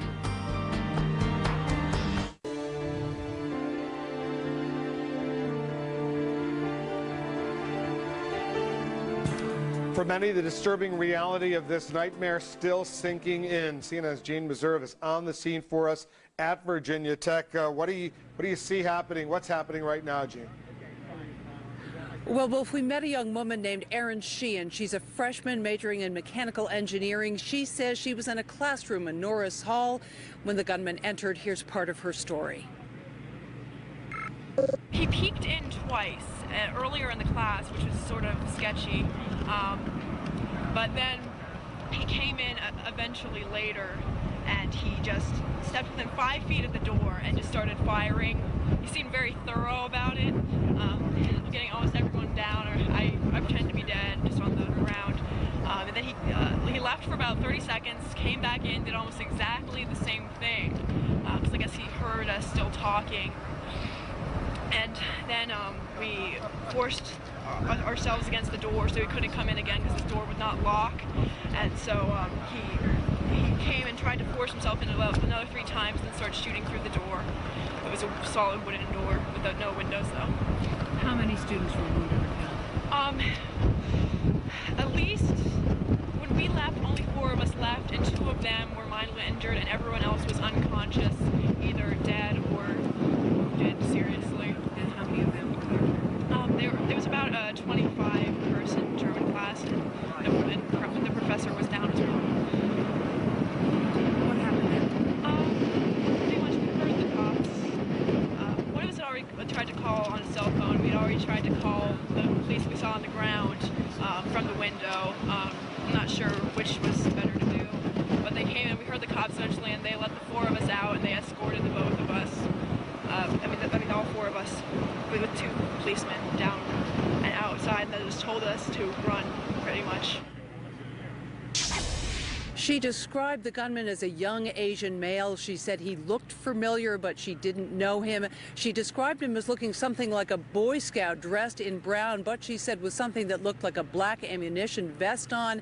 And she said when she saw him, he was carrying a single gun. She described it as a handgun, black plastic, but she said she isn't an expert on weaponry. She survived by playing dead on the floor of that classroom. Wolf, back to you. All right, Gene, stand by. We're awaiting the start of a news conference with local authorities to update us on what they know about the shooter, the extent of fatalities, the injured. We're going to bring you that news conference live as soon as it begins. We're standing by for that. Mary Snow is watching all of this unfold. And Mary, what are you learning about the timing of what happened today? Well, the killing spree began early in the morning before classes started. It involved two shootings, hours apart from each other, and at two separate locations. At about 7:15 this morning, a 911 call came to the University Police Department concerning an event in West Ambler Johnson Hall. There were multiple shooting victims.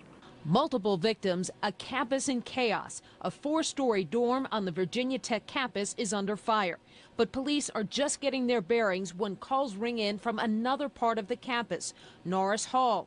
Not even 2 hours have passed and a classroom is also under attack. Everybody said that there was gunshots that came from the inside, and then like not 2 minutes later people came pouring out the door with their hands up, and they were screaming and stuff like that, and I guess 2 kids had jumped out of the windows.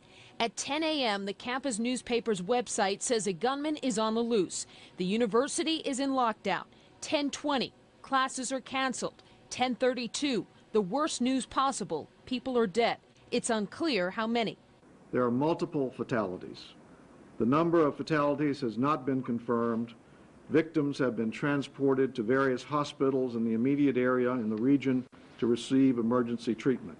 10:36, police report the shooter is dead, but is there another one?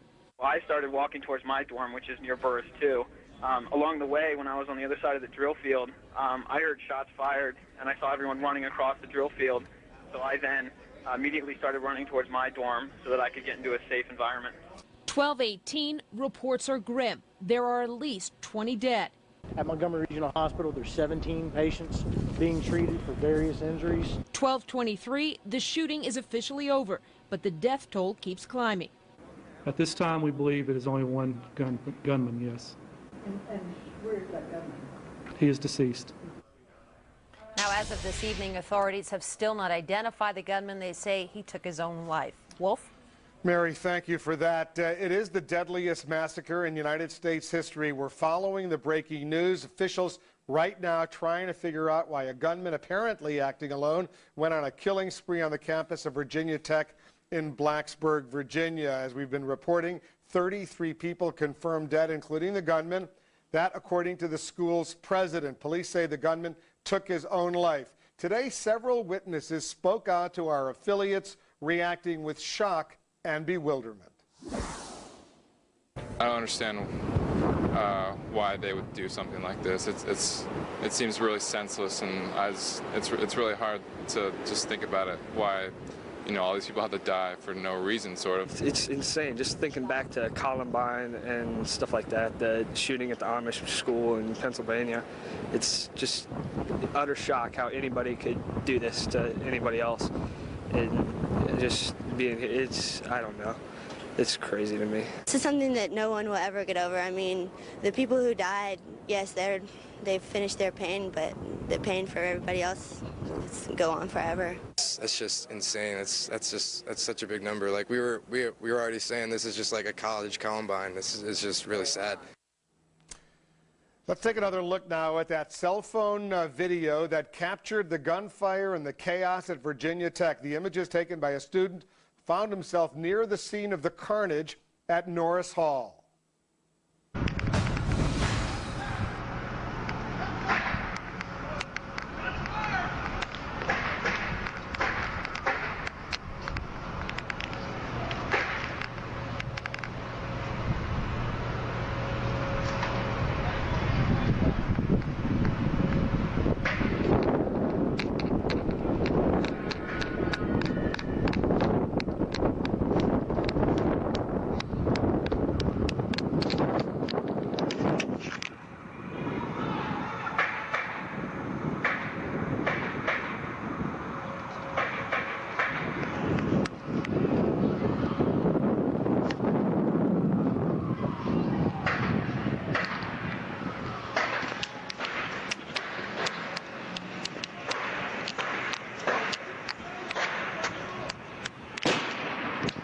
Whoa!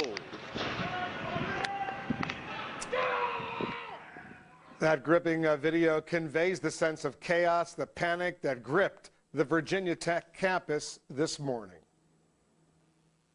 Joining us now is Jamal El-Barghouti. He's the student who recorded that video earlier today. Jamal, I know this must be extremely painful and difficult for you, but tell our viewers where you were, what time this occurred, when you started your camera rolling. That was around 10 to 10, around 9:50 a.m. here Eastern Time in Blacksburg. And I was just going to campus to talk to my advisor, but then I started hearing people telling me to leave. So I was on campus around 10 o'clock. What kind of camera were you using? It was my cell phone camera. I have a Nokia N70, and I was just using the cell phone camera. And so what did you start hearing some shots and all, and you saw people running? Is that when you decided to start rolling video? Well, I took that decision when I saw a policeman taking off his gun and started looking for a target to shoot. I knew that this isn't another bomb threat because we had 2 last week. So I knew this is something way more serious. It was then when I decided to use my camera. We heard, we counted 27 shots in the video that you made available to CNN through our iReport operation. 27 shots. Do you know if those shots were coming from the gunman, coming from the police? Do you have any idea what those popping sounds, where they were coming from? I have no idea. Thanks for counting them, Wolf. I didn't know they were 27 shots. I thought, to tell you the truth, I thought I was really safe. I thought they were far away from where I am. But then people started talking about shots that might have been inside the building. That might have been the reason why they weren't so loud. At the end of the video, if you can hear it, there is a really loud, maybe it was a bang, like a tear bomb or something that the cops used in order to get to. It sounded a lot louder. It was almost like a boom. The final shot that we heard, yeah. there it was right there. Yeah, that was the loudest one I heard. That was when I knew that I'm really close to a really serious situation. And there was a cop from behind me rushing towards me, telling me to just leave. This is when I stopped using my camera. And we heard some screaming after that loud boom at the very end. What was that? That was the cop. There was a police officer coming towards me because I was trying to go closer to where the shooting was to take a better picture. But then a police officer ran towards me and he told me to basically run back and leave. So you were outside the West Ambler Johnston engineering building where this mass killing occurred. 30 people. No, excuse me. That was the Norris Hall. You were outside Norris Hall. That's the engineering building where most of the dead people were found. Yeah, this is the case. That's where you can see. Norris Hall is the building that you would see mainly on my. Oh, sorry. That you would see mainly on the video I was taking. That's the engineering building. Did you know earlier that there had been a shooting at the at the Johnston co-ed dorm earlier that morning at 7:15, 2 hours earlier, 2.5 hours earlier? Had anybody alerted you to that? No, actually they did send emails and it was on Virginia Tech website, but I didn't have the time to actually check it. So I just went to campus without knowing that there was previous shootings on campus. So basically you live off campus, you were going to your class, so you showed up at around 9:30 and then all of a sudden all hell breaks loose. Whoa. Yes, it's really windy out here. Yes, sir, this is what happened.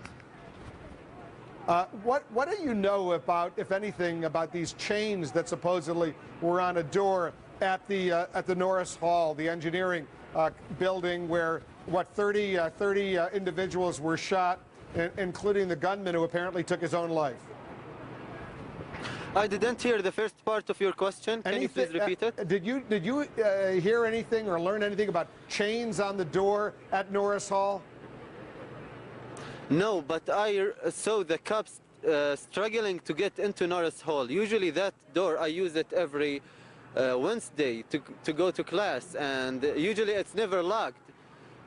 Probably the reason why the cops were not rushing into there is either that they were trying to open it, or that they were just trying to throw to make sure it's safe to go in there. I did not hear or knew that there were any kind of chains blocking that door. The reaction on campus, you're an undergraduate or a graduate? I'm a graduate student. Are you an engineering student? Yeah, I'm doing civil engineering, construction management. So give us a little bit of flavor of what your fellow students have been saying to you over these past few hours. Well, everybody here in Blacksburg is really sad. Blacksburg is one of the best and nicest towns I've ever been to. It's a really safe place. You can't imagine how safe it is. And with 2 bomb threats and 2 people died in August at the very first day of this semester, and now more than 30 students, I guess, or 30 people got killed in this incident. Everybody is so sad. Everybody is shocked. We don't know what's going on in here. We're just hoping that everything would settle down, and Blacksburg would once again be the small, nice town it used to be. It actually is. Jamal, where are you from originally? Well, I'm originally from the West Bank, Palestine. I lived most of my life in Saudi Arabia, though. So this is very extraordinary for you to be experiencing here in the United States this kind of horrific event. Yeah. You can imagine that I've been in cities where problems did happen in such cities. Like I've been in Palestine, or I've been in Saudi Arabia, in Riyadh. Once there was a bombing in the Ministry of Interior. But in Blacksburg, it used to be, or it is, a really safe town indeed. I never thought such a thing would happen in front of me here in Blacksburg. The Barghouti family, a very prominent Palestinian family in the Middle East. Jamal El Barghouti, thank you so much for doing what you did. Please be careful over there. Good luck to you. Good luck to all your fellow students at Virginia Tech. Is there anything else you want to say to our viewers? I just want to say how sorry I am for all of the families of those who got killed or injured in this incident. That's probably the only thing I can say. Well said. We are really sorry for them. Jamal El Barghouti. Thank you very much, Wolf. Thank you, Jamal. Jamal El Barghouti, who took that extraordinary video for all of us to see. I want to quickly go to Carol. Actually, we're going to go to Carol in a few moments. Let's go to the campus of Virginia Tech, that news conference with new information beginning right now. Receive a 911 call to respond to a dormitory room at West Ambler Johnson Residence Hall. Within minutes, Virginia Tech Police and the Virginia Tech Rescue Squad respond to find 2 gunshot victims, a male and a female, inside a dormitory room within the hall. The residence hall was immediately secured by the Virginia Tech Police Department, and students within the hall were notified and asked to remain in their rooms for their safety. Virginia Tech Police immediately secured the room for evidence collection and began questioning dorm residents and identifying potential witnesses. In the preliminary stages of the investigation, it was believed the deaths were an isolated incident, domestic in nature. Blacksburg Police Department were also on the scene assisting the Virginia Tech Police with establishing a safety perimeter around the residence hall and securing Washington Street. At 7:30 a.m., investigators were following up on leads concerning a person of interest in the relation to the double homicide. Investigators from the Virginia Tech Police and Blacksburg Police were actively following up on various levels. At 8:25, the Virginia Tech leadership team assembles. That includes me and the other senior officers of the institution, and began assessing the developing situation at the residence hall and determining a means of notifying students of the homicide. At 9 a.m., the team was briefed. They had had a chance to interview a number of witnesses by then on the situation, and Virginia Tech Police Chief Wendell Flincham on the latest developments in the ongoing investigation. At 9:26, the Virginia Tech community, that's all faculty and students, that's about 36,000 emails, were notified of the homicide investigation and scene at West Ambler Johnson Residence Hall and asked to report any suspicious activity. The Virginia Tech emergency weather line recordings were also transmitted, and a broadcast telephone message was made to campus phones. A press release was drafted and posted on the Virginia Tech website. At 9:45, the Virginia Tech Police received a 911 call of a shooting at Norris Hall. This building contains faculty offices, classrooms, and laboratories. The Virginia Tech Police and the Blacksburg Police immediately responded to Norris Hall. Notice in Leadership Command Center via our police representatives of the shooting that was going on. We were actually having a meeting about the earlier shooting when we got word on the radio that another shooting was underway. Upon arrival to Norris, the officers found the front doors barricaded. Within a minute, the officers breached the doors, which had been chained shut from the inside. Once inside the building, the officers heard gunshots. They followed the succession of gunshots to the second floor. Just as officers reached the second floor, the gunshots stopped. The officers discovered the gunman who had taken his own life. There was never any engagement between the responding officers and the gunman. And at 9:55, by the same means as prior notice, Virginia Tech notified campus community of the second murder scene. Other notifications followed via other means. So we'd be happy to respond to questions at this point. Chief? What are we hearing in terms of conditions of students who are still in the hospital and maybe names of some of the victims? We are still in the process of notifying families of the victims. It's an ongoing process. They have not all been notified. As far as conditions of people in the hospital, I do not have that information at this time. Do you know how many students, the last time we checked, you had trouble with how many students were shot and killed, how many professors? Have you been able to get an update on that? We do not. Has he been identified as a student or someone who didn't belong here? I'm sorry, I didn't hear the first part of your question. What can you tell us about the shooter? Was that the student? We have a preliminary ID that I'm not prepared to release yet, but the investigation is ongoing, and we are making progress. Was he a student or not? In the classroom, as you understand it, what are the witnesses telling you? We understand that some people maybe jumped from some of the windows, and we understand that perhaps the shooter may have come back to the classroom after leaving at one point. Can you tell us anything about that? I do not have all the details. As I said earlier, there were a couple of people that did jump out of a window in that building. Were there any surveillance cameras? Were there any surveillance cameras at either location? No, there is not. Are you looking for anybody else?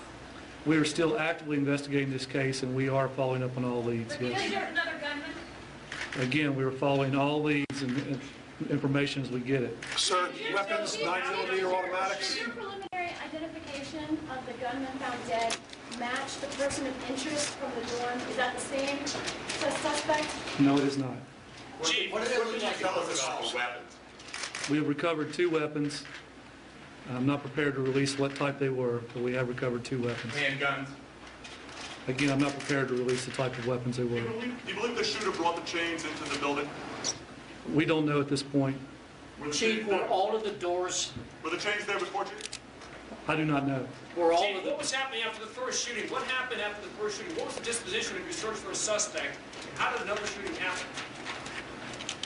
In the first incident, based on the preliminary information we had, we began an investigation looking into different leads. As that investigation progressed, we identified a person of interest, which we worked towards obtaining witness information. So it was an ongoing process and took some time to get that done. You know, keep in mind, when we first got there, we had to figure out exactly what we had first. So it did take some time to get all that in place and going. You found that person? Yes. Chief, can you at least tell us if this was a student or not? Again, it's preliminary. I don't want to release that information until we're absolutely certain of who this person is. Excuse me. I have a question. In the other school shootings that have happened in the past, what made this so different that over 30 lives were lost? What were the differences? I don't have the answer for that. Why are you reluctant to tell us what type of weapon? Part of it is the ATF is helping us with ballistics, and what they're doing is comparing the ballistic evidence from the first homicide to the incident at Norris Hall. So at this time, we're declining to release those type of weapons. Is that person of interest in custody? No. Maybe the both incidences are related. I know the last time you said that you were still trying to investigate that. Do you believe they're both related now? That is still ongoing, and part of it is going to tell us once we get the ballistic evidence back. So are you saying there was a person of interest in custody? No, there is no one in custody. That person, was he one of the victims? No. Okay, you're sort of implying that the first shooter was not the same as the second shooter. So what can you clarify what the connection is? I'm not implying that. Okay, what I'm saying is you're sort of intimating that there's somebody still out there. No, that's not what I'm saying. There's someone still out there. I'm not saying there's not. We are trying to determine whether the two incidents are connected. Part of that will be the ballistics test that we are having done. Is the shooter known to the police? Is the shooter known to the police? I'm sorry, everyone's talking at one time. Is the shooter known to the police? The person we preliminarily identified? Yes. Not to my knowledge. Is the first person of interest still a person of interest? Yes. What's the evidence that it was a domestic dispute? The first shooting? Based on the preliminary information we obtained from the officers on the first scene as they began their investigation, talking to witnesses. Chief, did you say that the description of the first shooter, the dormitory incident, that description of that suspect does not fit the description of the gunman who you found dead in Norris Hall? I've never released a description of the suspect. But is that what you just said earlier, about 5 minutes ago? I'm not sure I released a description. If I did, that's not what I was implying. We identified a person from that first investigation that led us to that person as a person of interest. Chief, can you describe what Norris Hall looked like when you got there? It's probably one of the worst things I've seen in my life. Can you describe it? Not this time. Does the person of interest and the person that you believe you identified from the first instance, does that match the person that you preliminarily identified in the second? No, they're not the same person. So what would you say to the why aren't you finding another about the safety of this campus if you possibly are still looking for something? Again, before we can comment on whether they're related, we're still waiting for lab results to come back. We're still doing investigations. There's a lot of work to be done yet before we jump to a conclusion that it is connected or is not connected. At the first location, you said that it was a domestic, isolated incident that you believe. What led you to believe that the first incident was of a domestic nature? As I stated earlier, it was the information we obtained from the officers who arrived on scene first, based on witnesses. What's going to happen to the before we have ballistic information? I don't know the time. Did you ask any of the witnesses whether they overheard the shooter say anything? Again, I have personally not interviewed witnesses. The investigative teams are doing that. That will all come out at a later time. But I have not personally. They have not told me anything. As far as the witnesses go, I've not spoken to the witnesses. Thanks, sir. For the President, have you talked to the families of the victims yourself personally? And what can you tell us about this topic? I have not spoken with any families personally as of right now. I'm sure that I will be doing so in the next hours and days. We, however, have officials of the university meeting with the families as we speak, as well as grief counselors. If I can follow up that question, I have personally been speaking to families of the victims, several of them, as a matter of fact, and making some of the notifications. So that, again, that is an ongoing process. What can you tell us about this? Has the crime scene been cleared yet? Has it? Excuse me? Has the crime scene been cleared, and where have the bodies been taken? The crime scene has not been cleared yet. Chief, do you still have groups of people being interviewed? I have several people who say they still haven't been able to locate loved ones or friends. Do you have people grouped together still that haven't talked to loved ones yet? No, we do not. Can you clarify how many people were actually injured? Just want to hear the exact number. The preliminary, what I'm being told, is 15. What room numbers were in North How much ammunition was found by your investigators? Can you tell us about that? I don't have the amount. In the earlier conference, Could you characterize it anyway? I don't have that information at this point. Chief, what were the room numbers in North Hall where the shootings took place? I'm 203, 205, what were they? going to withhold that information until a later time. What about the students who were accidentally put in custody? What is going to happen to them? What are you talking about? There was a student who was he was actually taking photos for of the scene from the burst. He was put into custody. I know there's pictures flying around everywhere of him, with handcuffs and them pointing out. What's going to happen to students like that? Okay, and your question is? What's going to happen to that? Is there anything? I mean, he was released. He was released. Chief, concerning the person of interest, was it a male or a female that you have in custody, not in custody, but that you believe is a person of interest? And the two individuals that was shot as a part of this domestic scenario, was that a male or female or both? The person of interest is a male. Okay. And what about the two individuals that were shot at that location concerning the domestic, what you believe to be a domestic? There was one female and one male person. The female as a person of interest? Yes. Did you all found any written material, notes, emails that point to a motive? Again, the investigation is still going. I know I keep saying that, but that's true. We're looking into that as we do searches and those type of things. Can you tell us where you found the shooter? Was he still on the second floor there? He was on the second floor, yes. In the hallway or in the classroom? In a classroom. Chief, explain how gunmen can be still on loose, but you consider the scene contained. I know, I'm not saying there's a gunman on the loose.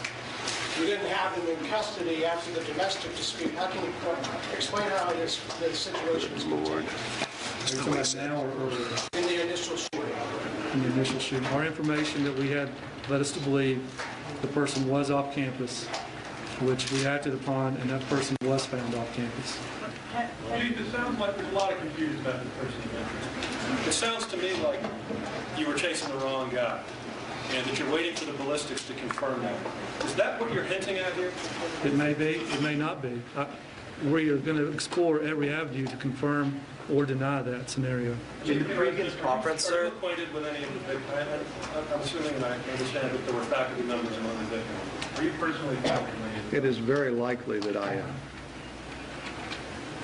So, what are your thoughts? Just to be clear on the person of interest, did you say that that person was being interviewed by officers with your department at the time of the second shooting? Did I hear that right? I did say that, yes. Is that person still a person of interest? Until we rule that person in or out, yes, they are. Is there any reason to believe a person of interest is connected to the dead gunman? Again, we're exploring every avenue to make sure whether that person is or is not. Is the person of interest still on campus? No. Where is it? Out of state? Yeah, from the alcohol, tobacco, and firearms? No, there's not. Is the person of interest cooperating with you guys? Yes. Do you consider him Chief, is the death toll the same since last briefing? To my knowledge, it is. Chief, how will the victims, American citizens, live something about foreigners among them? I do not know yet all that information. Are you able to reveal the condition of the people that are still in the hospital? I don't know it. President Steger, what steps is Virginia Tech taking to deal with the psychological impact on the Virginia Tech community? And, you know, you guys, the reach is all across the nation with the football and everything like that, and right here with us today. Well, let me say first that I've received correspondence, faxes, and whatever from literally all over the world, literally. We have set 2 counseling centers up, one in AJ for those residents, one in McComas Hall. I understand there's a candlelight vigil being conducted later this evening. We have a convocation tomorrow at 2 p.m. The governor is flying in from Tokyo. We have our counseling center staff available, and we'll be holding other sessions. We're trying to get an assessment of the numbers of people impacted, and we'll certainly make available the resources to counsel them whatever they need. It's a very serious problem. We heard President Bush is coming tomorrow to the convocation. Is that true or false? They have made inquiries about coming. Did the procedure for these sorts of incidents change after a shooting at Tech last August? We made some changes in terms of how we handle our secure communications. After every major incident, we do a review to try to see what we could have done better, and we always find one or two things that we can improve with. But basically, the way the sweeps are done and everything else, the police are very skilled in carrying this out, and we follow those procedures. Mr. President, you mentioned a candlelight vigil for tonight. Yeah. We were told before the news conference that there was one tomorrow. Is it tomorrow night? Tomorrow night. Okay, I'm sorry, it's tomorrow night. Tomorrow night. Okay, thank you. Sir, in the previous conference, you had stated that there were problems with communication and that when students are coming in to school, they're not able to receive their emails. Was it ever thought of a scenario that there would be an event happening at this time, they should be reached by another form of communication? Well, we had available, including radio and whatever else. I'll address that. Obviously, it's very difficult during breaking events to be able to get information to people quickly. As it was mentioned earlier, hundreds of buildings on this campus, not just 100. We try to get to the university community through a phone broadcast system which gets to the campus phones. We get through postings on our website. We post messages on a call-in line. We do public media. We send emails. And as a result of the last incident in August, we are in the process of looking at a way that we can get text messages out to students on their phone lines.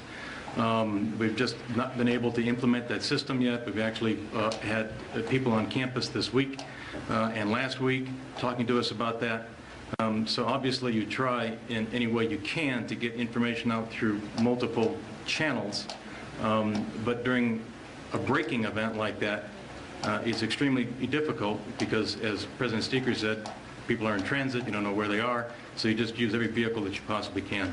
But we definitely will be using a system in the future, in addition to all the rest that I mentioned, where students will give us their cell phone numbers, and then we'll be able to text message or also send phone mail messages. You might also note, though, that when an event like this happens, rapidly the cell phone capacity is saturated. Right. So it's very difficult to phone in or out. How can parents get in contact with their students that are here, and if because of further those problems, and are you concerned about parents pulling their students out of school?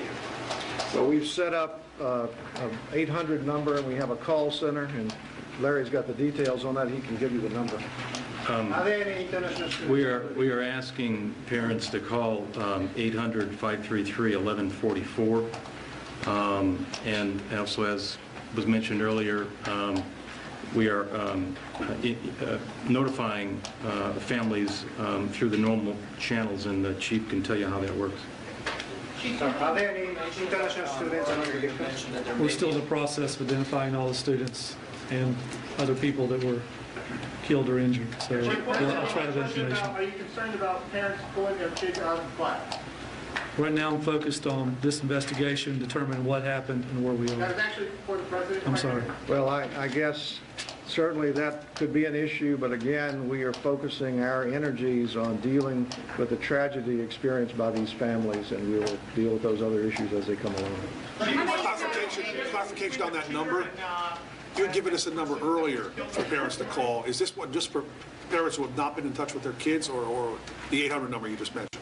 With the 800 number, they can call and get information. We also have numbers we put out numbers for the Dean of Students office and others that we will work with them as best we can. We have a lot of associated issues with religious concerns and whatever that we are working with people on as we go forward. Is one of the victims in the West AJ, is one of them an RA?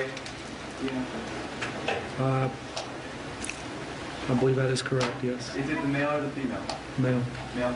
Chief, the male, we had students tell us that they believe a gunman came into Randolph as well. Do you have any information that confirms that? I do not have any information that confirms that. How many federal agencies are involved? I'm sorry, I didn't Have hear. you identified each victim at this point? All the victims have not been identified at this point. How many federal agencies Chief, while you don't have surveillance camera at either one of these locations according to you, do you have surveillance cameras that would perhaps show the gunman going from point A to point B? No. No surveillance cameras on the campus at all? Open carry. No to your question. Okay. I'm sorry. Do you have a policy about carrying weapons on campus? We do. And what is that policy? Weapons are not allowed on campus. And you, within Virginia's framework of laws, you're allowed to say that? How many federal agencies are involved? Excuse me? How many federal agencies are involved? The FBI is involved, and the ATF is involved. I do not know if there's any more or not.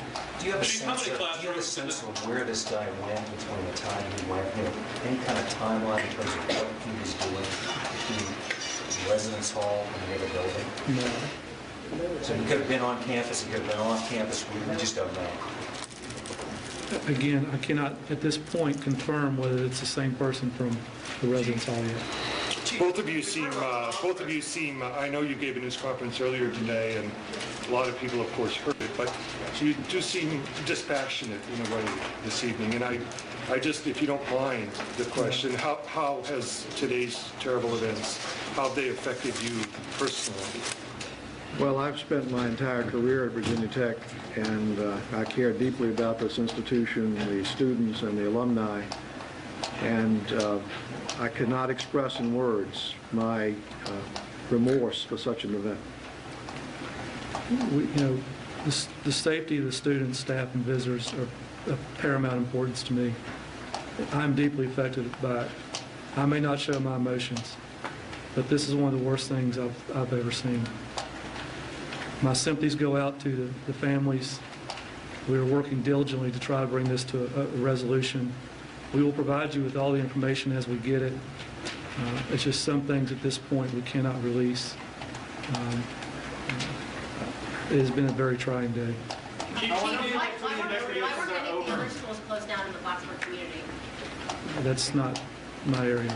Chief, it sounds like you have two scenarios. In one scenario where the person of interest may have been responsible for shooting number one, the dead gunman did shooting in number two, or the dead gunman did both shootings. Is that what you're looking at? We're exploring all possible scenarios. Right, but is that what you're looking at?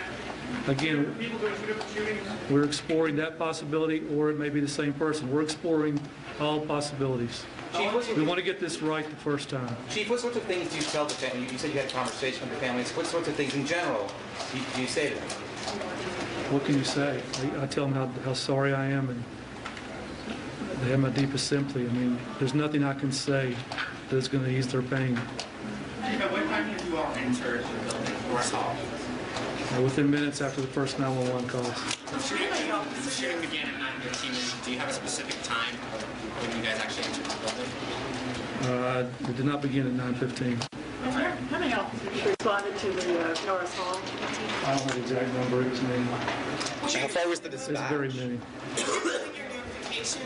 Are you using and contacting agencies, of course, outside of Blacksburg, all across the nation there are undergraduates? We're using other police agencies to help us with that, and we're doing some notifications from here.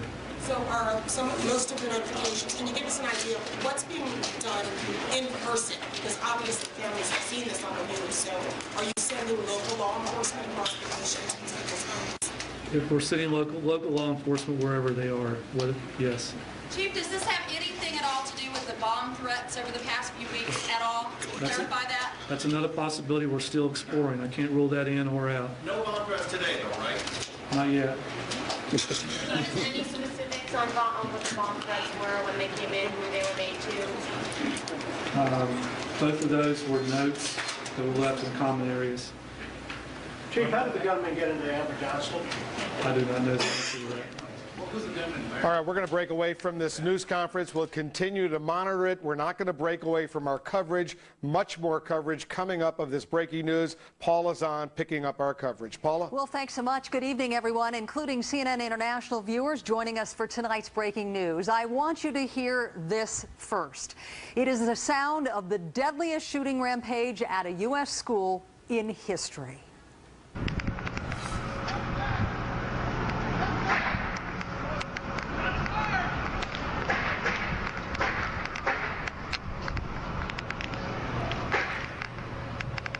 These incredible pictures are from a cell phone camera that belongs to a student at Virginia Tech. He will be joining us in just a couple of minutes to describe exactly what he saw and what else he heard.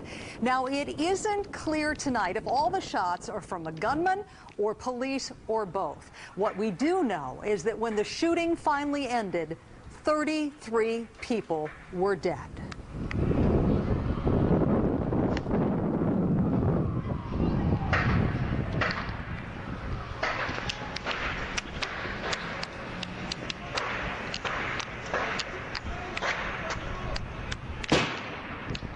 Whoa.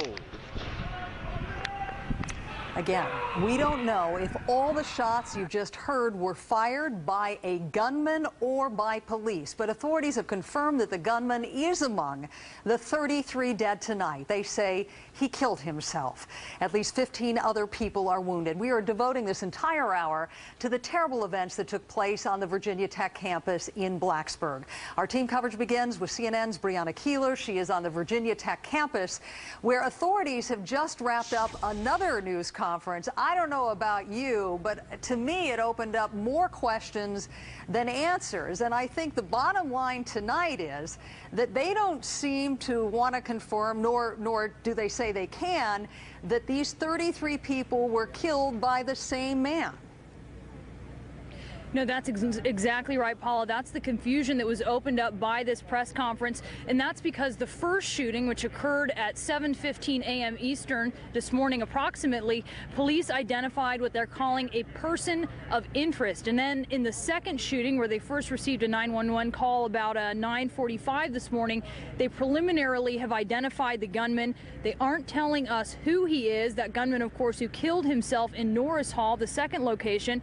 And the problem, Paula, is they say the descriptions of the two people do not match. So the question, of course, being, was there a second person involved? Was there a second gunman? Now, if you listen very carefully to Virginia Tech Police Chief Wendell Flincham, a few hours ago during a news conference, he said no, there is no one else out there. But if you listen during this last press conference, he was not so sure. He did not commit to that answer. So obviously, at this point, police have not been able to connect the two crime scenes by either evidence or eyewitness accounts. That seems to be what they're telling us. And officially, they're not releasing information about the weapons that were used. They say the Bureau of Alcohol, Tobacco, and Firearms is helping them with ballistic information, trying to match those two crime scenes. But again, they haven't linked them. Of course, students here, Paula, are linking these two shootings, and they're very enraged. They're enraged because, as I said, that first shooting at the dorm occurred at 7:15 a.m. A man and a woman killed. It wasn't until 9:26, more than 2 hours later, when the first email went out, an email about that first shooting.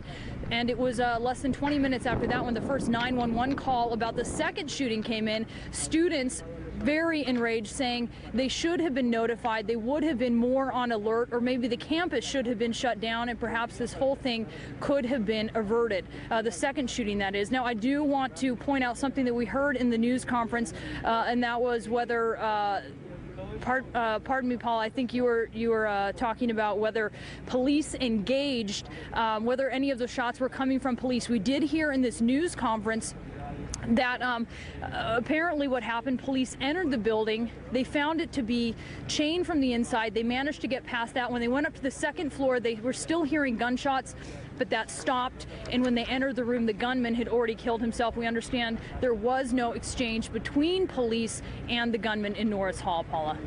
Now, here's where it gets really confusing, Brianna, and maybe you can shed some light on this. The head of security for the campus police said that the police are, in fact, questioning a person of interest in the dorm shootings, or they were at the time of the Norris, at the time then that you had the second round of shootings. Now, he was asked, is it possible you were going after the wrong guy, chasing the wrong guy? And he says, I can't confirm nor deny that. So what does that mean? You know what? It's really hard to tell at this point, and there's a lot of that, neither confirming nor denying at this point. They're definitely being more careful during this news conference, and my understanding was there was a person of interest, and they have preliminarily identified this second the shooter at Norris Hall, and at this point there is a question as to whether or not they are one and the same or if they are two different people. And I guess the other thing that is worth talking about is the amount of controversy you can feel growing tonight about that almost 2-hour and 20-minute period that went by where the students weren't even alerted to the first shooting. That is certainly something that students are raising. And the university's got to be very concerned about any liability they may face down the road. Well, there's certainly what they did say in response to that, because this is the question that reporters were hammering them on. They said what they did was they made a decision based on the information they had from the first shooting. They believed that it was an isolated incident. They said they believed it was domestic in nature, and they believed that the suspect in that case was leaving campus. So at that point, they say they alerted everyone who was in that dorm building, or at least reached out trying to do so. But they say they didn't alert the entire campus based on the information they had. Brianna, we're going to come back to you as soon as you get more information and try to clear up so many of these conflicting facts that are flying our way tonight. Thanks so much. Just wanted to quickly add some other facts that came out of that news conference now as the community tries to come to grips with the 33 people dead, including the gunman himself. The university saying that they are still in the process of notifying family members, and the crime scene has not been, in their words, cleaned up. Tonight, one student says she was in a classroom with the shooter and pretended to be dead to save her life. Jean Meserve just talked with that student, and Jean now will tell us her story. Jean? Paula, her name is Erin Sheehan. She's a freshman here at Virginia Tech, majoring in mechanical engineering. She was in her German class in Norris Hall. She thought it was just another day, but of course it was not. Here's part of her story. He was, I would say, about a little bit under 6 feet tall, young-looking Asian, dressed sort of strangely, almost like a Boy Scout, with a very short-sleeved, light tan shirt and some sort of ammo vest. Was black over it. What kind of weapon did he have? I'd say a handgun. It was not a large rifle at all. It was black and it was plastic. I don't know much about guns though. Describe how he came into the classroom. He peeked in twice earlier in the class, which was sort of sketchy. But then he came in eventually later, and he just stepped within 5 feet of the door and just started firing. He seemed very thorough about it, getting almost everyone down, or I pretend to be dead, just on the ground. And then he left for about 30 seconds, came back in, did almost exactly the same thing, because I guess he heard us still talking. And then we forced ourselves against the door so he couldn't come in again because the door would not lock. And so he came and tried to force himself in another 3 times, then started shooting through the door. It was a solid wooden door without no windows, though. How many students were wounded or killed? At least when we left, only 4 of us left, and 2 of them were mildly injured, and everyone else was unconscious, either dead or wounded seriously. And how many of them were there? It was about a 25-person German class, and the professor was down as well. What an amazing story, and to have that presence of mind is extraordinary as well. Did Erin know about the shootings a couple hours earlier? Paula, she did not know about those shootings, and she wishes she had. She wishes that somebody on campus had reached out and informed students about what was going on. She believes that had happened, that some lives might have been saved today. Paula? And of course, we just heard the administration, chiefly the president, defend its policy of notifying people by email, saying that if they had attempted to leave text messages on some 26,000 Cell phones, that the system simply would have been overloaded. A lot of questions being asked tonight about the actions of the university. Gene Reserve, thanks so much. Now, not every student had a cell phone camera handy, but tonight, more and more students are coming forward with dramatic stories of what they saw and what they heard. We will listen to some of those stories next. Also, what turns people into monsters? I'll ask an expert what mass killers have in common. You can also see more pictures from Virginia Tech and find the latest news updates on CNN.com. We'll be right back.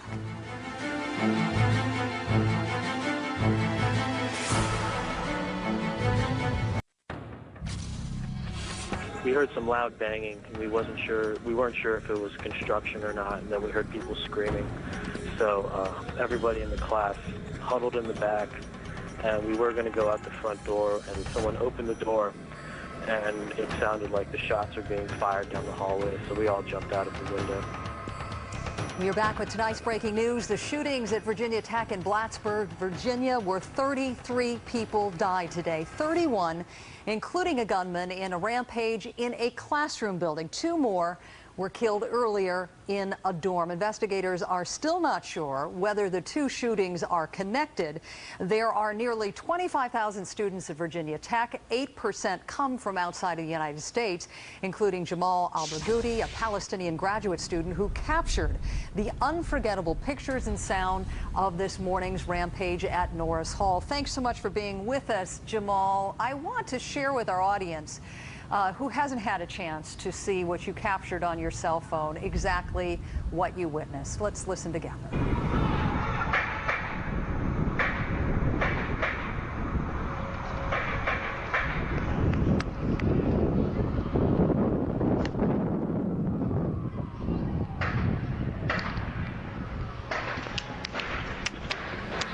So Jamal, at the time the shooting started, were you actually in Norris Hall and then you ran into this area we see you shooting from now?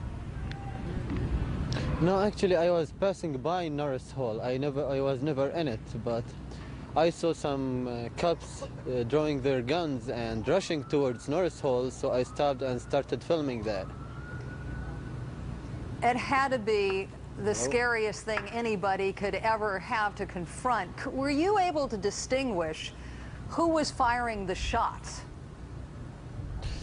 No, I really thought they were, I didn't think they were from Norris Hall. I thought they were way far from there. But then I figured out that they were not. They were actually from inside the building, but they sounded as though they were far. I did not see who. I did not have the chance to know who took the who started shooting. You must have been terrified to be taking these pictures, not knowing whether you were safe or not. Did it ever occur to you maybe you should be running away from this area? Well, I think it was worth it to give a chance for the world to see it. So I just stood there and started filming it. When the cops rushed into going into Norris Hall, I tried to follow them for a little bit, but there was a cop behind me who insisted that I should leave, so I left.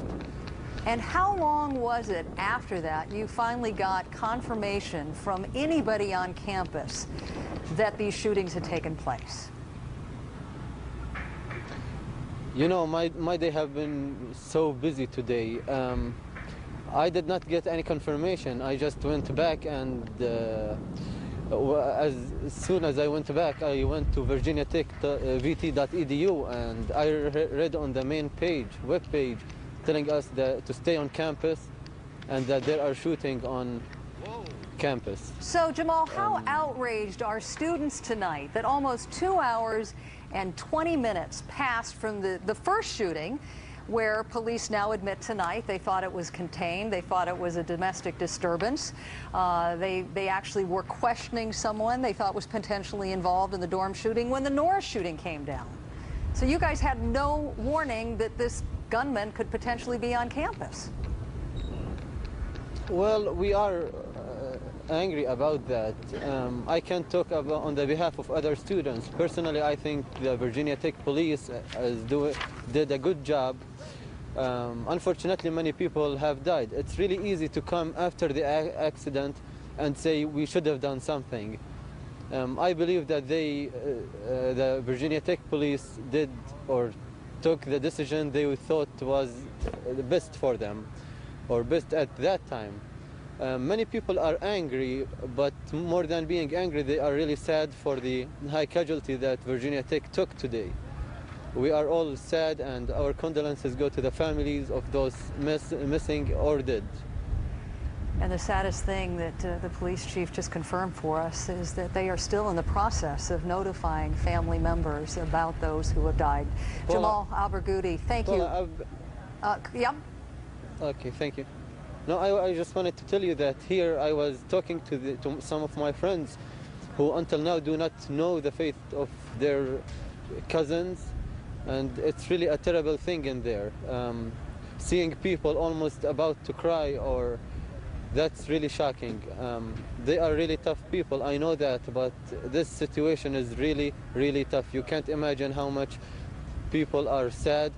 They just want to know what happened to their friends and relatives. Well, Missing Jamal, people are really, it's a really big problem. Yeah, you're right. It's horrible all the way around. Some families who have the certainty, really some horrible. families who are still waiting for word tonight. Jamal Albergudi, thank you so much for your time tonight. I want to turn now to someone who is devoted to making college campuses safer. Catherine Bath is the Executive Director of Security on campus. Catherine, I know you were listening in on both of the news conferences today, and some stunning information came out. We heard the college president basically defend his decision to email the students some 2 hours after the first shooting because they in fact thought it was a domestic disturbance, and in fact were questioning someone at the time that the Norris, the mass killings came down. What did you read into that? Well, I got my first call from the media at about 9:45 this morning when I arrived at work. At that time, they knew about the first shooting, and other students had also been injured in that shooting. And so my question is, why did they not warn the campus immediately? They knew they had a very serious emergency situation on their hands. And when the president says that he couldn't send an email to all of the students at once, well, that is not true. We have technology now in place that's available and that is not that expensive, where campus security can type one simple text message saying, warning, stay in your rooms, lock your doors, shooter on the loose, students have died. And they can push a button and it can go out simultaneously to all 26,000 phones. And at 7:30 in the morning, when they knew about the first tragedy, that's what they should. It's a shame. It's such a shame that they did not have this technology in place. But they said at the time they mistakenly believed that this was a lone event, and they are still not making any linkage, a definitive linkage between the first shooting and the second shooting. They say they have a bunch of ballistic tests to conduct, and they actually have a person of interest they say they're talking to tonight who is cooperating. Well, quite frankly, whether it was a lone event, whether it was linked, whether it was two separate events, the first event was serious enough to warrant immediate warning of the entire campus community, and that should have been done after the first event. They're saying they thought it was a domestic incident. I don't care. It was a double murder with other students injured in the process. That alone should have been sign enough to them, time to warn the entire campus. And the thing that is so upsetting is they had an incident in August on the first day of school where they also did not adequately warn the campus community. So, they should have learned from their first mistake, I'm sorry to say, and now the whole country needs to learn from this incident and get these systems in place. It's not so easy to secure a campus, but it is possible to warn the entire student body and faculty and workers if something like this is coming down the road. If it comes to their attention, they need to have a system in place to warn the campus community immediately. Catherine Bath, thank you so much for your perspective tonight. Now, we know very little about the Norris Hall gunman tonight, but you might be surprised at how much we do know about what turns people into mass killers. Stay with us for two experts' insights. We'll be right back.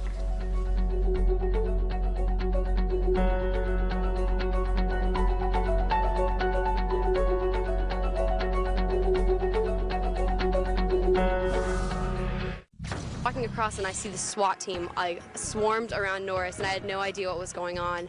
And all of a sudden, I just hear these fires going off and like all these gunshots, and everyone just started screaming "run!" and everyone ran across the drill field. We are back with tonight's breaking news. The campus shootings at Virginia Tech in Blacksburg, Virginia. 33 people are dead, more than 15 wounded in 2 sets of shootings that police have not yet been able to link, and they say they might not be able to do so until they finish all their ballistics testing. Now, many of the wounded were sent to Montgomery Regional Hospital in Blacksburg. That's exactly where we find our medical correspondent, Elizabeth Cohen. She joins us from there tonight. Is the hospital confirming anything about the condition of any of these patients? Yes, Paula, they are confirming some of the conditions of the patients. The patients started rolling in at 7:30 this morning. 1 was dead on arrival. 3, more than 12 hours later, are in critical condition. 6 are stable. 5 have been discharged, and 2 have been transferred. That's 17 patients in all, 4 of whom needed surgery. This hospital, which is a 146-bed hospital, it is not a major trauma center. It has set aside a room for family and friends of the wounded. We're in the process of working with Virginia Tech to help make sure that these patients' families are notified as needed, and we're just trying to get through this tragic incident. We're in communication with folks at Virginia Tech right now. Another area hospital received 5 patients, 2 of whom have been discharged, 3 of whom are in stable condition. Paula? Elizabeth Cohen, thanks for that update. It's going to be a very, very long night ahead for those families. My next guest was in a building next door to Norris Hall where 30 died before the gunman took his own life. Brendan Quirk is a graduate student. He says he saw people jumping out windows trying to escape the gunfire, among other things. Thank you, Brendan, very much for joining us tonight. So you were in Patton Hall, right behind Norris Hall. What else did you see? Well, it was a normal day. We had gone in, it was a 9 o'clock class, and we pretty much got through most of it. And we noticed out the window cops a long ways away, more towards McBride Hall. And the consensus to the rest of the class that it was another bomb threat like in the past weeks. And then all of a sudden a police vehicle came flying up through the grass up this hill way off the road up towards Norris. And when everybody saw that, we knew something was up. Class ended. And we went out into the central area where the stairs are in Patton Hall, and there was a mass gathering of people. The students that had jumped out of the second story were down there. There was an individual who had his foot was sprained or possibly broken. There's another girl that was upstairs who had the wind knocked out of her, and everybody was crowded around the windows to see the action that was going on at Norris.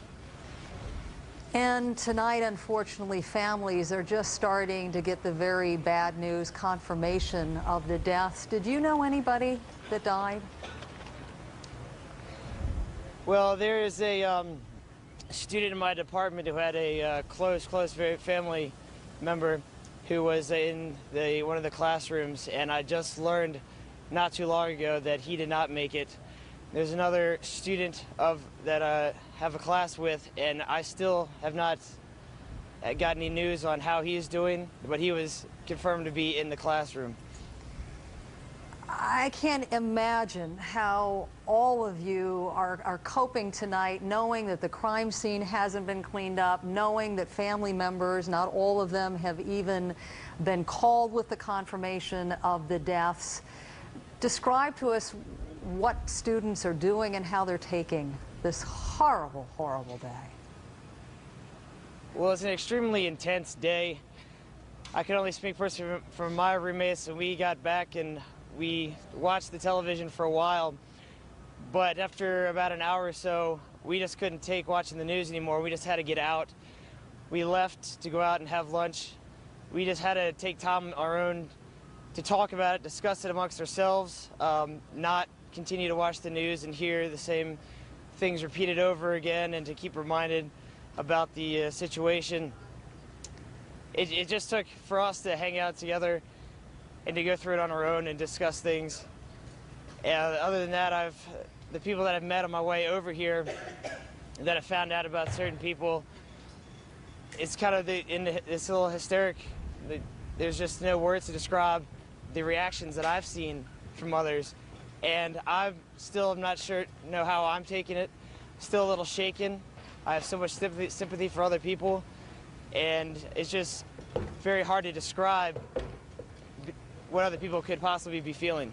And Brendan, I guess what I understand from talking to you who witnessed this carnage is that the shock in some cases is turning to anger, and a lot of students and their parents are outraged that the campus didn't go into a lockdown mode after the first shootings earlier in the morning, almost 2 hours and 20 minutes before the second shootings.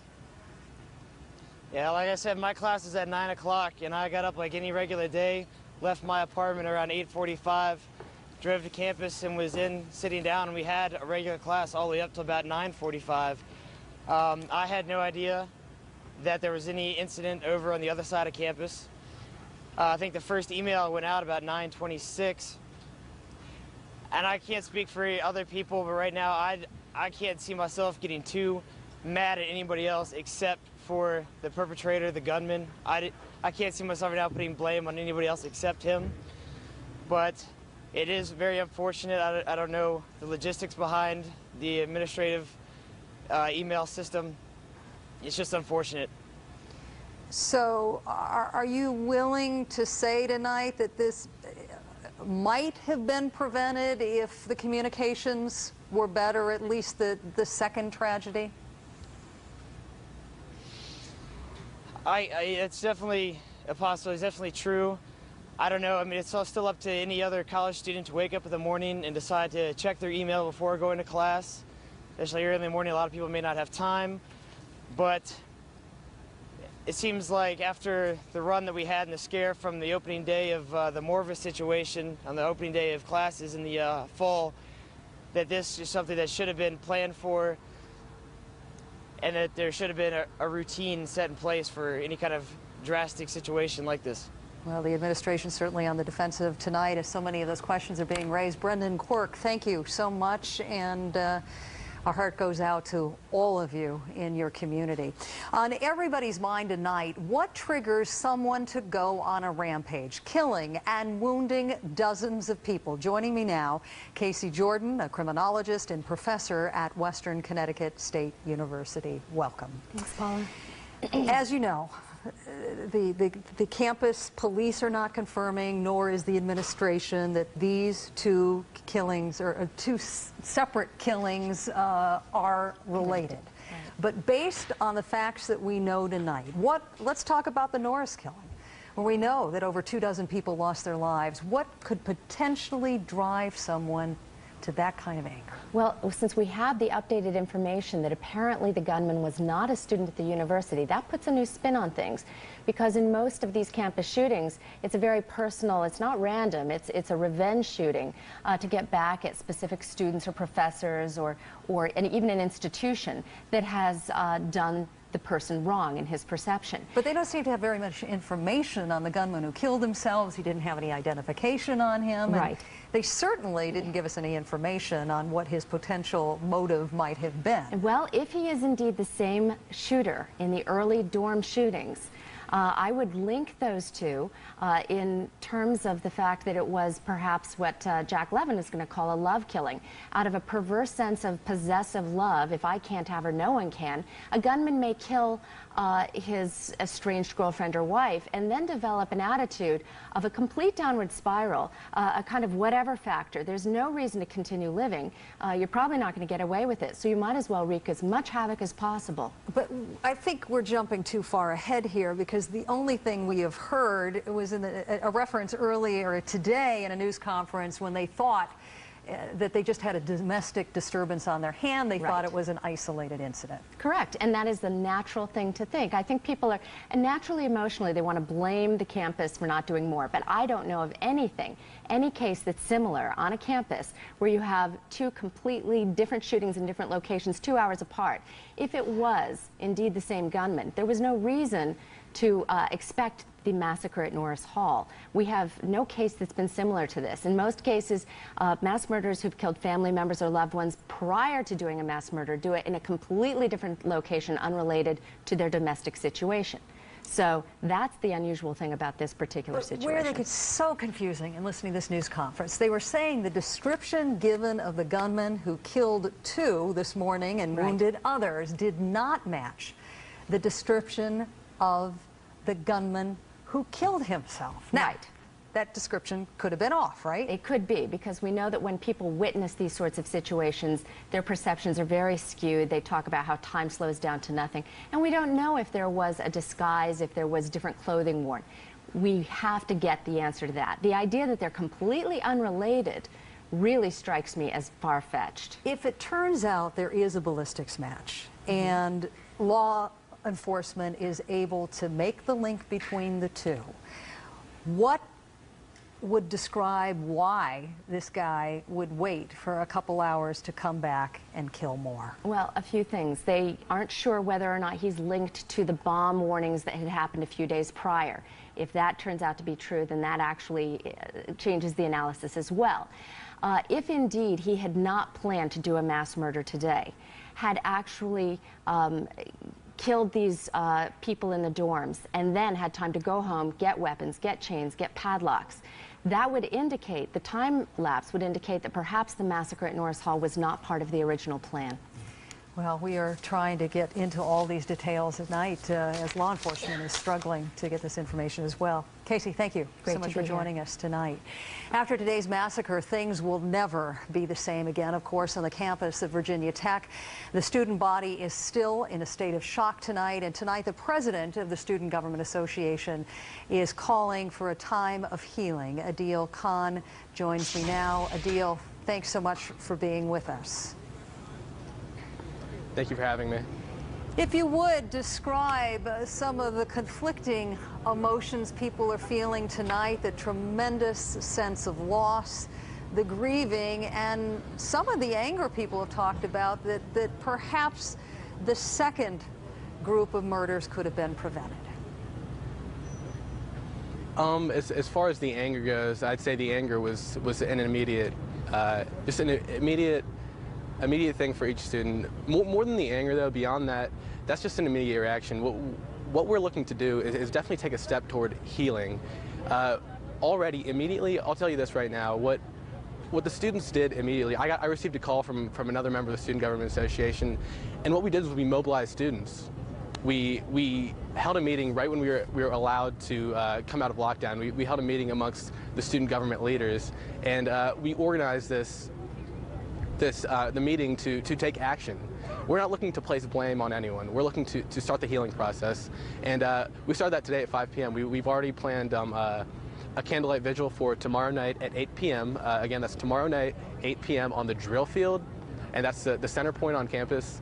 And the candlelight vigil, we expect over 40,000 students, faculty, and staff to attend. And once again, we're trying to build a healing process here. We're not looking to blame anyone. We're not looking to dwell on things in the past. We're definitely just trying to repair whatever damage was done today by the shooter. The sad reality is, Adil, you may very well end up knowing one of the victims. How do you prepare yourself for that and your fellow students as law enforcement now and the university is just beginning to confirm those dead with family members? And you don't prepare for that. I was an emotional wreck at first, and I've gotten a little bit better throughout the day, but just a moment ago, I saw one of my closest friends crying, and I just didn't want to ask, because whenever I see that list of students, I know that even if I didn't know any of them closely, if I see their faces that I've seen around this campus, and just a loss of another Hokie student, you'll see in people that the Hokie community is just very close. We all care about each other, whether we know these people or not. We do care, and you're gonna see that outpour tomorrow night at that vigil. You're definitely gonna see that outpour of support, and it's a terrible situation, and it shouldn't have happened. It is so terribly sad, and I'm just curious if Virginia Tech has told you what kind of counseling they might provide for all of you as you try to heal. Virginia Tech has already taken active steps, the administration has, in setting up counseling centers. They've set up counseling centers in residence halls, and they've also set up, we already have a counseling center in existence called Cook's Counseling Center, which any student can go to receive counseling, and they've been working all day and night, and I know they're doing their best possible job, and I'll tell you right now, these students are uniting, and you're gonna see that. The student leaders here, students here are uniting, and they're gonna show you what kind of student body is here at Virginia Tech, and speak to any alumni. I've said this throughout the day in interviews I've had. Speak to any alumni and any student who goes here, and they'll tell you that Virginia Tech is probably the best place they have ever been. The students here care about each other. People here in this town care about the students. It's just, well, it's a great place. It's a beautiful place. And you're certainly going to have to depend. Something that you could never expect. Well, you certainly have to depend on each other in these dark hours ahead. Adil Khan, thank you so much for your time. I have just been handed a bulletin that now is confirming the fact that Governor Kane has declared a state of emergency in the state as they try to coordinate response to the shootings. I'm not sure exactly what that means because law enforcement has just told us in a news conference just about an hour ago that they are actively pursuing all leads, that a person of interest is not on the loose. It is a person, in fact, that has been cooperating and talking to them. So we'll better get a better sense of what this state of emergency actually means down the road. Let's quickly go to Deborah Fayrick, who is also at Virginia Tech tonight. She's been talking with students and joins us right now. What have they been telling you, Deborah? Well, Paula, there's a great sense of fear and also worry. Students were locked inside their dorms today, glued to the television sets, listening to the reports on the news. They were desperately calling friends who'd gone out to classes and also frantically trying to get in touch with friends who had not yet returned even after the lockdown went into place. Now, authorities are running ballistic tests on the two guns that were found to try to connect these two shooting incidents. But most troubling to the students that we spoke with is that one, in the first shooting, the gunman seems to have gotten into a dorm that requires a swipe card, meaning that that person is affiliated somehow with the university or was let into the dorm. Now, in the case of the second shooting, what was most troubling to those we spoke with is the fact that that shooter may have put chains on the doors to keep students from getting out. When you heard that chains had been put on the doors of Norris Hall, what did you think? I just was amazed that that could happen, just shocked. Just to imagine someone carrying chains with him to shut people inside and do what he did is, I can't even comprehend. Now, there are dozens of police cars on campus this evening. Also, when we were driving here, we saw dozens of police cars on the highways, and in many cases, there were ambulances. We must have seen at least half a dozen of them, presumably carrying the wounded and the dead. Paula? Oh, it's just so hard to watch these pictures over and over again. I wanted to add one little thing, Deborah, that came out of the news conference when you describe how chilling that was, that the students learned that the gunman had barricaded himself and chained himself inside the dorm.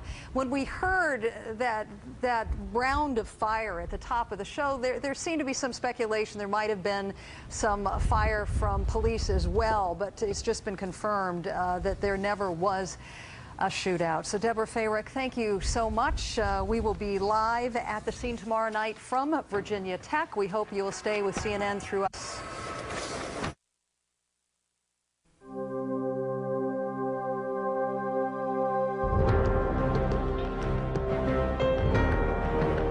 Tonight, 33 people are dead after the worst mass murder in U.S. history shook the campus of Virginia Tech and stunned America this morning. At least 15 are reported wounded, some still fighting for their lives. A gunman is dead too. But who is he? And how and why did this deadly rampage happen? Now for the latest on what we know and don't know, we're live at the scene to meet Virginia Tech students who witnessed the mayhem and heard the gunshots. Whoa! Plus the terrifying ordeal of a student barricaded inside a classroom as the gunman tried to shoot his way in.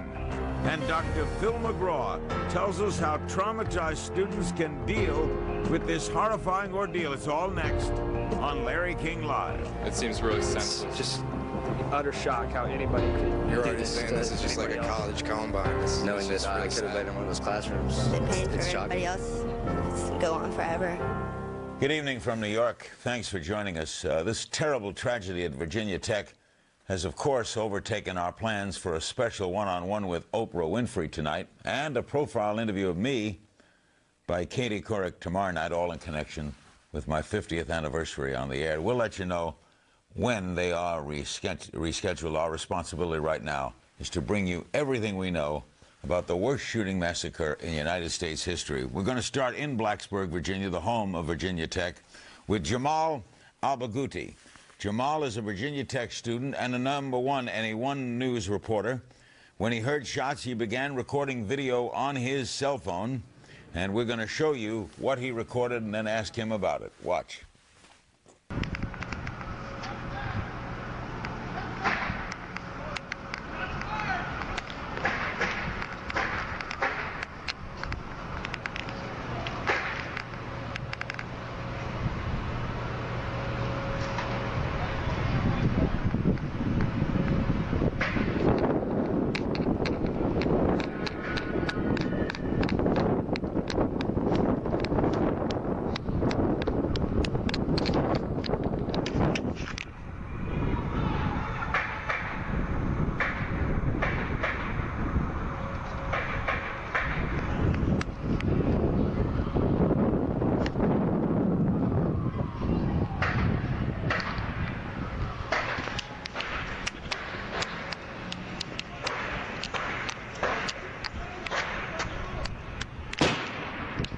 Whoa!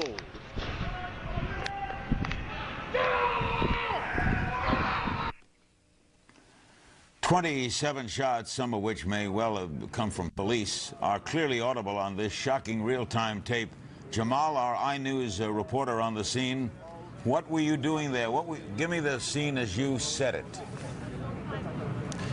Well, first to answer your question, what I was doing in that area, I was going to talk to my advisor who's in a building just next to Norris where all this happened.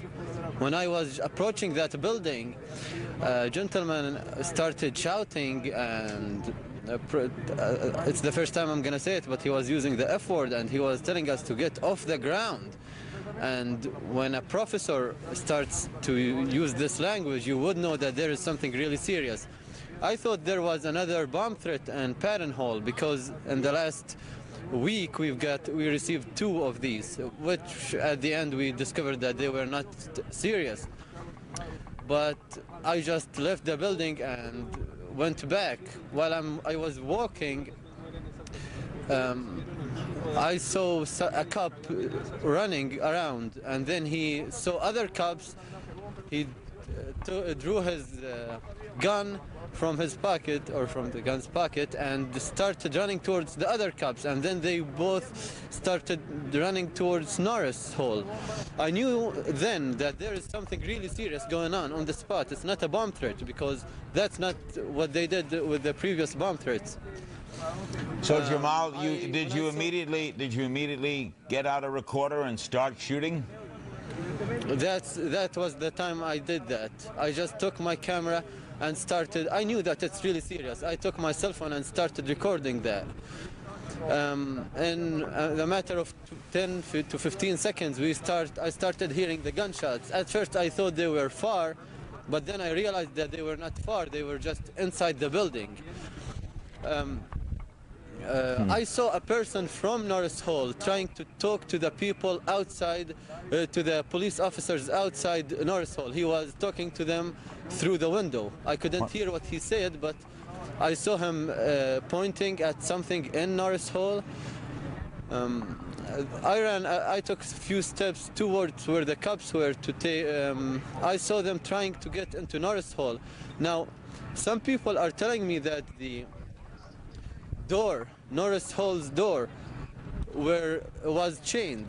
Now, I didn't see that for a fact. I saw cops either struggling to get in which it would be chained, or what I thought was that they opened the door through a bang, like a gas bang or something like that, closed the door, closed the door and then reopened it again. I saw like many cops trying to get into the building. Did you see anybody shot? I did not see anybody getting shot. No, Larry. What was it like for you to do this? What were your feelings? I can't tell you my feelings. I didn't know what I was doing, to tell you the truth. You know what I remember? I just remember the streets of the Middle East, which I come from. And when I first chose to come to Blacksburg, probably the best thing I loved about it, how safe this place is. Boy. And now such a thing, you know, I came from the Middle East running away from such things, and here it is in Blacksburg. How ironic. Thank you, Jamal. We'll be calling on you again, I'm sure. Jamal Al-Bagouti, our iNews reporter on the scene, and what a job he did. He's a guy who leaves the Middle East because of violence to come to peaceful Blacksburg, Virginia, and gets this. We have another tape to show you. Erin Sheehan was an eyewitness survivor of today's massacre at Virginia Tech. She was in class at Norris Hall when the gunman carried out his rampage, and here is some of what she saw. He just stepped within 5 feet of the door and just started firing. He seemed very thorough about it, getting almost everyone down, or I pretend to be dead, just on the ground. And then he left for about 30 seconds, came back in, did almost exactly the same thing. Because I guess he heard us still talking. And then we forced ourselves against the door so he couldn't come in again because the door would not lock. And so he came and tried to force himself in another 3 times, then started shooting through the door. Brianna Keeler is one of many CNN correspondents on the scene. What's the latest from your vantage point, Brianna? Well, there's certainly some confusion here, Larry, that we learned during the last press conference, and that's because there was one shooting, of course, reported at 7:15 a.m. this morning, and another one reported almost 2.5 hours later at 9:45 a.m. And what we heard was that during the first shooting at a dorm where, of course, a man and a woman were killed, police say they identified a person of interest. They say they've spoken to that person of interest. That person remains a person of interest, although they're not in police custody. And then in the second shooting, they have preliminarily identified the gunman there who did kill himself in the Norris Hall here on campus, where 31, including the gunman, were killed. But the problem, it appears, is that the descriptions of these two don't match. So therein, of course, lies the problem. The question being, is there someone else out there, perhaps another gunman? And what we heard from Virginia Tech Police Chief Wendell Flincham a few hours ago, he said, no, there isn't. But when you listened very carefully, Larry, during this last press conference, he didn't commit to that same answer. But if you speak with students here, they really have no doubt that these two shootings were linked. Linked, and therefore someone is loose? No, their main concern, they don't seem to be worried that someone is loose. Their concern at this point is they're angry. They're angry because, as we said, the shootings occurred about 2.5 hours apart. Again, the timeline, 7:15 a.m., the first shooting, and then a email about that first shooting didn't go out till a full 2 hours later, 9:26 a.m. That's when students and staff were alerted less than 20 minutes before the second shooting. A lot of students that I've talked to want to know why. Why did it take so long? They didn't have the chance to be vigilant, and they feel that perhaps this second shooting could have been prevented. A very fair question. We'll be back with lots more on this special edition of Larry King Live. Up next, how do victims' families and traumatized students deal with today's terror? Dr. Phil McGraw joins us with a pastor who ministers to the Virginia Tech campus and community when Larry King Live returns. How many students were wounded or killed? At least when we left, only 4 of us left, and 2 of them were mildly injured, and everyone else was unconscious, either dead or wounded seriously. And how many of them were there? There was about a 25-person German class, and the professor was down as well.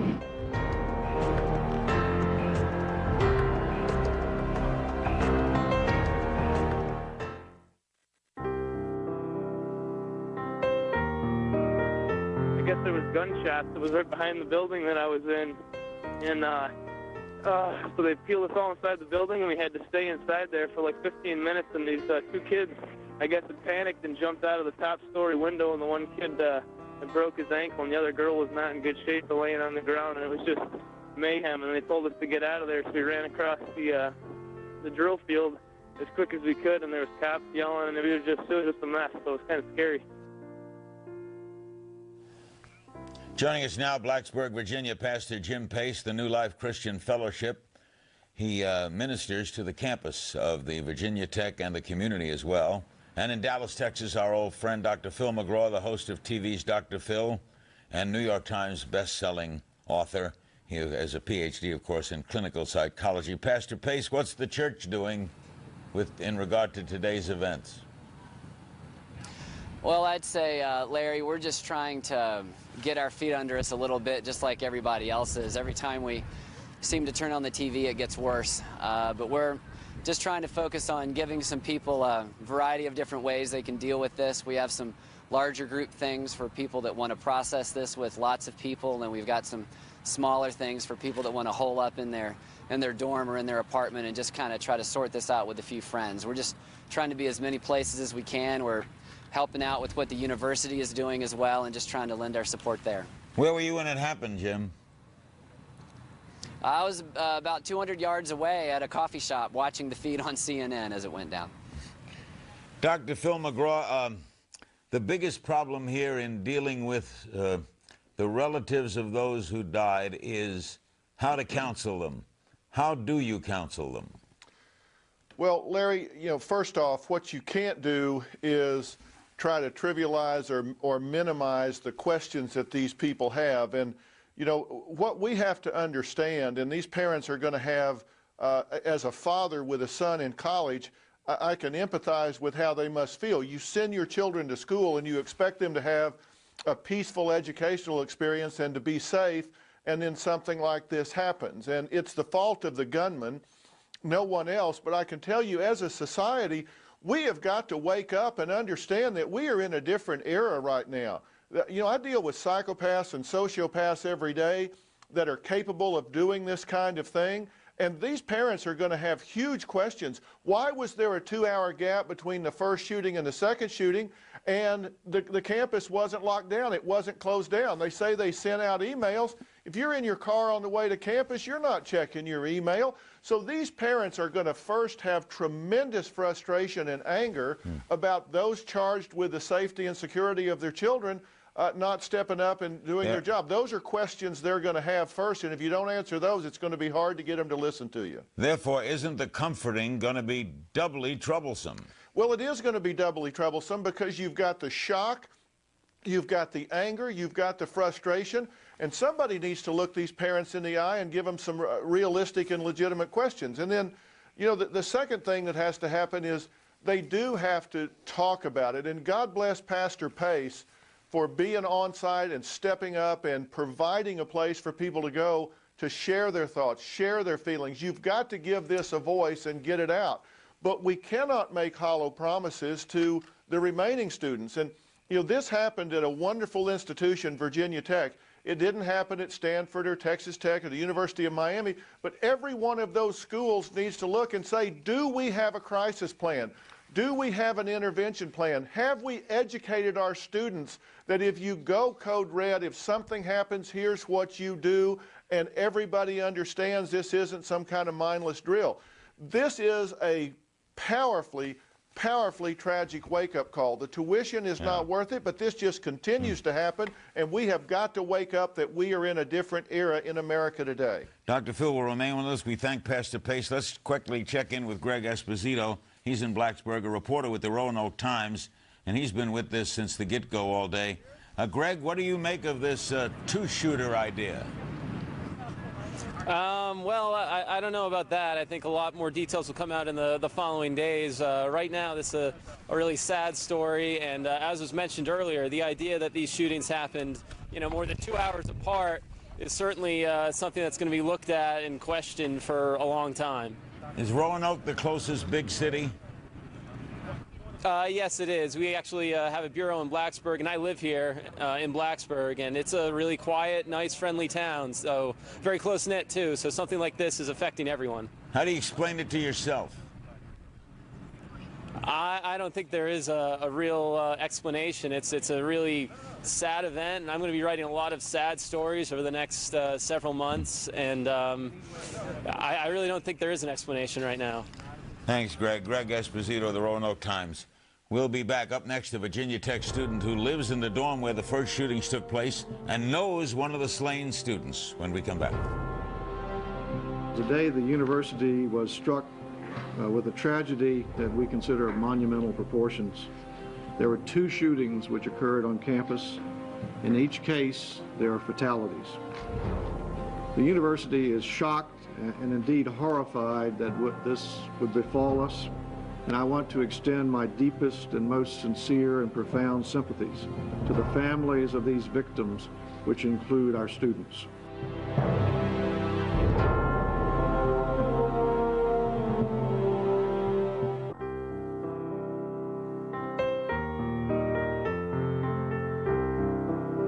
I've spoken with Governor Tim Kaine and Virginia Tech President Charles Steger.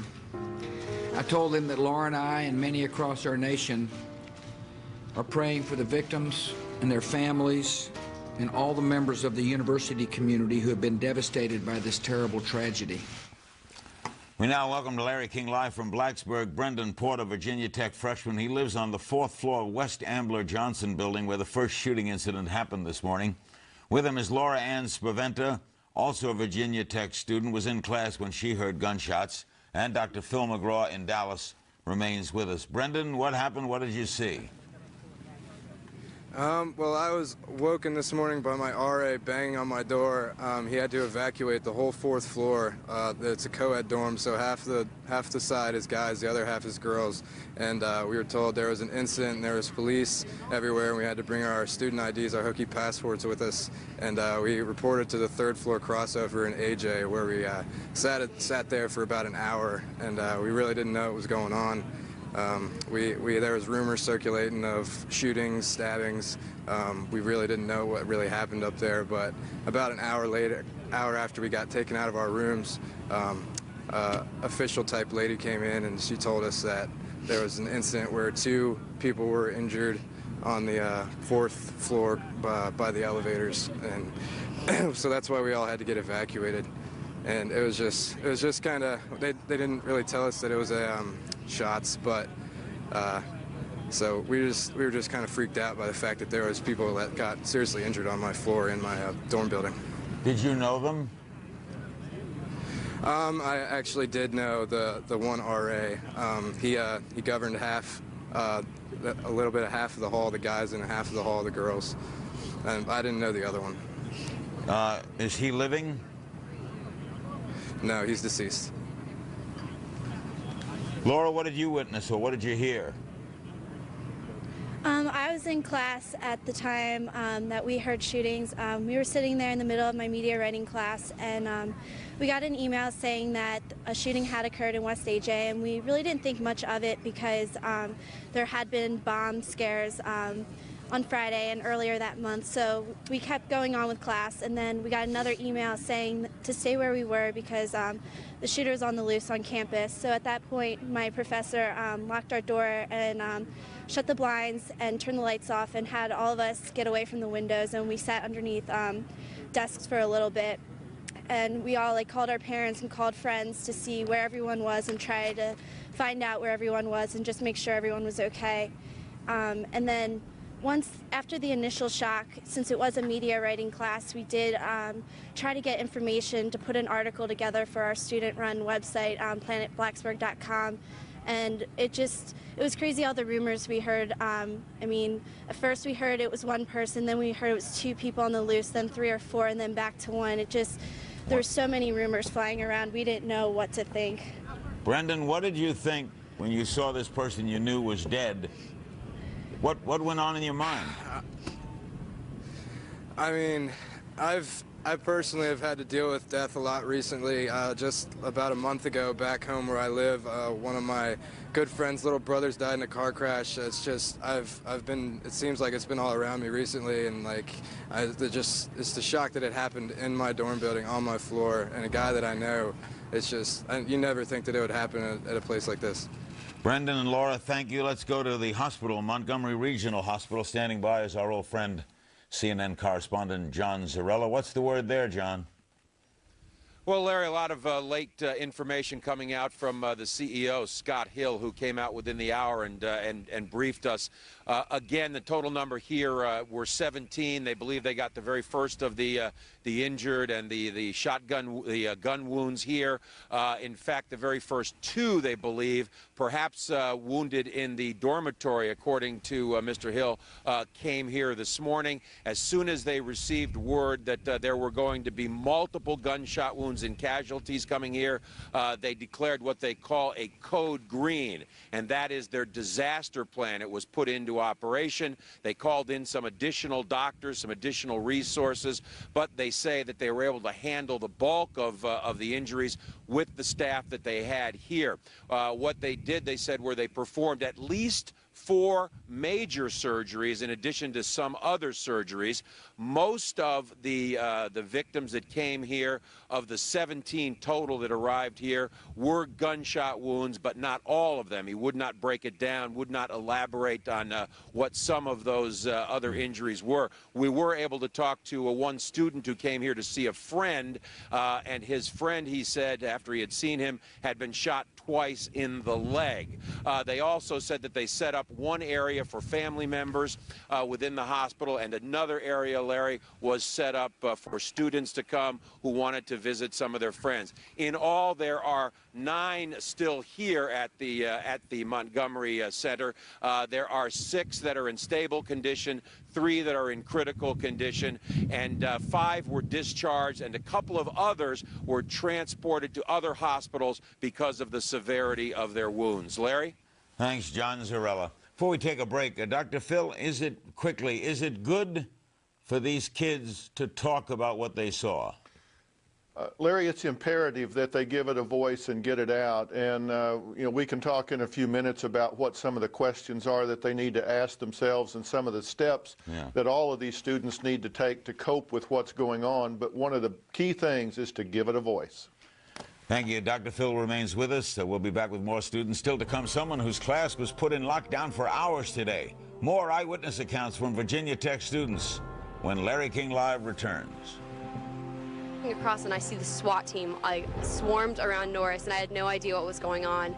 And all of a sudden, I just hear these fires going off, and all these gunshots, and everyone just started screaming "run!" and everyone ran across the drill field. It seems really senseless, and it's really hard to just think about it. Why, you know, all these people had to die for no reason, sort of. It's insane, just thinking back to Columbine and stuff like that, the shooting at the Amish school in Pennsylvania. It's just utter shock how anybody could do this to anybody else.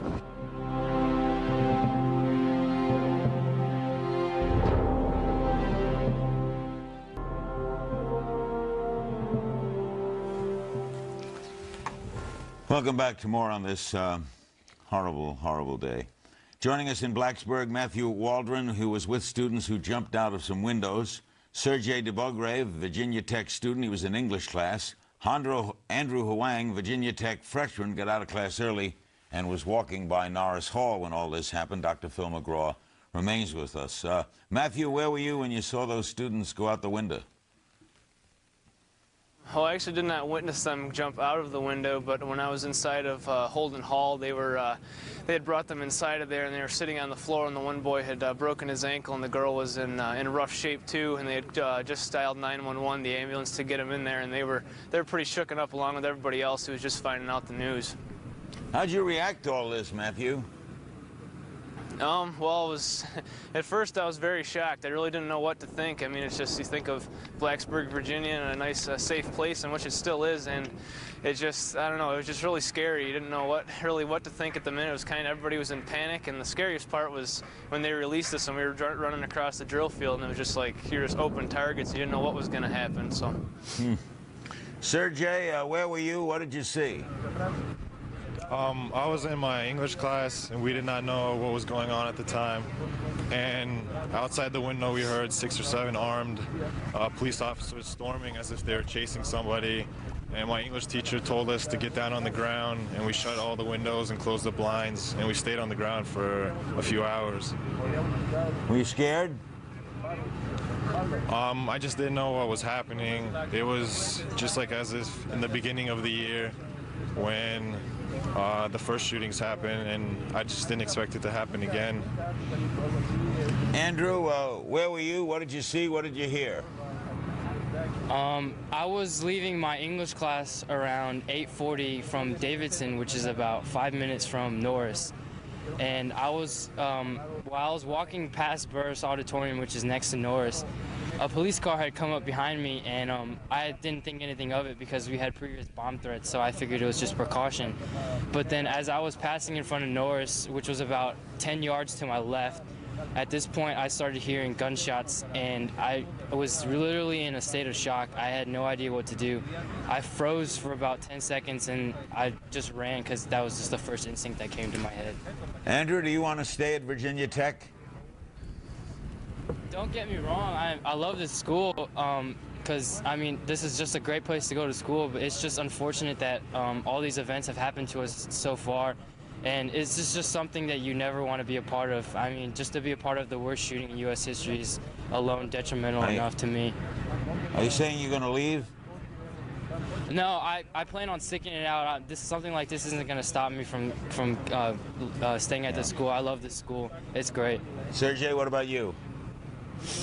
I mean, it's unfortunate that this incident happened, but I feel like this school is one of the safest places to be, and I really love it here. I'm going to stay. Well said. Dr. Phil, shouldn't parents feel when they send a child to a school that the child is safe? I mean, if 1 + 1 = 2. Well, really, you certainly have that expectation, and as you know, Larry, I have a son that's a sophomore in college, and so I know from a parent's perspective that you expect them to be there having a good time and getting an education. And I think what we have to turn our attention to now is what these students could and should expect as things move forward at this point. Most young people don't have the ability to recognize what post-traumatic stress syndrome really is. But you can expect that a lot of these students are going to start to play the what-if game with themselves. What if it had been me? What if I had turned the corner a few seconds sooner? And they'll begin to have anxiety, and some of them at a debilitating level.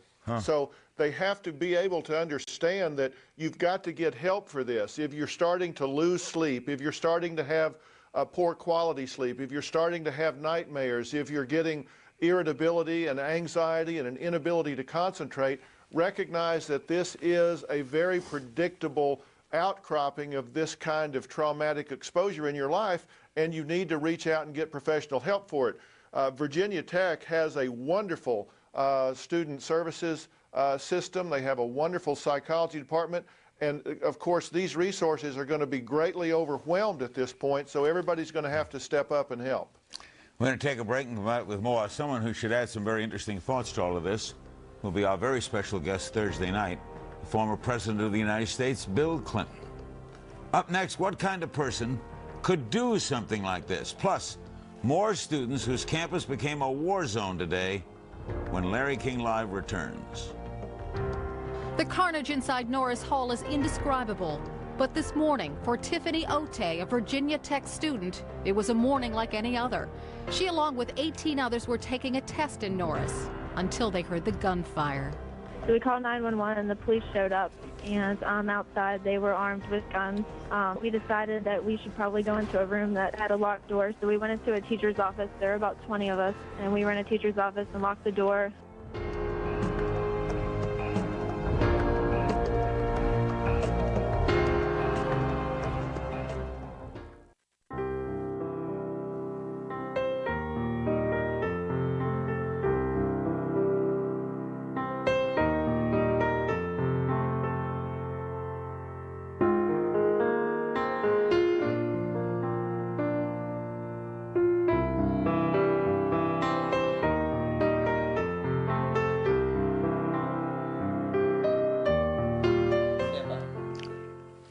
We're back with more of Larry King Live. We'll talk with Candace DeLong, the retired FBI profiler, in just a moment. She has some valuable thoughts, I'm sure, and Dr. Phil McGraw with his insights. Let's check in with Josh Ellers, though, Virginia Tech student in Blacksburg. Did you hear gunfire, Josh? I did for the second shooting. I was walking by Norris Hall, and I heard 2 shots fired.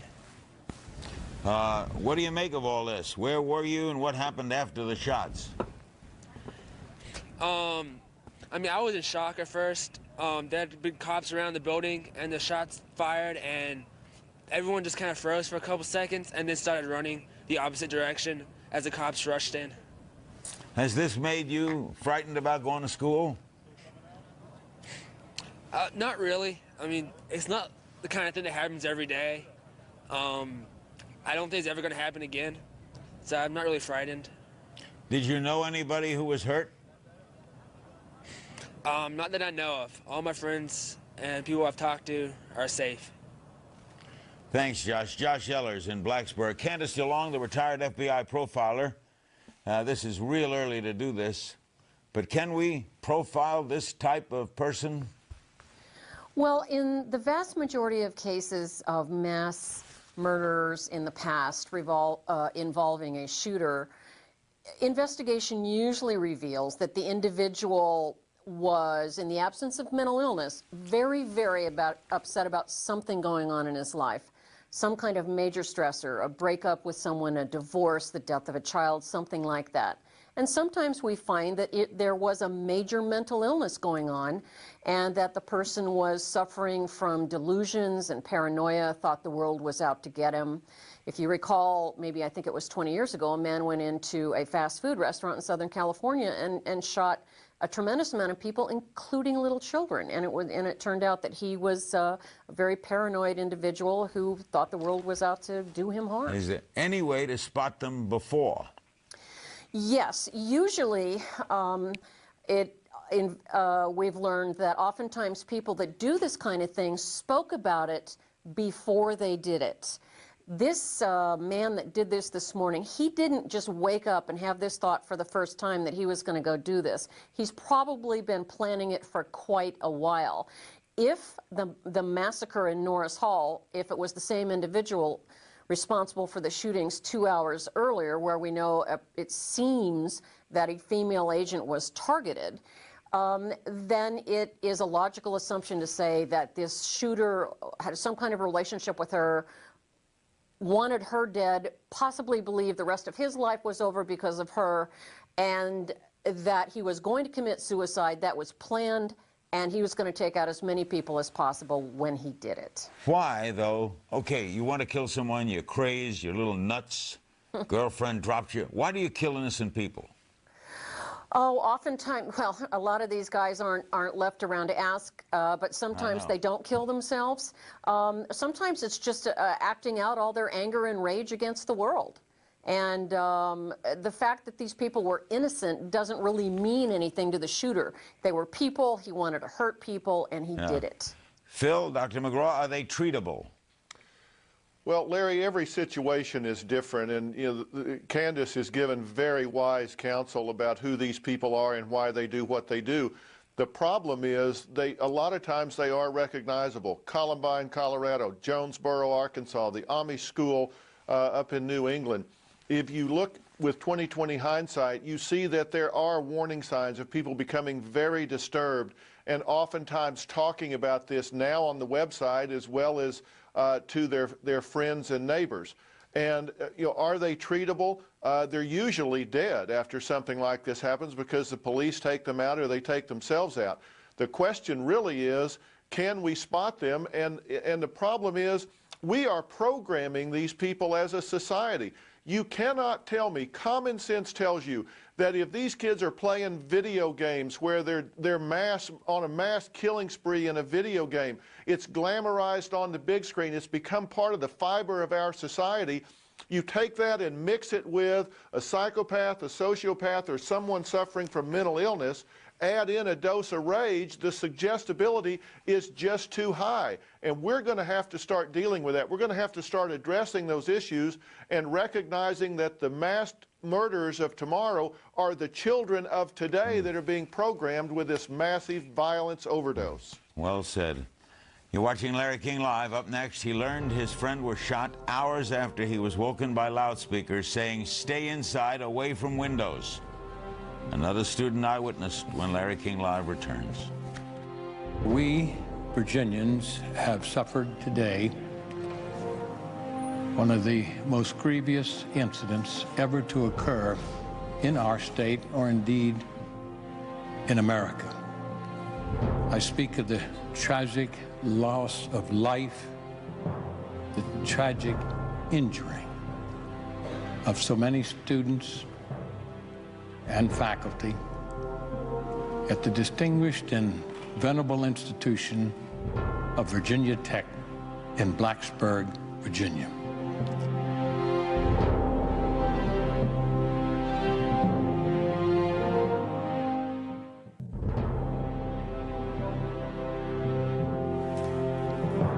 Two more students before we bring Dr. Phil and Candace back. Danny Voltman, Virginia Tech student who woke in his dorm room this morning, heard a loudspeaker. And Mandy Tehan, who thinks she may have heard gunfire. Danny, what happened? I woke up this morning to about 10:30. I heard a loudspeaker behind my dorm announcing, "Emergency, emergency.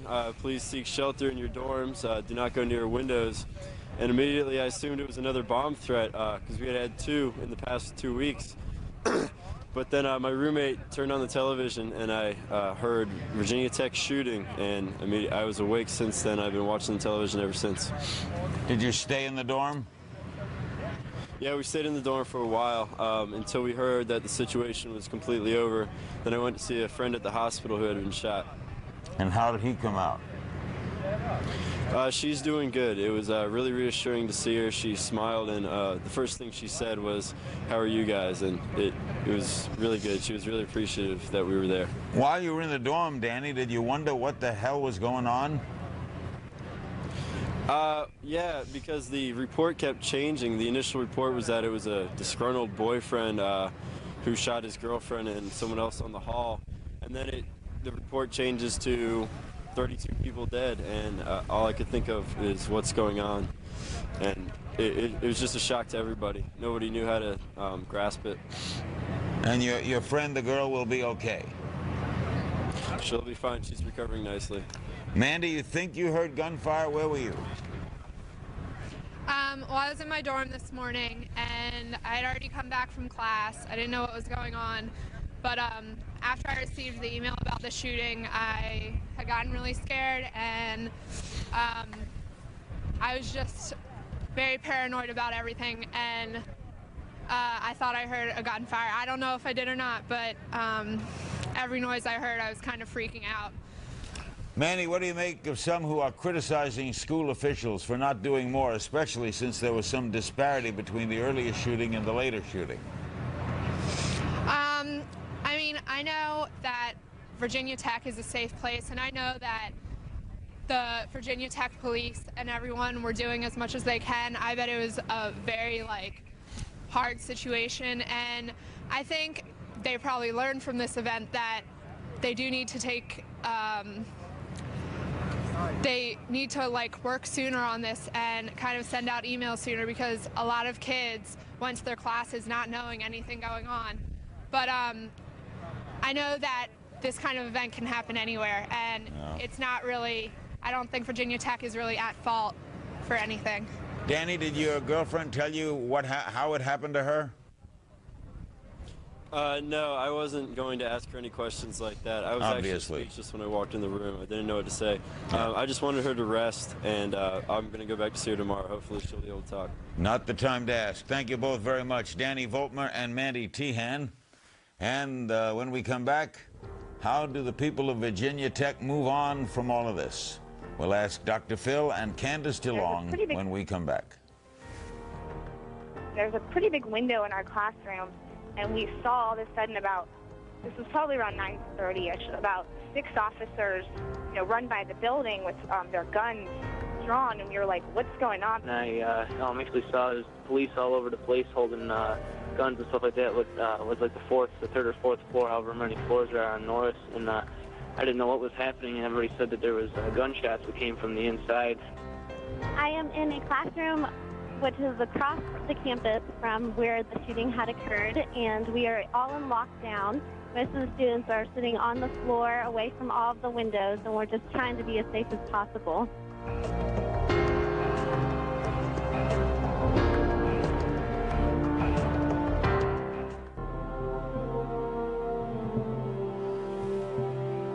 Candace DeLong, when we've studied and profiled people who have done this in the past and were not killed or have not committed suicide, did they fit the profile, say, of a classic sociopath?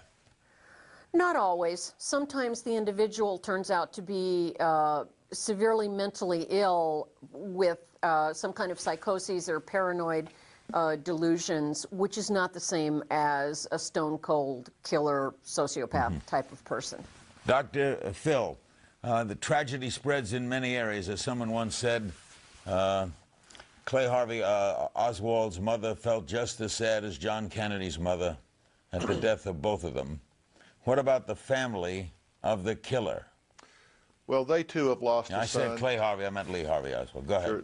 They too have lost a son, and I'm certain that whoever this is and whatever family there is shocked, ashamed, and humiliated, and just as the parents of the students that were hurt or killed at the school. And I just hope that everybody around the world, and I know so many of those parents and students are watching us right now, I just hope that everybody will join me in praying for these people to find some peace and to find some comfort in this terrible time. You can't make sense out of nonsense, and that's why I think it's so important to just try and heal yourself and pray for some comfort and hope that it comes. What about the access of guns, Candace, in this country?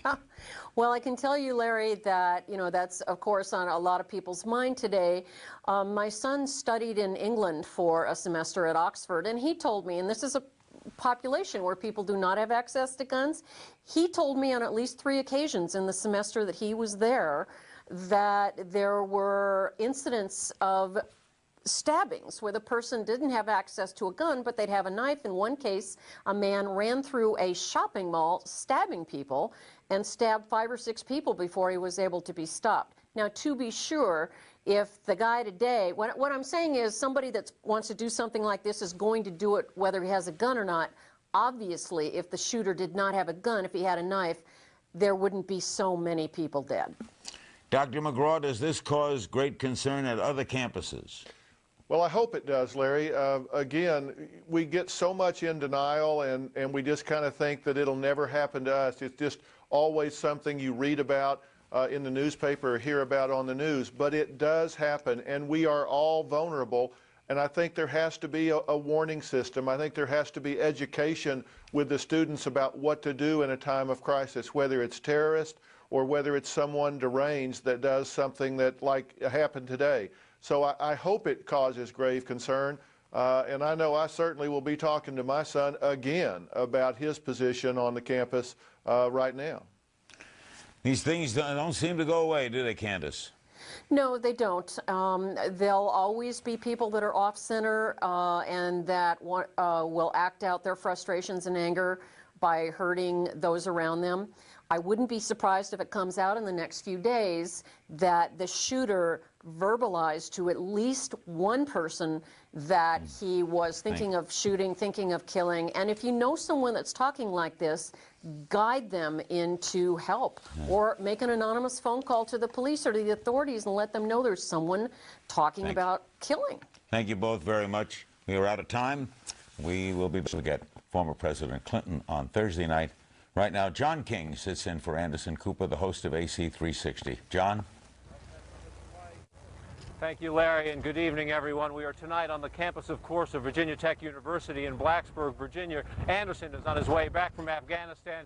They're holding vigils tonight on campus and in towns nearby here in rural Virginia. This is largely a commuter school, so a lot of people have gone home to deal with what happened. Police, on the other hand, are still working tonight. This campus, now a crime scene of the single worst mass shooting in American history. At least 33 dead, including the gunman. At least 20 wounded. Earlier tonight, reporters peppered the campus police chief with questions. He had very, very few answers about who did it. One shooter, perhaps more. The motive, anything. But he did say they do have another person they're looking at, a so-called person of interest in the investigation tonight. That's how it looks at the end of the day.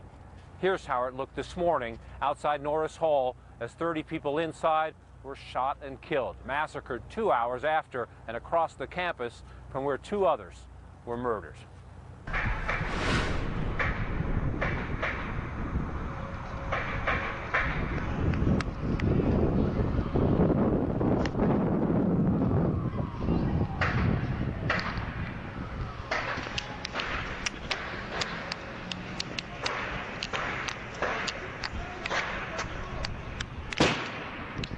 Whoa!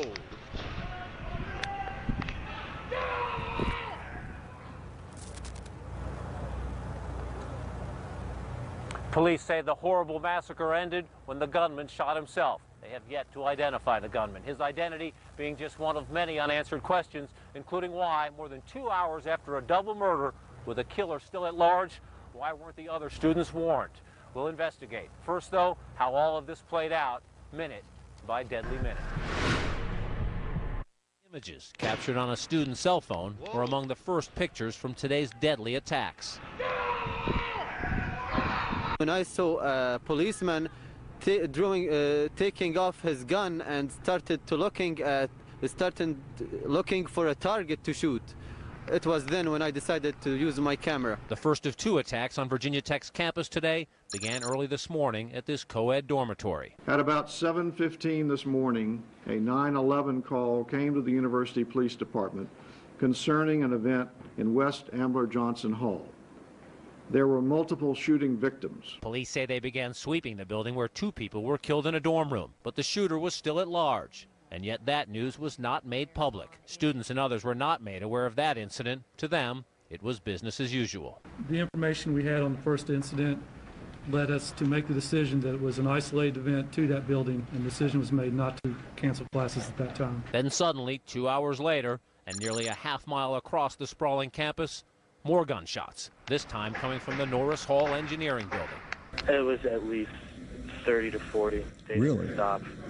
I jumped outside and I didn't know what was going on. I didn't know what to do. And then I think I heard one come through a window pane and I heard glass and we ran into a neighboring building. But they didn't stop for almost 2 or 3 minutes. 9:26 a.m. A campus-wide email goes out to students notifying them of the first shooting that had occurred more than 2 hours earlier.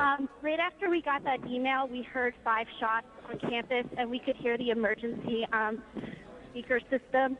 So we all got down underneath the desks and moved away from the windows. 9:50 a.m. 24 minutes after its first campus-wide email and more than 2 hours after the original and still unsolved shooting incident, the university sends a second email to students warning of a gunman on the loose. Students there are being updated through the website right now, and right on that front page of their website, it does have the update, which is telling students right now to stay in their building, stay where they are until further notice, and stay away from all windows.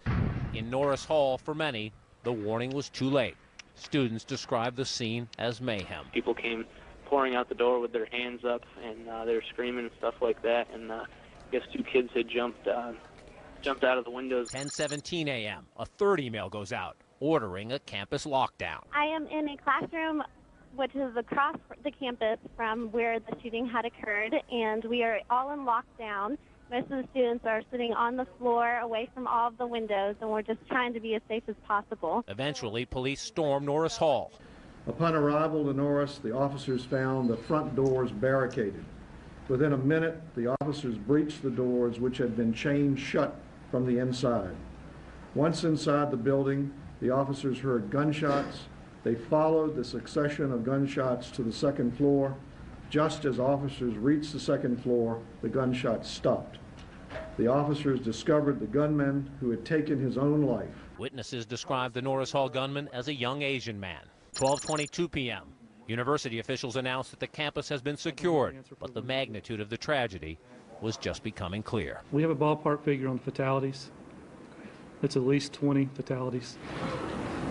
And yet, as the day wore on, the death toll would only grow. This is not only the deadliest shooting on a school campus, it is indeed the deadliest shooting incident in the history of the United States. It is now confirmed that we have 31 deaths from the Norris Hall, including the gunman.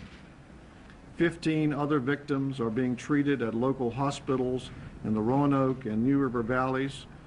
There are 2 confirmed deaths from the shooting in Ambler Johnson Dormitory, in addition to the 31 at Norris Hall. A staggering loss of life that left the university community wondering why. It seems really senseless, and it's really hard to just think about it, why, you know, all these people have to die for no reason. A numb sadness on campus tonight, also a great deal of outrage and so many questions for the investigation, including this one.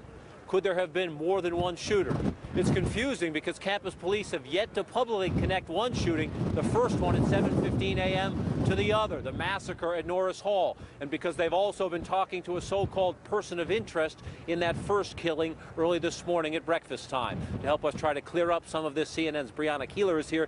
Brianna, you've been on campus all night long. That news conference, the second briefing of today, this evening, maybe more questions after it than before it, but help us clear up what you can. Well, certainly a lot more questions and answers at this point. The understanding for most of today has been that these 2 crime scenes were linked, but this last news conference drew some doubt in that, and that is because that person of interest that you were talking about, the first shooting, 7:15 a.m. at a dorm, police say they spoke with a person of interest and that person is still a person of interest, but they're not in police custody. Meanwhile, they have preliminarily identified the gunman who killed himself after it appears killing 31 other people in Norris Hall across campus. So that brings the question, are these crimes linked? Are they not linked at this point? Virginia Tech police really aren't committing to this answer one way or another, whereas earlier they said, no, we don't believe that there was someone else who was involved. Also, at this point, it appears they just don't have a definitive link through evidence or eyewitness testimony. They say the 2 identifications of people in these crime scenes do not match, and they're also trying to sort through ballistic evidence from one crime scene to another. But certainly, John, students here do think the 2 are very linked. And as the students talk about this, you say that police tonight say they have preliminarily identified the shooter, at least in the Norris Hall incident, but have they said anything publicly about who that shooter is? No, they are not releasing that information. We asked and they would not give that to us. One of the questions on campus tonight, and I know something you've been discussing all day, I've been discussing with students since I got here, is why?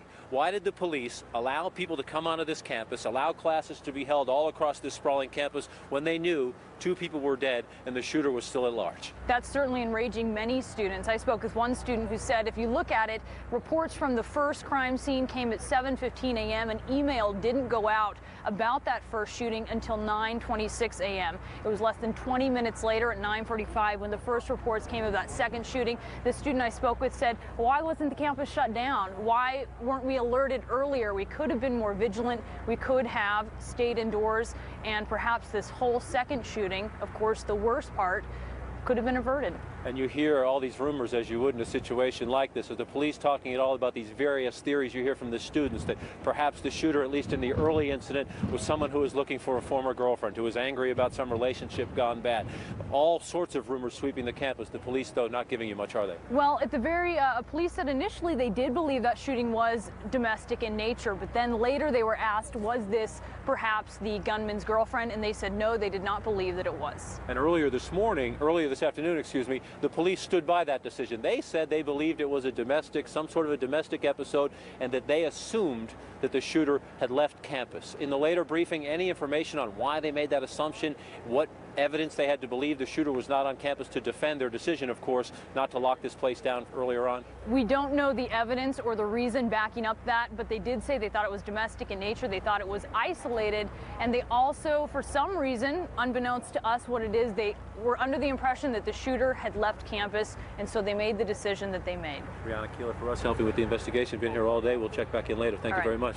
Thank you. And police have not released any of the victims' identities. That is one of the questions tonight. The police say they will not do that until all the families are identified. But CNN has learned that one of the deceased is Ryan Clark. He's a student here at Virginia Tech. He reportedly was one of 2 people shot and killed in the dormitory early this morning. If police have been less than clear about who this dead gunman is, sources are talking. So are the people who encountered the gunman today. More now on both of these from CNN's David Mattingly. A witness described the killer as a young Asian man who was wearing a short-sleeved tan shirt and a black ammunition vest that made him look, according to one witness, almost like a Boy Scout. He moved quietly from room to room, taking lives everywhere he went. He just stepped within 5 feet of the door and just started firing. He seemed very thorough about it, getting almost everyone down. I pretend to be dead, just on the ground. Apparently familiar with the building where he inflicted so much pain, the killer chained at least 2 doors, effectively blocking key exits from the building. After his spree, the killer took his own life. Authorities are unwilling yet to say he was a student. We have a preliminary ID that I'm not prepared to release yet, but the investigation is ongoing. A law enforcement source close to the investigation tells CNN 2 weapons were recovered. 2 handguns, one .22 caliber, one 9mm. 2 weapons in the wrong hands that sent a campus of 26,000 into a panic. It was like seeing Columbine all over again when I was in 8th grade, but just on a larger scale. It was so surreal being in the class and hearing what sounded like a gunshot outside and just not knowing what was going on. It was very, very saddening. I was crying. I couldn't reach my family because they turned, the phones were off, everything was off. According to people who saw him and lived through his rampage, the killer seemed to lack focus, leaving bodies in multiple locations throughout a busy academic building.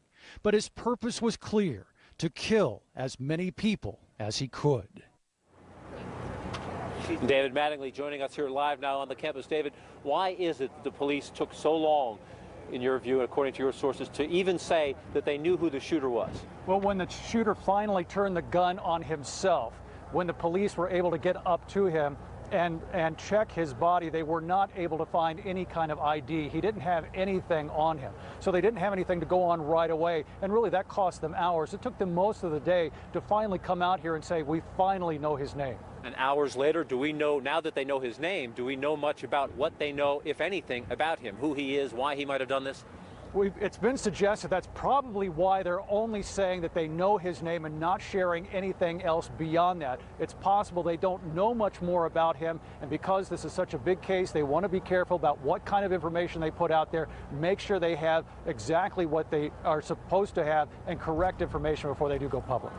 David Mattingly for us here tonight, trying to solve the mystery of who the shooter was. David, thank you so much. We'll check back in.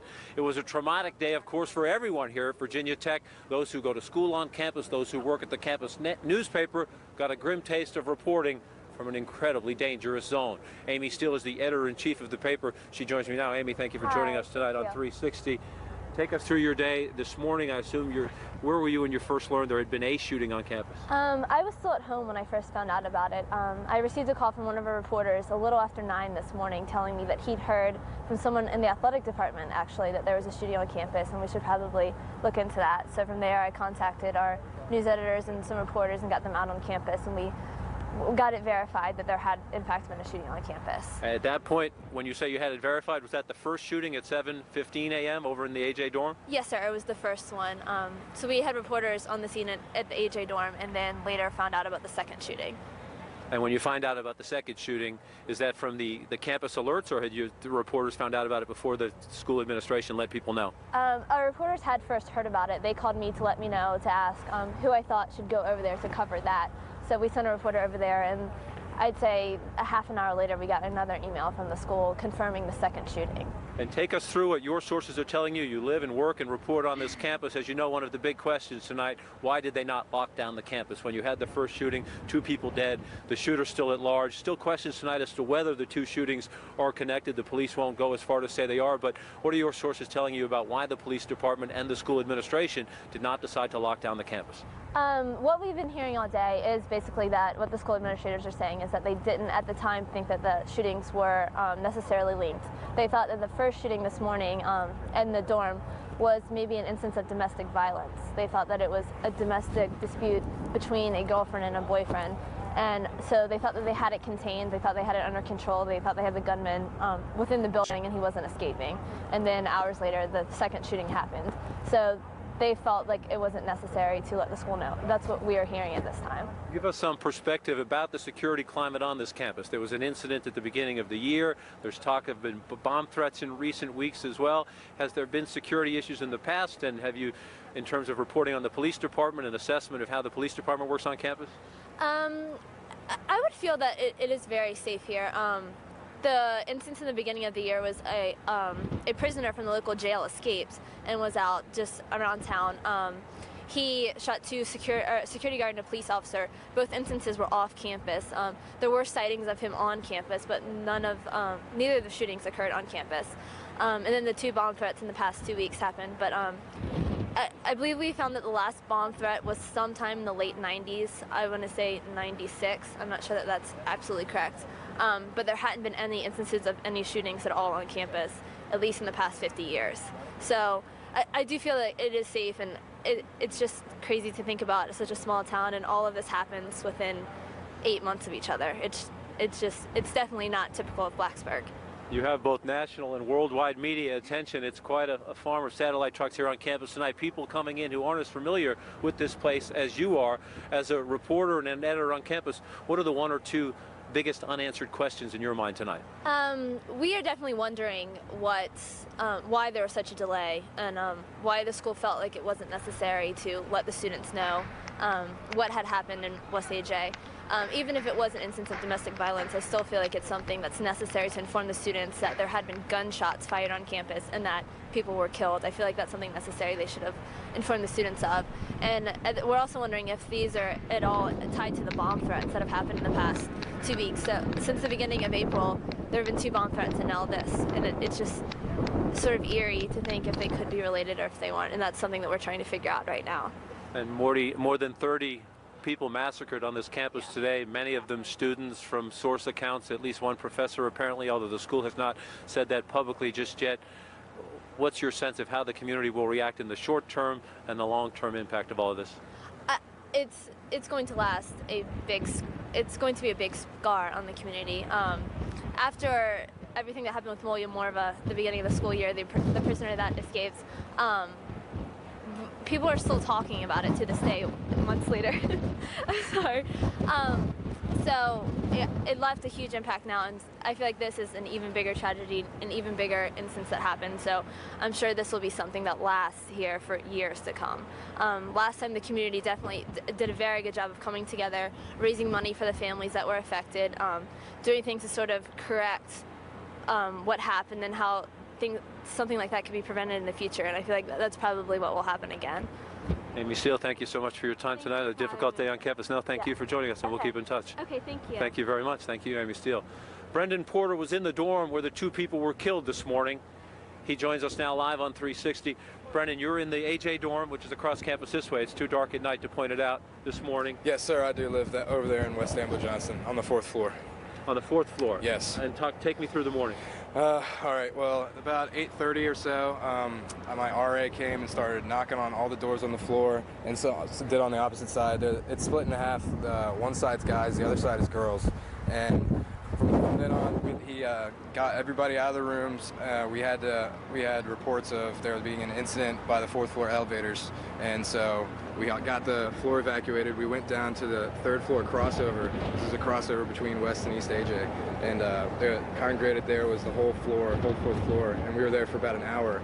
And we were all groggy from waking up. We didn't really know what was going on. What time was this? About 8:30. No, not 8. Yeah, 8:30. 8:30 is when we got woken up. And so we were there until about 9:30. The RAs did everything they could. They did everything well. The university did everything well, I would have to say, this morning, and doing what they had to do.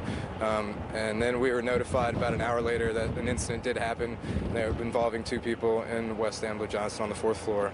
But you're in this dormitory. Forgive me for interrupting you, but you're in this dormitory where this happened. You keep saying an incident. At what point did they tell you there was a shooting and there was somebody with a gun and there were 2 people at least seriously wounded? They turned out, of course, to be killed, and the shooter was still at large. None of that was passed on to you? Not there, but we were notified there a few moments after we were told what happened that there was an email sent out that explain that there was a shooting in West Ambler Johnston.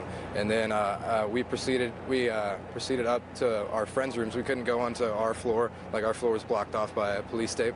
So I went up to my friend's room on the 6th floor, and I got online and I checked everything, and I saw the on my webmail I saw the notices from the school saying. Do you know the victims? I do. Well, I don't know the girl. I think the other one was a girl, but I do know Ryan. I know he's an RA that governs half of the guys, half the girls. He's a great guy. Tell us a little bit more about it. I've heard that he was going to graduate with 3 degrees. He was, I think he played an instrument or something for the band or something here. Like I don't know. He's just an all-around friendly guy. It's a very, very big tragedy. And let me ask you, as a student on this campus, in your view, there's a shooting in your dorm this morning.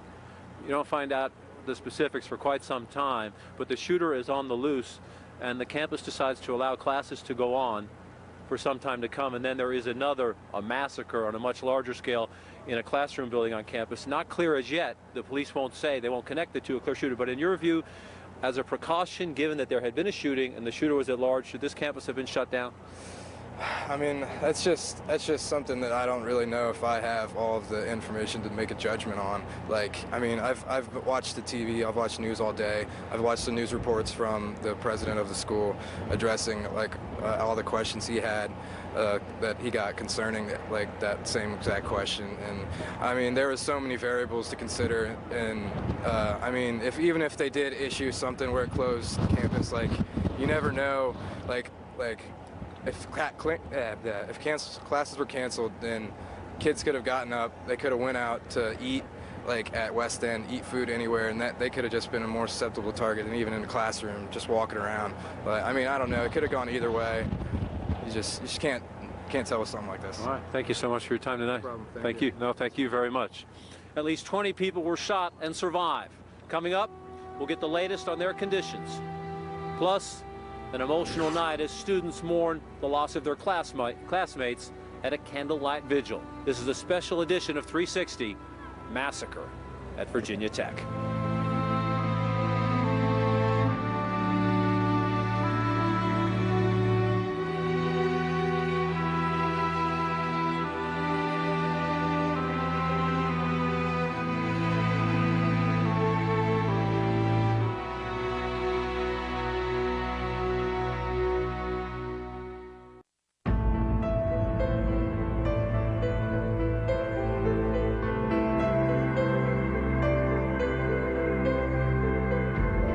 Shooter came in and shot almost the whole class, dressed sort of strangely.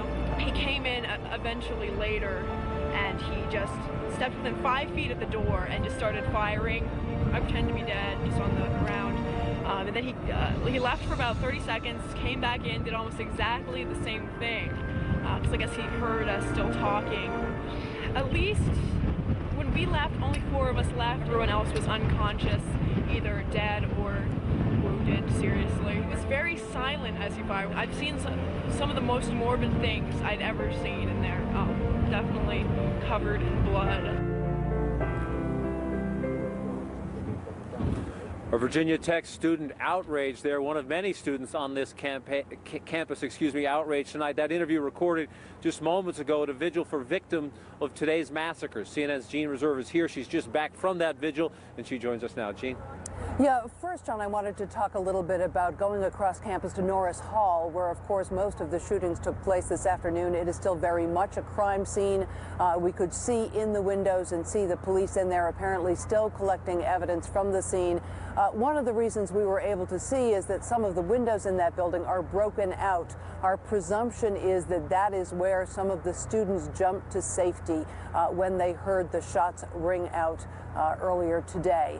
We moved on from that scene to this vigil. Students have created a large VT, the logo for Virginia Tech. It would be a candlelight vigil, but the wind here is so tremendously strong that the candles keep blowing out. Students are putting their names and thoughts on that big symbol of this school, also into a memory book. We spoke to one of the students who knew one of the few victims that's been identified here, Ryan Clark. He was the resident advisor who was shot this morning in one of the dormitories. She knew him from his work as a resident advisor. She described him as an energetic and exciting guy, a natural leader. She said not only was he an RA, but he also was active in the service organization here on campus, also on the marching band here. We asked this student, whose name was Mia Ortega, what she had written about Ryan on that memorial. Here's what she had to say. I wrote "Love Never Dies." I circled a heart around it and I signed my name. Why did you write that? Because I believe it. I believe that even though Ryan may not be with us anymore, that his love for this campus and his friends and everybody here is still going to be with us. A raw emotion at the vigil. Your sense there of, is it outrage, more questions the students have, more sadness than outrage? Not outrage at this gathering at all. Several students I talked to said that they were in fact very proud of the school, very upset that this had happened here and that this was what the Hokies would be remembered for. This handful of students who I spoke to over there, and I must say the crowd is not that large because it's so bitterly cold here tonight. This crowd of students very supportive of the administration. One little bit of irony I should mention, John, is that this memorial has been set up in the shadow of the War Memorial here on the campus of Virginia Tech, where of course they honor those who have fallen in battle, students of Virginia Tech who have fallen in battle. Here today, of course, honoring those who have fallen under very different circumstances. Gene Reserve, remarkable reporting on campus all day. Gene, thank you very much. Thanks, Tom. And we want to update you now on the survivors of the shooting spree here at the Virginia Tech campus. At least 20 people were wounded, some of them still being treated tonight in hospitals, including Montgomery Regional Hospital. CNN's Gary Tuckman is there. Here's his report this evening. Mayhem on the Virginia Tech campus. But down the street at the hospital where most of the injured were brought, administrators say they were prepared. I wouldn't say that it was overwhelmed. We're working with the EMS community and the other local healthcare providers to make sure that all those patients' needs were met. 17 patients were rushed to Montgomery Regional Hospital in Blacksburg. 1 was pronounced dead on arrival. 3 are in critical condition, 6 stable, and 5 were discharged. Student Derek Odell was shot in the upper arm, but has been released from the hospital. He got a good look at the gunman. He was about 6 feet tall, Asian with a black coat on. He just started shooting, didn't say anything. It's just irrational acts. Inside the hospital, many family members and friends of the victims. Bob Allison is a Virginia Tech senior who visited his wounded friend Kevin. He had to have his femoral artery repaired, but that was the surgery. He came out of it and he's recovering from that. Allison says his friend was in German class when he was shot twice. The guy came in and had started shooting, and he said the first shot had hit him, and he was still able and conscious and everything, but once the second shot hit him, he had fell to the ground and he doesn't really remember much more. The hospital says it had to call in 1 extra surgeon, but other than that had enough personnel to handle this emergency. As you all can imagine, our primary concern right now is for these patients and their families, and I can assure you that all the healthcare providers involved in this incident are making sure that their needs are met. Bob Allison says his friend is in intensive care, but his prognosis is good. He was happy. You couldn't put anything past him. He was in good mood. Does he know just how bad this turned out to be for so many other students? We haven't really talked to him about how big it got. Did anyone tell you not to mention that to him? No, I felt that it might not be a good thing to tell him just how many other people were affected and just how big this thing got until at least he'd gotten a little sleep and at least he'd recovered a bit. And Gary Tuckman joins us live now, continuing his vigil at the hospital. Gary, how specific is the hospital being tonight about the nature of the injuries it's dealing with?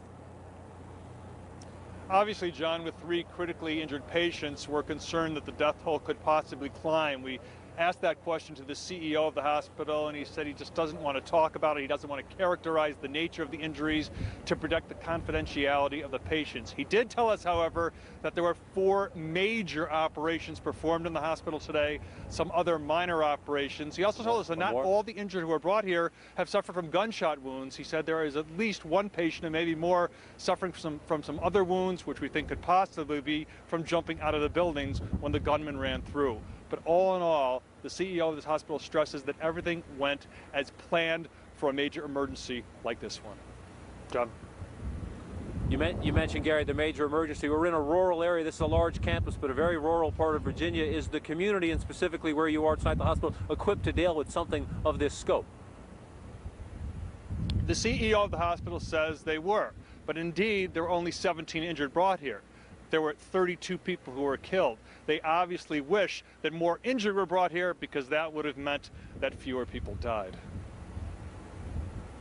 Gary Tuckman for us tonight. And excellent point, Gary. Thank you so much. We'll check back with Gary a bit later. And still ahead on 360, what we now know about the weapons used in the rampage.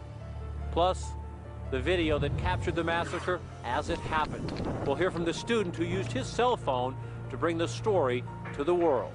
You're watching a special edition of 360.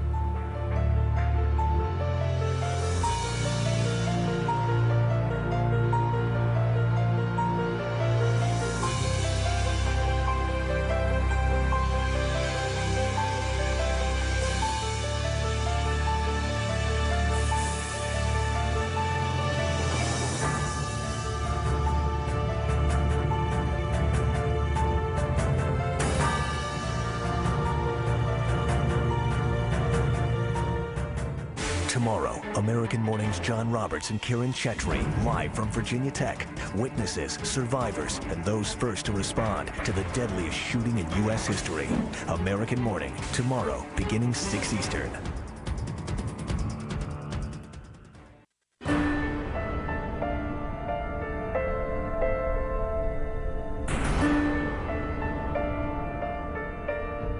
Our nation is shocked and saddened by the news of the shootings at Virginia Tech today.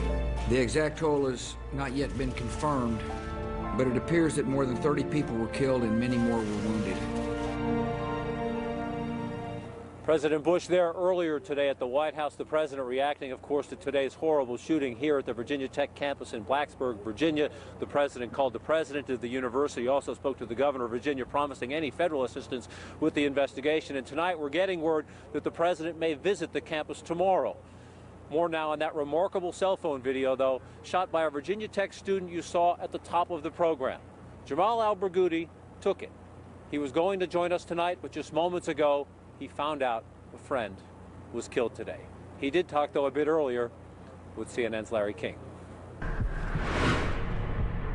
I was going to talk to my advisor who's in a building just next to Norris where all this happened.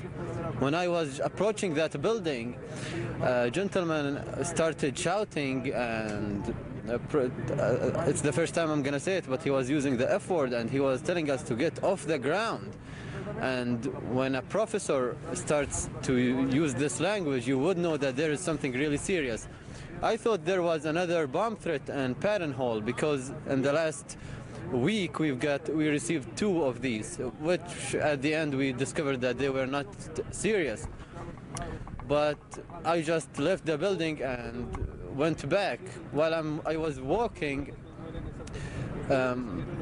I saw a cop running around, and then he saw other cops. He drew his gun from his pocket, or from the gun's pocket, and started running towards the other cops, and then they both started running towards Norris Hall. I knew then that there is something really serious going on the spot. It's not a bomb threat, because that's not what they did with the previous bomb threats. So Jamal, did you immediately get out a recorder and start shooting? That was the time I did that. I just took my camera and started. I knew that it's really serious. I took my cell phone and started recording that. In the matter of 10 to 15 seconds, I started hearing the gunshots. At first I thought they were far, but then I realized that they were not far. They were just inside the building.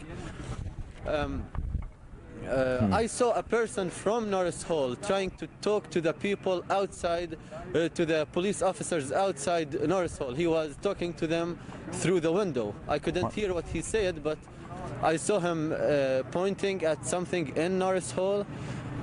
I took a few steps towards where the cops were to take. I saw them trying to get into Norris Hall.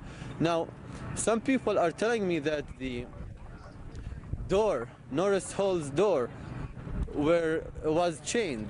Now, I didn't see that for a fact. I saw cops either struggling to get in which it would be chained, or what I thought was that they opened the door through a bang, like a gas bang or something like that, closed the door, and then reopened it again.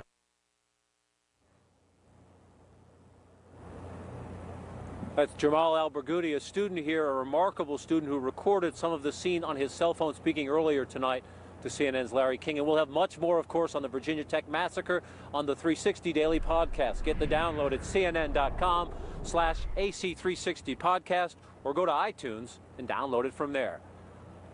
Still ahead, we've heard people compare this massacre to Columbine and other high school shootings. In fact, experts say college campus shootings are very, very different. We'll explore that angle. Also, what we're learning tonight about the weapons involved, how a pair of handguns proved so deadly in the hands of a determined killer. That angle when this special edition of 360 continues.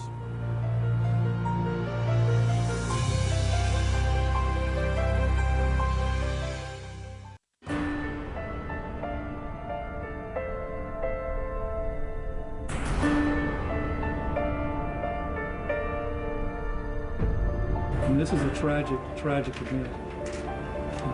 I can't express how much sorrow I feel for the families and everyone involved in this incident.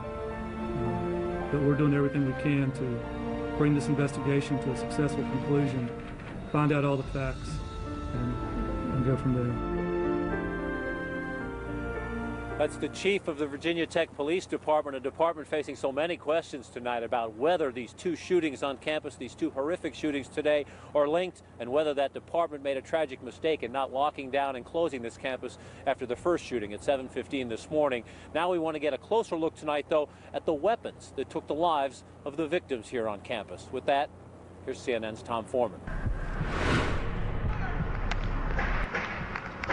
Rapid-fire shots captured by cell phones. Part of the chaotic scene involving a killer a law enforcement source says was firing two handguns, a .22 and a 9mm semi-automatic pistol like this one. I heard shots fired, and I saw everyone running across the drill field. We heard 5 shots on campus. Someone opened the door, and it sounded like the shots are being fired down the hallways. It is an easily used weapon. Each pull of the trigger fires a shot and chambers the next bullet. It will shoot as fast as you can pull the trigger. So if you had this entire clip in here of 15 shots, and you have one in the magazine, how quickly could you shoot all 16? In a second or less, you could shoot all these rounds per shot. Per shot. So what about reloading then? Reloading, it just takes a couple seconds. The 9mm is a common military handgun and is used by many police and sport shooters. 250,000 are manufactured in the United States each year and generally sell for a few $100s. Give us the coke, the cash, the combo to the safe. But it has also been lionized in movies and music as the criminal's weapon of choice. It is the most commonly used crime gun. And when young people commit gun crimes, more than a quarter of the time, they rely on 9mm. You can get just about any gun company, any company that manufactures guns, usually have some kind of 9mm model. It's just, it's fairly easy to come by, and the ammunition also is very easy to come by and relatively cheap. 45 caliber, 9mm. So it's smaller than a 45 caliber, but it's not small. No, it's not that small. It's a little bit smaller than a 45. And it'll pack a real punch. Sure. The .22 is considerably smaller than the 9mm, but it doesn't matter. You can be just as dead with a .22 as you can with a 9mm, unfortunately. Now, both of the guns believed to be used in these shootings are in the hands of investigators, who are being asked how they got into the hands of this killer. Tom Foreman, CNN, Atlanta.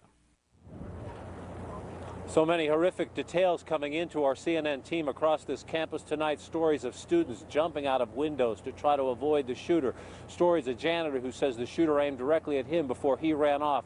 So much more we could report and much more for you to see about this story online, updated around the clock at CNN.com, or of course, check into our blog, CNN.com/360blog. Up next, why? Why did he do it? We may never know exactly what provoked the Virginia Tech gunman's deadly massacre, but where it happened may be the biggest clue. What experts say is the biggest difference between college and high school shootings. 360 next.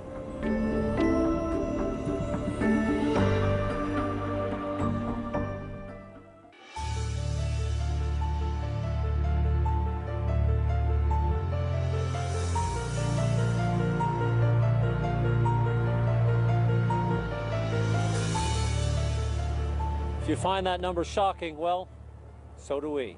But high school students aren't college students. And as tempting as it might be to compare today's massacre here at Virginia Tech with Columbine, there's a very real danger in doing that. CNN's Randy Kay explains. As a rule, the motive of college and high school shooters is not the same. Criminologists say high school students often kill because they're angry at fellow students. At Virginia Tech, one criminologist says an overwhelming sense of failure and rejection by a girlfriend may be why the killer opened fire. High school shootings like Columbine tend to be perpetrated by kids who feel ostracized, they're not part of the cool crowd, and they decide to get even with the bullies and the nasty teachers with a gun. The college shooters tend to see the school as denying them the great opportunity for success. Criminologist James Allen Fox has been studying mass murderers for more than 2 decades. While a 2002 federal report examining 41 school shooters found no true profile, Fox says in most cases college campus killers have had little parental support and simply have an inability to cope. Successful people don't go on rampages. It's failure at school, it's failure in relationships. Nothing is going right. Life has been unfair. The school has been unfair. The girlfriend has been unfair. And they don't see themselves as criminals. They see themselves as victims who are trying to get even, to win one for the little guy. Like Gong Lu from the University of Iowa. More than a decade ago, in what's now called the Gong Lu massacre, he shot and killed 5 people and wounded 1 before taking his own life. The apparent reason? Lu was denied a prestigious academic award. He probably saw that his options were very limited, that this award was going to make the difference of whether he was going to succeed in life or not. And in 1989, a male student at the University of Montreal, angry there were so many women in class, opened fire. The gunman ordered male engineering students to leave, then killed 14 women before shooting himself. I saw him running down the hall, and he shot a girl in the stomach. I saw her fall down, and we were about 20 people, and we were hiding behind a concrete wall. A clear motive for the Virginia Tech massacre? Still unknown. But James Allen Fox has no doubt the shooter was looking to make a statement. These individuals feel out of control. They want to get even by taking charge, taking control.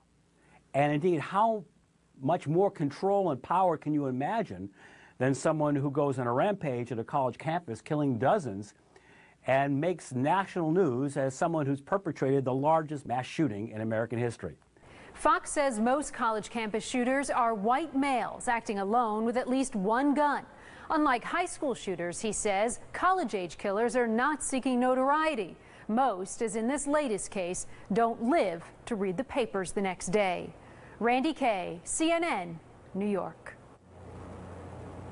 We'll have much more on the horrific massacre here on the campus of Virginia Tech in the next hour of 360, including new information about the victims, the gunman, and more incredible stories from some of the students who survived the rampage. This is a special edition of AC 360.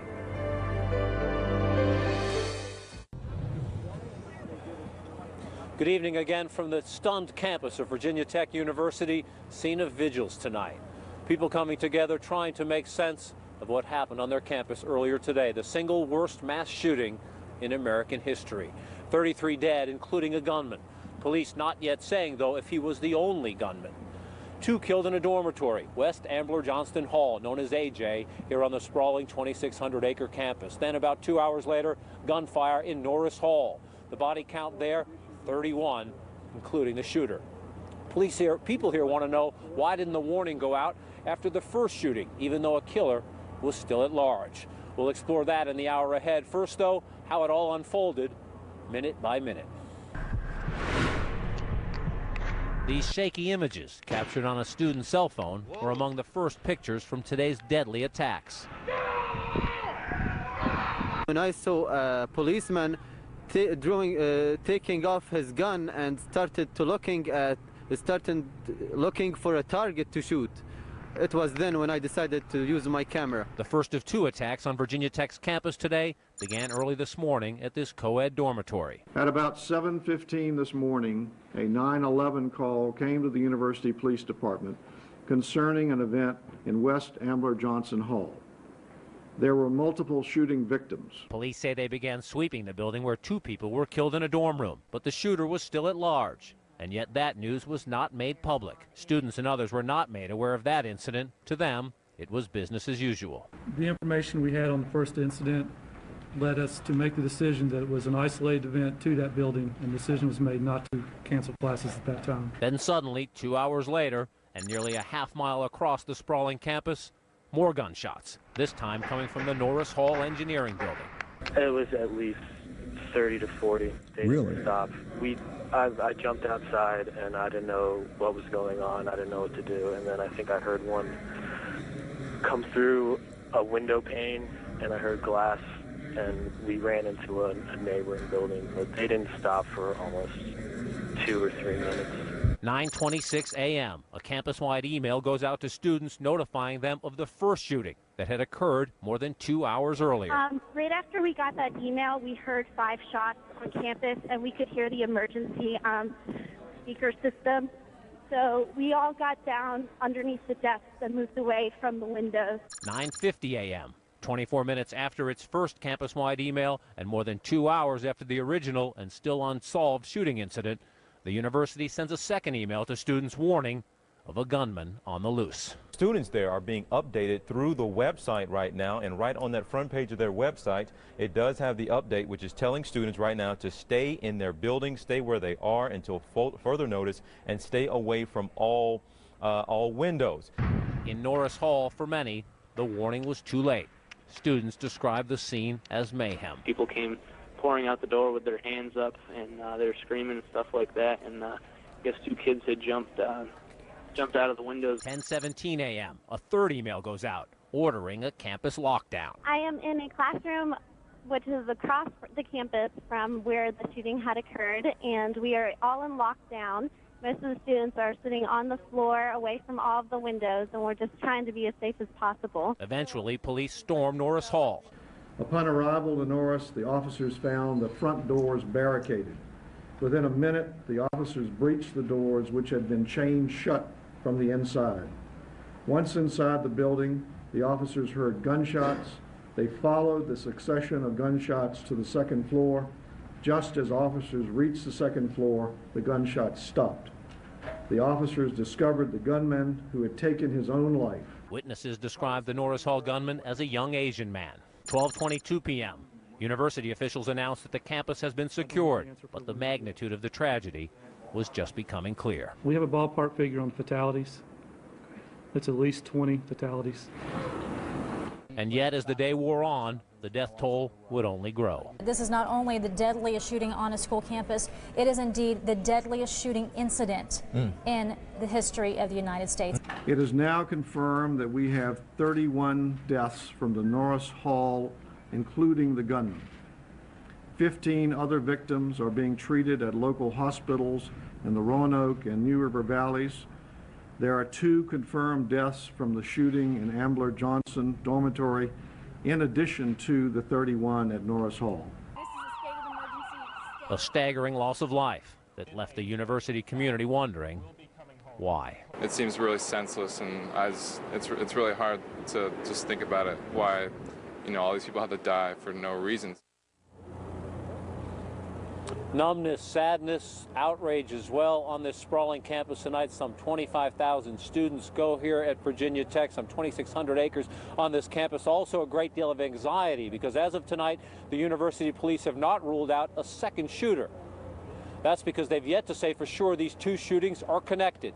Also, they've been talking to what they call a person of interest in the first incident, the shooting at 7:15 this morning. If that sounds confusing, it is, but we've got CNN's Brianna Keeler here with us in the windy conditions to help us sort it out. A second briefing tonight, police saying they cannot definitively connect the two shootings.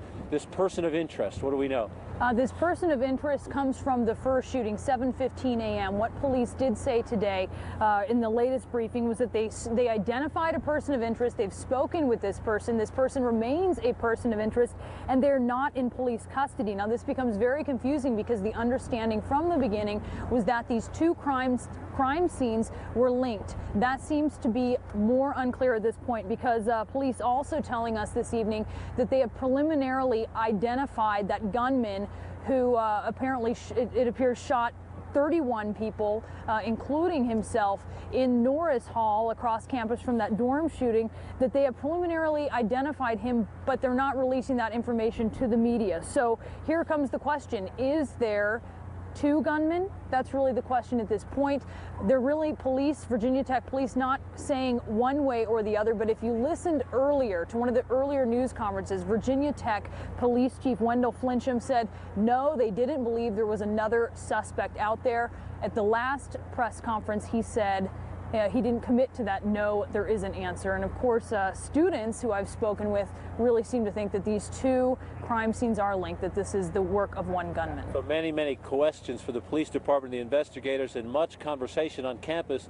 Some of it from people who say there are witnesses, some of it clearly rumors. If you talk to students on campus, as I did this afternoon, they are convinced the shooter, at least in Norris Hall, was a student. Are the police willing to say that? At this point, we are not aware of the identification. Initially, we were told by police he had no identification on his person, and so they wouldn't commit to it at that point. Now they say they've preliminarily identified him, but they're not releasing that information to us. And while the police say they can't connect the shootings definitively as yet, one of the big questions on campus is if you had at least two people shot this morning at 7:15 a.m. in a dormitory and you did not have that shooter under arrest, you believe the shooter to still be at large, a gunman at large, why not shut down the campus? Many students asking that question tonight. Are they asking it with outrage? They are. They're upset. I spoke with one student who said that's really what he's hearing from a lot of his fellow students. Why, if at 7:15 there was a shooting, did it take until 9:26 before the first email went out warning students of the fact that there had been a shooting on campus? Now, police standing by that, they say they believe that first shooting in the dorm was domestic in nature, that it was isolated, and they say they had reason to believe that the shooter had left campus. So, but still, students very upset because that email went out at 9:26 a.m. It was less than 20 minutes later when the first 911 call came in reporting those gunshots at Norris Hall. And students say they weren't given time to be vigilant, and they certainly would wish that authorities had shut down the campus. Many questions. How many shooters? What was the motive? But questions as well for the conduct of the police department. Brianna Keeler, thank you very much for joining us tonight. We're going to bring in now our Deborah Fayrick, also on the campus here tonight, continuing her reporting. Deb, on the campus all afternoon, as you know, many questions. Give us the latest in your reporting tonight. Well, John, what we can tell you is that the names of the victims appear to be seeping out. We have seen a number of students who are running to a building just on the other side of this one, and they're saying that they're finding out who, in fact, was shot inside Norris Hall. They say that the parents are in part of the building. There's a counselor there. They're consoling them, but a number of students we've seen on campus now breaking down into tears because the names are starting to come out.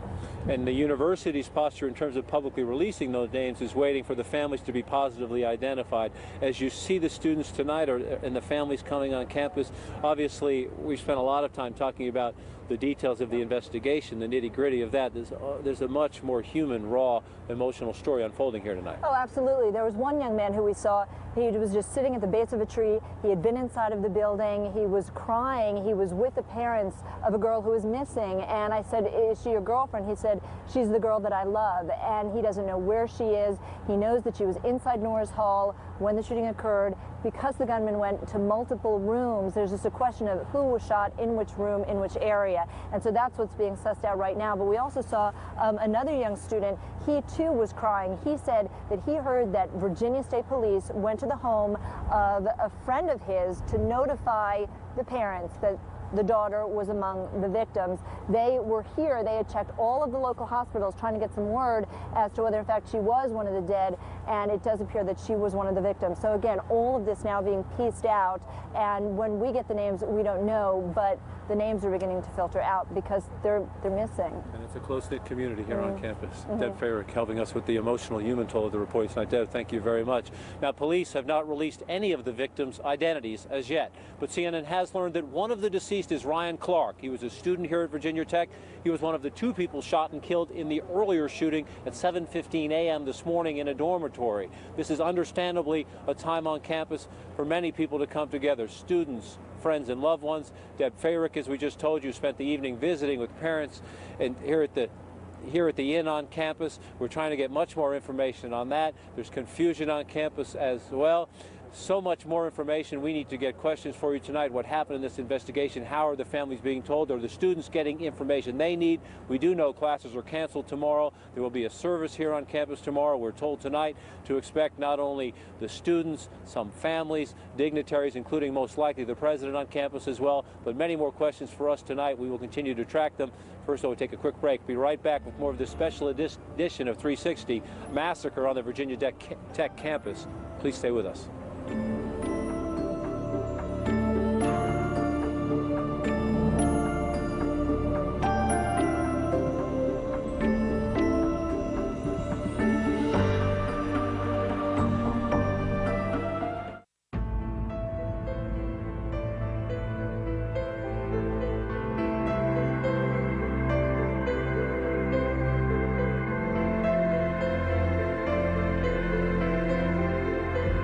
Our nation is shocked and saddened by the news of the shootings at Virginia Tech today. The exact toll has not yet been confirmed, but it appears that more than 30 people were killed and many more were wounded. President Bush speaking there earlier today at the White House, and again, we are told by administration officials as well as university officials that the president most likely will be here on campus tomorrow when there will be a service. That service part of the mourning and the grieving and the honoring of those slain in the horrific massacre today. That part of the human toll of this story. There is a law enforcement side as well. The key question tonight, was there one shooter or two? Who was the shooter who gunned down 30 people in Norris Hall, an engineering classroom building here on campus? The police tonight on campus saying they have preliminarily identified that shooter, the one responsible for at least 30 deaths, but they are not releasing any of that information to the public as yet. But some of our sources are talking to CNN. Some of the students and others on this campus who encountered this deadly killer today are talking as well, helping us piece all that together. CNN's David Mattingly. A witness described the killer as a young Asian man who was wearing a short-sleeved tan shirt and a black ammunition vest that made him look, according to one witness, almost like a Boy Scout. He moved quietly from room to room, taking lives everywhere he went. He just stepped within 5 feet of the door and just started firing. He seemed very thorough about it, getting almost everyone down. I pretend to be dead, just on the ground. Apparently familiar with the building where he inflicted so much pain, the killer chained at least 2 doors, effectively blocking key exits from the building. After his spree, the killer took his own life. Authorities are unwilling yet to say he was a student. We have a preliminary ID that I'm not prepared to release yet, but the investigation is ongoing. A law enforcement source close to the investigation tells CNN 2 weapons were recovered. 2 handguns, one .22 caliber, one 9mm. 2 weapons in the wrong hands that sent a campus of 26,000 into a panic. It was like seeing Columbine all over again when I was in 8th grade, but just on a larger scale. It was so surreal being in the class and hearing what sounded like a gunshot outside and just not knowing what was going on. It was very, very saddening. I was crying. I couldn't reach my family because they turned, the phones were off, everything was off. According to people who saw him and lived through his rampage, the killer seemed to lack focus, leaving bodies in multiple locations throughout a busy academic building. But his purpose was clear: to kill as many people as he could. David Mattingly joining us live now. David, as they try to piece together this mystery of who was the shooter, assuming that one shooter, at least the shooter in Norris Hall, many on campus here seem to believe that perhaps a student, given his familiarity with the building. All indications are this was someone at the very least who was very familiar with this campus. This was a very busy part of the campus. This was a very busy academic building. Students normally would come and go throughout the day. This had to be someone who had access to that building, who knew how that operated, and knew that if he locked those particular doors with the chain, that he would be able to block students in who were trying to escape. He knew a lot about this building, very likely, some believe, a student. David Mattingly for us, continuing to track this investigation. David, thank you very much. Now, of course, some of the people we're talking to on campus tonight are some of the students who are up close to all this shooting today. Matthew Cauldron is one of those students. He is a student here at Virginia Tech. He was outside Norris Hall walking to class when the shootings happened. Matthew Waldron joins me now. Matthew, please step on in. So you're outside Norris Hall this morning. It's in the 9 o'clock hour? Yeah, it's around like between 9:40 and 9:45, and I was walking with, had my iPod on, and I didn't hear the shots, but the people that were walking with me, they kind of stepped back, and they took my headphones off, and I was like, what's going on? And they said, we just heard shots. So and all of a sudden I saw policemen started coming down the sidewalk, and a professor yelled from the building right next to me in Holden Hall and said, everybody get inside. So we fled inside, and inside were two kids that had jumped out the window of Norris. One had a broken ankle, and the other girl was pretty shaken up. And you could see from the back windows of Holden, where I was, you could see all the policemen posted up with their guns, aiming their guns up towards the top floor of Norris. And then about 2 minutes later, all the kids came out with their hands up, and there's about 150 of them or so just pouring out of there, screaming and crazy and darting across the drill field. So when you encountered the students inside who had jumped out the window, you say shook up. One of them had an injured leg. Yeah. Did you talk to them at all about what they saw? No, the one boy was just like in total pain. He was just going down, they carrying him down the stairs, getting ready to go to the ambulance. The other girl was just laying on the ground. She said she was okay, but you could tell she was shooken up and had like dirt marks from where she had fell and stuff like that. So they had to take precautions with her. So. And you see the policemen. I'm pointing this way. It's dark, but Norris Hall is over here on the campus. You see the police surrounding the building, and the students come out with their hands up. Yes, sir. To the best of your knowledge, did you see police storm into the building, or they just have the building surrounded? No, they just had it surrounded. There's guys posted by the trees and in the bushes, and there was guys, the SWAT team with the helmets and stuff like that, was waiting right by the door when the kids were filing out. So obviously they released them, then they released us and told us to get running. And that was the scariest part, when we were running across the drill field, not knowing if there was more people out there who were going to shoot you in the drill field or what it was. So it was pretty scary. Well, you mentioned pretty scary. One of the big questions on campus is, did the campus security, the police department, other security, the administration on campus, did they act appropriately, knowing that on this side of the campus over here at the AJ dorm, there had been a shooting at 7:15 this morning? When you were walking across the campus and approaching Norris, where this massacre was taking place, at that point, were you aware that there had been a shooting on campus earlier in the morning? No, I had not been aware until that kid told me that there was shootings. He heard shots that was walking with me, and I had no indication that there was anything going on in the morning at AJ.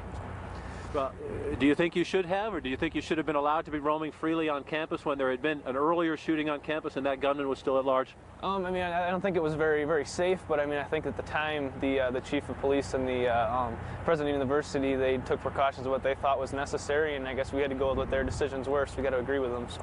And you talk about the pretty scary moment as you're outside Norris Hall, as all this is unfolding.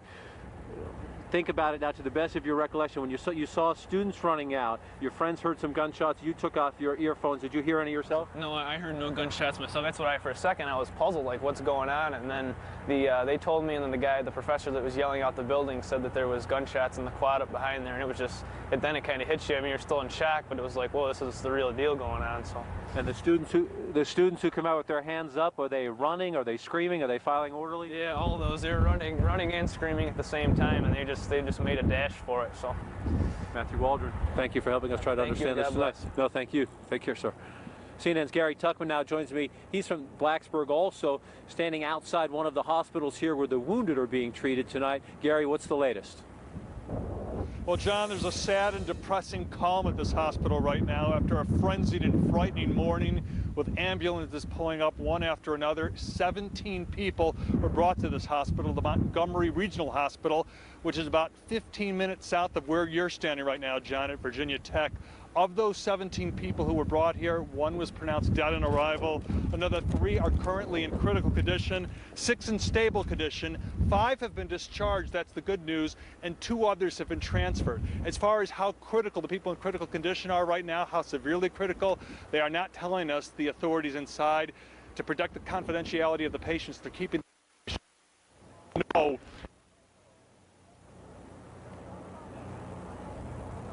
Right now, it's a very quiet time. We have been told that there will be no announcements about the conditions of the patients until tomorrow morning. Now, a short time ago, we talked with a senior at Virginia Tech, a friend of one of the people inside the hospital. They have been allowing friends to go inside to talk with their friends. And this guy by the name of Bob Allison was telling us about his friend Kevin who's inside. He said his friend Kevin was in German class. He was shot twice, 2 times in the leg. He blacked out after the second time he was shot. And he told us that at one point, about 2 hours after he got here, Kevin's parents came in here to visit him.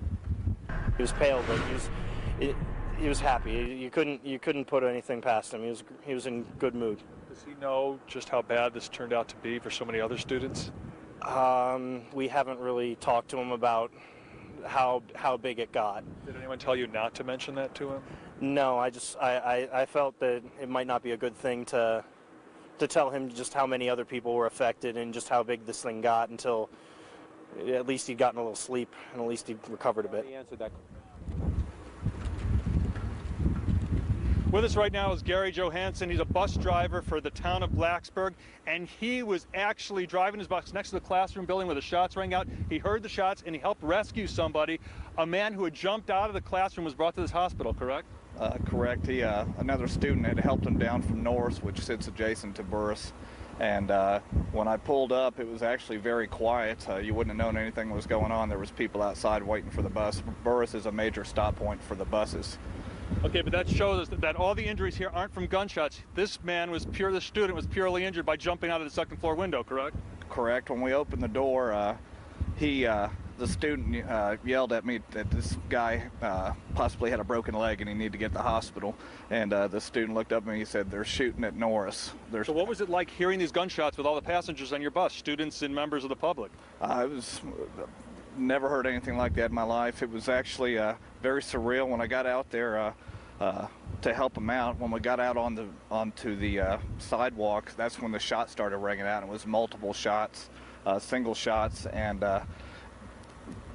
some people were just standing around, not really sure what to do, what was going on. So we just went ahead and grabbed them, gathered them, and put them on our bus, made them get on our bus. Scary, though.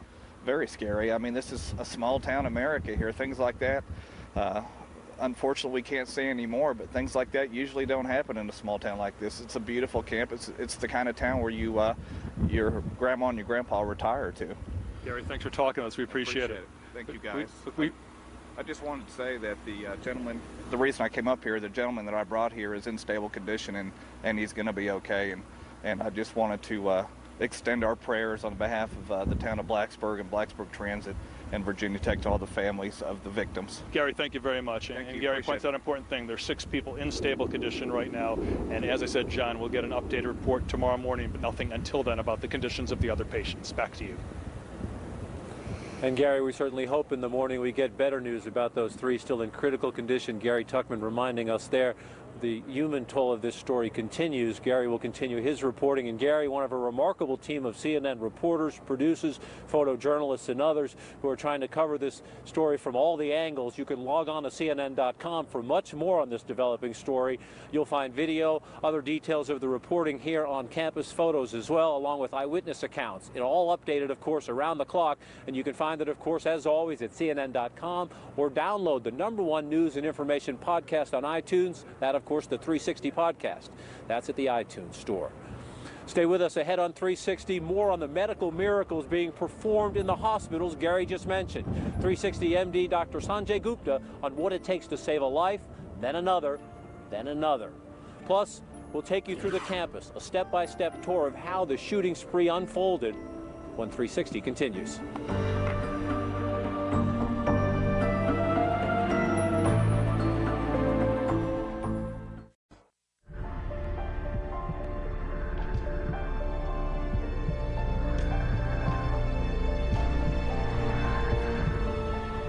Treating so many gunshot wounds and other injuries at once, of course, is an enormous challenge. Joining me now to help us understand all this is CNN's chief medical correspondent, Dr. Sanjay Gupta. Sanjay, walk us through what happens. What is the emergency response in a crisis such as this one?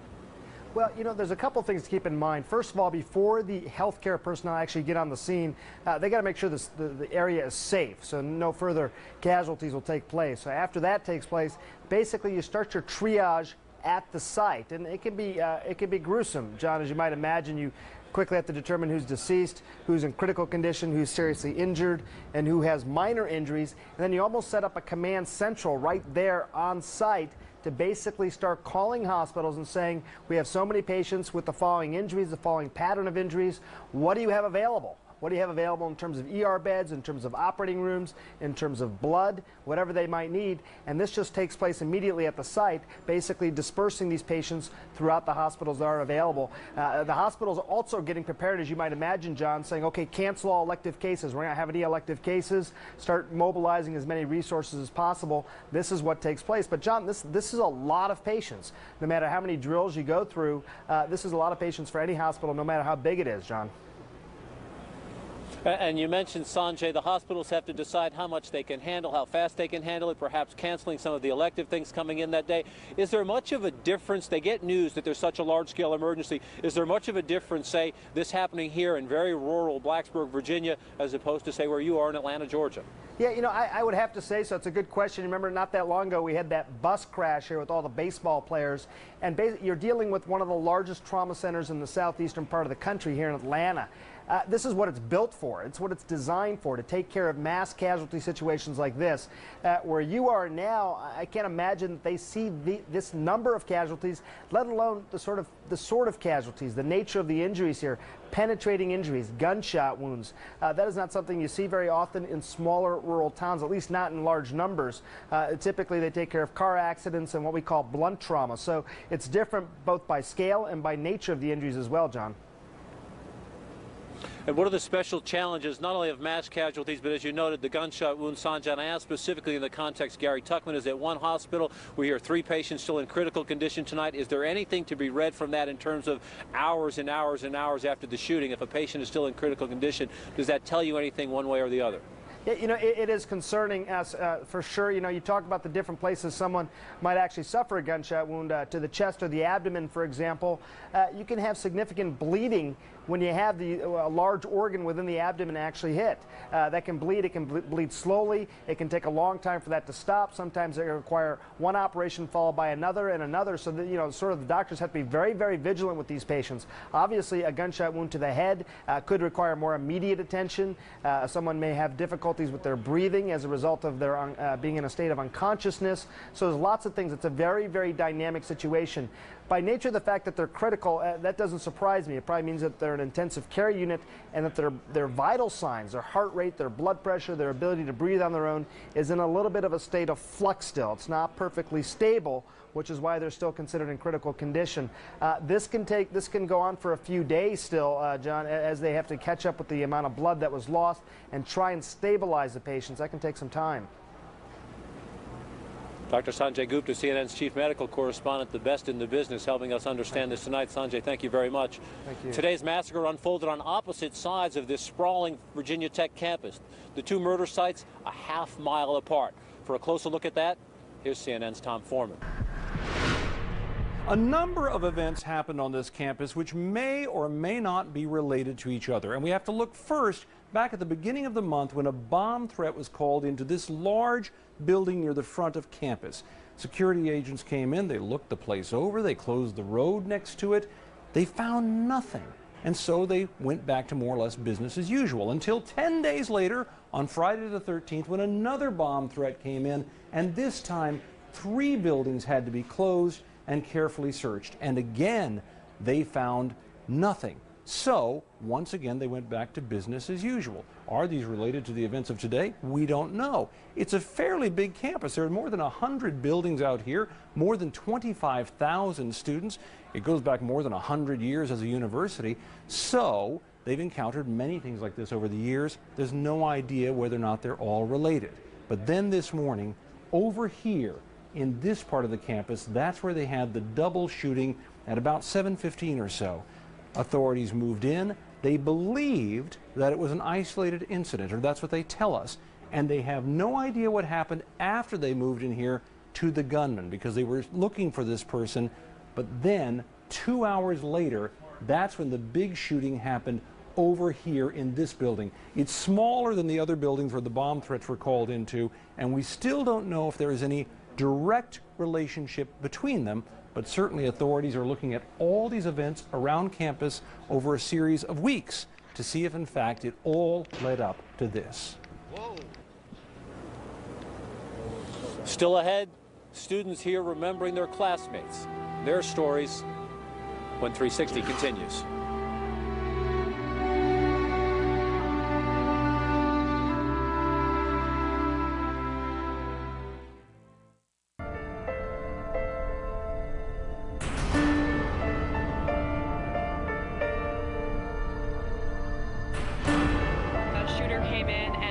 Almost the whole class, dressed sort of strangely.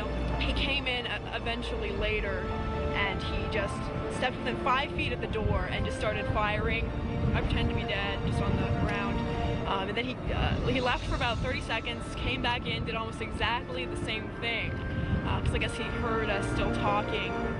At least when we left, only 4 of us left. Everyone else was unconscious, either dead or wounded seriously. It was very silent as you fired. I've seen some of the most morbid things I'd ever seen in there. Definitely covered in blood.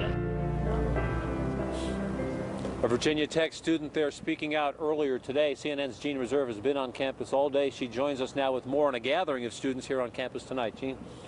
That's right. There is this evening a vigil going on in the shadow of the War Memorial here. But before we ventured over to that, we walked past Norris Hall, which is, of course, where the shootings took place today. Still very much a crime scene. There are a lot of police vehicles parked outside, and one can see through the windows the police working inside that building, apparently still collecting evidence from what must be a tremendously complicated crime scene with the number of fatalities and woundings that took place in that building this afternoon. And from there, we walk down the hill. There is a war memorial here on the campus, and it is a war memorial where each member of the Virginia Tech community who falls in battle is memorialized. Now, in the shadow of that memorial, there is another one, a makeshift memorial. This, a giant VT, the Virginia Tech logo. There are students over there simply looking at it, some of them signing their names, giving their thoughts, also signing a book of remembrance. Mia Ortega is one of the people over there tonight. She knew Ryan Clark. Ryan Clark is the resident assistant who was killed earlier today by the gunman, and she spoke to us about what she put on that memorial. I wrote "Love Never Dies." I circled a heart around it and I signed my name. Why did you write that? Because I believe it. I believe that even though Ryan may not be with us anymore, that his love for this campus and his friends and everybody here is still going to be with us. And Ryan Clark, she said, was a very energetic guy and quite a leader in this community. She said in addition to being an RA, he also was a member of the marching band here on campus and also was a member of the service organization. A lot of very upset students here, as you can just imagine here tonight. A large campus and a large student body, but it has a small community feel to it. Well, you know, there's a tremendous loyalty to the school is what I've been struck by. These kids identify themselves as Hokies, some of them most concerned about the reputation that they're afraid this school will have, all of them expressing deep love for this school. I did see some kids with suitcases today. Clearly, they were leaving town, at least in the short term, but some of the others who I spoke to at this gathering tonight over on the drill field, they said they had no intention of leaving. They were staying here at this school, and they were just wanted to be with one another to remember what they could about these students who lost their lives today. CNN's Jean Reserve. Jean, thank you very much. Thank you. And naturally, there are a lot of unanswered questions concerning today's shooting here across this campus. Tonight after the break, we'll look at some of the toughest questions, plus Anderson's one-on-one interview with the school shooter, what it may reveal about today's tragedy. That when 360 continues.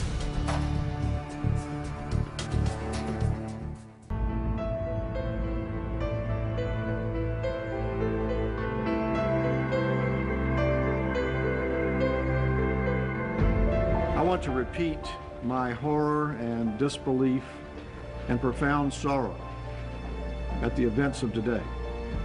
People from around the world have expressed their shock and their sorrow and endless sadness that has transpired. I'm really at a loss for words to explain or to understand the carnage that has visited our campus. That was Charles Steger, the president of Virginia Tech, speaking earlier today, relaying the sadness and the uncertainty on this campus. What happened, of course, today defies explanation. It's hard to imagine any motive that would cause someone to kill so many people. More than 12 hours after the last bullet was fired, there are far more questions on this campus than answers. Here's CNN's Randy Kay.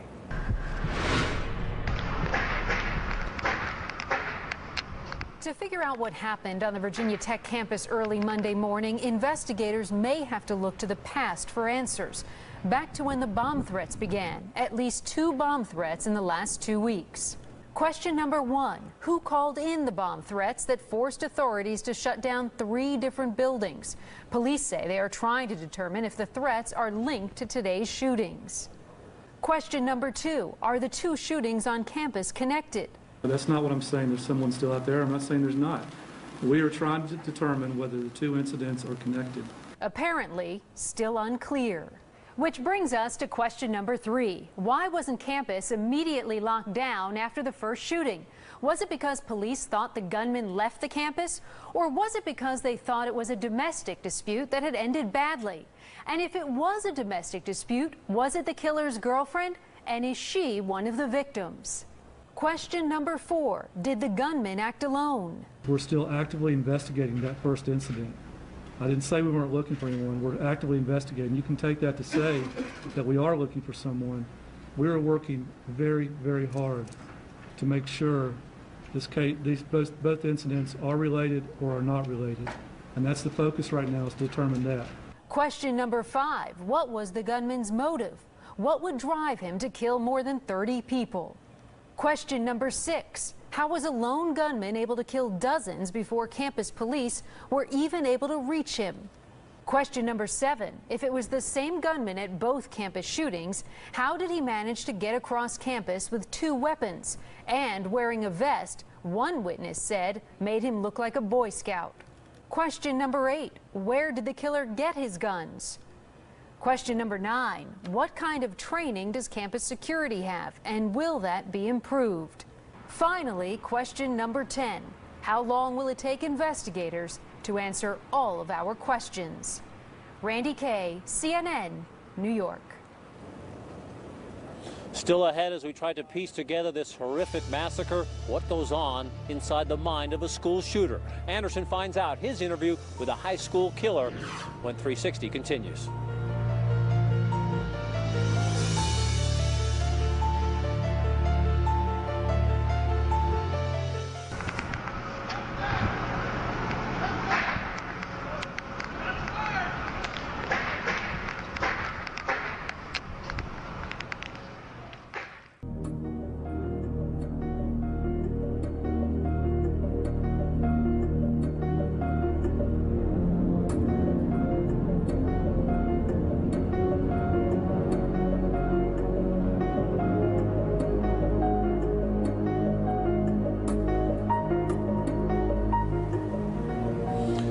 If there could be only one question on this campus tonight, it would be why. Why would someone indiscriminately kill more than 30 people in a massacre here on campus? Well, we may never know exactly what was going on inside the mind of the shooter here at Virginia Tech.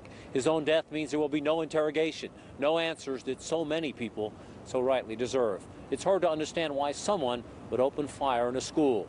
Earlier, though, Anderson did get some perspective from a school shooter himself. A decade ago, 16-year-old Evan Ramsey opened fire at his high school in Bethel, Alaska, killing a student and a principal.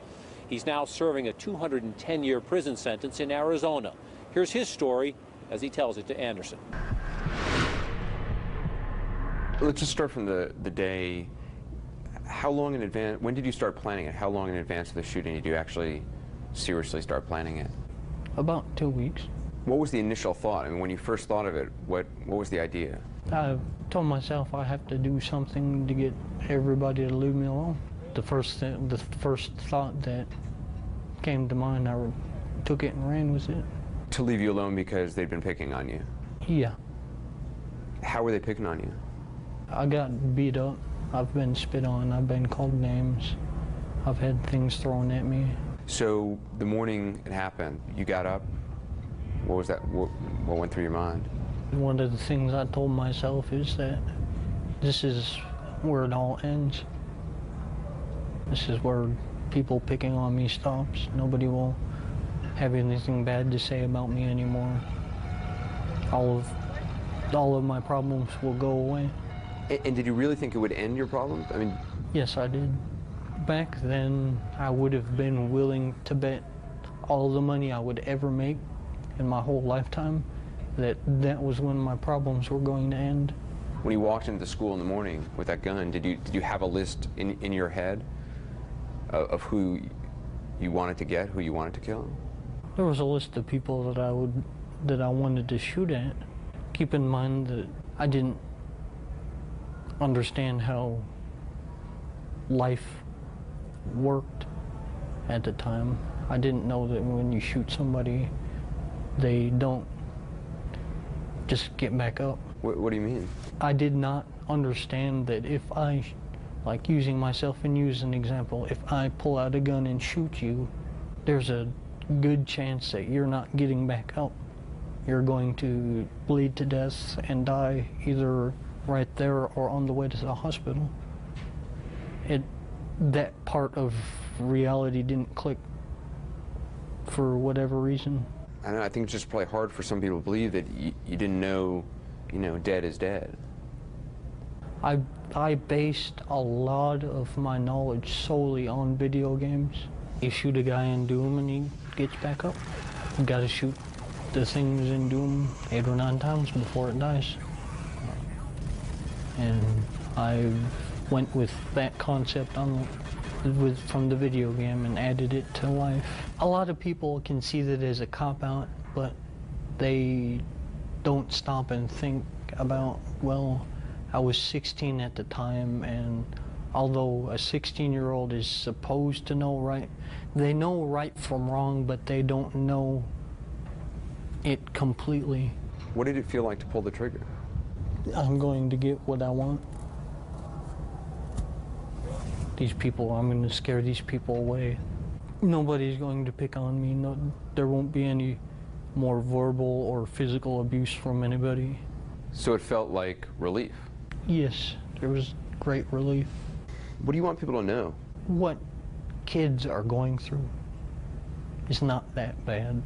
I saw my treatment as so bad, and if I would have had somebody sit down and say, it's not that bad, you don't have to react this way. There's other means that it might help somebody. It can always be worse, and it's always going to get better. More 360 from the campus of Virginia Tech University in just a moment. Coming up, Virginia Tech students who heard the shots and know some of the victims of the deadliest mass murder in U.S. history. Plus, Dr. Phil McGraw on coping with trauma. All at the top of the hour, all on Larry King Live.